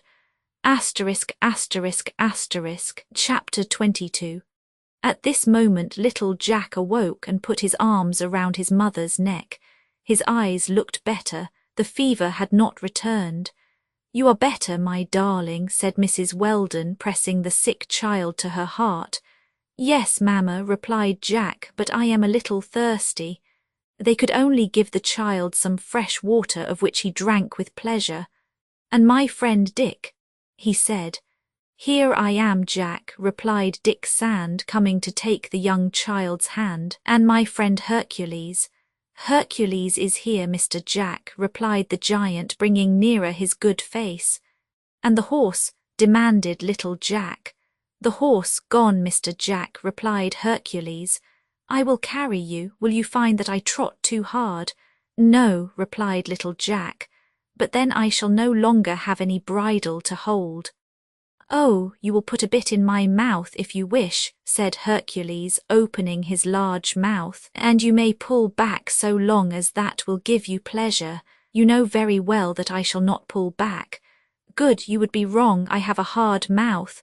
But Mr. Harris's farm?" the little boy asked again. "We shall soon arrive there, my Jack," replied Mrs. Weldon. "Yes, soon. Will we set out again?" Then said Dick Sand, in order to cut short this conversation. "Yes, Dick, let us go," replied Mrs. Weldon. The camp was broken up and the march continued again in the same order. It was necessary to pass through the underwood, so as not to leave the course of the rivulet. There had been some paths there formerly, but those paths were dead, according to the native expression. That is, brambles and brushwood had usurped them. In these painful conditions they might spend 3 hours in making 1 mile.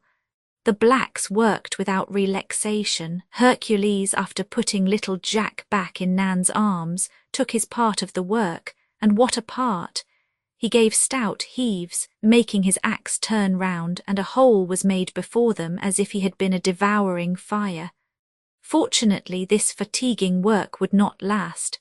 This first mile cleared, they saw a large hole, opened through the underwood, which ended obliquely at the rivulet and followed its bank. It was a passage made by elephants, and those animals, doubtless by hundreds, were in the habit of traversing this part of the forest. Great holes made by the feet of the enormous pachyderms riddled a soil softened during the rainy season. Its spongy nature also prepared it for those large imprints. It soon appeared that this passage did not serve for those gigantic animals alone. Human beings had more than once taken this route, but as flocks, brutally led to the slaughter-house, would have followed it. Here and there bones of dead bodies strewed the ground, remains of skeletons half gnawed by animals, some of which still bore the slaves' fetters. There are in Central Africa long roads thus marked out by human debris. Hundreds of miles are traversed by caravans, and how many unhappy wretches fall by the way under the agents' whips, killed by fatigue or privations, decimated by sickness. How many more massacred by the traders themselves when food fails. Yes, when they can no longer feed them, they kill them with the gun, with the sword, with the knife. These massacres are not rare, so then caravans of slaves had followed this road. For a mile, Dick Sand and his companions struck against these scattered bones at each step, putting to flight enormous fern owls. Those owls rose at their approach with a heavy flight and turned round in the air. Mrs. Weldon looked without seeing. Dick Sand trembled lest she should question him, for he hoped to lead her back to the coast without telling her that Harris's treachery had led them astray in an African province. Fortunately, Mrs. Weldon did not explain to herself what she had under her eyes. She had desired to take her child again, and little Jack, asleep, absorbed all her care. Nan walked near her, and neither of them asked the young novice the terrible questions he dreaded. Old Tom went along with his eyes down. He understood only too well why this opening was strewn with human bones. His companions looked to the right, to the left, with an air of surprise, as if they were crossing an interminable cemetery, the tombs of which had been overthrown by a cataclysm. But they passed in silence. Meanwhile, the bed of the rivulet became deeper and wider at the same time. Its current was less impetuous. Dick Sand hoped that it would soon become navigable, or that it would before long reach a more important river, tributary to the Atlantic. Cost what it might, the young novice was determined to follow this stream of water. Neither did he hesitate to abandon this opening, because as ending by an oblique line it led away from the rivulet. The little party a second time ventured through the dense underwood. They marched, axe in hand, through leaves and bushes inextricably interlaced. But if this vegetation obstructed the ground, they were no longer in the thick forest that bordered the coast. Trees became rare. Large sheaves of bamboo alone rose above the grass, and so high that even Hercules was not ahead over them. The passage of the little party was only revealed by the movement of these stalks. Toward 3 o'clock in the afternoon of that day, the nature of the ground totally changed. Here were long plains, which must have been entirely inundated in the rainy season. The earth, now more swampy, was carpeted by thick mosses beneath charming ferns. Should it be diversified by any steep ascents, they would see brown hematites appear, the last deposits of some rich vein of mineral. Dick Sand then recalled, and very fortunately, what he had read in Livingstone's travels. More than once the daring doctor had nearly rested in these marshes so treacherous underfoot. "Listen to me, my friends," said he, going ahead. "Try the ground before stepping on it." "In fact," replied Tom, "they say that these grounds have been softened by the rain. But however, it has not rained during these last days." "No," replied Bat, "but the storm is not far off." "The greater reason," replied Dick Sand, "why we should hurry and get clear of this swamp before it commences. Hercules, take little Jack in your arms. Bat, Austin, keep near Mrs. Weldon so as to be able to help her if necessary. You, Mr. Benedict, why, what are you doing, Mr. Benedict?" "I am falling," innocently replied Cousin Benedict, who had just disappeared, as if a trap had been suddenly opened beneath his feet. In fact, the poor man had ventured on a sort of quagmire, and had disappeared halfway in the sticky mud. They stretched out their hands, and he rose, covered with slime, but quite satisfied at not having injured his precious entomologist's box. Actaeon went beside him, and made it his duty to preserve the unlucky, near-sighted man from any new disasters. Besides, Cousin Benedict had made rather a bad choice of the quagmire for his plunge. When they drew him out of the sticky earth, a large quantity of bubbles rose to the surface, and in bursting they emitted some gases of a suffocating odour. Livingstone, who had been sunk up to his chest in this slime, compared these grounds to a collection of enormous sponges, made of black, porous earth, from which numerous streams of water spouted when they were stepped upon. These places were always very dangerous. For the space of half a mile Dick Sand and his companions must march over this spongy soil. It even became so bad that Mrs. Weldon was obliged to stop, for she sank deep in the mire. Hercules, Bat, and Austin, wishing to spare her the unpleasantness more than the fatigue of a passage across this marshy plain, made a litter of bamboos on which she consented to sit. Her little Jack was placed in her arms, and they endeavoured to cross that pestilential marsh in the quickest manner. The difficulties were great. Actaeon held Cousin Benedict firmly. Tom aided Nan, who, without him, would have disappeared several times in some crevice. The 3 other blacks carried the litter. At the head, Dick Sand sounded the earth. The choice of the place to step on was not made without trouble. They marched from preference on the edges, which were covered by a thick and tough grass. Often the support failed, and they sank to the knees in the slime. At last, about 5 o'clock in the evening, the marsh being cleared, the soil regained sufficient firmness, thanks to its clayey nature, but they felt it damp underneath. Very evidently these lands lay below the neighbouring rivers, and the water ran through their pores. At that time the heat had become overwhelming. It would even have been unbearable if thick storm clouds had not interposed between the burning rays and the ground. Distant lightnings began to rend the sky, and low rollings of thunder grumbled in the depths of the heavens. A formidable storm was going to burst forth.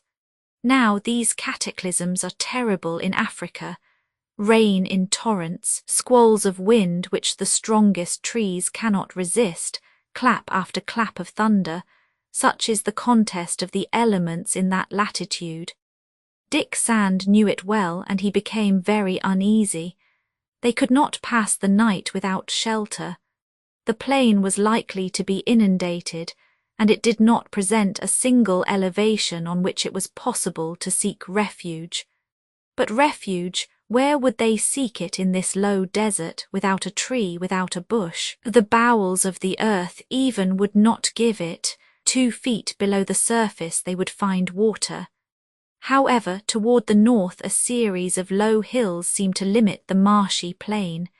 It was as the border of this depression of land. A few trees were profiled there on a more distant, clearer belt, left by the clouds on the line of the horizon.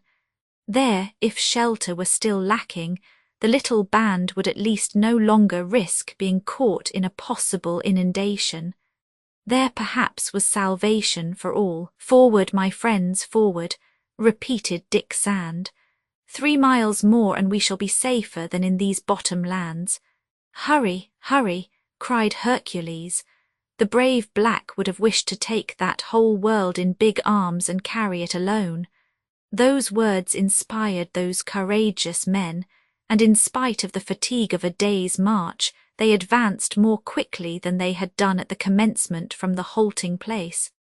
When the storm burst forth, the end to be attained was still more than 2 miles off. Now, a fact which was the more to be feared, the rain did not accompany the first lightnings exchanged between the ground and the electrical clouds. Darkness then became almost complete, though the sun had not disappeared below the horizon. But the dome of vapours gradually lowered, as if it threatened to fall in, a falling in which must result in a torrent of rain. Lightnings, red or blue, split it in 1,000 places, and enveloped the plain in an inextricable network of fire. 20 times Dick and his companions ran the risk of being struck by lightning. On this plateau, deprived of trees, they formed the only projecting points which could attract the electrical discharges. Jack, awakened by the noise of the thunder, hid himself in Hercules' arms. He was very much afraid, poor little boy, but he did not wish to let his mother see it, for fear of afflicting her more. Hercules, while taking great steps, consoled him as well as he could. "Do not be afraid, little Jack," he repeated. "If the thunder comes near us, I will break it in 2 with a single hand. I am stronger than it." And truly the giant's strength reassured Jack a little. Meanwhile the rain must soon fall, and then it would in torrents, poured out by those clouds in condensing. What would become of Mrs. Weldon and her companions if they did not find a shelter? Dick Sand stopped a moment near old Tom.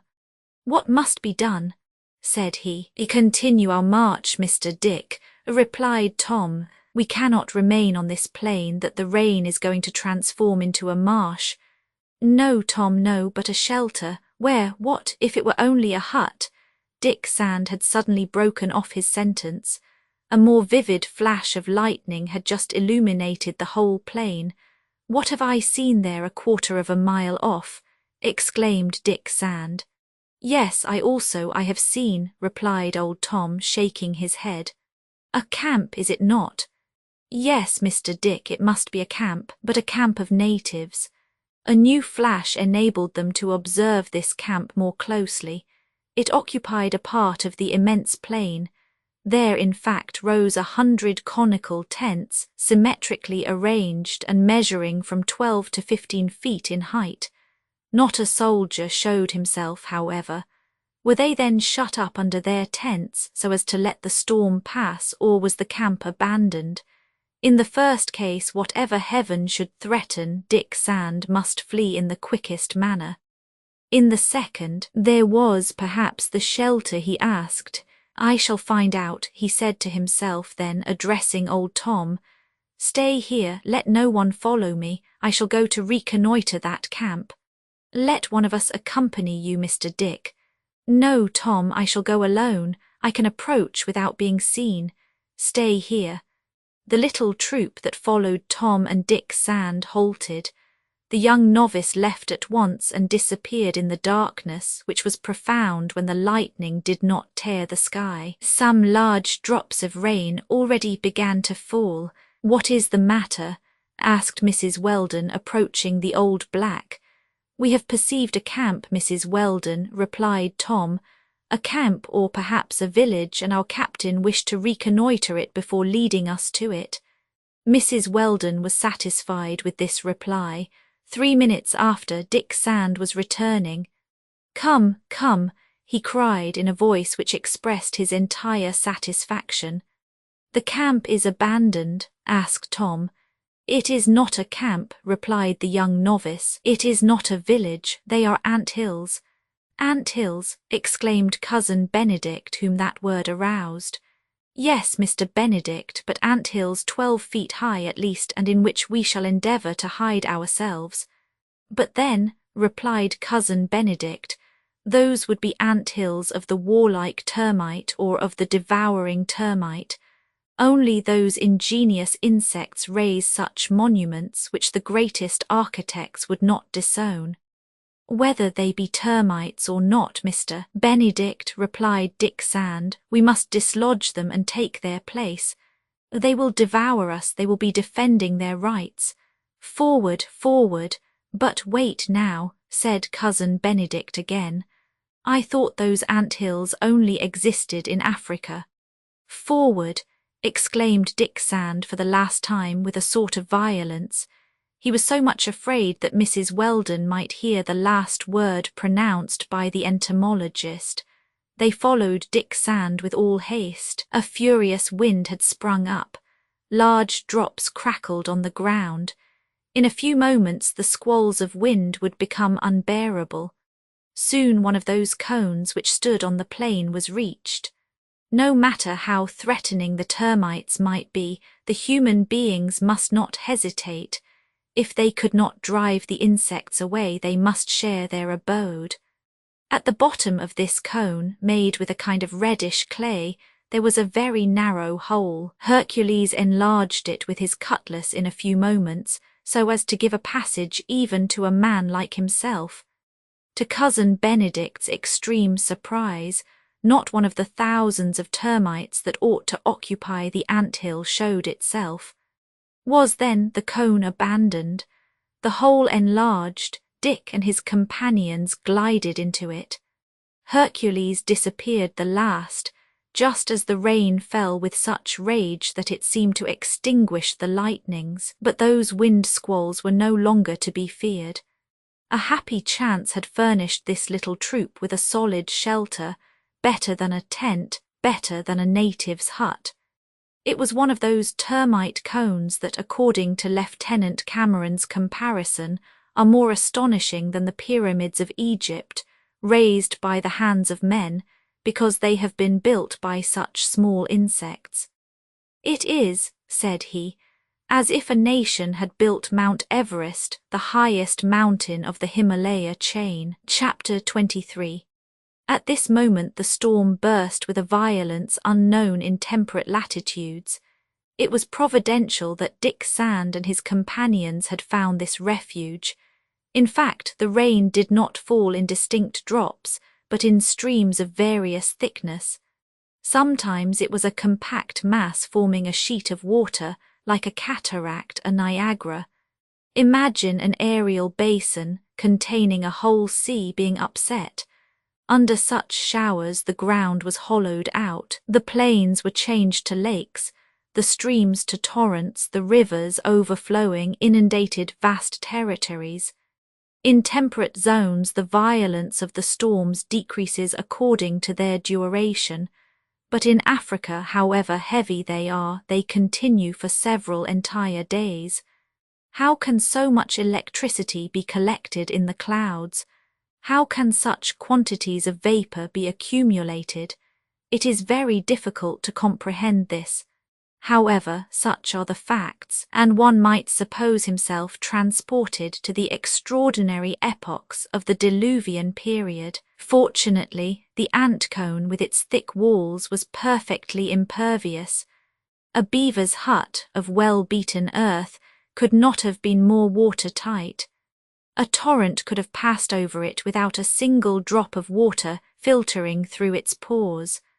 As soon as Dick Sand and his companions had taken possession of the cone, they occupied themselves in examining its interior arrangement. The lantern was lighted, and the anthill was sufficiently illuminated. This cone, which measured 12 feet in height inside, was 11 feet wide, except in its upper part, which rounded in the form of a sugar loaf. Everywhere the walls were about 1 foot in thickness, and there was a distance between the stories of cells which adorned them. We may be astonished at the construction of such monuments due to these industrious swarms of insects, but it is true that they are frequently found in the interior of Africa. Smeathman, a Dutch traveller of the last century, with 4 of his companions, occupied the top of one of these cones. In the Lound, Livingstone observed several of these ant hills, built of reddish clay, and attaining a height of 15 and 20 feet. Lieutenant Cameron has many a time mistaken for a camp these collections of cones which dotted the plain in Enyangwe. He has even stopped at the foot of great edifices, not more than 20 feet high, but composed of 40 or 50 enormous rounded cones, flanked with bell towers like the dome of a cathedral, such as southern Africa possesses. To what species of ant was due, then, the prodigious style of architecture of these cones? To the warlike termite, Cousin Benedict had replied without hesitating, as soon as he had recognized the nature of the materials employed in their construction. And in fact, the walls, as has been said, were made of reddish clay. Had they been formed of a grey or black alluvian earth, they must have been attributed to the terms mordax or the terms atrox. As we see, these insects have not very cheering names, a fact which cannot but please a strong entomologist, such as Cousin Benedict. The central part of the cone, in which the little troop had first found shelter, and which formed the empty interior, would not have contained them, but large cavities in close contact made a number of divisions, in which a person of medium height could find refuge. Imagine a succession of open drawers, and at the bottom of those drawers millions of cells which the termites had occupied, and the interior disposition of the ant-hill is easily understood. To sum up, these drawers are in tiers, like the berths in a ship's cabin. In the upper ones Mrs. Weldon, little Jack, Nan and Cousin Benedict took refuge. In the lower row Austin, Bat and Actaeon hid themselves. As for Dick Sand, Tom and Hercules, they remained in the lower part of the cone. "My friends," then said the young novice to the 2 blacks, "the ground is becoming damp. We must fill it up by crumbling the red clay from the base, but take care not to obstruct the hole by which the air enters. We cannot risk being smothered in this ant-hill." "We have only 1 night to spend here," replied old Tom. "Well, let us try and make it recover us from our fatigue. This is the first time in 10 days that we have not to sleep in the open air." 10 days, repeated Tom. "Besides," added Dick Sand, "as this cone forms a solid shelter, perhaps we had better stay here 24 hours. During that time I will go in search of the stream that we are in need of. It cannot be very distant. I think that until we have constructed our raft it will be better not to quit this shelter. The storm cannot reach us here. Let us make the floor stronger and drier." Dick Sand's orders were executed at once. Hercules with his axe crumbled the first story of cells, which was composed of crisp red clay. He thus raised, more than a foot, the interior part of the swampy earth on which the anthill rested, and Dick Sand made sure that the air could freely penetrate to the interior of the cone through the orifice pierced at its base. It was certainly a fortunate circumstance that the anthill had been abandoned by the termites. With a few thousands of these ants, it would have been uninhabitable. But had it been evacuated for some time, or had the voracious Neuroptera but just quitted it, it was not superfluous to ponder this question. Cousin Benedict was so much surprised at the abandonment that he at once considered the reason for it, and he was soon convinced that the emigration had been recent. In fact, he did not wait, but descending to the lower part of the cone, and taking the lantern, he commenced to examine the most secret corners of the ant-hill. He thus discovered what is called the general storehouse of the termites, that is to say, the place where these industrious insects lay up the provisions of the colony. It was a cavity hollowed in the wall, not far from the royal cell, which Hercules's labour had destroyed, along with the cells destined for the young larvae. In this storeroom, Cousin Benedict collected a certain quantity of particles of gum and the juices of plants, scarcely solidified, which proved that the termites had lately brought them from without. "Well, no," cried he, "no," as if he were replying to some contradiction, "no, this ant-hill has not been long abandoned." "Who says to the contrary, Mr. Benedict?" said Dick Sand. "Recently or not, the important thing for us is that the termites have left it because we have to take their place." "The important thing," replied Cousin Benedict, "will be to know why they have left it. Yesterday, this morning perhaps, these sagacious Neuroptera were still here because see these liquid juices, and this evening—" "Well, what do you conclude, Mr. Benedict?" asked Dick Sand. "That a secret presentiment has caused them to abandon the cone. Not only have all the termites left their cells, but they have taken care to carry away the young larvae, of which I cannot find one. Well, I repeat that all this was not done without a motive, and that these sagacious insects foresaw some near danger. They foresaw that we were going to invade their dwelling," replied Hercules, laughing. "Indeed," replied Cousin Benedict, whom this answer sensibly shocked. "You think yourself so strong that you would be dangerous to these courageous insects. A few thousand of these Neuroptera would quickly reduce you to a skeleton if they found you dead on the road." "Dead, certainly," replied Hercules, who would not give up. "But living, I could crush masses of them." "You might crush 100,000, 500,000, a million," replied Cousin Benedict with animation, "but not 1,000 millions, and 1,000 millions would devour you, living or dead, to the last morsel." During this discussion, which was less trifling than might be supposed, Dick Sand reflected on the observations made by Cousin Benedict. There was no doubt that the savant knew too much about the habits of the termites to be mistaken. If he declared that a secret instinct warned them to leave the ant-hill recently, it was because there was truly peril in remaining in it.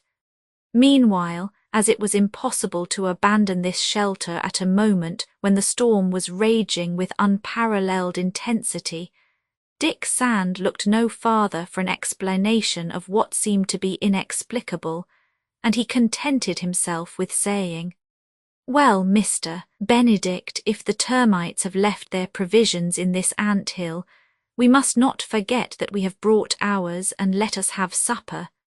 Tomorrow, when the storm will be over, we will consult together on our future plans." They then occupied themselves in preparing the evening meal, for great as their fatigue was, it had not affected the appetite of these vigorous walkers. On the contrary, the food, which had to last for 2 more days, was very welcome. The damp had not reached the biscuits, and for several minutes it could be heard cracking under the solid teeth of Dick Sand and his companions. Between Hercules's jaws it was like grain under the miller's grindstone. It did not crackle, it powdered. Mrs. Weldon alone scarcely eat, and even Dick Sand's entreaties were vain.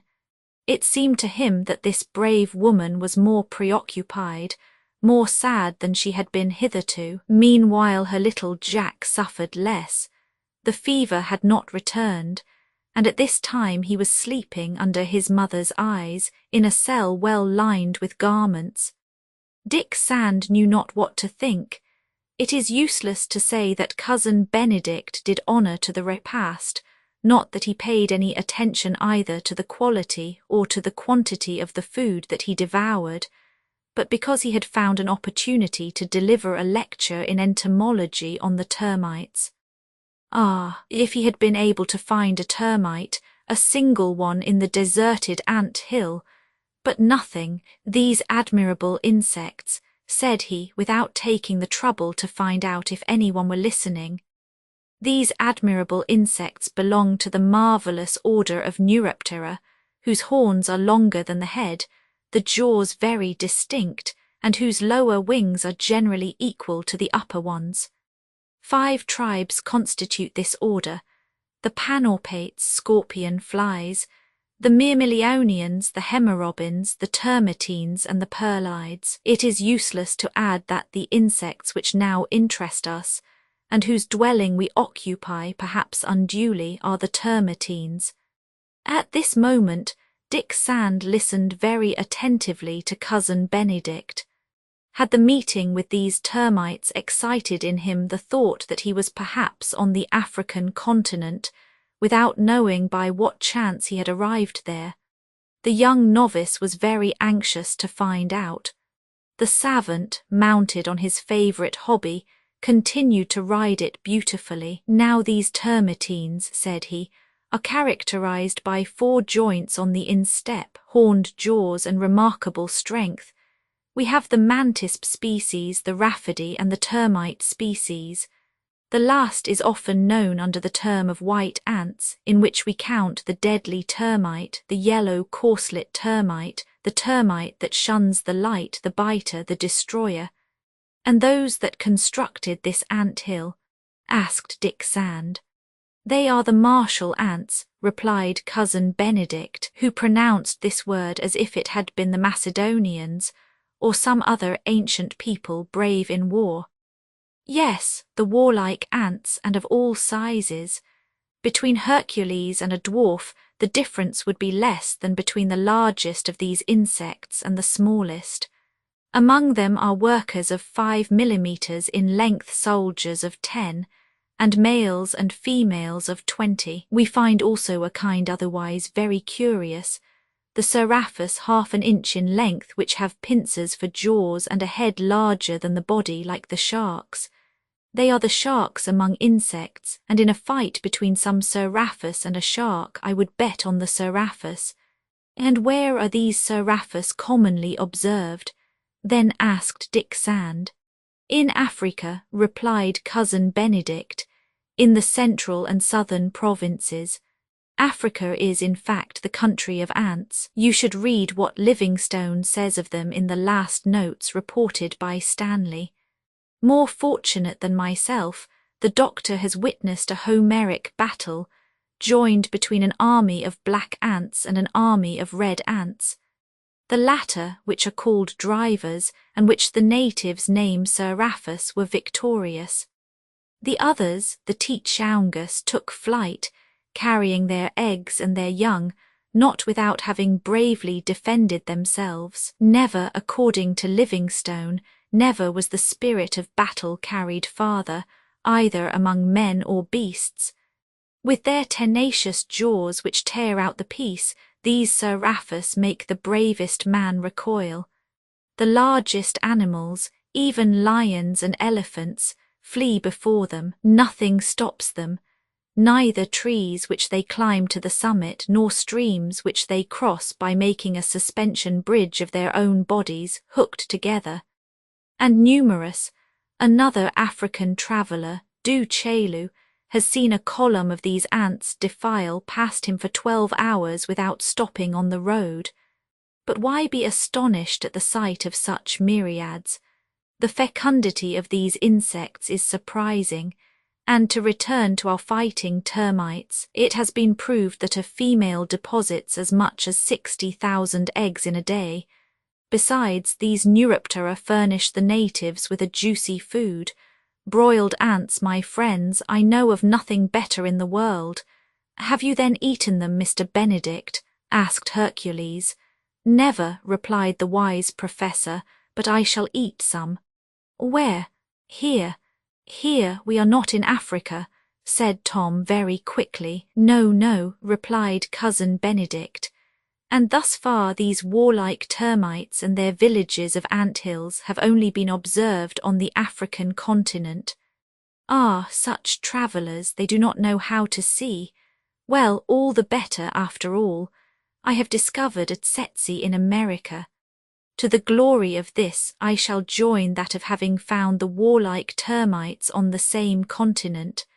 What matter for an article that will make a sensation in educated Europe, and perhaps appear in folio form with prints and engravings besides the text? It was evident that the truth had not entered Cousin Benedict's brain. The poor man and all his companions, Dick Sand and Tom excepted, believed themselves, and must believe themselves where they were not. It needed other incidents, facts still more grave than certain scientific curiosities, to undeceive them. It was then 9 o'clock in the morning. Cousin Benedict had talked for a long time. Did he perceive that his auditors, propped up in their cells, had gradually fallen asleep during his entomological lecture? No, certainly not. He lectured for himself. Dick Sand no longer questioned him and remained motionless, although he did not sleep. As for Hercules, he had resisted longer than the others, but fatigue soon finished by shutting his eyes, and with his eyes his ears. For some time longer Cousin Benedict continued to lecture. However, sleep finally got the best of him, and he mounted to the upper cavity of the cone in which he had chosen his domicile. Deep silence fell on the interior of the cone, while the storm filled space with noise and fire. Nothing seemed to indicate that the tempest was nearly over. The lantern had been extinguished. The interior of the ant-hill was plunged in complete darkness. No doubt all slept. However, Dick Sand alone did not seek in sleep the repose which was so necessary to him. Thought absorbed him. He dreamed of his companions whom he would save at all hazards. The wrecking of the Pilgrim had not been the end of their cruel trials, and others, still more terrible, threatened them should they fall into the hands of these natives. And how to avoid this danger, the worst of all, during their return to the coast? Harris and Negoro had not led them 100 miles into the interior of Angola without a secret design to gain possession of them. But what did this miserable Portuguese intend, who had merited his hatred? The young novice repeated to himself that he alone had incurred it. Then he passed in review all the incidents that had taken place during the Pilgrim's voyage, the meeting with the wreck and the blacks, the pursuit of the whale, the disappearance of Captain Hull and his crew. Dick Sand had found himself, at the age of 15, entrusted with the command of a vessel, the compass and log of which were soon injured by Negoro's criminal actions. He again saw himself using his authority in the presence of this insolent cook, threatening to put him in irons, or to blow out his brains with a pistol shot. Ah, why had he hesitated to do it? Negoro's corpse would have been thrown overboard, and none of these catastrophes would have happened. Such were the young man's various thoughts. Then they dwelt a moment on the shipwreck which had ended the Pilgrim's voyage. The traitor Harris appeared then, and this province of South America gradually became transformed. Bolivia changed to the terrible Angola with its feverish climate, its savage deer, its natives still more cruel. Could the little party escape during its return to the coast? This river which he was seeking, which he hoped to find, would it conduct them to the shore with more safety and with less fatigue? He would not doubt it, for he knew well that a march of 100 miles through this inhospitable country, in the midst of incessant dangers, was no longer possible. Happily, he said to himself, Mrs. Weldon and all are ignorant of the danger of the situation. Old Tom and I, we alone are to know that Negoro has thrown us on the coast of Africa, and that Harris has led me into the wilds of Angola. Dick Sand was thus sunk in overpowering thoughts when he felt a breath on his forehead, a hand rested on his shoulder, and a trembling voice murmured these words in his ear. I know all, my poor Dick, but God can yet save us. His will be done. Chapter 24. To this unexpected revelation Dick Sand could not reply. Besides, Mrs. Weldon had gone back at once to her place beside little Jack. She evidently did not wish to say any more about it, and the young novice had not the courage to detain her. Thus Mrs. Weldon knew what to believe. The various incidents of the way had enlightened her also, and perhaps, too, that word, Africa, so unluckily pronounced the night before by Cousin Benedict. Mrs. Weldon knows everything, repeated Dick Sand to himself. Well, perhaps it is better so. The brave woman does not despair. I shall not despair either. Dick Sand now longed for day to return that he might explore the surroundings of this termite village. He must find a tributary of the Atlantic with a rapid course to transport all his little troop. He had a presentiment that this watercourse could not be far distant. Above all, they must avoid an encounter with the natives, perhaps already sent in pursuit of them under Harris's and Negoro's direction. But it was not day yet. No light made its way into the cone through the lower orifice. Rumblings, rendered low by the thickness of the walls, indicated that the storm still raged. Listening, Dick Sand also heard the rain falling with violence at the base of the ant-hill. As the large drops no longer struck a hard soil, he must conclude that the whole plain was inundated. It must have been about 11 o'clock. Dick Sand then felt that a kind of torpor, if not a true sleep, was going to overcome him. It would, however, be rest. But just as he was yielding to it, the thought came to him that by the settling of the clay washed in, the lower orifice was likely to be obstructed. All passage for the outer air would be closed.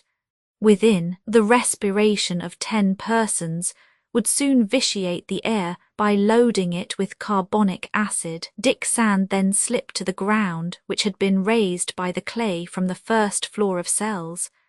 That cushion was still perfectly dry, and the orifice entirely free. The air penetrated freely to the interior of the cone, and with it some flashes of lightning and the loud noises of that storm that a diluvian rain could not extinguish. Dick Sand saw that all was well. No immediate danger seemed to menace these human termites, substituted for the colony of Neuroptera. The young novice then thought of refreshing himself by a few hours' sleep, as he already felt its influence. Only with supreme precaution Dick Sand lay on that bed of clay at the bottom of the cone near the narrow edifice. By this means, if any accident happened outside, he would be the first to remark it. The rising day would also awaken him, and he would be ready to begin the exploration of the plain. Dick Sand lay down then, his head against the wall, his gun under his hand, and almost immediately he was asleep. How long this drowsiness lasted he could not tell, when he was awakened by a lively sensation of coolness. He rose and recognized, not without great anxiety, that the water was invading the ant-hill, and even so rapidly that in a few seconds it would reach the story of cells occupied by Tom and Hercules. The latter, awakened by Dick Sand, were told about this new complication. The lighted lantern soon showed the interior of the cone. The water had stopped at a height of about 5 feet and remained stationary. "What is the matter, Dick?" asked Mrs. Weldon. "It is nothing," replied the young novice. "The lower part of the cone has been inundated.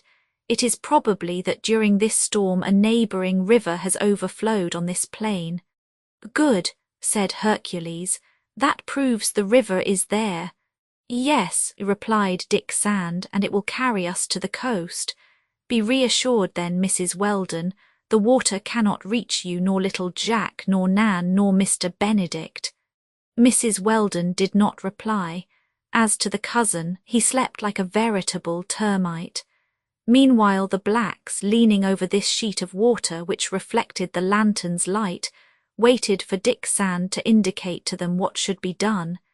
He was measuring the height of the inundation. After having the provisions and arms put out of the reach of the inundation, Dick Sand was silent. "The water has penetrated by the orifice," said Tom. "Yes," replied Dick Sand, "and now it prevents the interior air from being renewed." "Could we not make a hole in the wall above the level of the water?" asked the old black. "Doubtless, Tom, but if we have 5 feet of water within, there are perhaps 6 or 7, even more without. You think, Mr. Dick?" "I think, Tom, that the water, rising inside the ant-hill, has compressed the air in the upper part, and that this air now makes an obstacle to prevent the water from rising higher.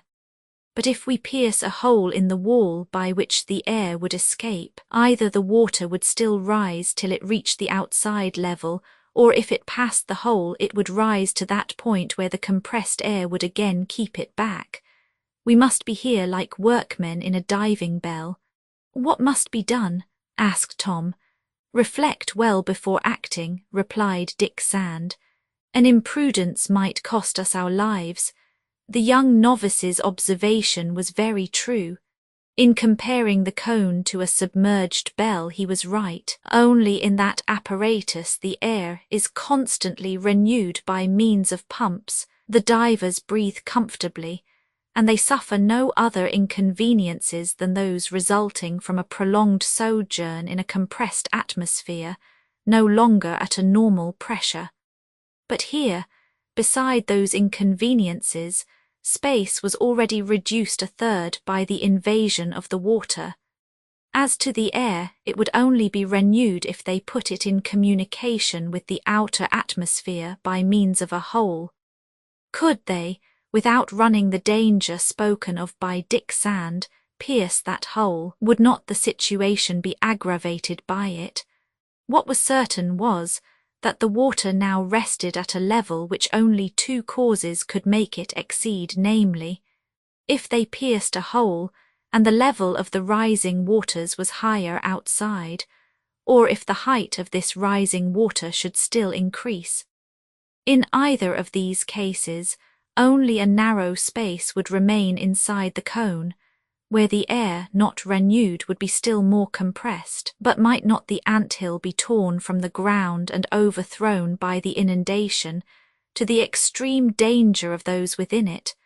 No more than a beaver's hut, so firmly did it adhere by its base.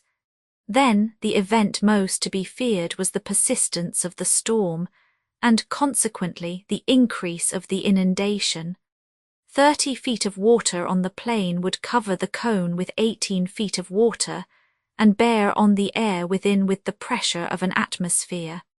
Now, after reflecting well upon it, Dick Sand was led to fear that this inundation might increase considerably. In fact, it could not be due solely to that deluge poured out by the clouds. It seemed more probable that a neighbouring watercourse, swelled by the storm, had burst its banks, and was spreading over this plain lying below it. What proof had they that the ant-hill was not then entirely submerged, and that it was full time to leave it by the top part, which would not be difficult to demolish? Dick Sand, now extremely anxious, asked himself what he ought to do. Must he wait or suddenly announce the probable result of the situation, after ascertaining the condition of things? It was then 3 o'clock in the morning. All, motionless, silent, listened. The noise from outside came very feebly through the obstructed orifice. All the time a dull sound, strong and continued, well indicated that the contest of the elements had not ceased. At that moment old Tom observed that the water level was gradually rising. "Yes," replied Dick Sand, "and if it rises as the air cannot escape from within, it is because the rising of the waters increases and presses it more and more." "It is but slight so far," said Tom. "Without doubt," replied Dick Sand, "but where will this level stop?" "Mr. Dick," asked Bat, "would you like me to go out of the ant-hill? By diving I should try to slip out by the hole." "It will be better for me to try it," replied Dick Sand. "No, Mr. Dick, no," replied old Tom quickly. "Let my son do it and trust to his skill. In case he could not return, your presence is necessary here." Then lower, "Do not forget Mrs. Weldon and little Jack." "Be it so," replied Dick Sand. "Go then, Bat. If the ant-hill is submerged, do not seek to enter it again. We shall try to come out as you will have done. But if the cone still emerges, strike on its top with the axe that you will take with you. We will hear you, and it will be the signal for us to demolish the top from our side. You understand?" "Yes, Mr. Dick," replied Bat. "Go then, boy," added old Tom, pressing his son's hand. Bat, after laying in a good provision of air by a long aspiration, plunged under the liquid mass whose depth then exceeded 5 feet. It was a rather difficult task, because he would have to seek the lower orifice, slip through it, and then rise to the outside surface of the waters. That must be done quickly. Nearly half a minute passed away. Dick Sand then thought that Bat had succeeded in passing outside when the black emerged. "Well," exclaimed Dick Sand, "the hole is stopped up by rubbish," replied Bat as soon as he could take breath. "Stopped up," repeated Tom. "Yes," replied Bat, "the water has probably diluted the clay. I have felt around the walls with my hand. There is no longer any hole." Dick Sand shook his head. His companions and he were hermetically sequestered in this cone, perhaps submerged by the water. "If there is no longer any hole," then said Hercules, "we must make one." "Wait," replied the young novice, stopping Hercules, who, hatchet in hand, was preparing to dive. Dick Sand reflected for a few moments, and then he said, "We are going to proceed in another manner. The whole question is to know whether the water covers the ant-hill or not. If we make a small opening at the summit of the cone, we shall find out which it is. But in case the ant-hill should be submerged now, the water would fill it entirely, and we would be lost. Let us feel our way." "But quickly," replied Tom. In fact, the level continued to rise gradually. There were then 6 feet of water inside the cone. With the exception of Mrs. Weldon, her son, cousin Benedict, and Nan, who had taken refuge in the upper cavities, all were immersed to the waist. Then there was a necessity for quick action, as Dick Sand proposed. It was 1 foot above the interior level, consequently 7 feet from the ground, that Dick Sand resolved to pierce a hole in the clay wall. If by this hole they were in communication with the outer air, the cone emerges. If on the contrary this hole was pierced below the water level outside, the air would be driven inward, and in that case they must stop it up at once, or the water would rise to its orifice. Then they would commence again a foot higher, and so on. If at last at the top they did not yet find the outer air, It was because there was a depth of more than 15 feet of water in the plain, and that the whole termite village had disappeared under the inundation. Then what chance had the prisoners in the anthill to escape the most terrible of deaths, death by slow asphyxia? Dick Sand knew all that, but he did not lose his presence of mind for a moment. He had closely calculated the consequences of the experiment he wished to try. Besides, to wait longer was not possible. Asphyxia was threatening in this narrow space, reduced every moment, in a medium already saturated with carbonic acid. The best tool Dick Sand could employ to pierce a hole through the wall was a ramrod furnished with a screw, intended to draw the wadding from a gun. By making it turn rapidly, this screw scooped out the clay like an auger, and the hole was made little by little. Then it would not have a larger diameter than that of the ramrod, but that would be sufficient. The air could come through very well. Hercules, holding up the lantern, lighted Dick Sand. They had some wax candles to take its place, and they had not to fear lack of light from that source. A minute after the beginning of the operation, the ramrod went freely through the wall. At once a rather dull noise was produced, resembling that made by globules of air escaping through a column of water. The air escaped, and at the same moment the level of the water rose in the cone and stopped at the height of the hole. This proved that they had pierced too low, that is to say, below the liquid mass. "Begin again," the young novice said coolly, after rapidly stopping the hole with a handful of clay. The water was again stationary in the cone, but the reserved space had diminished more than 8 inches. Respiration became difficult, for the oxygen was beginning to fail. They saw it also by the lantern's light, which reddened and lost a part of its brightness. 1 foot above the first hole, Dick Sand began at once to pierce a second by the same process. If the experiment failed, the water would rise still higher inside the cone, but that risk must be run. While Dick Sand was working his auger, they heard Cousin Benedict cry out suddenly, "Mercy, look, look, look, why?" Hercules raised his lantern and threw its light on Cousin Benedict, whose face expressed the most perfect satisfaction. "Yes," repeated he, "look why those intelligent termites have abandoned the ant-hill. They had felt the inundation beforehand.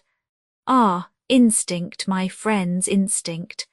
The termites are wiser than we are, much wiser." And that was all the moral Cousin Benedict drew from the situation. At that moment Dick Sand drew out the ramrod which had penetrated the wall. A hissing was produced. The water rose another foot inside the cone. The hole had not reached the open air outside. The situation was dreadful. Mrs. Weldon, then almost reached by the water, had raised little Jack in her arms. All were stifling in this narrow space. Their ears buzzed. The lantern only threw a faint light. "Is the cone, then, entirely under water?" murmured Dick Sand. He must know, and in order to know he must pierce a third hole at the very top. But it was asphyxia, it was immediate death if the result of this last attempt should prove fruitless. The air remaining inside would escape through the upper sheet of water, and the water would fill the whole cone. "Mrs. Weldon," then said Dick Sand, "you know the situation. If we delay, respirable air will fail us. If the third attempt fails, water will fill all this space. Our only chance is that the summit of the cone is above the level of the inundation. We must try this last experiment. Are you willing?" "Do it, Dick," replied Mrs. Weldon. At that moment the lantern went out in that medium already unfit for combustion. Mrs. Weldon and her companions were plunged in the most complete darkness. Dick Sand was perched on Hercules's shoulders. The latter was hanging on to one of the lateral cavities. Only his head was above the bed of water.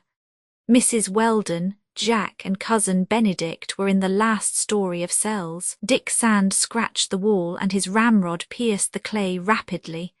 In this place the wall, being thicker and harder also, was more difficult to penetrate. Dick Sand hastened, not without terrible anxiety, for by this narrow opening either life was going to penetrate with the air, or with the water it was death. Suddenly a sharp hissing was heard. The compressed air escaped, but a ray of daylight filtered through the wall. The water only rose 8 inches and stopped. Without Dick Sand being obliged to close the hole, the equilibrium was established between the level within and that outside. The summit of the cone emerged. Mrs. Weldon and her companions were saved. At once, after a frantic hurrah in which Hercules's thundering voice prevailed, the cutlasses were put to work. The summit, quickly attacked, gradually crumbled. The hole was enlarged, the pure air entered in waves, and with it the first rays of the rising sun. The top once taken off the cone, it would be easy to hoist themselves on to its wall, and they would devise means of reaching some neighbouring height, above all inundations. Dick Sand first mounted to the summit of the cone. A cry escaped him. That particular noise, too well known by African travellers, the whizzing of arrows, passed through the air. Dick Sand had had time to perceive a camp 100 feet from the ant-hill, and 10 feet from the cone, on the inundated plain, long boats, filled with natives. It was from one of those boats that the flight of arrows had come the moment the young novice's head appeared out of the hole. Dick Sand, in a word, had told all to his companions. Seizing his gun, followed by Hercules, Actaeon and Bat, he reappeared at the summit of the cone, and all fired on one of the boats. Several natives fell, and yells, accompanied by shots, replied to the detonation of the firearms. But what could Dick Sand and his companions do against 100 Africans, who surrounded them on all sides? The ant-hill was assailed. Mrs. Weldon, her child, and cousin Benedict, all were brutally snatched from it, and without having had time to speak to each other or to shake hands for the last time, they saw themselves separated from each other, doubtless in virtue of orders previously given. A last boat took away Mrs. Weldon, little Jack and cousin Benedict. Dick Sand saw them disappear in the middle of the camp. As to him, accompanied by Nan, old Tom, Hercules, Bat, Actaeon and Austin, he was thrown into a second boat which went toward another point of the hill. 20 natives entered this boat. It was followed by 5 others.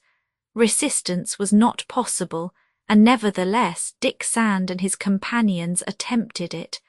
Some soldiers of the caravan were wounded by them, and certainly they would have paid for this resistance with their lives if there had not been a formal order to spare them. In a few minutes the passage was made, but just as the boat landed, Hercules, with an irresistible bound, sprang on the ground. 2 natives having sprung on him, the giant turned his gun like a club, and the natives fell with their skulls broken. A moment after, Hercules disappeared under the cover of the trees, in the midst of a shower of balls, as Dick Sand and his companions, having been put on land, were chained like slaves. Chapter 25. The aspect of the country was entirely changed since the inundation. It had made a lake of the plain where the termite village stood. The cones of 20 ant-hills emerged and formed the only projecting points on this large basin. The Conza had overflowed during the night, with the waters of its tributaries swelled by the storm. This Conza, one of the rivers of Angola, flows into the Atlantic, 100 miles from the Cape where the Pilgrim was wrecked. It was this river that Lieutenant Cameron had to cross some years later, before reaching Bengla.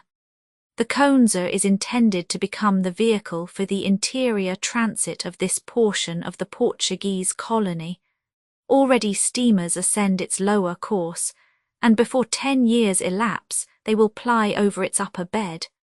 Dick Sand had then acted wisely in seeking some navigable river toward the north.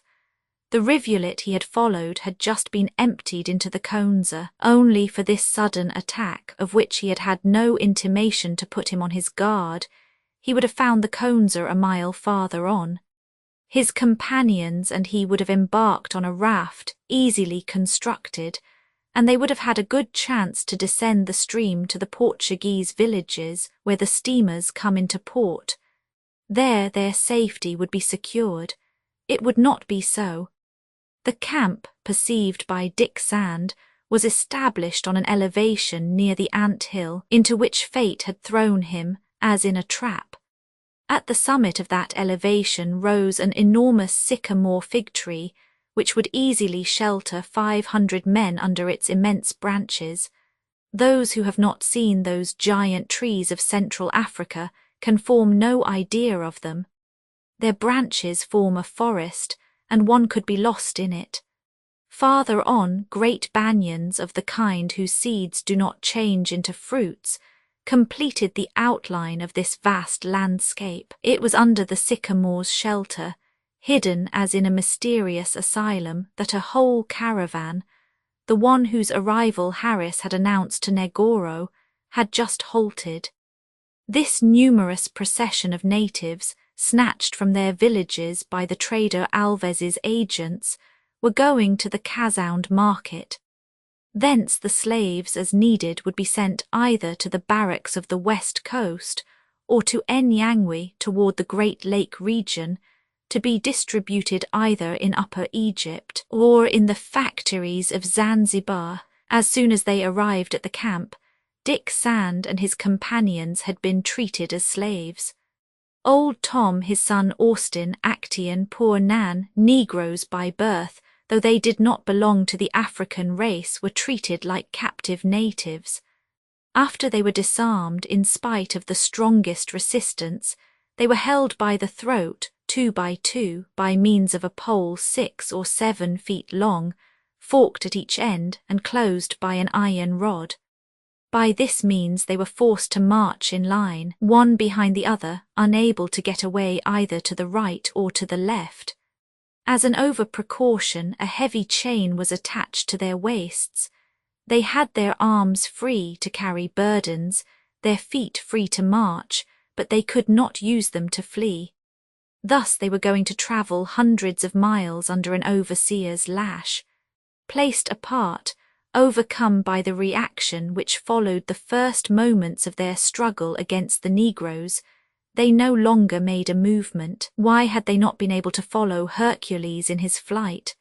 And meanwhile, what could they hope for the fugitive? Strong as he was, what would become of him in that inhospitable country, where hunger, solitude, savage beasts, natives, all were against him? Would he not soon regret his companion's fate?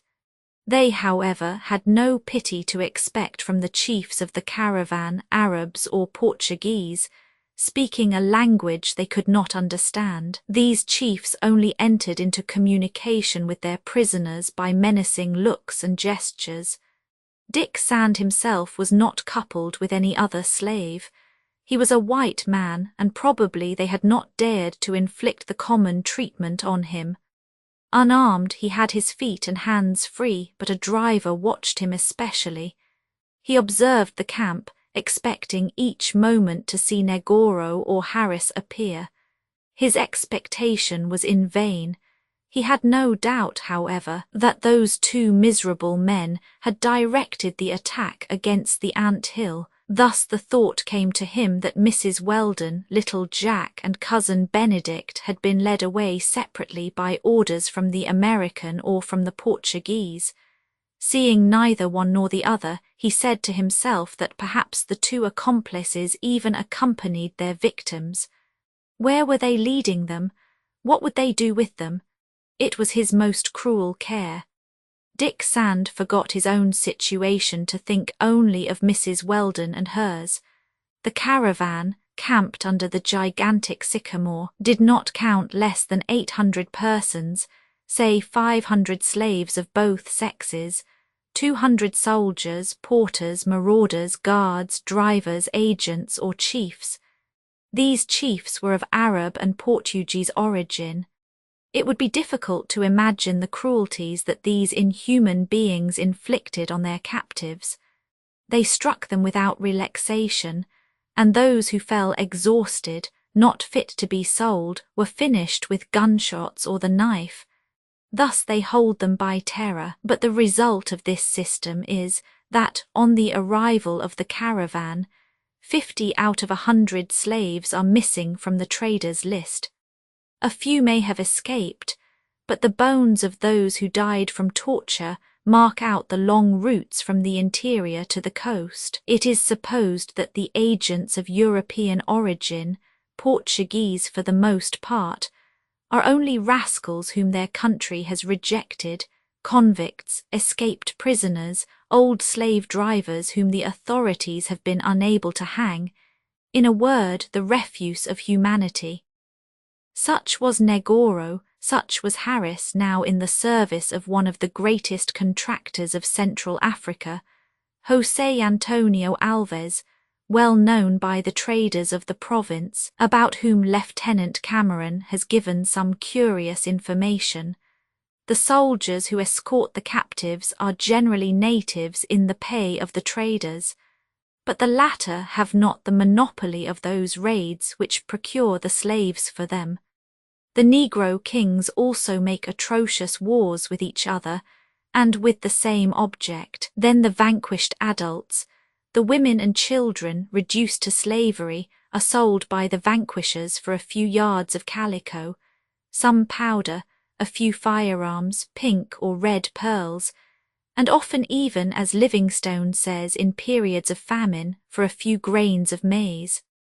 The soldiers who escorted old Alves's caravan might give a true idea of what African armies are. It was an assemblage of Negro bandits, hardly clothed, who brandished long flintlock guns, the gun barrels garnished with a great number of copper rings.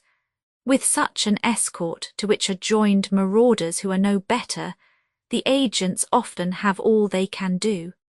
They dispute orders, they insist on their own halting places and hours, they threaten to desert, and it is not rare for the agents to be forced to yield to the exactions of this soldiery. Though the slaves, men or women, are generally subjected to carry burdens while the caravan is on the march, yet a certain number of porters accompany it. They are called more particularly pagazis, and they carry bundles of precious objects, principally ivory.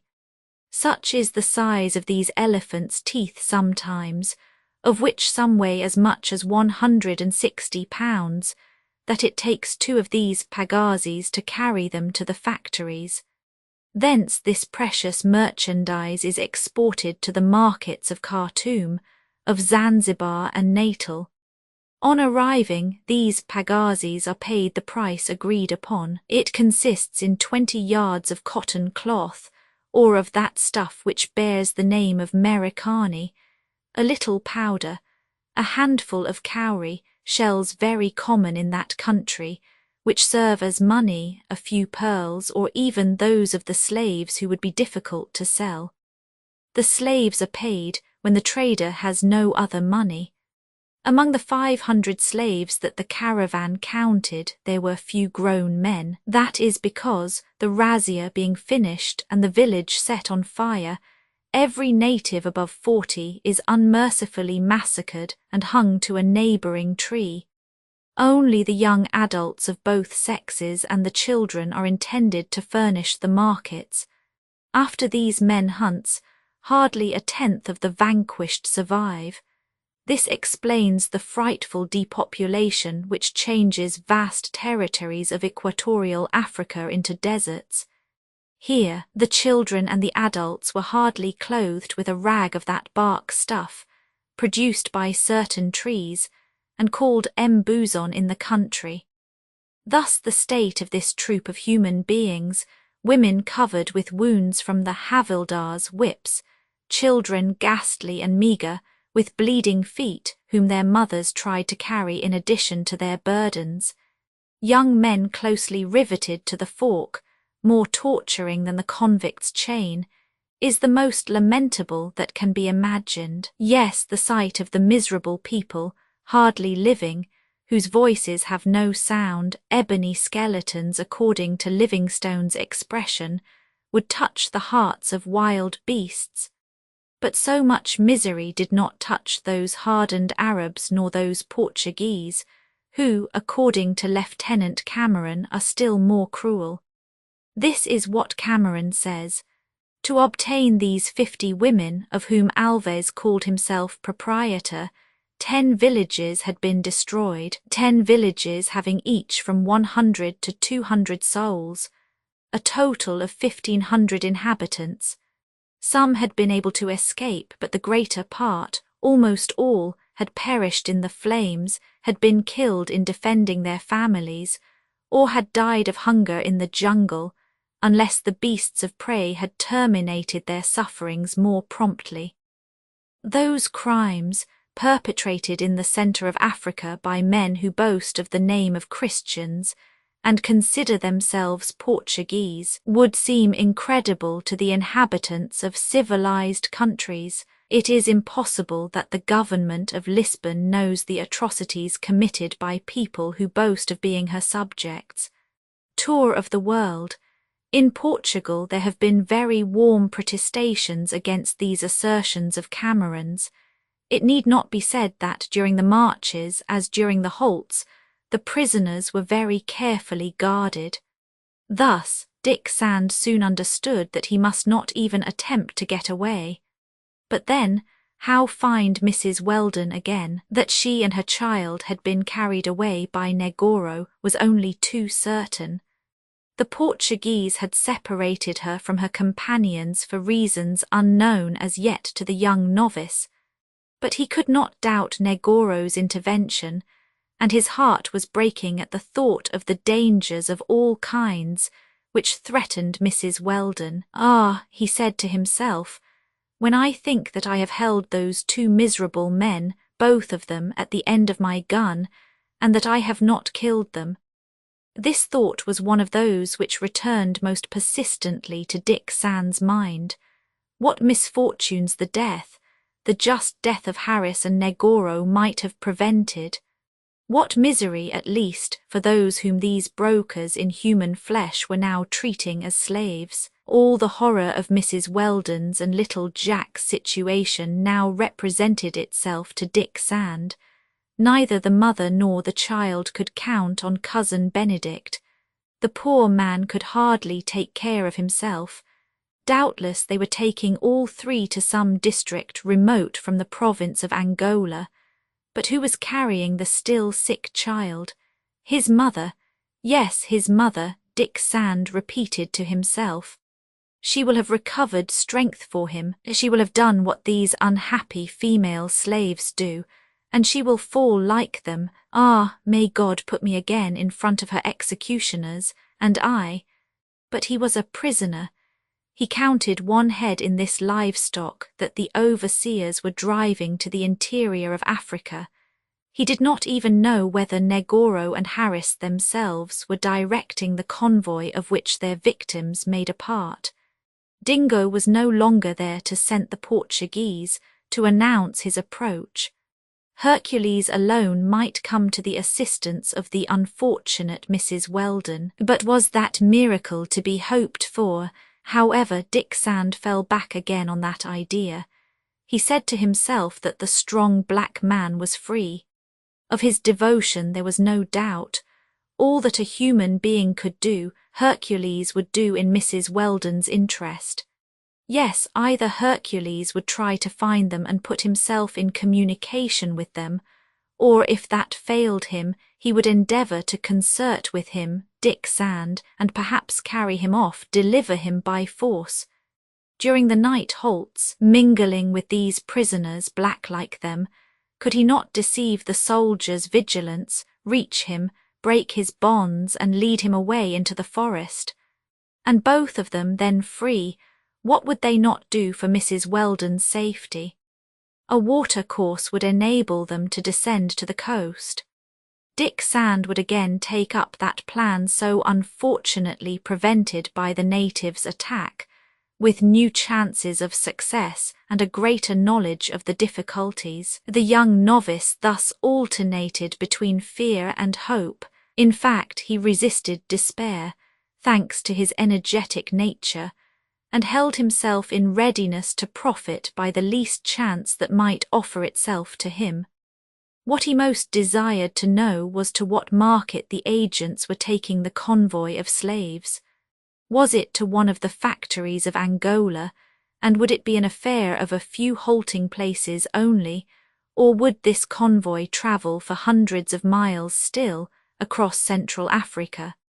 The principal market of the contractors is that of Nyangwe in Maniema, on that meridian which divides the African continent into two almost equal parts, there where extends the country of the Great Lakes, that Livingstone was then traversing.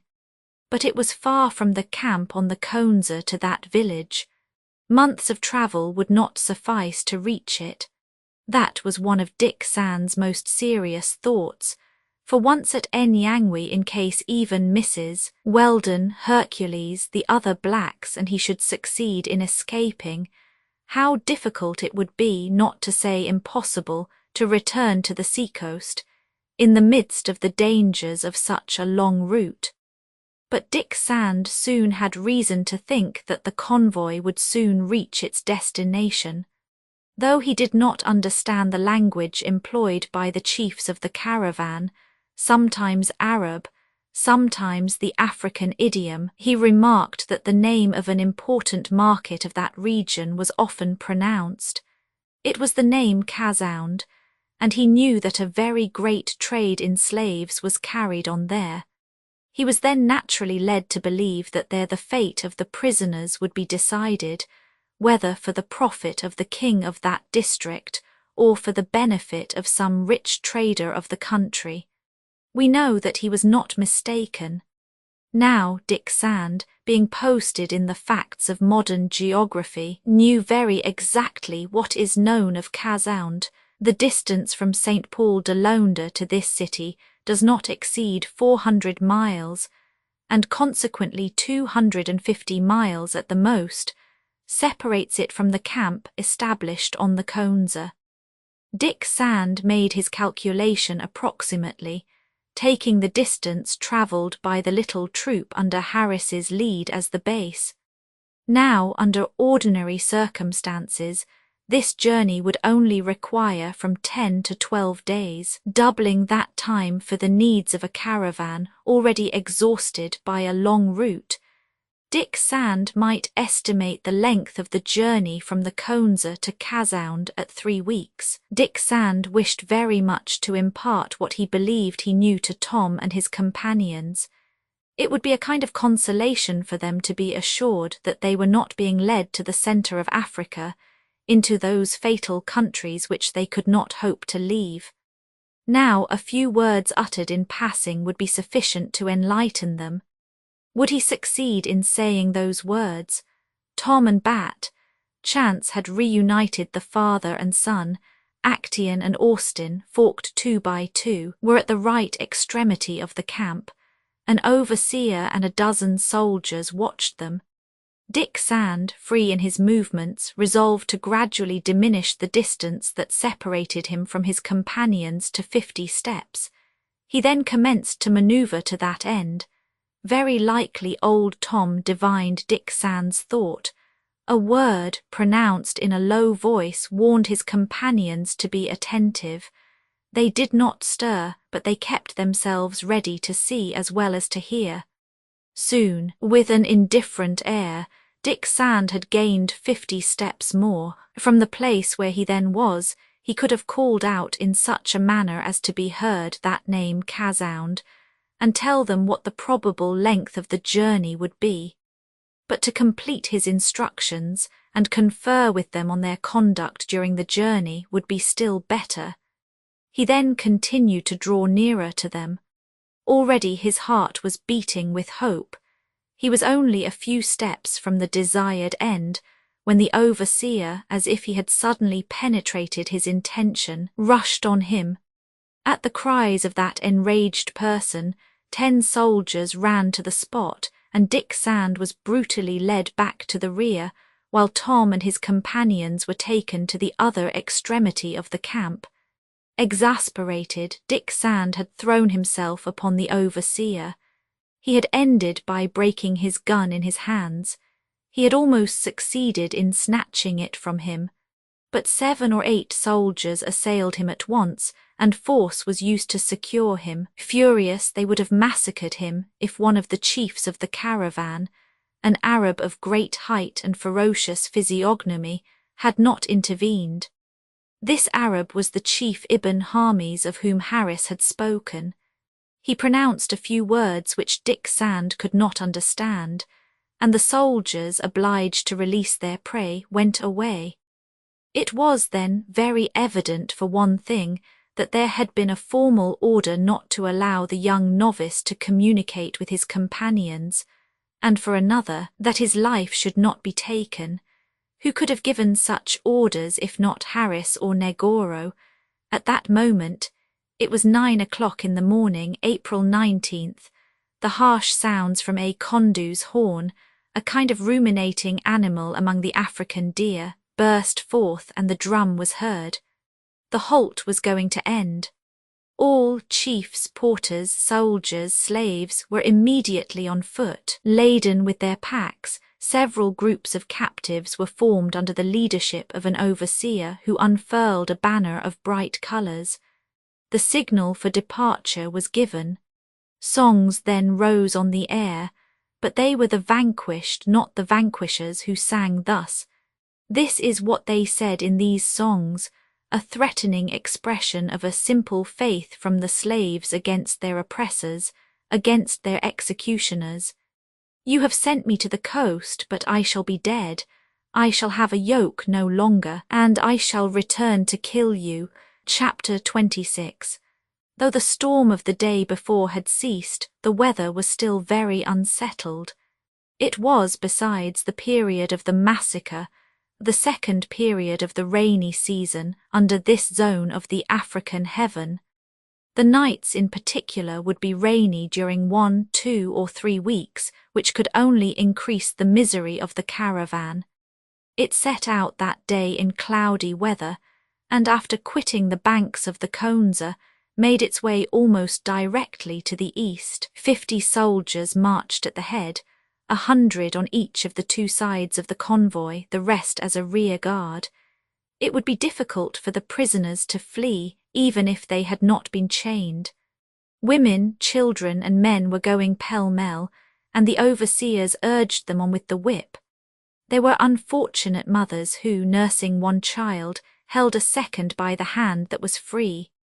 Others dragged these little beings along, without clothing, without shoes, on the sharp grasses of the soil. The chief of the caravan, that ferocious Ibn Hamis, who had interfered in the struggle between Dick Sand and his overseer, watched this whole troop, going backwards and forwards from the head to the foot of the long column. If his agents and he troubled themselves but little about the sufferings of their captives, they must reckon more seriously either with the soldiers who claimed some additional rations, or with the pagazis who wanted to halt. Thence discussions, often even an exchange of brutality. The slaves suffered more from the overseer's constant irritation. Nothing was heard but threats from one side and cries of grief from the other. Those who marched in the last ranks treaded a soil that the first had stained with their blood. Dick Sand's companions, always carefully kept in front of the convoy, could have no communication with him. They advanced in file, the neck held in the heavy fork, which did not permit a single head movement. The whips did not spare them any more than their sad companions in misfortune. Bat, coupled with his father, marched before him, taxing his ingenuity not to shake the fork, choosing the best places to step on, because old Tom must pass after him. From time to time, when the overseer was a little behind, He uttered various words of encouragement, some of which reached Tom. He even tried to retard his march if he felt that Tom was getting tired. It was suffering for this good son to be unable to turn his head towards his good father whom he loved. Doubtless Tom had the satisfaction of seeing his son. However, he paid dear for it. How many times great tears flowed from his eyes when the overseer's whip fell upon Bat. It was a worse punishment than if it had fallen on his own flesh. Austin and Actaeon marched a few steps behind, tied to each other, and brutally treated every moment. Ah, how they envied Hercules's fate! Whatever were the dangers that threatened the latter in that savage country, he could at least use his strength and defend his life. During the first moments of their captivity, old Tom had finally made known the whole truth to his companions. They had learned from him, to their profound astonishment, that they were in Africa, that Negoro's and Harris's double treachery had first thrown them there, and then led them away, and that no pity was to be expected from their masters. Nan was not better treated. She made part of a group of women who occupied the middle of the convoy. They had chained her with a young mother of 2 children, one at the breast, the other aged 3 years, who walked with difficulty. Nan, moved with pity, had burdened herself with the little creature, and the poor slave had thanked her by a tear.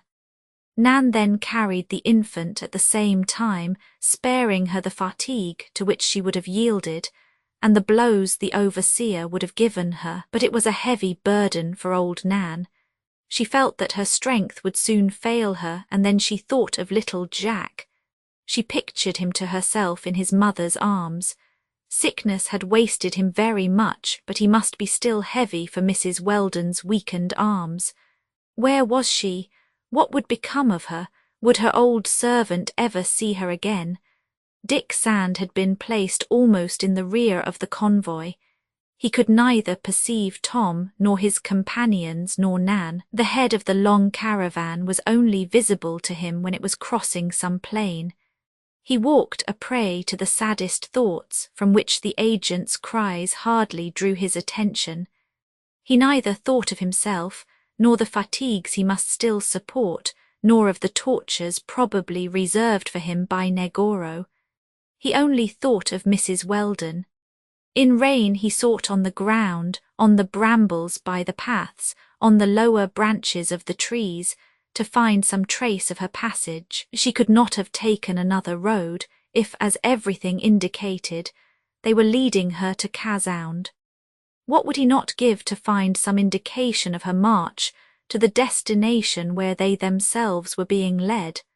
Such was the situation of the young novice and his companions in body and mind. But whatever they might have to fear for themselves, great as was their own sufferings, pity took possession of them on seeing the frightful misery of that sad troop of captives, and the revolting brutality of their masters. Alas, they could do nothing to succour the afflicted, nothing to resist the others. All the country situated east of the Conza was only a forest for over an extent of 20 miles. The trees, however, whether they perish under the biting of the numerous insects of these countries, or whether troops of elephants beat them down while they are still young, are less crowded here than in the country next to the sea-coast. The march, then, under the trees would not present obstacles. The shrubs might be more troublesome than the trees. There was, in fact, an abundance of those cotton trees, 7 to 8 feet high, the cotton of which serves to manufacture the black and white striped stuffs used in the interior of the province.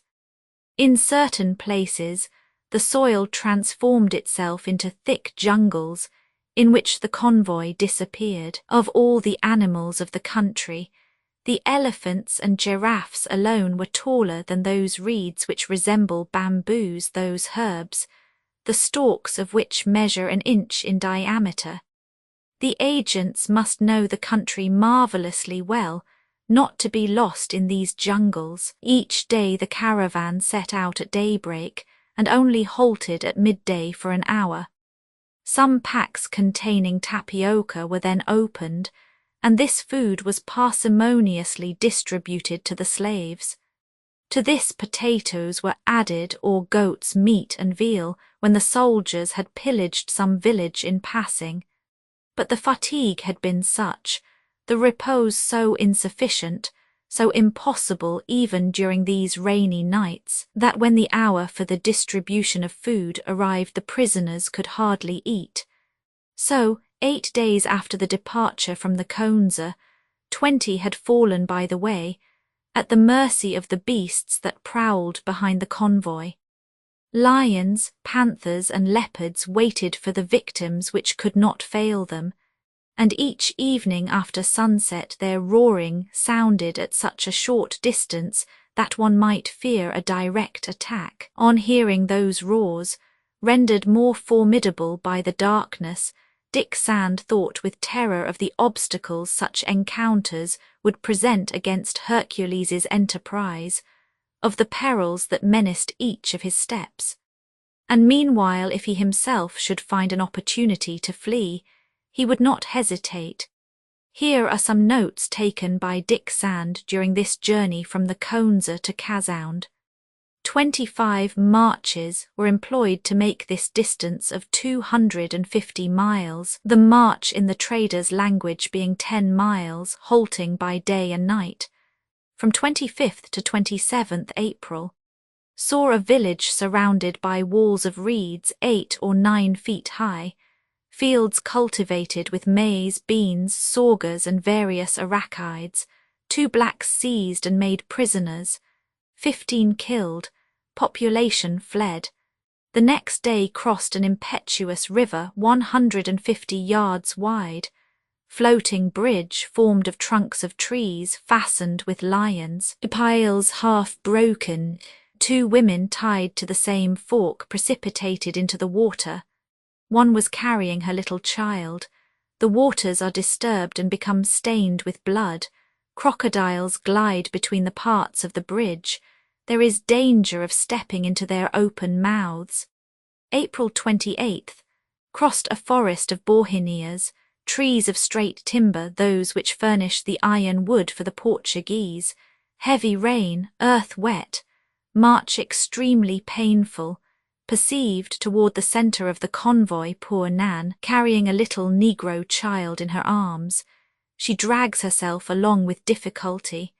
The slave chained with her limps, and the blood flows from her shoulder, torn by lashes from the whip.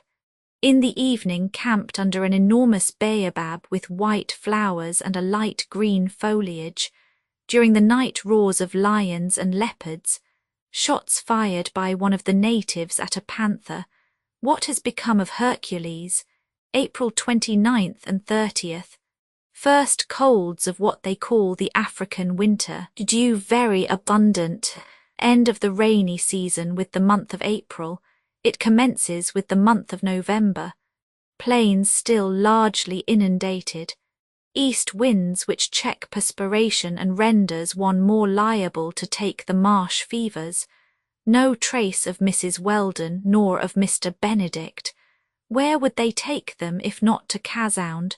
They must have followed the road of the caravan and preceded us. I am eaten up with anxiety. Little Jack must be seized again with the fever in this unhealthy region. But does he still live? From May 1st to May 6th. Crossed with several halting places long plains which evaporation has not been able to dry up. Water everywhere up to the waist. Myriads of leeches adhering to the skin. We must march for all that. On some elevations that emerge are lotus and papyrus. At the bottom under the water other plants with large cabbage leaves on which the feet slip, which occasions numerous falls. In these waters considerable quantities of little fish of the silurus species. The natives catch them by billions in wickers and sell them to the caravans. Impossible to find a place to camp for the night. We see no limit to the inundated plain. We must march in the dark. Tomorrow many slaves will be missing from the convoy. What misery! When one falls, why get up again? A few moments more under these waters and all would be finished. The overseer's stick would not reach you in the darkness. Yes, but Mrs. Weldon and her son, I have not the right to abandon them. I shall resist to the end. It is my duty. Dreadful cries are heard in the night. 20 soldiers have torn some branches from resinous trees whose branches were above water. Livid lights in the darkness. This is the cause of the cries I heard. An attack of crocodiles. 12 or 15 of those monsters have thrown themselves in the darkness on the flank of the caravan. Women and children have been seized and carried away by the crocodiles to their pasture lands. So Livingstone calls those deep holes where this amphibious animal deposits its prey after having drowned it, for it only eats it when it has reached a certain degree of decomposition. I have been rudely grazed by the scales of one of these crocodiles. An adult slave has been seized near me and torn from the fork that held him by the neck. The fork was broken. What a cry of despair, what a howl of grief, I hear it still, May 7th and 8th. The next day they count the victims. 20 slaves have disappeared. At daybreak I look for Tom and his companions. God be praised, they are living. Alas, ought I to praise God? Is one not happier to be done with all this misery? Tom is at the head of the convoy. At a moment when his son Bat made a turn, the fork was presented obliquely and Tom was able to see me. I search in vain for old Nan. Is she in the central group, or has she perished during that frightful night? The next day past the limit of the inundated plain after 24 hours in the water. We halt on a hill, the sun dries us a little, we eat but what miserable food! A little tapioca, a few handfuls of maize, nothing but the troubled water to drink. Prisoners extended on the ground, how many will not get up? No, it is not possible that Mrs. Weldon and her son have passed through so much misery. God would be so gracious to them as to have them led to Casound by another road. The unhappy mother could not resist. New case of smallpox in the caravan, the endau as they say. The sick could not be able to go far. Will they abandon them? May 9th. They have begun the march again at sunrise. No laggards. The overseer's whip has quickly raised those overcome by fatigue or sickness. Those slaves have a value, they are money. The agents will not leave them behind while they have strength enough to march. I am surrounded by living skeletons. They have no longer voice enough to complain. I have seen old Nan at last. She is a sad sight. The child she was carrying is no longer in her arms. She is alone too. That will be less painful for her, but the chain is still around her waist and she has been obliged to throw the end over her shoulder. By hastening, I have been able to draw near her. One would say that she did not recognize me. Am I, then, changed to that extent? Nan, I said. The old servant looked at me a long time and then she exclaimed, "You, Mr. Dick, I, before long I shall be dead." "No, no, courage," I replied while my eyes fell so as not to see what was only the unfortunate woman's bloodless spectre. "Dead," she continued, "and I shall not see my dear mistress again, nor my little Jack. My God, have pity on me." I wished to support old Nan, whose whole body trembled under her torn clothing. It would have been a mercy to see myself tied to her, and to carry my part of that chain, whose whole weight she bore since her companion's death. A strong arm pushes me back, and the unhappy Nan is thrown back into the crowd of slaves, lashed by the whips. I wish to throw myself on that brutal. The Arab chief appears, seizes my arm, and holds me till I find myself again in the caravan's last rank. Then in his turn he pronounces the name Negoro. Negoro. It is then by the Portuguese's orders that he acts and treats me differently from my companions in misfortune. For what fate am I reserved? May 10th. Today passed near 2 villages in flames. The stubble burns on all sides. Dead bodies are hung from the trees the fire has spared. Population fled, fields devastated. The razzie is exercised there. 200 murders perhaps to obtain a dozen slaves. Evening has arrived. Halt for the night. Camp made under great trees, high shrubs forming a thicket on the border of the forest. Some prisoners fled the night before after breaking their forks. They have been retaken and treated with unprecedented cruelty. The soldiers' and overseers' watchfulness is redoubled. Night has come, roaring of lions and hyenas, distant snorting of hippopotami, doubtless some lake or watercourse near. In spite of my fatigue, I cannot sleep. I think of so many things. Then it seems to me that I hear prowling in the high grass. Some animal, perhaps. Would it dare force an entrance into the camp? I listen. Nothing. Yes, an animal is passing through the reeds. I am unarmed. I shall defend myself nevertheless. My life may be useful to Mrs. Weldon, to my companions. I look through the profound darkness. There is no moon. The night is extremely dark. 2 eyes shine in the darkness among the papyrus, 2 eyes of a hyena or a leopard. They disappear, reappear. At last there is a rustling of the bushes. An animal springs upon me. I am going to cry out, to give the alarm. Fortunately, I was able to restrain myself. I cannot believe my eyes. It is Dingo, Dingo who is near me. Brave Dingo, how is it restored to me? How has it been able to find me again? Ah, instinct, would instinct be sufficient to explain such miracles of fidelity? It licks my hands. Ah, good dog, now my only friend, they have not killed you then.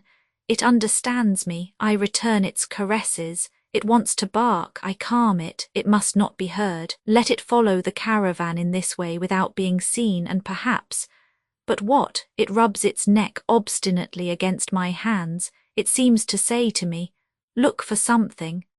I look, and I feel something there fastened to its neck. A piece of reed is slipped under the collar on which are graven those 2 letters SV, the mystery of which is still inexplicable to us. Yes, I have unfastened the reed. I have broken it. There is a letter inside. But this letter, I cannot read it. I must wait for daylight. Daylight, I should like to keep Dingo, but the good animal, even while licking my hands, seems in a hurry to leave me. It understands that its mission is finished. With one bound aside, it disappears among the bushes without noise. May God spare it from the lions and hyenas' teeth. Dingo has certainly returned to him who sent it to me. This letter that I cannot yet read burns my hands. Who has written it? Would it come from Mrs. Weldon? Does it come from Hercules? How has the faithful animal that we believed dead met either the one or the other? What is this letter going to tell me? Is it a plan of escape that it brings me? Or does it only give me news of those dear to me? Whatever it may be, this incident has greatly moved me and has relaxed my misery. Ah, the day comes so slowly. I watch for the least light on the horizon. I cannot close my eyes. I still hear the roaring of the animals. My poor Dingo, can you escape them? At last day is going to appear, and almost without dawn under these tropical latitudes. I settle myself so as not to be seen. I try to read, I cannot yet. At last I have read. The letter is from Hercules's hand. It is written on a bit of paper in pencil. Here is what it says. Mrs. Weldon was taken away with little Jack in a kitanda. Harris and Negoro accompany it. They precede the caravan by 3 or 4 marches, with cousin Benedict. I have not been able to communicate with her. I have found Dingo, who must have been wounded by a shot, but cured. Good hope, Mr. Dick. I only think of you all, and I fled to be more useful to you. Hercules. Ah, Mrs. Weldon and her son are living. God be praised, they have not to suffer the fatigues of these rude halting places. A kitanda, it is a kind of litter of dry grass suspended to a long bamboo that 2 men carry on the shoulder. A stuff curtain covers it over. Mrs. Weldon and her little Jack are in that kitanda. What does Harris and Negoro want to do with them? Those wretches are evidently going to Casound. Yes, yes, I shall find them again. Ah, in all this misery it is good news, it is joy that Dingo has brought me. From May 11th to 15th. The caravan continues its march. The prisoners drag themselves along more and more painfully. The majority have marks of blood under their feet. I calculate that it will take 10 days more to reach Casound. How many will have ceased to suffer before then? But I must arrive there, I shall arrive there. It is atrocious. There are in the convoy unfortunate ones whose bodies are only wounds. The cords that bind them enter into the flesh. Since yesterday a mother carries in her arms her little infant dead from hunger. She will not separate from it. Our route is strewn with dead bodies. The smallpox rages with new violence. We have just passed near a tree. To this tree slaves were attached by the neck. They were left there to die of hunger from May 16th to 24th. I am almost exhausted, but I have no right to give up. The rains have entirely ceased. We have days of hard marching. That is what the traders call the Tierreichse, or afternoon march. We must go faster, and the ground rises in rather steep ascents. We pass through high shrubs of a very tough kind. They are the nyassi, the branches of which tear the skin off my face, whose sharp seeds penetrate to my skin under my dilapidated clothes. My strong boots have fortunately kept good. The agents have commenced to abandon the slaves too sick to keep up. Besides, food threatens to fail. Soldiers and pagazis would revolt if their rations were diminished. They dare not retrench from them, and then so much worse for the captives. Let them eat one another, said the chief. Then it follows that young slaves, still strong, die without the appearance of sickness. I remember what Dr. Livingstone has said on that subject. Those unfortunates complain of the heart, they put their hands there and they fall. It is positively the heart that breaks. That is peculiar to free men reduced to slavery unexpectedly. Today, 20 captives who could no longer drag themselves along have been massacred with axes by the havildars. The Arab chief is not opposed to massacre. The scene has been frightful. Poor old Nan has fallen under the knife in this horrible butchery. I strike against her corpse in passing. I cannot even give her a Christian burial. She is first of the pilgrims, survivors whom God has called back to him. Poor good creature. Poor Nan, I watch for Dingo every night. It returns no more. Has misfortune overtaken it, or Hercules? No, no, I do not want to believe it. This silence, which appears so long to me, only proves one thing. It is that Hercules has nothing new to tell me yet. Besides, he must be prudent and on his guard. Asterisk, asterisk, asterisk. Chapter 27. On May 26th, the caravan of slaves arrived at Casound. 50% of the prisoners taken in the last raid had fallen on the road. Meanwhile, the business was still good for the traders. Demands were coming in, and the price of slaves was about to rise in the African markets. Angola at this period did an immense trade in blacks. The Portuguese authorities of St. Paul de Londa or of Bengla could not stop it without difficulty, for the convoys travelled towards the interior of the African continent. The pens near the coast overflowed with prisoners, the few slavers that succeeded in eluding the cruisers along the shore not being sufficient to carry all of them to the Spanish colonies of America. Casound, situated 300 miles from the mouth of the Conza, is one of the principal lacunis, one of the most important markets of the province. On its grand square the Tichitoka business is transacted. There, the slaves are exposed and sold. It is from this point that the caravans radiate toward the region of the Great Lakes. Kasound, like all the large towns of Central Africa, is divided into two distinct parts. One is the quarter of the Arab, Portuguese or native traders, and it contains their pens. The other is the residence of the Negro king, some ferocious crowned drunkard who reigns through terror and lives from supplies furnished by the contractors.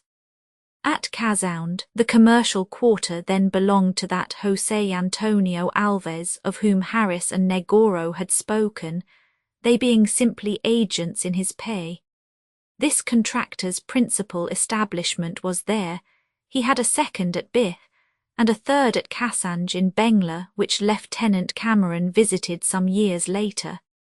Imagine a large central street on each side, groups of houses, Thames, with flat roofs, walls of baked earth, and a square court which served as an enclosure for cattle. At the end of the street was the vast Teachetoka, surrounded by slave pens. Above this collection of buildings rose some enormous banyans whose branches swayed with graceful movements. Here and there great palms with their heads in the air drove the dust on the streets like brooms. 20 birds of prey watched over the public health. Such is the business quarter of Kasound. Nearby ran the Lauhai, a river whose course, still undetermined, is an affluent, or at least a sub-affluent of the Congo, a tributary of the Zwar. The residence of the King of Kasound, which borders on the business quarter, is a confused collection of ill-built hovels which spread over the space of a mile square. Of these hovels some are open, others are enclosed by a palisade of reeds or bordered with a hedge of fig trees. In one particular enclosure, surrounded by a fence of papyrus, 30 of these huts served as dwellings for the chief slaves. In another group lived his wives, and a tembe, still larger and higher, was half hidden in a plantation of cassada. Such was the residence of the King of Kasound, a man of 50, named Moini Launga, and already almost deprived of the power of his predecessors. He had not 4,000 of soldiers there, where the principal Portuguese traders could count 20,000, and he could no longer, as in former times, decree the sacrifice of 25 or 30 slaves a day. This king was, besides, a prematurely aged man, exhausted by debauch, crazed by strong drink, a ferocious maniac, mutilating his subjects, his officers or his ministers as the whim seized him, cutting the nose and ears off some and the foot or the hand from others. His own death, not unlooked for, would be received without regret. A single man in all Kasound might, perhaps, lose by the death of Moini Launga. This was the contractor, José Antonio Alves, who agreed very well with the drunkard, whose authority was recognized by the whole province. If the accession of his first wife, Queen Moini, should be contested, the states of Moini Launga might be invaded by a neighbouring competitor, one of the kings of Auconson. The latter, being younger and more active, had already seized some villages belonging to the Kasound government. He had in his services another trader, a rival of Alves Tipo, a black Arab of a pure race, whom Cameron met at Enyangwe. What was this Alves, the real sovereign under the reign of an imbruted Negro, whose vices he had developed and served? José Antonio Alves, already advanced in years, was not, as one might suppose, a Msaungu, that is to say, a man of the white race. There was nothing Portuguese about him but his name, borrowed, no doubt, for the needs of commerce. He was a real Negro, well known among traders and called Kendel. He was born, in fact, at Dondo, or the borders of the Konza. He had commenced by being simply the agent of the slave brokers, and would have finished as a famous trader, that is to say, in the skin of an old knave, who called himself the most honest man in the world. Cameron met this Alves in the latter part of 1874 at Kayomba, the capital of Kasongo, chief of Awawa. He guided Cameron with his caravan to his own establishment at Bi, over a route of 700 miles. The convoy of slaves, on arriving at Kasound, had been conducted to the large square. It was the 26th of May. Dick Sand's calculations were then verified. The journey had lasted 38 days from the departure of the army encamped on the banks of the Konza. 5 weeks of the most fearful miseries that human beings could support. It was noon when the train entered Kasound. The drums were beaten, horns were blown in the midst of the detonations of firearms. The soldiers guarding the caravan discharged their guns in the air, and the men employed by José Antonio Alves replied with interest. All these bandits were happy at meeting again, after an absence which had lasted for 4 months. They were now going to rest and make up for lost time in excesses and idleness.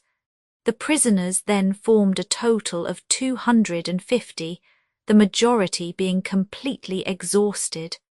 After having been driven like cattle, they were to be shut up in pens, which American farmers would not have used for pigs. 12 or 1500 other captives awaited them, all of whom would be exposed in the market at Kasound on the next day but one. These pens were filled up with the slaves from the caravan. The heavy forks had been taken off them, but they were still in chains. The pagazis had stopped on the square after having disposed of their loads of ivory, which the Kasound dealers would deliver. Then, being paid with a few yards of calico or other stuff at the highest price, they would return and join some other caravan. Old Tom and his companions had been freed from the iron collar which they had carried for 5 weeks. Bat and his father embraced each other and all shook hands, but no one ventured to speak. What could they say that would not be an expression of despair? Bat, Actaeon and Austin, all 3 vigorous, accustomed to hard work, had been able to resist fatigue, but old Tom, weakened by privations, was nearly exhausted. A few more days and his corpse would have been left, like poor Nan's, as food for the beasts of the province. As soon as they arrived, the 4 men had been placed in a narrow pen, and the door had been at once shut upon them. There they had found some food, and they awaited the trader's visit, with whom, although quite in vain, they intended to urge the fact that they were Americans. Dick Sand had remained alone on the square, under the special care of a keeper. At length he was at Kasound, where he did not doubt that Mrs. Weldon, little Jack, and cousin Benedict had preceded him. He had looked for them in crossing the various quarters of the town, even in the depths of the Thames that lined the streets on this Teachetoka, now almost deserted. Mrs. Weldon was not there. Have they not brought her here? He asked himself. But where could she be? No, Hercules cannot be mistaken. Then again he must have learned the secret designs of Negoro and Harris, yet they too, I do not see them. Dick Sand felt the most painful anxiety. He could understand that Mrs. Weldon, retained a prisoner, would be concealed from him. But Harris and Negoro, particularly the latter, should hasten to see him now in their power, if only to enjoy their triumph, to insult him, torture him, perhaps avenge themselves. From the fact that they were not there must he conclude that they had taken another direction, and that Mrs. Weldon was to be conducted to some other point of Central Africa. Should the presence of the American and the Portuguese be the signal for his punishment, Dick Sand impatiently desired it. Harris and Negoro at Kasound was for him the certainty that Mrs. Weldon and her child were also there. Dick Sand then told himself that, since the night when Dingo had brought him Hercules's note, the dog had not been seen.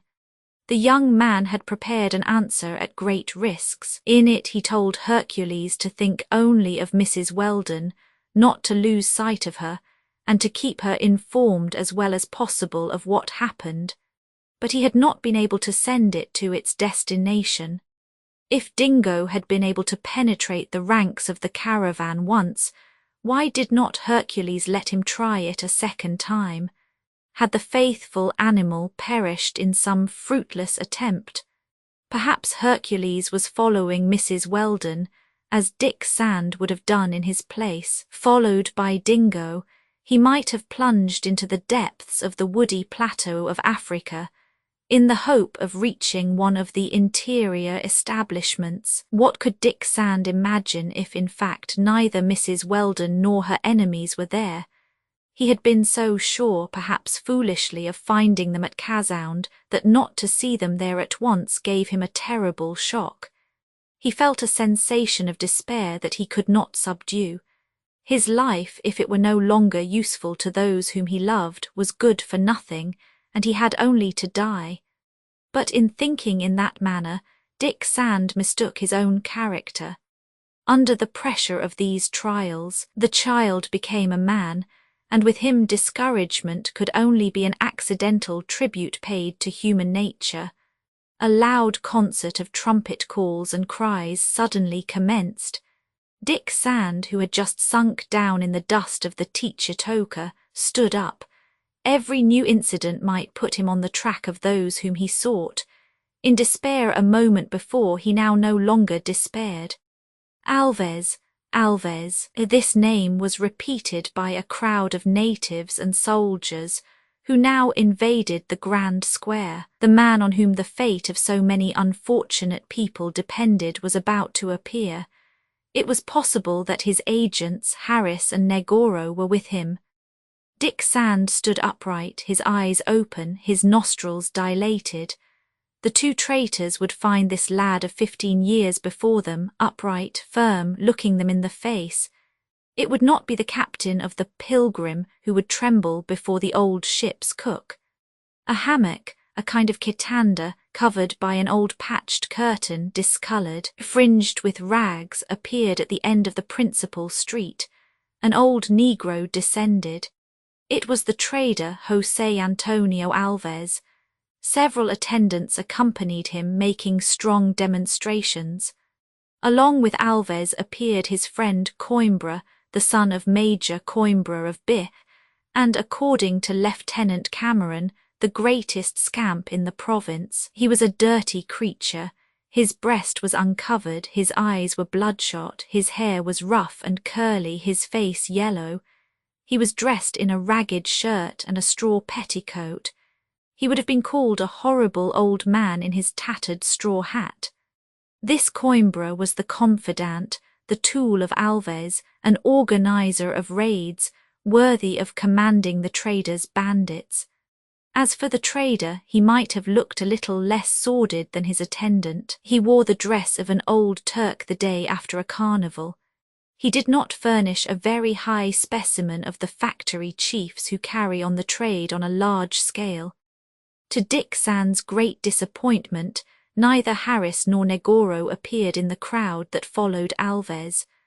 Must he, then, renounce all hope of finding them at Casound? Meanwhile, the chief of the caravan, the Arab Ibn Hamis, shook hands with Alves and Coimbra. He received numerous congratulations. Alves made a grimace at the 50% of slaves failing in the general count, but on the whole the affair was very satisfactory. With what the trader possessed of human merchandise in his pens, he could satisfy the demands from the interior, and barter slaves for ivory teeth and those Hannahs of copper, a kind of St. Andrew's cross, in which form this metal is carried into the centre of Africa. The overseers were also complimented. As for the porters, the trader gave orders that their salary should be immediately paid them. José Antonio Alves and Coimbra spoke a kind of Portuguese mingled with a native idiom, which a native of Lisbon would scarcely have understood. Dick Sand could not hear what these merchants were saying. Were they talking of him and his companions, so treacherously joined to the persons in the convoy? The young man could not doubt it when, at a gesture from the Arab, Ibn Hamis, an overseer, went toward the pen where Tom, Austin, Bat and Actaeon had been shut up. Almost immediately the 4 Americans were led before Alves. Dick Sand slowly approached. He wished to lose nothing of this scene. Alves's face lit up at the sight of these few well-made blacks, to whom rest and more abundant food had promptly restored their natural vigour. He looked with contempt at old Tom, whose age would affect his value, but the other 3 would sell high at the next Casound sale. Alves remembered a few English words which some agents like the American Harris had taught him, and the old monkey thought he would ironically welcome his new slaves. Tom understood the trader's words. He at once advanced and, showing his companions, said, "We are free men, citizens of the United States." Alves certainly understood him. He replied with a good-humoured grimace, wagging his head, "Yes, yes, Americans. Welcome, welcome." "Welcome," added Coimbra. He advanced toward Austin, and like a merchant who examines a sample after having felt his chest and his shoulders, he wanted to make him open his mouth so as to see his teeth. But at this moment Signor Coimbra received in his face the worst blow that a major's son had ever caught. Alves's confidant staggered under it. Several soldiers threw themselves on Austin, who would perhaps pay dearly for this angry action. Alves stopped them by a look. He laughed indeed at the misfortune of his friend Coimbra, who had lost 2 of the 5 or 6 teeth remaining to him. Alves did not intend to have his merchandise injured. Then he was of a gay disposition, and it was a long time since he had laughed so much. Meanwhile he consoled the much discomfited Coimbra, and the latter, helped to his feet, again took his place near the trader, while throwing a menacing look at the audacious Austin. At this moment Dick Sand, driven forward by an overseer, was led before Alves. The latter evidently knew all about the young man, whence he came, and how he had been taken to the camp on the Conza. So he said, after having given him an evil glance, "The little Yankee." "Yes, Yankee," replied Dick Sand. "What do they wish to do with my companions and me?" "Yankee, Yankee, Yankee," repeated Alves. Did he not, or would he not understand the question put to him? A second time Dick Sand asked the question regarding his companions and himself. He then turned to Coimbra, whose features, degraded as they were by the abuse of alcoholic liquors, he saw were not of native origin. Coimbra repeated the menacing gesture already made at Austin, and did not answer. During this time Alves talked rapidly with the Arab, Ibn Hamis, and evidently of things that concerned Dick Sand and his friends.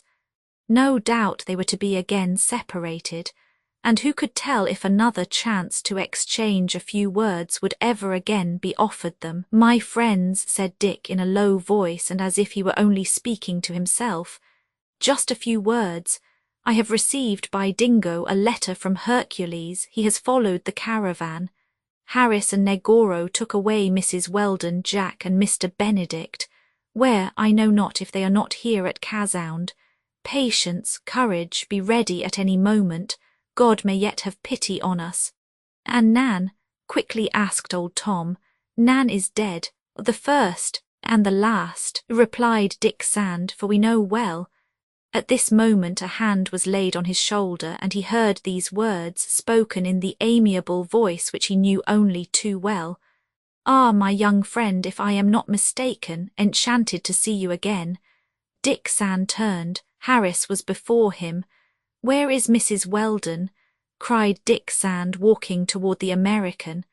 "Alas," replied Harris, pretending a pity that he did not feel, "the poor mother, how could she survive?" "Dead," cried Dick Sand.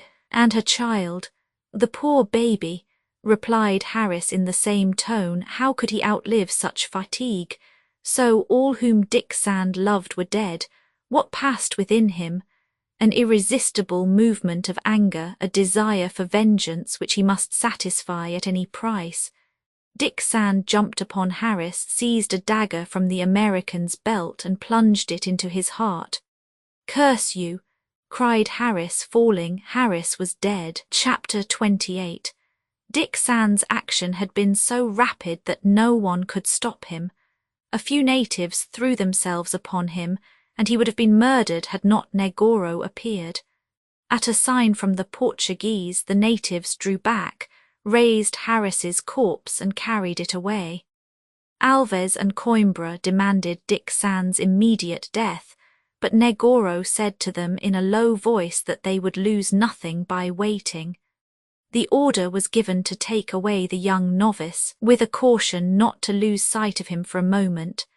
Dick Sand had seen Negoro for the first time since their departure from the coast.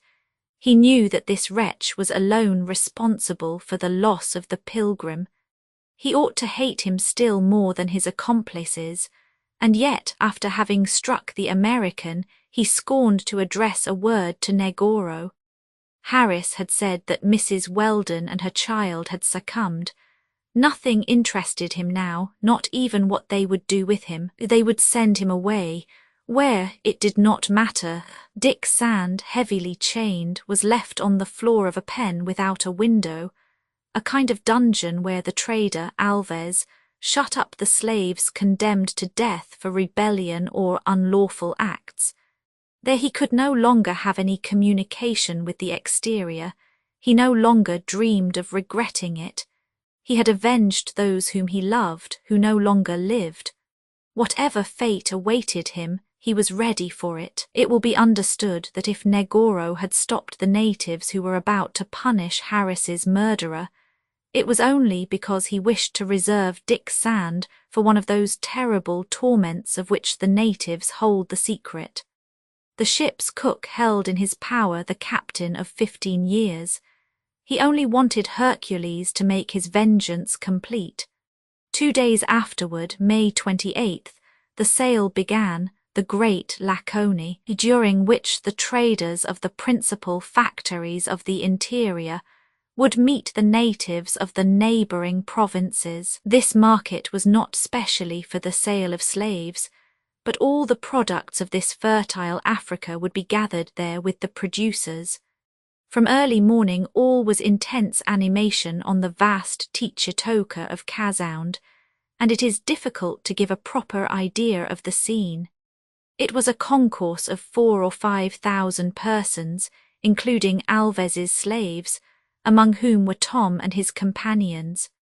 These 4 men, for the reason that they belonged to a different race, are all the more valuable to the brokers in human flesh. Alves was there the first among all. Attended by Coimbra, he offered the slaves in lots. These the traders from the interior would form into caravans. Among these traders were certain half-breeds from Ujiji, the principal market of Lake Tanganyika, and some Arabs, who are far superior to the half-breeds in this kind of trade. The natives flocked there in great numbers. There were children, men and women, the latter being animated traders, who, as regards a genius for bargaining, could only be compared to their white sisters. In the markets of large cities, even on a great day of sale, there is never much noise or confusion. Among the civilized, the need of selling exceeds the desire to buy. Among these African savages, offers are made with as much eagerness as demands. The Laconie is a festival day for the natives of both sexes, and if for good reasons they do not put on their best clothes, they at least wear their handsomest ornaments. Some wear the hair divided in 4 parts, covered with cushions, and in plaits tied like a chignon or arranged in panhandles on the front of the head with bunches of red feathers. Others have the hair in bent horns sticky with red earth and oil, like the red lead used to close the joints of machines. In these masses of real or false hair is worn a bristling assemblage of skewers, iron and ivory pins, often even among elegant people, A tattooing knife is stuck in the crisp mass, each hair of which is put through a sophy or glass bead, thus forming a tapestry of different coloured grains. Such are the edifices most generally seen on the heads of the men. The women prefer to divide their hair in little tufts of the size of a cherry, in wreaths, in twists the ends of which form designs in relief, and in corkscrews worn the length of the face. A few, more simple and perhaps prettier, let their long hair hang down the back in the English style, and others wear it cut over the forehead in a fringe like the French. Generally they wear on these wigs a greasy putty, made of red clay or of glossy eucola, a red substance extracted from sandalwood, so that these elegant persons look as if their heads were dressed with tiles. It must not be supposed that this luxury of ornamentation is confined to the hair of the natives. What are ears for if not to pass pins of precious wood through, also copper rings, charms of plaited maize, which draw them forward, or little gourds which do for snuff boxes, and to such an extent that the distended lobes of these appendages fall sometimes to the shoulders of their owners. After all, the African savages have no pockets, and how could they have any? This gives rise to the necessity of placing where they can their knives, pipes, and other customary objects. As for the neck, arms, wrists, legs, and ankles, these various parts of the body are undoubtedly destined to carry the copper and brass bracelets, the horns cut off and decorated with bright buttons, the rows of red pearls called same-sames or talakas, and which were very fashionable. Besides, with these jewels worn in profusion, the wealthy people of the place looked like travelling shrines. Again, if nature gave the natives teeth, was it not that they could pull out the upper and lower incisors, file them in points, and curve them in sharp fangs like the fangs of a rattlesnake? If she has placed nails at the end of the fingers, is it not that they may grow so immoderately that the use of the hand is rendered almost impossible? If the skin, black or brown, covers the human frame, is it not so as to zebra it by tembos or tattooings representing trees, birds, crescents, full moons, or waving lines, in which Livingstone thought he could trace the designs of ancient Egypt? This tattooing, done by fathers, is practised by means of a blue matter introduced into the incisions, and is stereotyped point by point on the bodies of the children, thus establishing to what tribe or to what family they belong. The coat of arms must be engraved on the breast, when it cannot be painted on the panel of a carriage. Such are the native fashions in ornament. In regard to garments properly so called, they are summed up very easily. For the men, an apron of antelope leather, reaching to the knees, or perhaps a petticoat of a straw material of brilliant colours. For the women, a belt of pearls, supporting at the hips a green petticoat, embroidered in silk, ornamented with glass beads or curry. Sometimes they wear garments made of lamba, a straw material, blue, black, and yellow, which is much prized by the natives of Zanzibar. These, of course, are the Negroes of the best families. The others, merchants and slaves, are seldom clothed. The women generally act as porters and reach the market with enormous baskets on their back, which they hold by means of a leathern strap passed over the forehead. Then, their places being taken and the merchandise unpacked, they squat in their empty baskets. The astonishing fertility of the country causes the choice alimentary produces to be brought to this Laconi. There were quantities of the rice which returns 100%, of the maize which in 3 crops in 8 months produces 200%, the sesamum, the pepper of Awawa, stronger than the cayenne, allspice, tapioca, sorghum, nutmegs, salt and palm oil. Hundreds of goats were gathered there, hogs, sheep without wool, evidently of Tartar origin, quantities of poultry and fish. Specimens of pottery, very gracefully turned, attracted the eyes by their violent colours. Various drinks, which the little natives cried about in a squeaking voice, enticed the unwary in the form of plantain wine, pom, a liquor in great demand, malafoo, sweet beer made from the fruit of the banana tree and mead, a limpid mixture of honey and water fermented with malt. But what made the Kasound market still more curious was the commerce in stuffs and ivory. In the line of stuffs one might count by thousands of chaukas or armfuls, the Merikani unbleached calico, come from Salem in Massachusetts, the Kanaki, a blue gingham 34 inches wide, the Sohari, a stuff in blue and white squares with a red border mixed with small blue stripes. It is cheaper than the diulis, a silk from Surat with a green, red or yellow ground, which is worth from $70 to $80 for a remnant of 3 yards when woven with gold.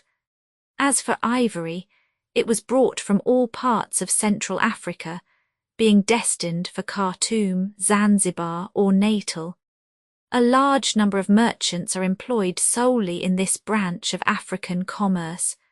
Imagine how many elephants are killed to furnish the 500,000 kilograms of ivory, which are annually exported to European markets, and principally to the English. The western coast of Africa alone produces 140 tons of this precious substance. The average weight is 28 pounds for a pair of elephant's tusks, which in 1874 were valued as high as 1,500 francs.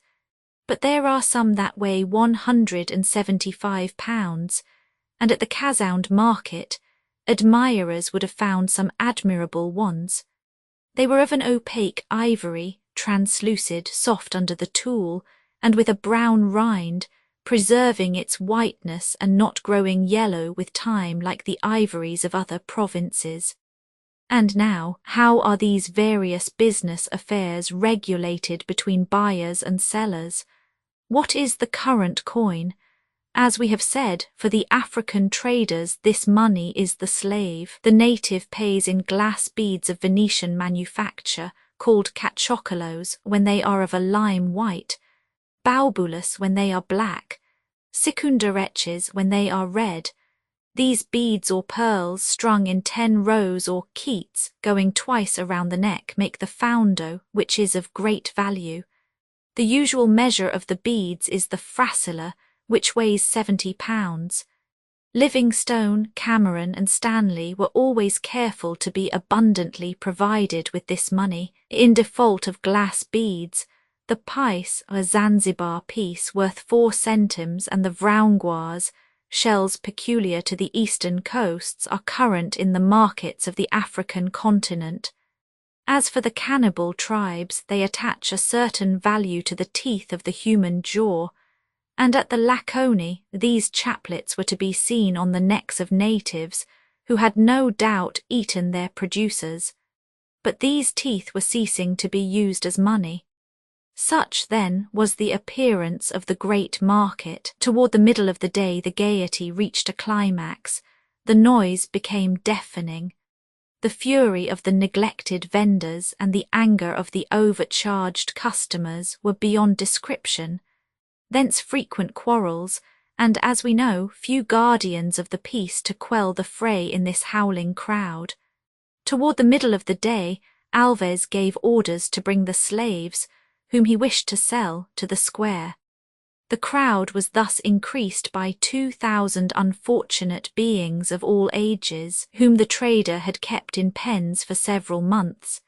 This stock was not in a bad condition. Long rest and sufficient food had improved these slaves so as to look to advantage at the Laconie. As for the last arrivals, they could not stand any comparison with them, and after a month in the pens, Alves could certainly have sold them with more profit. The demands, however, from the eastern coast were so great that he decided to expose and sell them as they were. This was a misfortune for Tom and his 3 companions. The drivers pushed them into the crowd that invaded the teacher Toka. They were strongly chained, and their glances told what horror, what fury and shame overwhelmed them. "Mr. Dick is not there," Bat said after some time, during which he had searched the vast plain with his eyes. "No," replied Actaeon, "they will not put him up for sale." "He will be killed if he is not already," added the old black. "As for us, we have but one hope left, which is that the same trader will buy us all. It would be a great consolation not to be separated." "Ah, to know that you are far away from me, working like a slave, my poor old father," cried Bat, sobbing aloud. "No," said Tom. "No, they will not separate us, and perhaps we might. If Hercules were here," cried Austin. But the giant had not reappeared. Since the news sent to Dick Sand, they had heard no one mention either Hercules or Dingo. Should they envy him his fate? Why, yes, for if Hercules were dead, he was saved from the chains of slavery. Meanwhile, the sale had commenced.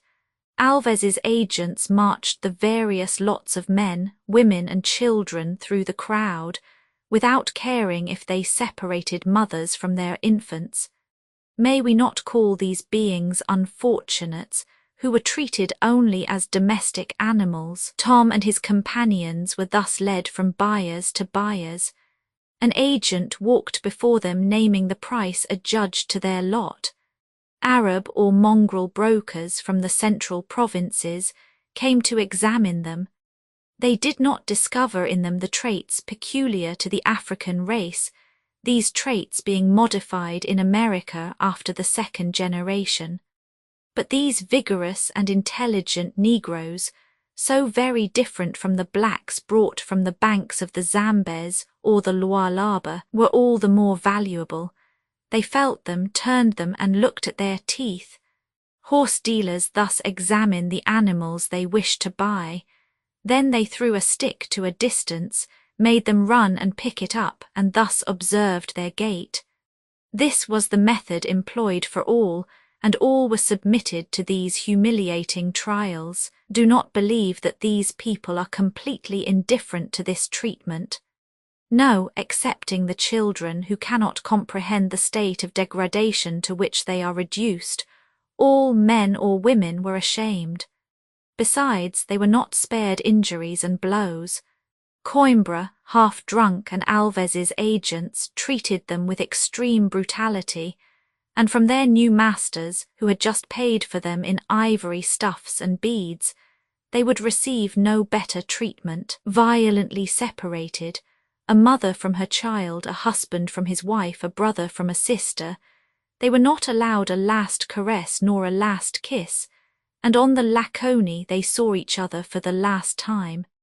In fact, the demands of the trade exacted that the slaves should be sent in different directions, according to their sex. The traders who buy the men do not buy women. The latter, in virtue of polygamy, which is legal among the Mussulmans, are sent to the Arabic countries, where they are exchanged for ivory. The men, being destined to the hardest labour, go to the factories of the 2 coasts and are exported either to the Spanish colonies or to the markets of Muscat and Madagascar. This sorting leads to heartbreaking scenes between those whom the agents separate, and who will die without ever seeing each other again. The 4 companions in turn submitted to the common fate, but to tell the truth, they did not fear this event. It was better for them to be exported into a slave colony. There, at least, they might have a chance to protest. On the contrary, if sent to the interior, they might renounce all hope of ever regaining their liberty. It happened as they wished. They even had the almost unhoped for consolation of not being separated. They were in brisk demand, being wanted by several traders. Alves clapped his hands. The prices rose. It was strange to see these slaves of unknown value in the Kasound market, and Alves had taken good care to conceal where they came from. Tom and his friends, not speaking the language of the country, could not protest. Their master was a rich Arab trader, who in a few days would send them to Lake Tanganyika, the great thoroughfare for slaves.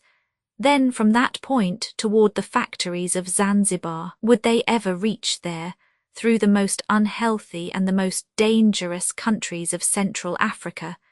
1,500 miles to march under these conditions, in the midst of frequent wars raised and carried on between chiefs in a murderous climate. Was old Tom strong enough to support such misery?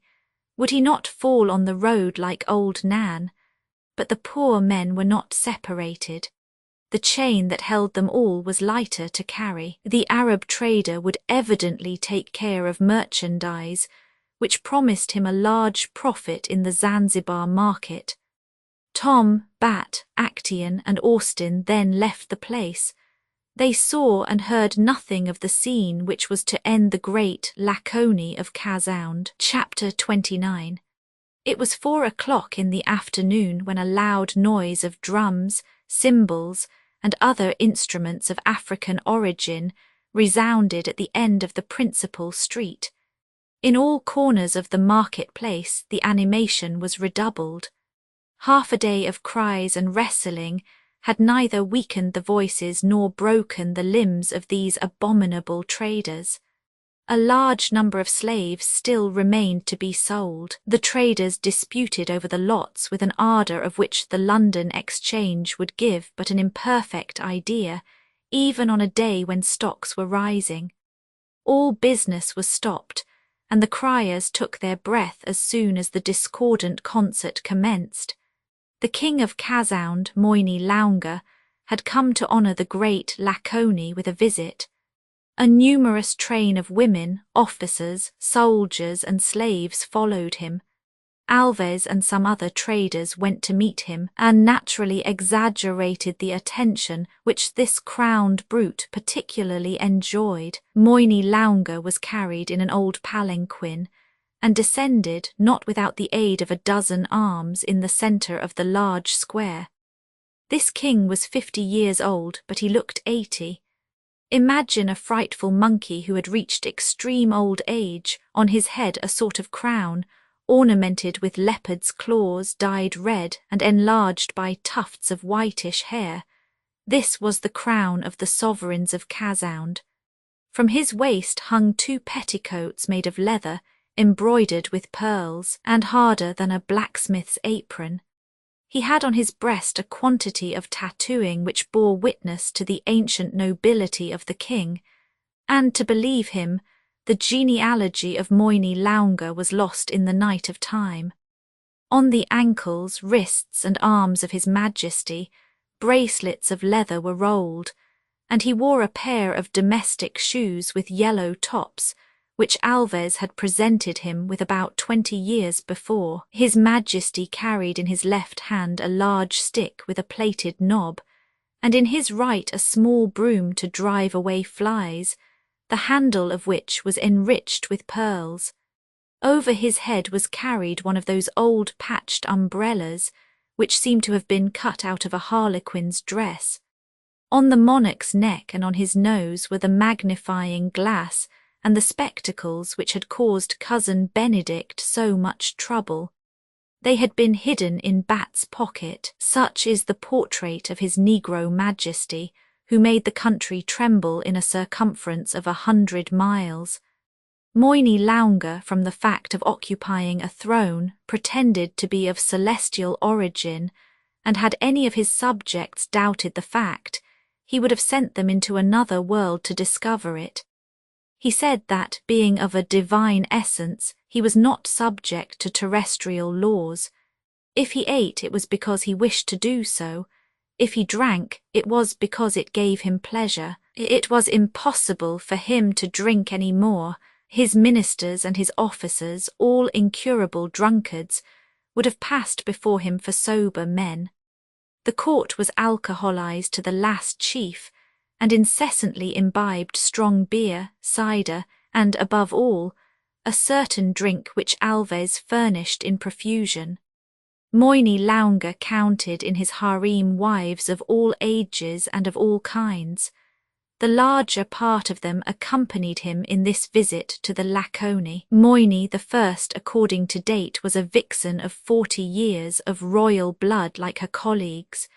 She wore a bright tartan, a straw petticoat embroidered with pearls, and necklaces wherever she could put them. Her hair was dressed so as to make an enormous framework on her little head. She was, in fact, a monster. The other wives, who were either the cousins or the sisters of the king, were less richly dressed, but much younger. They walked behind her, ready to fulfill, at a sign from their master, their duties as human furniture. These unfortunate beings were really nothing else. If the king wished to sit down, 2 of these women bent toward the earth and served him for a chair, while his feet rested on the bodies of some others, as if on an ebony carpet. In Moini Launga's suite came his officers, his captains, and his magicians. A remarkable thing about these savages, who staggered like their master, was that each lacked a part of his body, one an ear, another an eye, this one the nose, that one the hand. Not one was whole. That is because they apply only 2 kinds of punishment in Kasound, mutilation or death, all at the caprice of the king. For the least fault, some amputation, and the most cruelly punished are those whose ears are cut off, because they can no longer wear rings in their ears. The captains of the Kililos, governors of districts, hereditary or named for 4 years, wore hats of zebra skin and red vests for their whole uniform. Their hands brandished long palm canes, steeped at one end with charmed drugs. As to the soldiers, they had for offensive and defensive weapons bows of which the wood, twined with the cord, was ornamented with fringes, knives whetted with a serpent's tongue, broad and long lances, shields of palm wood decorated in arabesque style. For what there was of uniform, properly so called, it cost His Majesty's treasury absolutely nothing. Finally, the kind's cortege comprised, in the last place, the court magicians and the instrumentalists. The sorcerers, the mgangas, are the doctors of the country. These savages attach an absolute faith to divinatory services, to incantations, to the fetiches, clay figures stained with white and red, representing fantastic animals or figures of men and women cut out of whole wood. For the rest, those magicians were not less mutilated than the other courtiers, and doubtless the monarch paid them in this way for the cures that did not succeed. The instrumentalists, men or women, made sharp rattles whiz, noisy drums sound or shudder under small sticks terminated by a Kayaruchauk ball, marimhas, kinds of dulcimers formed of 2 rows of gourds of various dimensions, the whole very deafening for anyone who does not possess a pair of African ears. Above this crowd, which composed the royal cortege, waved some flags and standards. Then at the ends of spears the bleached skulls of the rival chiefs whom Moini Launga had vanquished. When the king had quitted his palanquin, acclamations burst forth from all sides. The soldiers of the caravan discharged their old guns, the low detonations of which were but little louder than the vociferations of the crowd.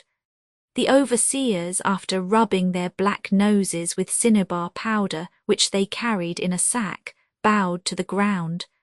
Then Alves, advancing in his turn, handed the king a supply of fresh tobacco, soothing herb, as they call it in the country. Moini Launga had great need of being soothed, for he was, they did not know why, in a very bad humour. At the same time Alves, Coimbra, Ibn Hamis, and the Arab traders or mongrels came to pay their court to the powerful sovereign of Kasound. Marhaba, said the Arabs, which is their word of welcome in the language of Central Africa. Others clapped their hands and bowed to the ground. Some daubed themselves with mud, and gave signs of the greatest servility to this hideous majesty. Moini Lounga hardly looked at all these people and walked, keeping his limbs apart, as if the ground were rolling and pitching. He walked in this manner, or rather he rolled in the midst of waves of slaves, and if the traders feared that he might take a notion to apportion some of the prisoners to himself, the latter would no less dread falling into the power of such a brute. Negoro had not left Alves for a moment, and in his company presented his homage to the king. Both conversed in the native language, if, however, that word converse can be used of a conversation in which Moini Lounga only took part by monosyllables that hardly found a passage through his drunken lips. And still, did he not ask his friend Alves to renew his supply of brandy just exhausted by large libations?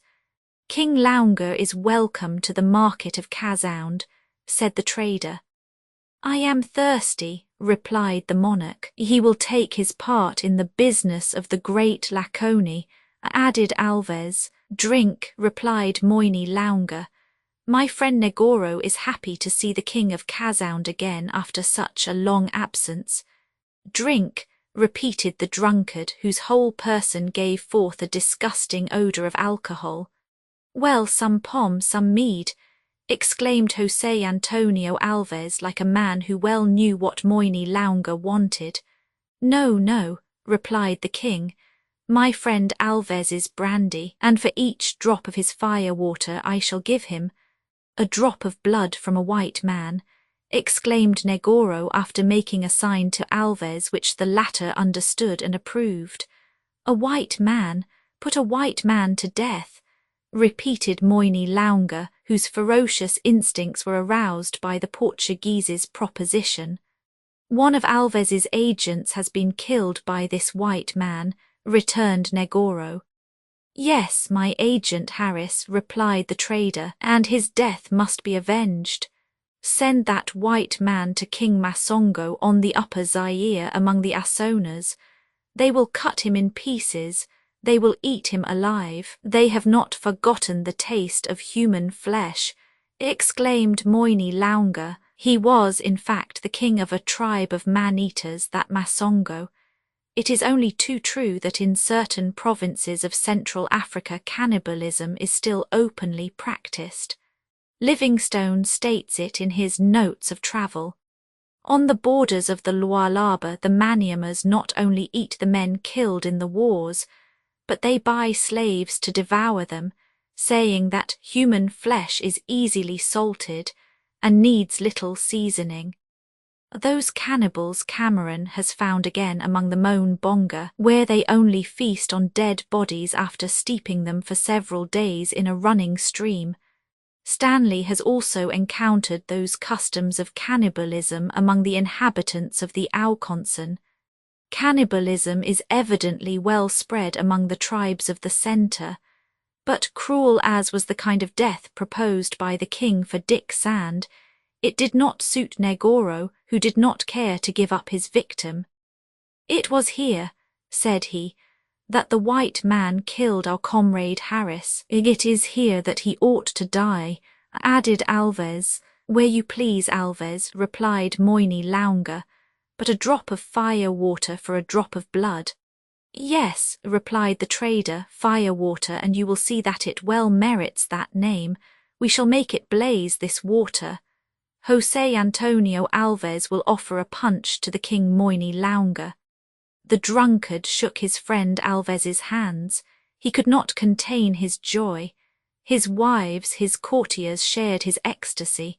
They had never seen brandy blaze, and doubtless they counted on drinking it all blazing.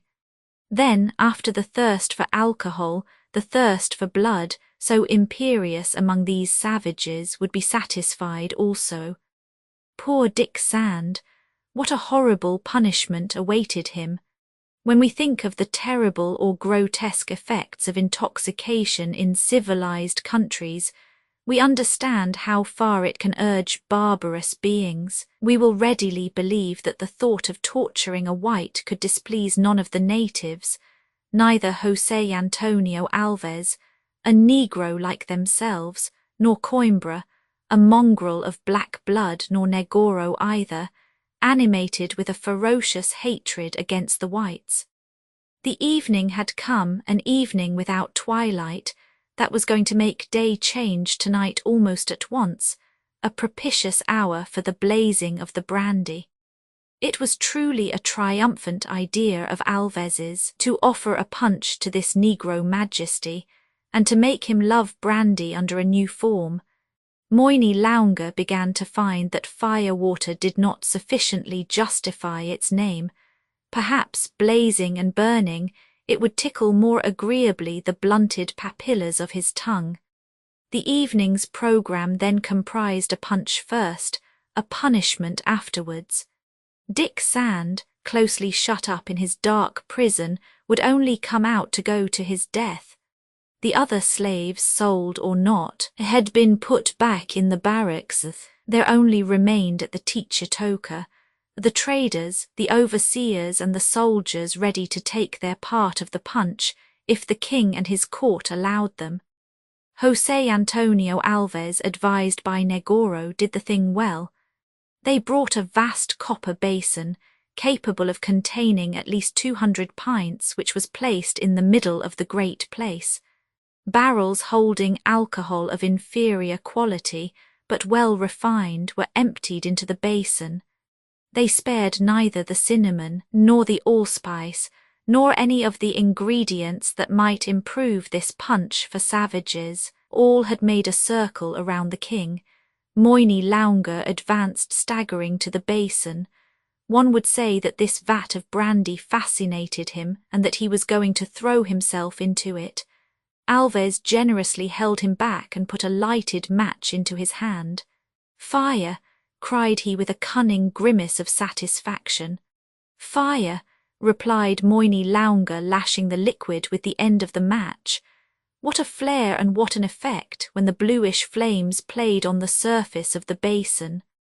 Alves, doubtless to render that alcohol still sharper, had mingled with it a few handfuls of sea salt. The assistants' faces were then given that spectral lividness that the imagination ascribes to phantoms. Those Negroes, drunk in advance, began to cry out, to gesticulate, and taking each other by the hand, formed an immense circle around the king of Casound. Alves, furnished with an enormous metal spoon, stirred the liquid, which threw a great white glare over those delirious monkeys. Moyni Launga advanced. He seized the spoon from the trader's hands, plunged it into the basin, then, drawing it out full of punch in flames, he brought it to his lips. What a cry the king of Casound then gave! An act of spontaneous combustion had just taken place. The king had taken fire like a petroleum bonbon. This fire developed little heat, but it devoured none the less. At this spectacle the natives' dance was suddenly stopped. One of Moyni Launga's ministers threw himself on his sovereign to extinguish him, but not less alcoholized than his master, he took fire in his turn. In this way Moyni Launga's whole court was in peril of burning up. Alves and Negoro did not know how to help his majesty. The women, frightened, had taken flight. As to Coimbra, he took his departure rapidly, well knowing his inflammable nature. The king and the minister, who had fallen on the ground, were burning up, a prey to frightful sufferings. In bodies so thoroughly alcoholized, combustion only produces a light and bluish flame that water cannot extinguish. Even stifled outside, it would still continue to burn inwardly. When liquor has penetrated all the tissues, there exists no means of arresting the combustion. A few minutes after, Moyni Launga and his minister had succumbed, but they still burned. Soon, in the place where they had fallen, there was nothing left but a few light coals, 1 or 2 pieces of the vertebral column, fingers, toes, that the fire does not consume in cases of spontaneous combustion, but which it covers with an infectious and penetrating soot. It was all that was left of the king of Kasound and of his minister. Chapter 30. The next day, May 29th, the city of Kasound presented a strange aspect. The natives, terrified, kept themselves shut up in their huts. They had never seen a king who said he was of divine essence, nor a simple minister, die of this horrible death. They had already burned some of their fellow beings, and the oldest could not forget certain culinary preparations relating to cannibalism. They knew then how the incineration of a human body takes place with difficulty, and behold, their king and his minister had burnt all alone. That seemed to them, and indeed ought to seem to them, inexplicable. José Antonio Alves kept still in his house. He might fear that he would be held responsible for the accident. Negoro had informed him of what had passed, warning him to take care of himself. To charge him with Moini Launga's death might be a bad affair, from which he might not be able to extricate himself without damage.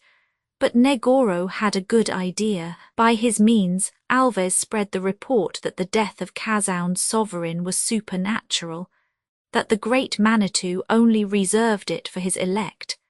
The natives, so inclined to superstition, accepted this lie.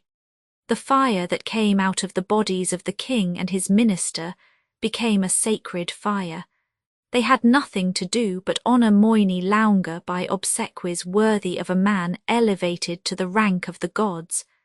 These obsequies, with all the ceremonial connected with them among the African tribes, was an occasion offered to Negoro to make Dick Sand play a part.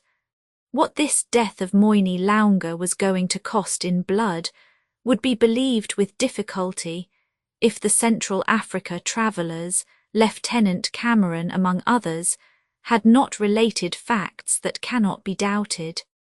The king of Kasound's natural heir was the Queen Moini. In proceeding without delay with the funeral ceremonies, she acted with sovereign authority, and could thus distance the competitors, among others that king of the Auconson, who tended to encroach upon the rights of Kasound's sovereigns. Besides, Moini, even by becoming queen, avoided the cruel fate reserved for the other wives of the deceased. At the same time she would get rid of the youngest ones, of whom she, first in date, had necessarily to complain. This result would particularly suit the ferocious temperament of that vixen, so she had it announced with deer's horns and other instruments that the obsequies of the defunct king would take place the next evening with all the usual ceremony. No protestation was made, neither at court nor from the natives. Alves and the other traders had nothing to fear from the accession of this Queen Moini. With a few presents, a few flattering remarks, they would easily subject her to their influence. Thus the royal heritage was transmitted without difficulty. There was terror only in the harem, and not without reason. The preparatory labours for the funeral were commenced the same day. At the end of the principal street of Kasound flowed a deep and rapid stream, an affluent of the Congo. The question was to turn this stream aside so as to leave its bed dry. It was in that bed that the royal grave must be dug. After the burial, the stream would be restored to its natural channel. The natives were busily employed in constructing a dam that forced the stream to make a provisional bed across the plain of Kasound. At the last tableau of this funeral ceremony, the barricade would be broken, and the torrent would take its old bed again. Negoro intended Dick Sand to complete the number of victims sacrificed on the king's tomb. He had been a witness of the young novice's irresistible movement of anger when Harris had acquainted him with the death of Mrs. Weldon and little Jack. Negoro, cowardly rascal, had not exposed himself to the same fate as his accomplice, But now, before a prisoner firmly fastened by the feet and hands, he supposed he had nothing to fear, and resolved to pay him a visit. Negoro was one of those miserable wretches who are not satisfied with torturing their victims. They must also enjoy their sufferings. Toward the middle of the day, then, he repaired to the barrack where Dick Sand was guarded. In sight of an overseer, there closely bound was lying the young novice, almost entirely deprived of food for 24 hours, weakened by past misery, tortured by those bands that entered into his flesh. Hardly able to turn himself, he was waiting for death, no matter how cruel it might be, as a limit to so many evils. However, at the sight of Negoro he shuddered from head to foot. He made an instinctive effort to break the bands that prevented him from throwing himself on that miserable man and having revenge. But Hercules himself would not succeed in breaking them. He understood that it was another kind of contest that was going to take place between the two, and arming himself with calmness, Dick Sand compelled himself to look Negoro right in the face, and decided not to honor him with a reply, no matter what he might say. "I believed it to be my duty," Negoro said to him at first, "to come to salute my young captain for the last time, and to let him know how I regret for his sake that he does not command here any longer as he commanded on board the Pilgrim." And, seeing that Dick Sand did not reply, "What, captain, do you no longer recognize your old cook? He comes, however, to take your orders, and to ask you what he ought to serve for your breakfast." At the same time Negoro brutally kicked the young novice who was lying on the ground. "Besides," added he, "I should have another question to address to you, my young captain. Could you yet explain to me how, wishing to land on the American coast, you have ended by arriving in Angola, where you are?" Certainly, Dick Sand had no more need of the Portuguese's words to understand what he had truly divined, when he knew at last that the Pilgrim's compass must have been made false by this traitor. But Negoro's question was an avowal. Still he only replied by a contemptuous silence. "You will acknowledge, captain," continued Negoro, "that it was fortunate for you that there was a seaman on board, a real one at that. Great God, where would we be without him? Instead of perishing on some breaker where the tempest would have thrown you, you have arrived, thanks to him, in a friendly port, and if it is to anyone that you owe being at last in a safe place, it is to that seaman whom you have wronged in despising. My young master." Speaking thus, Negoro, whose apparent calmness was only the result of an immense effort, had brought his form near Dick Sand. His face, suddenly become ferocious, touched him so closely that one would believe that he was going to devour him. This rascal could no longer contain his fury. "Every dog has his day," he exclaimed in the paroxysm of fury excited in him by his victim's calmness. "Today I am captain, I am master, your life is in my hands. Take it," Sand replied without emotion. "But no, there is in heaven a God, avenger of all crimes, and your punishment is not distant. If God occupies himself with human beings, there is only time for him to take care of you." "I am ready to appear before the Supreme Judge," replied Dick Sand coldly, "and death will not make me afraid." "We shall see about that," howled Negoro. "You count on help of some kind, perhaps, help at Casound, where Alves and I are all-powerful. You are a fool. You say to yourself, perhaps, that your companions are still there, that old Tom and the others. Undeceive yourself.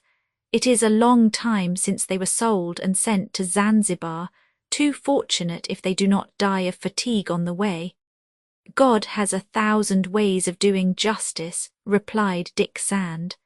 "The smallest instrument is sufficient for him. Hercules is free." "Hercules!" exclaimed Negoro, striking the ground with his foot. "He perished long ago under the lion's and panther's teeth. I regret only one thing, that is that those ferocious beasts should have forestalled my vengeance. If Hercules is dead, replied Dick Sand, Dingo is alive. A dog like that Negoro is more than enough to take revenge on a man of your kind. I know you well, Negoro, you are not brave. Dingo will seek for you, it will know how to find you again. Some day you will die under his teeth. Miserable boy, exclaimed the Portuguese, exasperated. Miserable boy, Dingo died from a ball that I fired at it. It is dead like Mrs. Weldon and her son, dead as all the survivors of the Pilgrim shall die. And as you yourself shall die before long, replied Dick Sand, whose tranquil look made the Portuguese grow pale. Negoro, beside himself, was on the point of passing from words to deeds and strangling his unarmed prisoner with his hands. Already he had sprung upon him and was shaking him with fury when a sudden reflection stopped him. He remembered that he was going to kill his victim, that all would be over, and that this would spare him the 24 hours of torture he intended for him. He then stood up, said a few words to the overseer, standing impassive, commanded him to watch closely over the prisoner, and went out of the barrack. Instead of casting him down, this scene had restored all Dick Sand's moral force. His physical energy underwent a happy reaction, and at the same time regained the mastery. In bending over him in his rage, had Negoro slightly loosened the bands that till then had rendered all movement impossible. It was probable, for Dick Sand thought that his members had more play than before the arrival of his executioner. The young novice, feeling solaced, said to himself that perhaps it would be possible to get his arms free without too much effort. Guarded as he was, in a prison firmly shut, that would doubtless be only a torture, only a suffering less. But it was such a moment in life when the smallest good is invaluable. Certainly Dick Sand hoped for nothing. No human succour could come to him except from outside, and whence could it come to him? He was then resigned. To tell the truth, he no longer cared to live. He thought of all those who had met death before him, and he only aspired to join them. Negoro had just repeated what Harris had told him. Mrs. Weldon and little Jack had succumbed. It was, indeed, only too probable that Hercules, exposed to so many dangers, must have perished also, and from a cruel death. Tom and his companions were at a distance, forever lost to him. Dick Sand ought to believe it. To hope for anything but the end of his troubles by a death that could not be more terrible than his life would be signal folly. He then prepared to die, above all throwing himself upon God, and asking courage from him to go on to the end without giving way. But thoughts of God are good and noble thoughts. It is not in vain that one lifts his soul to him who can do all, and when Dick Sand had offered his whole sacrifice, he found that if one could penetrate to the bottom of his heart, he might perhaps discover there a last ray of hope, that glimmer which a breath from on high can change in spite of all probabilities into dazzling light. The hours passed away. Night came.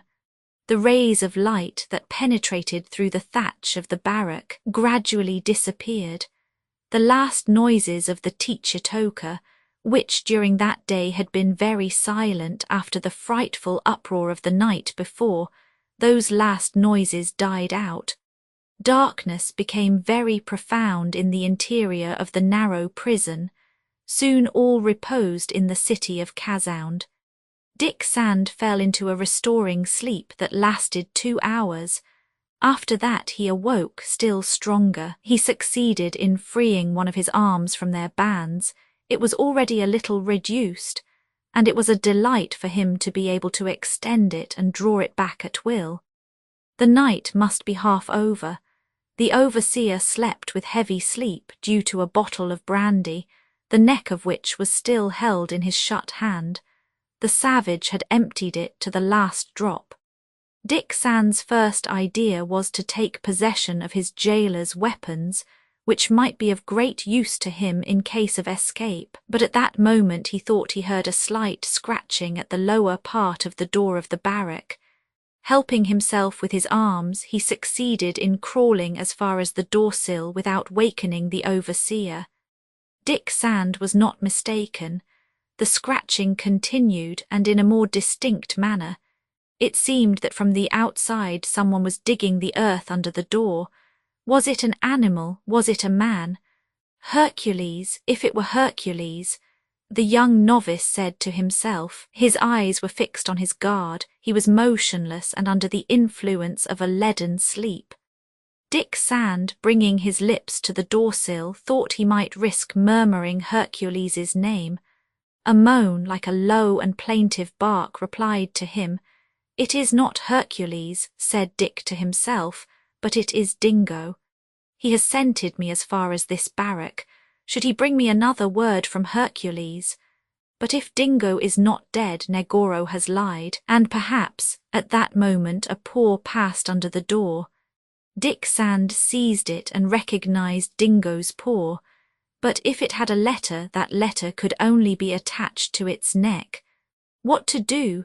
Was it possible to make that hole large enough for Dingo to put in its head? At all events he must try it, but hardly had Dick Sand begun to dig the soil with his nails than barks that were not Dingo's sounded over the place. The faithful animal had just been scented by the native dogs, and doubtless could do nothing more than take to flight. Some detonations burst forth. The overseer half awoke. Dick Sand, no longer able to think of escaping because the alarm was given, must then roll himself up again in his corner, and after a lovely hope he saw appear that day which would be without a tomorrow for him. During all that day the grave diggers' labours were pushed on with briskness. A large number of natives took part, under the direction of Queen Moini's first minister. All must be ready at the hour named under penalty of mutilation, for the new sovereign promised to follow the defunct king's ways, point by point. The waters of the brook having been turned aside, it was in the dry bed that the vast ditch was dug, to a depth of 10 feet, over an extent of 50 feet long by 10 wide. Toward the end of the day they began to carpet it, at the bottom and along the walls, with living women, chosen among Moini Launga's slaves.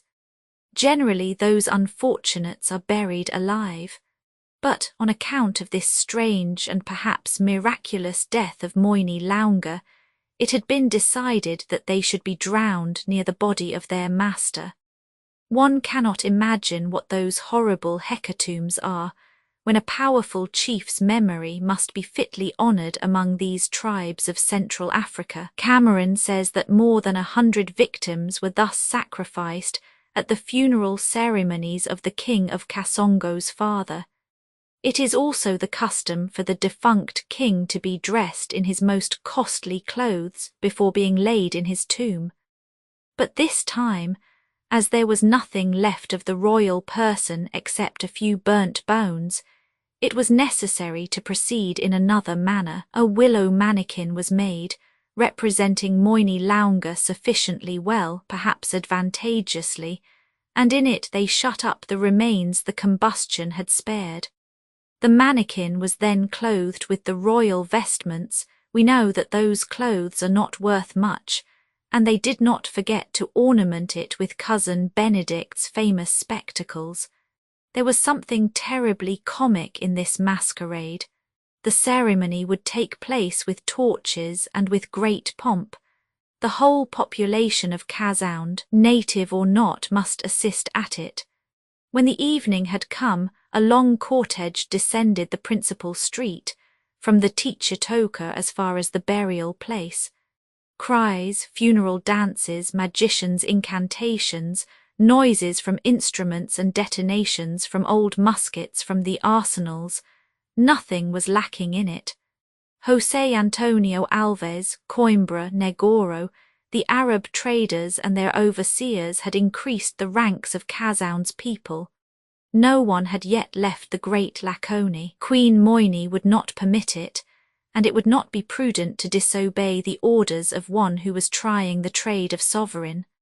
The body of the king, laid in a palanquin, was carried in the last ranks of the cortege. It was surrounded by his wives of the second order, some of whom were going to accompany him beyond this life.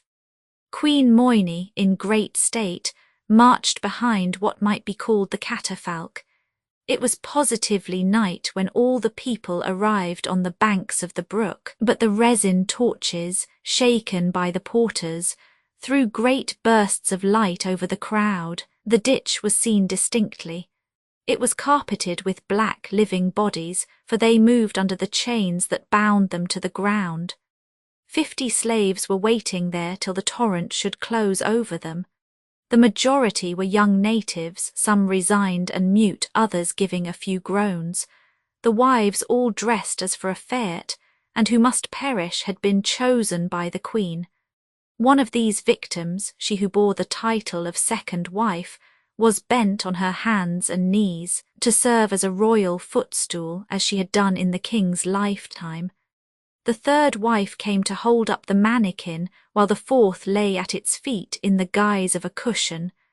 Before the mannequin, at the end of the ditch, a post, painted red, rose from the earth. To this post was fastened a white man, who was going to be counted also among the victims of these bloody obsequies. That white man was Dick Sand. His body, half naked, bore the marks of the tortures he had already suffered by Negoro's orders. Tied to this post, he waited for death like a man who has no hope except in another life. However, the moment had not yet arrived when the barricade would be broken. On a signal from the queen, the fourth wife, she who was placed at the king's feet, was beheaded by Khazaun's executioner, and her blood flowed into the ditch. It was the beginning of a frightful scene of butchery. 50 slaves fell under the executioner's knife. The bed of the river ran waves of blood. During half an hour the victims' cries mingled with the assistants' vociferations, and one would seek in vain in that crowd for a sentiment of repugnance or of pity. At last Queen Moini made a gesture, and the barricade that held back the upper waters gradually opened. By a refinement of cruelty, the current was allowed to filter down the river, instead of being precipitated by an instantaneous bursting open of the dam. Slow death instead of quick death. The water first drowned the carpet of slaves which covered the bottom of the ditch. Horrible leaps were made by those living creatures who struggled against asphyxia. They saw Dick Sand, submerged to the knees, make a last effort to break his bonds, but the water mounted. The last heads disappeared under the torrent that took its course again, and nothing indicated that at the bottom of this river was dug a tomb, where 100 victims had just perished in honour of Khazaun's king. The pen would refuse to paint such pictures if regard for the truth did not impose the duty of describing them in their abominable reality. Man is still there in those sad countries. To be ignorant of it is not allowable. Chapter 31. Harris and Negoro had told a lie in saying that Mrs. Weldon and little Jack were dead. She, her son, and cousin Benedict were then in Khazaun. After the assault on the ant-hill, they had been taken away beyond the camp on the Konza by Harris and Negoro, accompanied by a dozen native soldiers. A palanquin, the kitanda of the country, received Mrs. Weldon and little Jack. Why such care on the part of such a man as Negoro? Mrs. Weldon was afraid to explain it to herself. The journey from the Konza to Khazaun was made rapidly and without fatigue. Cousin Benedict, on whom trouble seemed to have no effect, walked with a firm step. As he was allowed to search to the right and to the left, he did not think of complaining. The little troop, then, arrived at Khazaun 8 days before Ibn Hamiz's caravan. Mrs. Weldon was shut up, with her child and cousin Benedict, in Alves's establishment. Little Jack was much better. On leaving the marshy country where he had taken the fever, he gradually became better, and now he was doing well. No doubt neither he nor his mother could have borne the hardships of the caravan, but owing to the manner in which they had made this journey, during which they had been given a certain amount of care, they were in a satisfactory condition, physically at least. As to her companions, Mrs. Weldon had heard nothing of them. After having seen Hercules flee into the forest, she did not know what had become of him. As to Dick Sand, as Harris and Negoro were no longer there to torture him, she hoped that his being a white man would perhaps spare him some bad treatment. As to Nan, Tom, Bat, Austin, and Actaeon, they were blacks, and it was too certain that they would be treated as such. Poor people, who should never have trodden that land of Africa and whom treachery had just cast there. When Ibn Hamiz's caravan had arrived at Kazound, Mrs. Weldon, having no communication with the outer world, could not know of the fact. Neither did the noises from the Laconie tell her anything. She did not know that Tom and his friends had been sold to a trader from Audiobook, and that they would soon set out. She neither knew of Harris's punishment, nor of King Moyni Launga's death, nor of the royal funeral ceremonies that had added Dick Sand to so many other victims. So the unfortunate woman found herself alone at Kazound, at the trader's mercy in Negoro's power, and she could not even think of dying in order to escape him, because her child was with her. Mrs. Weldon was absolutely ignorant of the fate that awaited her. Harris and Negoro had not addressed a word to her during the whole journey from the Konza to Kazound. Since her arrival, she had not seen either of them again, and she could not leave the enclosure around the rich trader's private establishment. Is it necessary to say now that Mrs. Weldon had found no help in her large child, cousin Benedict? That is understood. When the worthy savant learned that he was not on the American continent as he believed, he was not at all anxious to know how that could have happened. No, his first movement was a gesture of anger. The insects that he imagined he had been the first to discover in America, those tsetsies and others, were only mere African hexapodes, found by many naturalists before him in their native places. Farewell, then, to the glory of attaching his name to those discoveries. In fact, as he was in Africa, what could there be astonishing in the circumstance that cousin Benedict had collected African insects? But the first anger over, cousin Benedict said to himself that the land of the Pharaohs, so he still called it, possessed incomparable entomological riches, and that so far as not being in the land of the Incas was concerned, he would not lose by the change. Ah, he repeated to himself, and even repeated to Mrs. Weldon, who hardly listened to him, this is the country of the manticores, those colopters with long hairy feet, with welded and sharp wing shells, with enormous mandibles, of which the most remarkable is the tuberculous manticore. It is the country of the calosomes with golden ends, of the Goliaths of Guinea and of the Gabon, whose feet are furnished with thorns, of the sacred Egyptian Atuchus, that the Egyptians of Upper Egypt venerated as gods. It is here that those sphinxes with heads of death, now spread over all Europe, belong, and also those Idias bigote, whose sting is particularly dreaded by the Senegalians of the coast. Yes, there are superb things to be found here, and I shall find them if these honest people will only let me. We know who those honest people were, of whom cousin Benedict did not dream of complaining. Besides, it has been stated, the entomologist had enjoyed a half-liberty in Negoro's and Harris's company, a liberty of which Dick Sand had absolutely deprived him during the voyage from the coast to the Konza. The simple-hearted savant had been very much touched by that condescension. Finally, Cousin Benedict would be the happiest of entomologists if he had not suffered a loss to which he was extremely sensitive. He still possessed his tin box, but his glasses no longer rested on his nose. His magnifying glass no longer hung from his neck. Now, a naturalist without his magnifying glass and his spectacles no longer exists. Cousin Benedict, however, was destined never to see those two optical attendants again, because they had been buried with the royal mannikin.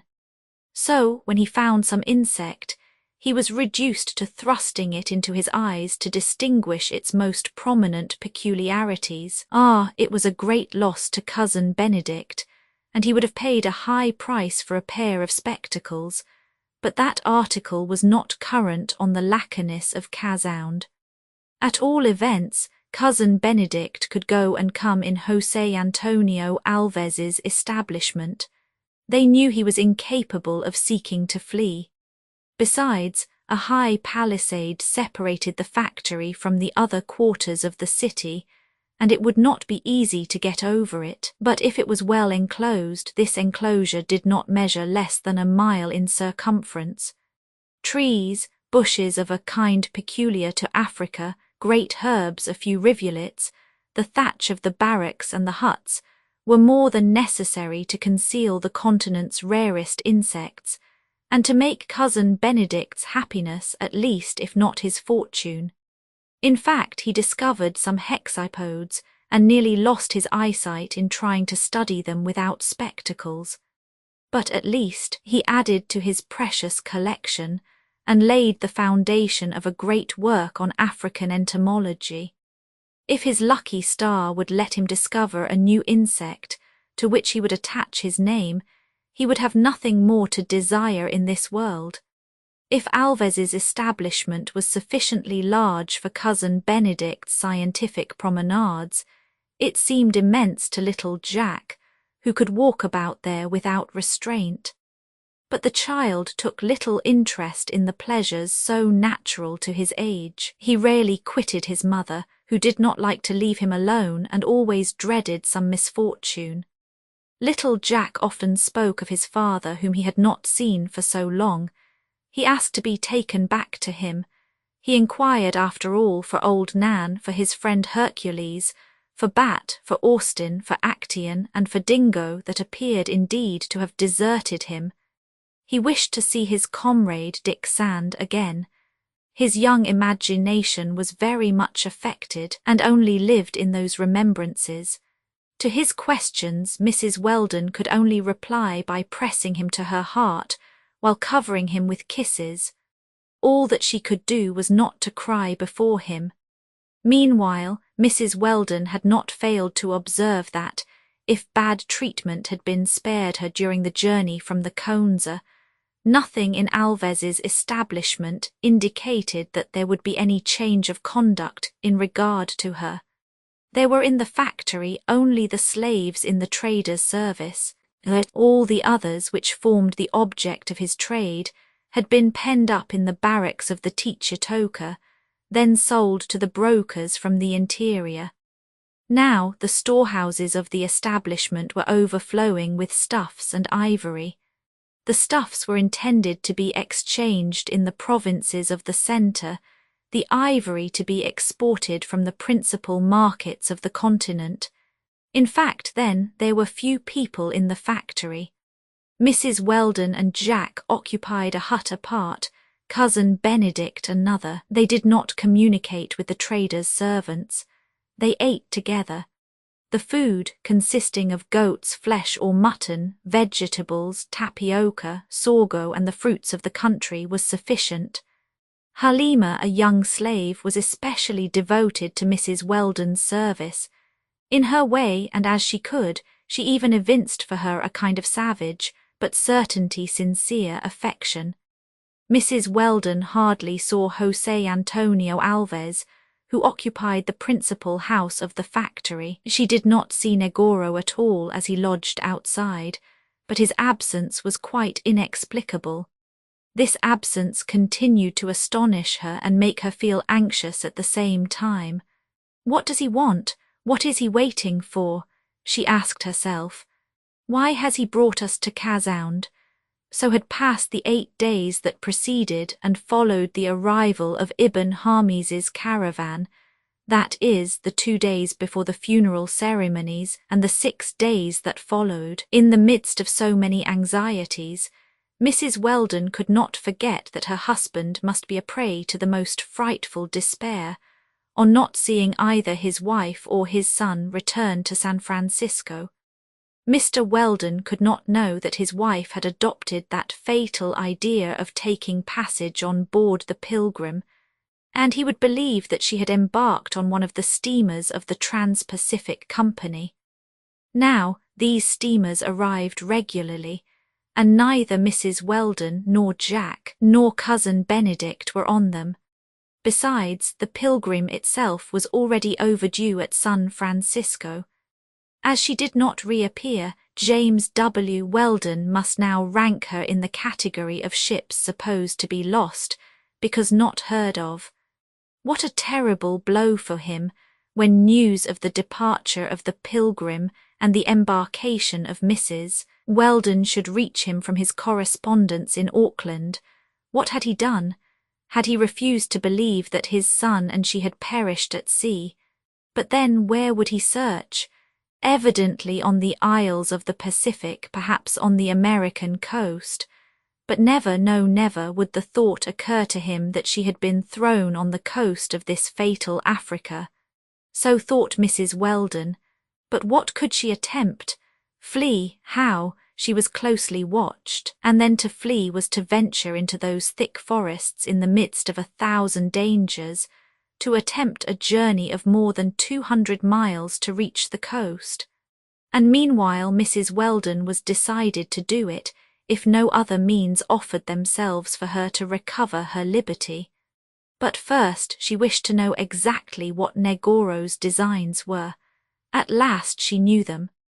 On the 6th of June, 3 days after the burial of Kasound's king, Negoro entered the factory, where he had not yet set foot since his return. He went right to the hut occupied by his prisoner. Mrs. Weldon was alone. Cousin Benedict was taking one of his scientific walks. Little Jack, watched by the slave Halima, was walking in the enclosure of the establishment. Negoro pushed open the door of the hut without knocking. "Mrs. Weldon," said he, "Tom and his companions have been sold for the markets of Audiobook." "May God protect them," said Mrs. Weldon, shedding tears. "Nan died on the way. Dick Sand has perished." "Nan dead, and Dick?" cried Mrs. Weldon. "Yes, it is just for your captain of 15 to pay for Harris's murder with his life," continued Negoro. "You are alone in Kasound, mistress, alone in the power of the Pilgrim's old cook, absolutely alone, do you understand? What Negoro said was only too true, even concerning Tom and his friends. The old black man, his son Bat, Actaeon and Austin had departed the day before with the trader of Audiobook's caravan, without the consolation of seeing Mrs. Weldon again, without even knowing that their companion in misery was in Kasound, in Alves's establishment. They had departed for the lake country, a journey figured by hundreds of miles, that very few accomplish and from which very few return. "Well," murmured Mrs. Weldon, looking at Negoro without answering. "Mrs. Weldon," returned the Portuguese in an abrupt voice, "I could revenge myself on you for the bad treatment I suffered on board the Pilgrim, but Dick Sand's death will satisfy my vengeance. Now, mistress, I become the merchant again, and behold my projects with regard to you." Mrs. Weldon looked at him without saying a word. "You," continued the Portuguese, "your child and that imbecile who runs after the flies, you have a commercial value which I intend to utilize. So I am going to sell you." "I am of a free race," replied Mrs. Weldon in a firm tone. "You are a slave if I wish it. And who would buy a white woman? A man who will pay for her whatever I shall ask him. Mrs. Weldon bent her head for a moment, for she knew that anything was possible in that frightful country. You have heard, continued Negoro. Who is this man to whom you will pretend to sell me? Replied Mrs. Weldon. To sell you or to resell you, at least I suppose so, added the Portuguese, sneering. The name of this man? Asked Mrs. Weldon. This man, he is James W. Weldon, your husband. My husband, exclaimed Mrs. Weldon, who could not believe what she had just heard. Himself, Mrs. Weldon, your husband, to whom I do not wish simply to restore his wife, his child, and his cousin, but to sell them, and at a high price. Mrs. Weldon asked herself if Negoro was not setting a trap for her. However, she believed he was speaking seriously. To a wretch to whom money is everything, it seems that we can trust when business is in question. Now this was business. And when do you propose to make this business operation? Returned Mrs. Weldon. As soon as possible. Where? Just here. Certainly James Weldon will not hesitate to come as far as Casound for his wife and son. No, he will not hesitate, but who will tell him? I shall go to San Francisco to find James Weldon. I have money enough for this voyage. The money stolen from on board the Pilgrim. Yes, that and more besides, replied Negoro insolently. But if I wish to sell you soon, I also wish to sell you at a high price. I think that James Weldon will not regard $100,000. He will not regard them if he can give them, replied Mrs. Weldon coldly. Only my husband, to whom you will say doubtless that I am held a prisoner at Casound in Central Africa. Precisely. My husband will not believe you without proofs, and he will not be so imprudent as to come to Casound on your word alone. He will come here, returned Negoro, if I bring him a letter written by you which will tell him your situation, which will describe me as a faithful servant, escaped from the hands of these savages. My hand shall never write that letter. Mrs. Weldon replied in a still colder manner. You refuse, exclaimed Negoro. I refuse.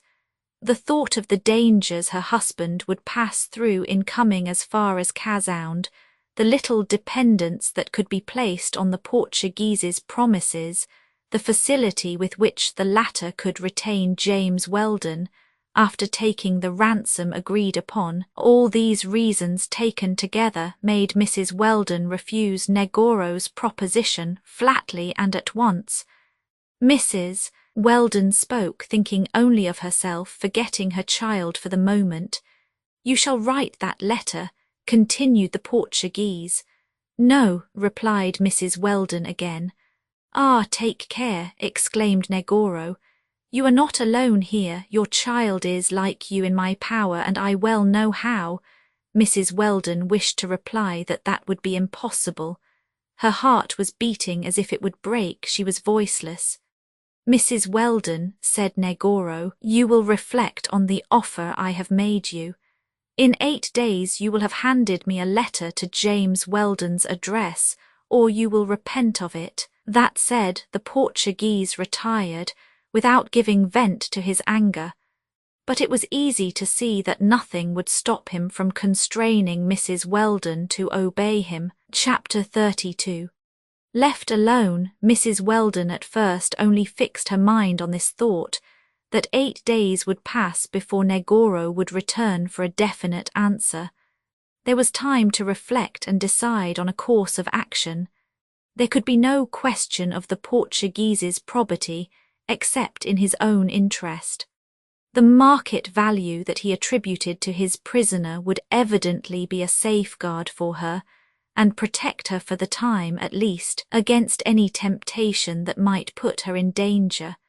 Perhaps she would think of a compromise that would restore her to her husband without obliging Mr. Weldon to come to Casound.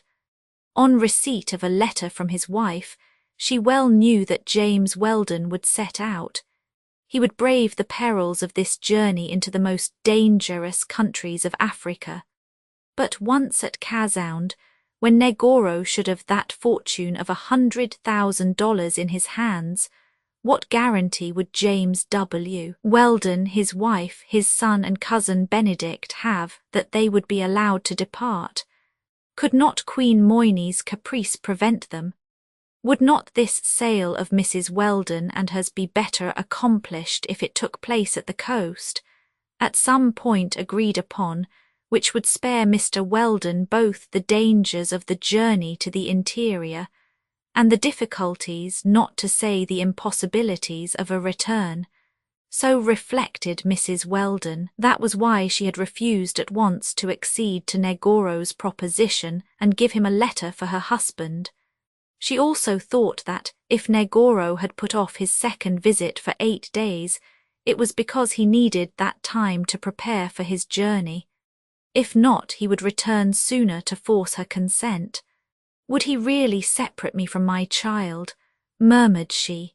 At that moment Jack entered the hut, and by an instinctive movement his mother seized him, as if Negoro were there, ready to snatch him from her. "You are in great grief, mother?" asked the little boy. "No, dear Jack," replied Mrs. Weldon. "I was thinking of your papa. You would be very glad to see him again." "Oh, yes, mother. Is he going to come?" "No, no, he must not come." "Then we will go to see him again." "Yes, darling Jack, with my friend Dick and Hercules and old Tom." "Yes, yes," replied Mrs. Weldon, putting her head down to hide her tears. "Has papa written to you?" asked little Jack. "No, my love." "Then you are going to write to him, mother?" "Yes, yes, perhaps," replied Mrs. Weldon. And without knowing it, little Jack entered directly into his mother's thoughts. To avoid answering him further, she covered him with kisses. It must be stated that another motive of some value was joined to the different reasons that had urged Mrs. Weldon to resist Negoro's injunctions. Perhaps Mrs. Weldon had a very unexpected chance of being restored to liberty without her husband's intervention, and even against Negoro's will. It was only a faint ray of hope, very vague as yet, but it was one. In fact, a few words of conversation, overheard by her several days before, made her foresee a possible succour near at hand. One might say a providential succour. Alves and a mongrel from Audiobook were talking a few steps from the hut occupied by Mrs. Weldon. It is not astonishing that the slave trade was the subject of conversation between those worthy merchants. The two brokers in human flesh were talking business. They were discussing the future of their commerce, and were worried about the efforts the English were making to destroy it, not only on the exterior by cruisers, but in the interior by their missionaries and their travellers. José Antonio Alves found that the explorations of these hardy pioneers could only injure commercial operations. His interlocutor shared his views, and thought that all these visitors, civil or religious, should be received with gunshots. This had been done to some extent, but to the great displeasure of the traders, if they killed some of these curious ones, others escaped them. Now these latter, on returning to their country, recounted with exaggerations. Alves said the horrors of the slave trade, and that injured this commerce immensely, it being too much diminished already. The mongrel agreed to that and deplored it, above all concerning the markets of Nyangwe, of Ujiji, of Zanzibar, and of all the Great Lake regions. There had come successively Speke, Grant, Livingstone, Stanley, and others. It was an invasion. Soon all England and all America would occupy the country. Alves sincerely pitied his comrade, and he declared that the provinces of Western Africa had been, till that time, less badly treated, that is to say, less visited, but the epidemic of travellers was beginning to spread. If Kazaunt had been spared, it was not so with Cassange and with Biff, where Alves owned factories. It may be remembered also that Harris had spoken to Negoro of a certain Lieutenant Cameron, who might indeed have the presumption to cross Africa from one side to the other, and after entering it by Zanzibar, leave it by Angola. In fact, the trader had reason to fear, and we know that some years after, Cameron to the south and Stanley to the north were going to explore these little-known provinces of the West, describe the permanent monstrosities of the trade, unveil the guilty complicities of foreign agents, and make the responsibility fall on the right parties. Neither Alves nor the mongrel could know anything yet of this exploration of Cameron's and of Stanley's, but what they did know, what they said, what Mrs. Weldon heard, and what was of such great interest to her, in a word, what had sustained her in her refusal to subscribe at once to Negoro's demands, was this: before long, very probably, Dr. David Livingstone would arrive at Kazaunt. Now the arrival of Livingstone with his escort, the influence which the great traveller enjoyed in Africa, the concourse of Portuguese authorities from Angola that could not fail to meet him, all that might bring about the deliverance of Mrs. Weldon and hers, in spite of Negoro, in spite of Alves. It was perhaps their restoration to their country within a short time, and without James W. Weldon risking his life in a journey, the result of which could only be deplorable. But was there any probability that Dr. Livingstone would soon visit that part of the continent? Yes, for in following that missionary tour, he was going to complete the exploration of Central Africa. We know the heroic life of this son of the tea merchant who lived in Blantyre, a village in the county of Lanark. Born on the 13th of March, 1813, David Livingstone, the second of 6 children, became, by force of study, both a theologian and doctor. After making his novitiate in the London Missionary Society, he embarked for the Cape in 1840 with the intention of joining the missionary Moffat in southern Africa. From the Cape, the future traveller repaired to the country of the Bechuanas, which he explored for the first time, returned to Kuruman and married Moffat's daughter, that brave companion who would be worthy of him. In 1843 he founded a mission in the valley of the Mabotsa.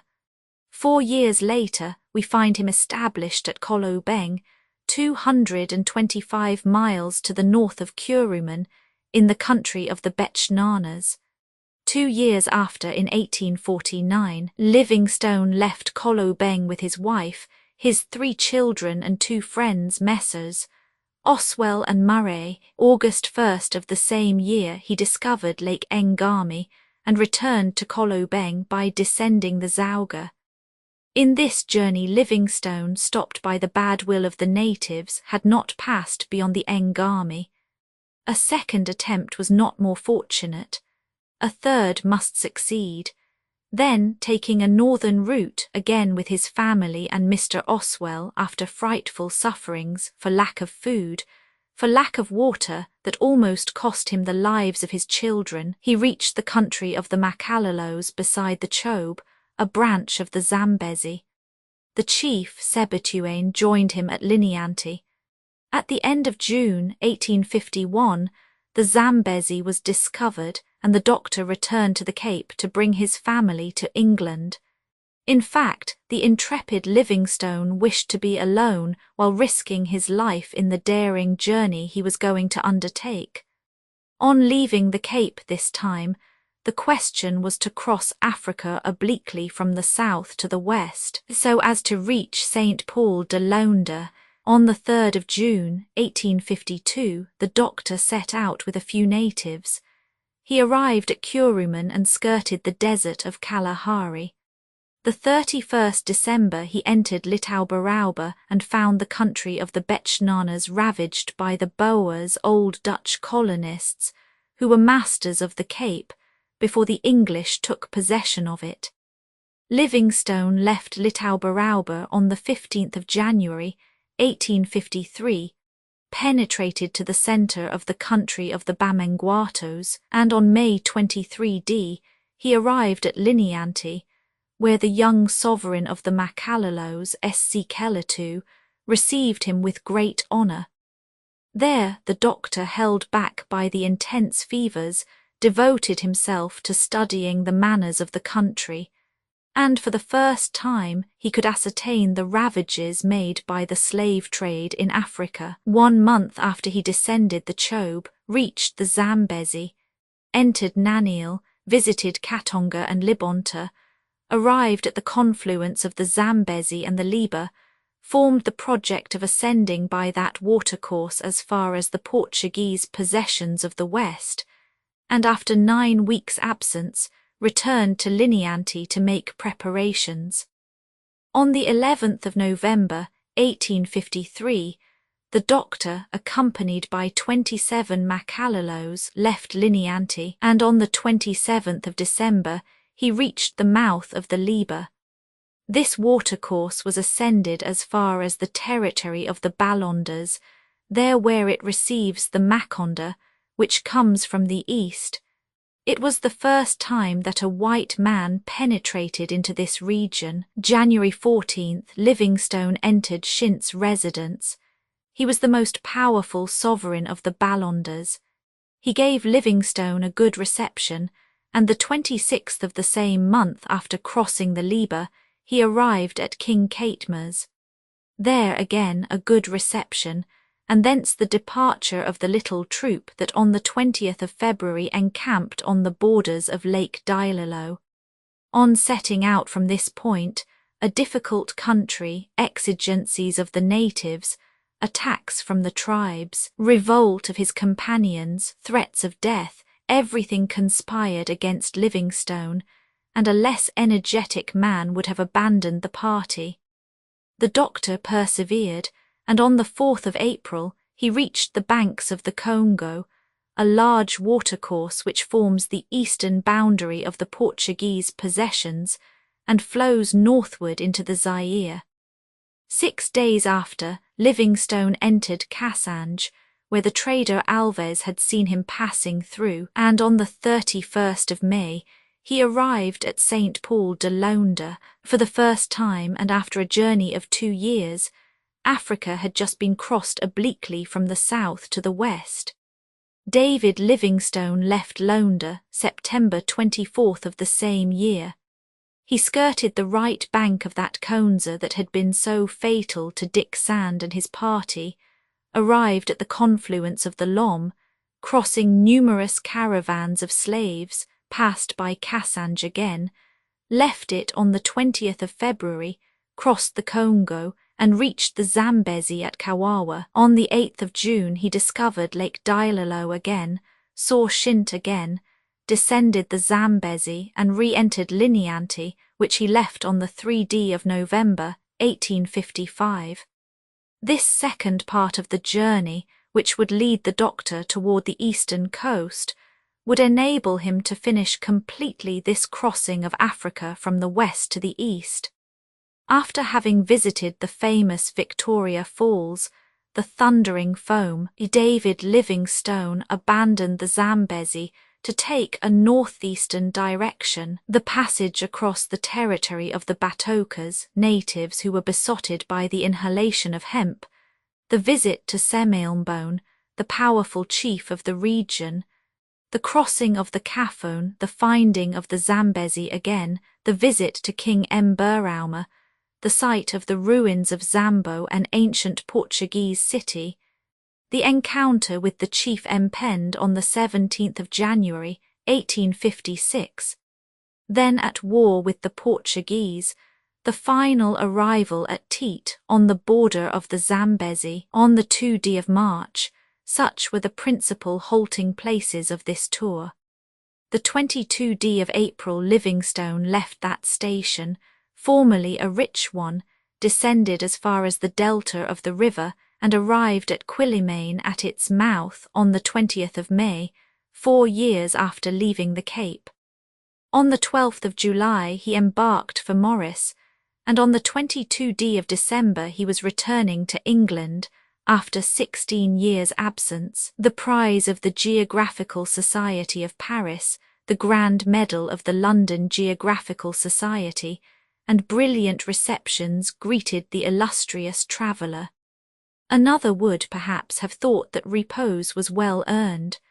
The doctor did not think so, and departed on the 1st of March, 1858, accompanied by his brother Charles, Captain Bedinfield, the D.R.S., Kirk and Mellor, and by Messrs.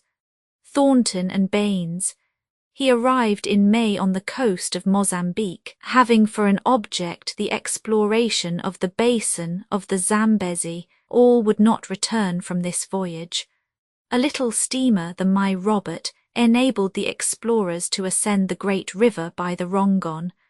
They arrived at Teet September the 8th, thence reconnaissance of the lower course of the Zambezi and of the Kaira, its left branch, in January 1859, visit to Lake Kairona in April, exploration of the Manganyas territory, discovery of Lake Nyassa on September 10th, return to the Victoria Falls August 9th, 1860, arrival of Bishop Mackenzie and his missionaries at the mouth of the Zambezi, January 31st, 1861, the exploration of the Rovuma on the Pioneer in March, the return to Lake Nyassa in September, 1861, and residence there till the end of October, January 30th, 1862, arrival of Mrs. Livingstone and a second steamer, the Lady Nyassa.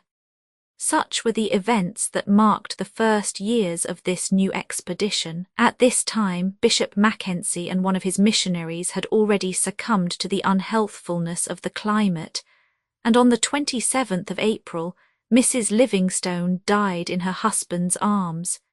In May, the doctor attempted a second reconnaissance of the Rovuma. Then, at the end of November, he entered the Zambezi again and sailed up the Kaira again.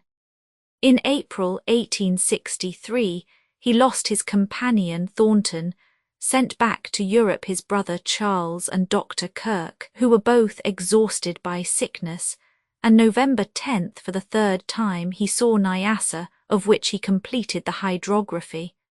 3 months after, he was again at the mouth of the Zambezi, passed to Zanzibar, and July 20th, 1864, after 5 years' absence, he arrived in London, where he published his work entitled Exploration of the Zambezi and its Branches.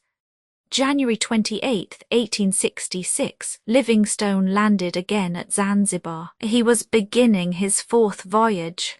August 8th, after having witnessed the horrible scenes provoked by the slave trade in that country, the doctor, taking this time only a few Sipes and a few Negroes, found himself again at Mokaleos, on the banks of the Nyassa. 6 weeks later, the majority of the men forming the escort took flight, returned to Zanzibar, and there falsely spread the report of Livingstone's death. He, however, did not draw back. He wished to visit the country comprised between the Nyassa and Lake Tanganyika. December 10th, guided by some natives, he traversed the Longona River, and April 2d, 1867, he discovered Lake Limba. There he remained a month between life and death. Hardly well again, August 30th, he reached Lake Moero, of which he visited the northern shore, and November 21st he entered the town of Cayembe, where he lived 40 days, during which he twice renewed his exploration of Lake Moero. From Cayembe, Livingstone took a northern direction, with the design of reaching the important town of Ujiji on the Tanganyika. Surprised by the rising of the waters and abandoned by his guides, he was obliged to return to Cayembe. He redescended to the south June 6th, and 6 weeks after gained the great Lake Bangonyolo. He remained there till August 9th, and then sought to rescend toward Lake Tanganyika. What a journey! On setting out January 7, 1869, the heroic doctor's feebleness was such that he had to be carried. In February he at last reached the lake and arrived at Audiobook, where he found some articles sent to his address by the Oriental Company of Calcutta. Livingstone then had but one idea: to gain the sources of the valley of the Nile by ascending the Tanganyika. September 21st he was at Bambar in the Maniema, a cannibal country, and arrived at the Lualaba, that Cameron was going to suspect, and Stanley to discover to be only the Upper Zaire or Congo. At Mamohela the doctor was sick for 80 days. He had only 3 servants. July 21st, 1871, he departed again for the Tanganyika and only re-entered Audiobook October 23d. He was then a mere skeleton. Meanwhile, before this period, people had been a long time without news of the traveller. In Europe they believed him to be dead. He himself had almost lost hope of being ever relieved. 11 days after his entrance into Audiobook, shots were heard 1/4 mile from the lake. The doctor arrives. A white man, is before him. "Dr. Livingstone, I presume?" "Yes," replied the latter, raising his cap with a friendly smile. Their hands were warmly clasped. "I thank God," continued the white man, "that he has permitted me to meet you." "I am happy," said Livingstone, "to be here to receive you." The white man was the American Stanley, a reporter of the New York Herald, whom Mr. Bennett, the proprietor of that journal, had just sent to find David Livingstone. In the month of October, 1870, this American, without hesitation, without a word, simply as a hero, had embarked at Bombay for Zanzibar, and almost following Speke and Burton's route after untold sufferings, his life being menaced several times, he arrived at Audiobook. The 2 travellers, now become fast friends, then made an expedition to the north of Lake Tanganyika. They embarked, pushed as far as Cape Malaya, and after a minute exploration were of the opinion that the Great Lake had for an outlet a branch of the Lualaba. It was what Cameron and Stanley himself were going to determine positively some years after. December 12th, Livingstone and his companion were returning to Audiobook. Stanley prepared to depart. December 27th, after a navigation of 8 days, the doctor and he arrived at Ausimba. Then, February 23d, they entered Kuihara. March 12th was the day of parting. "You have accomplished," said the doctor to his companion, "what few men would have done, and done it much better than certain great travellers. I am very grateful to you for it. May God lead you, my friend, and may he bless you." "May he," said Stanley, taking Livingstone's hand, "bring you back to us safe and sound, dear doctor." Stanley drew back quickly from this embrace and turned so as to conceal his tears. "Goodbye, doctor, dear friend," he said in a stifled voice. "Goodbye," replied Livingstone feebly. Stanley departed, and July 12, 1872, he landed at Marseille. Livingstone was going to return to his discoveries, August 25th, after 5 months passed at Konihara, accompanied by his black servants, Susie, Tuma and Amoda, by 2 other servants, by Jacob Wainwright, and by 56 men sent by Stanley. He went toward the south of the Tanganyika. A month after, the caravan arrived at Emera in the midst of storms caused by an extreme drought. Then came the rains, the bad will of the natives, and the loss of the beasts of burden from falling under the stings of the tsetse. January 24, 1873, the little troop was at Tchitchitown.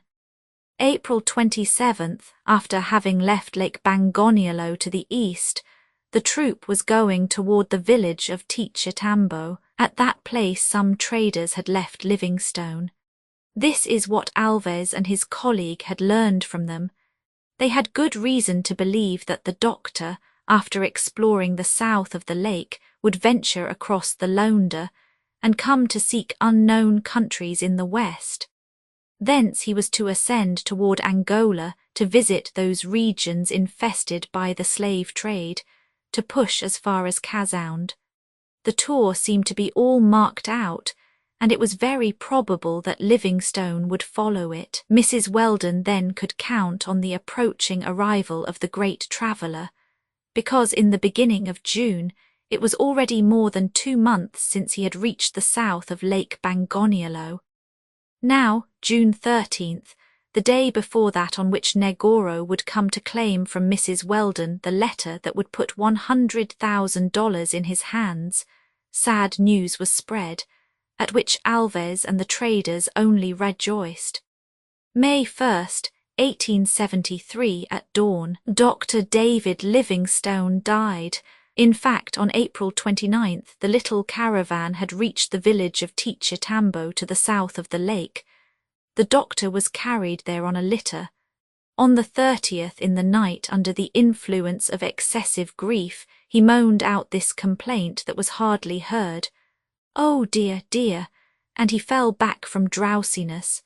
At the end of an hour he called his servant, Susie, asking for some medicine, then murmuring in a feeble voice, "It is well.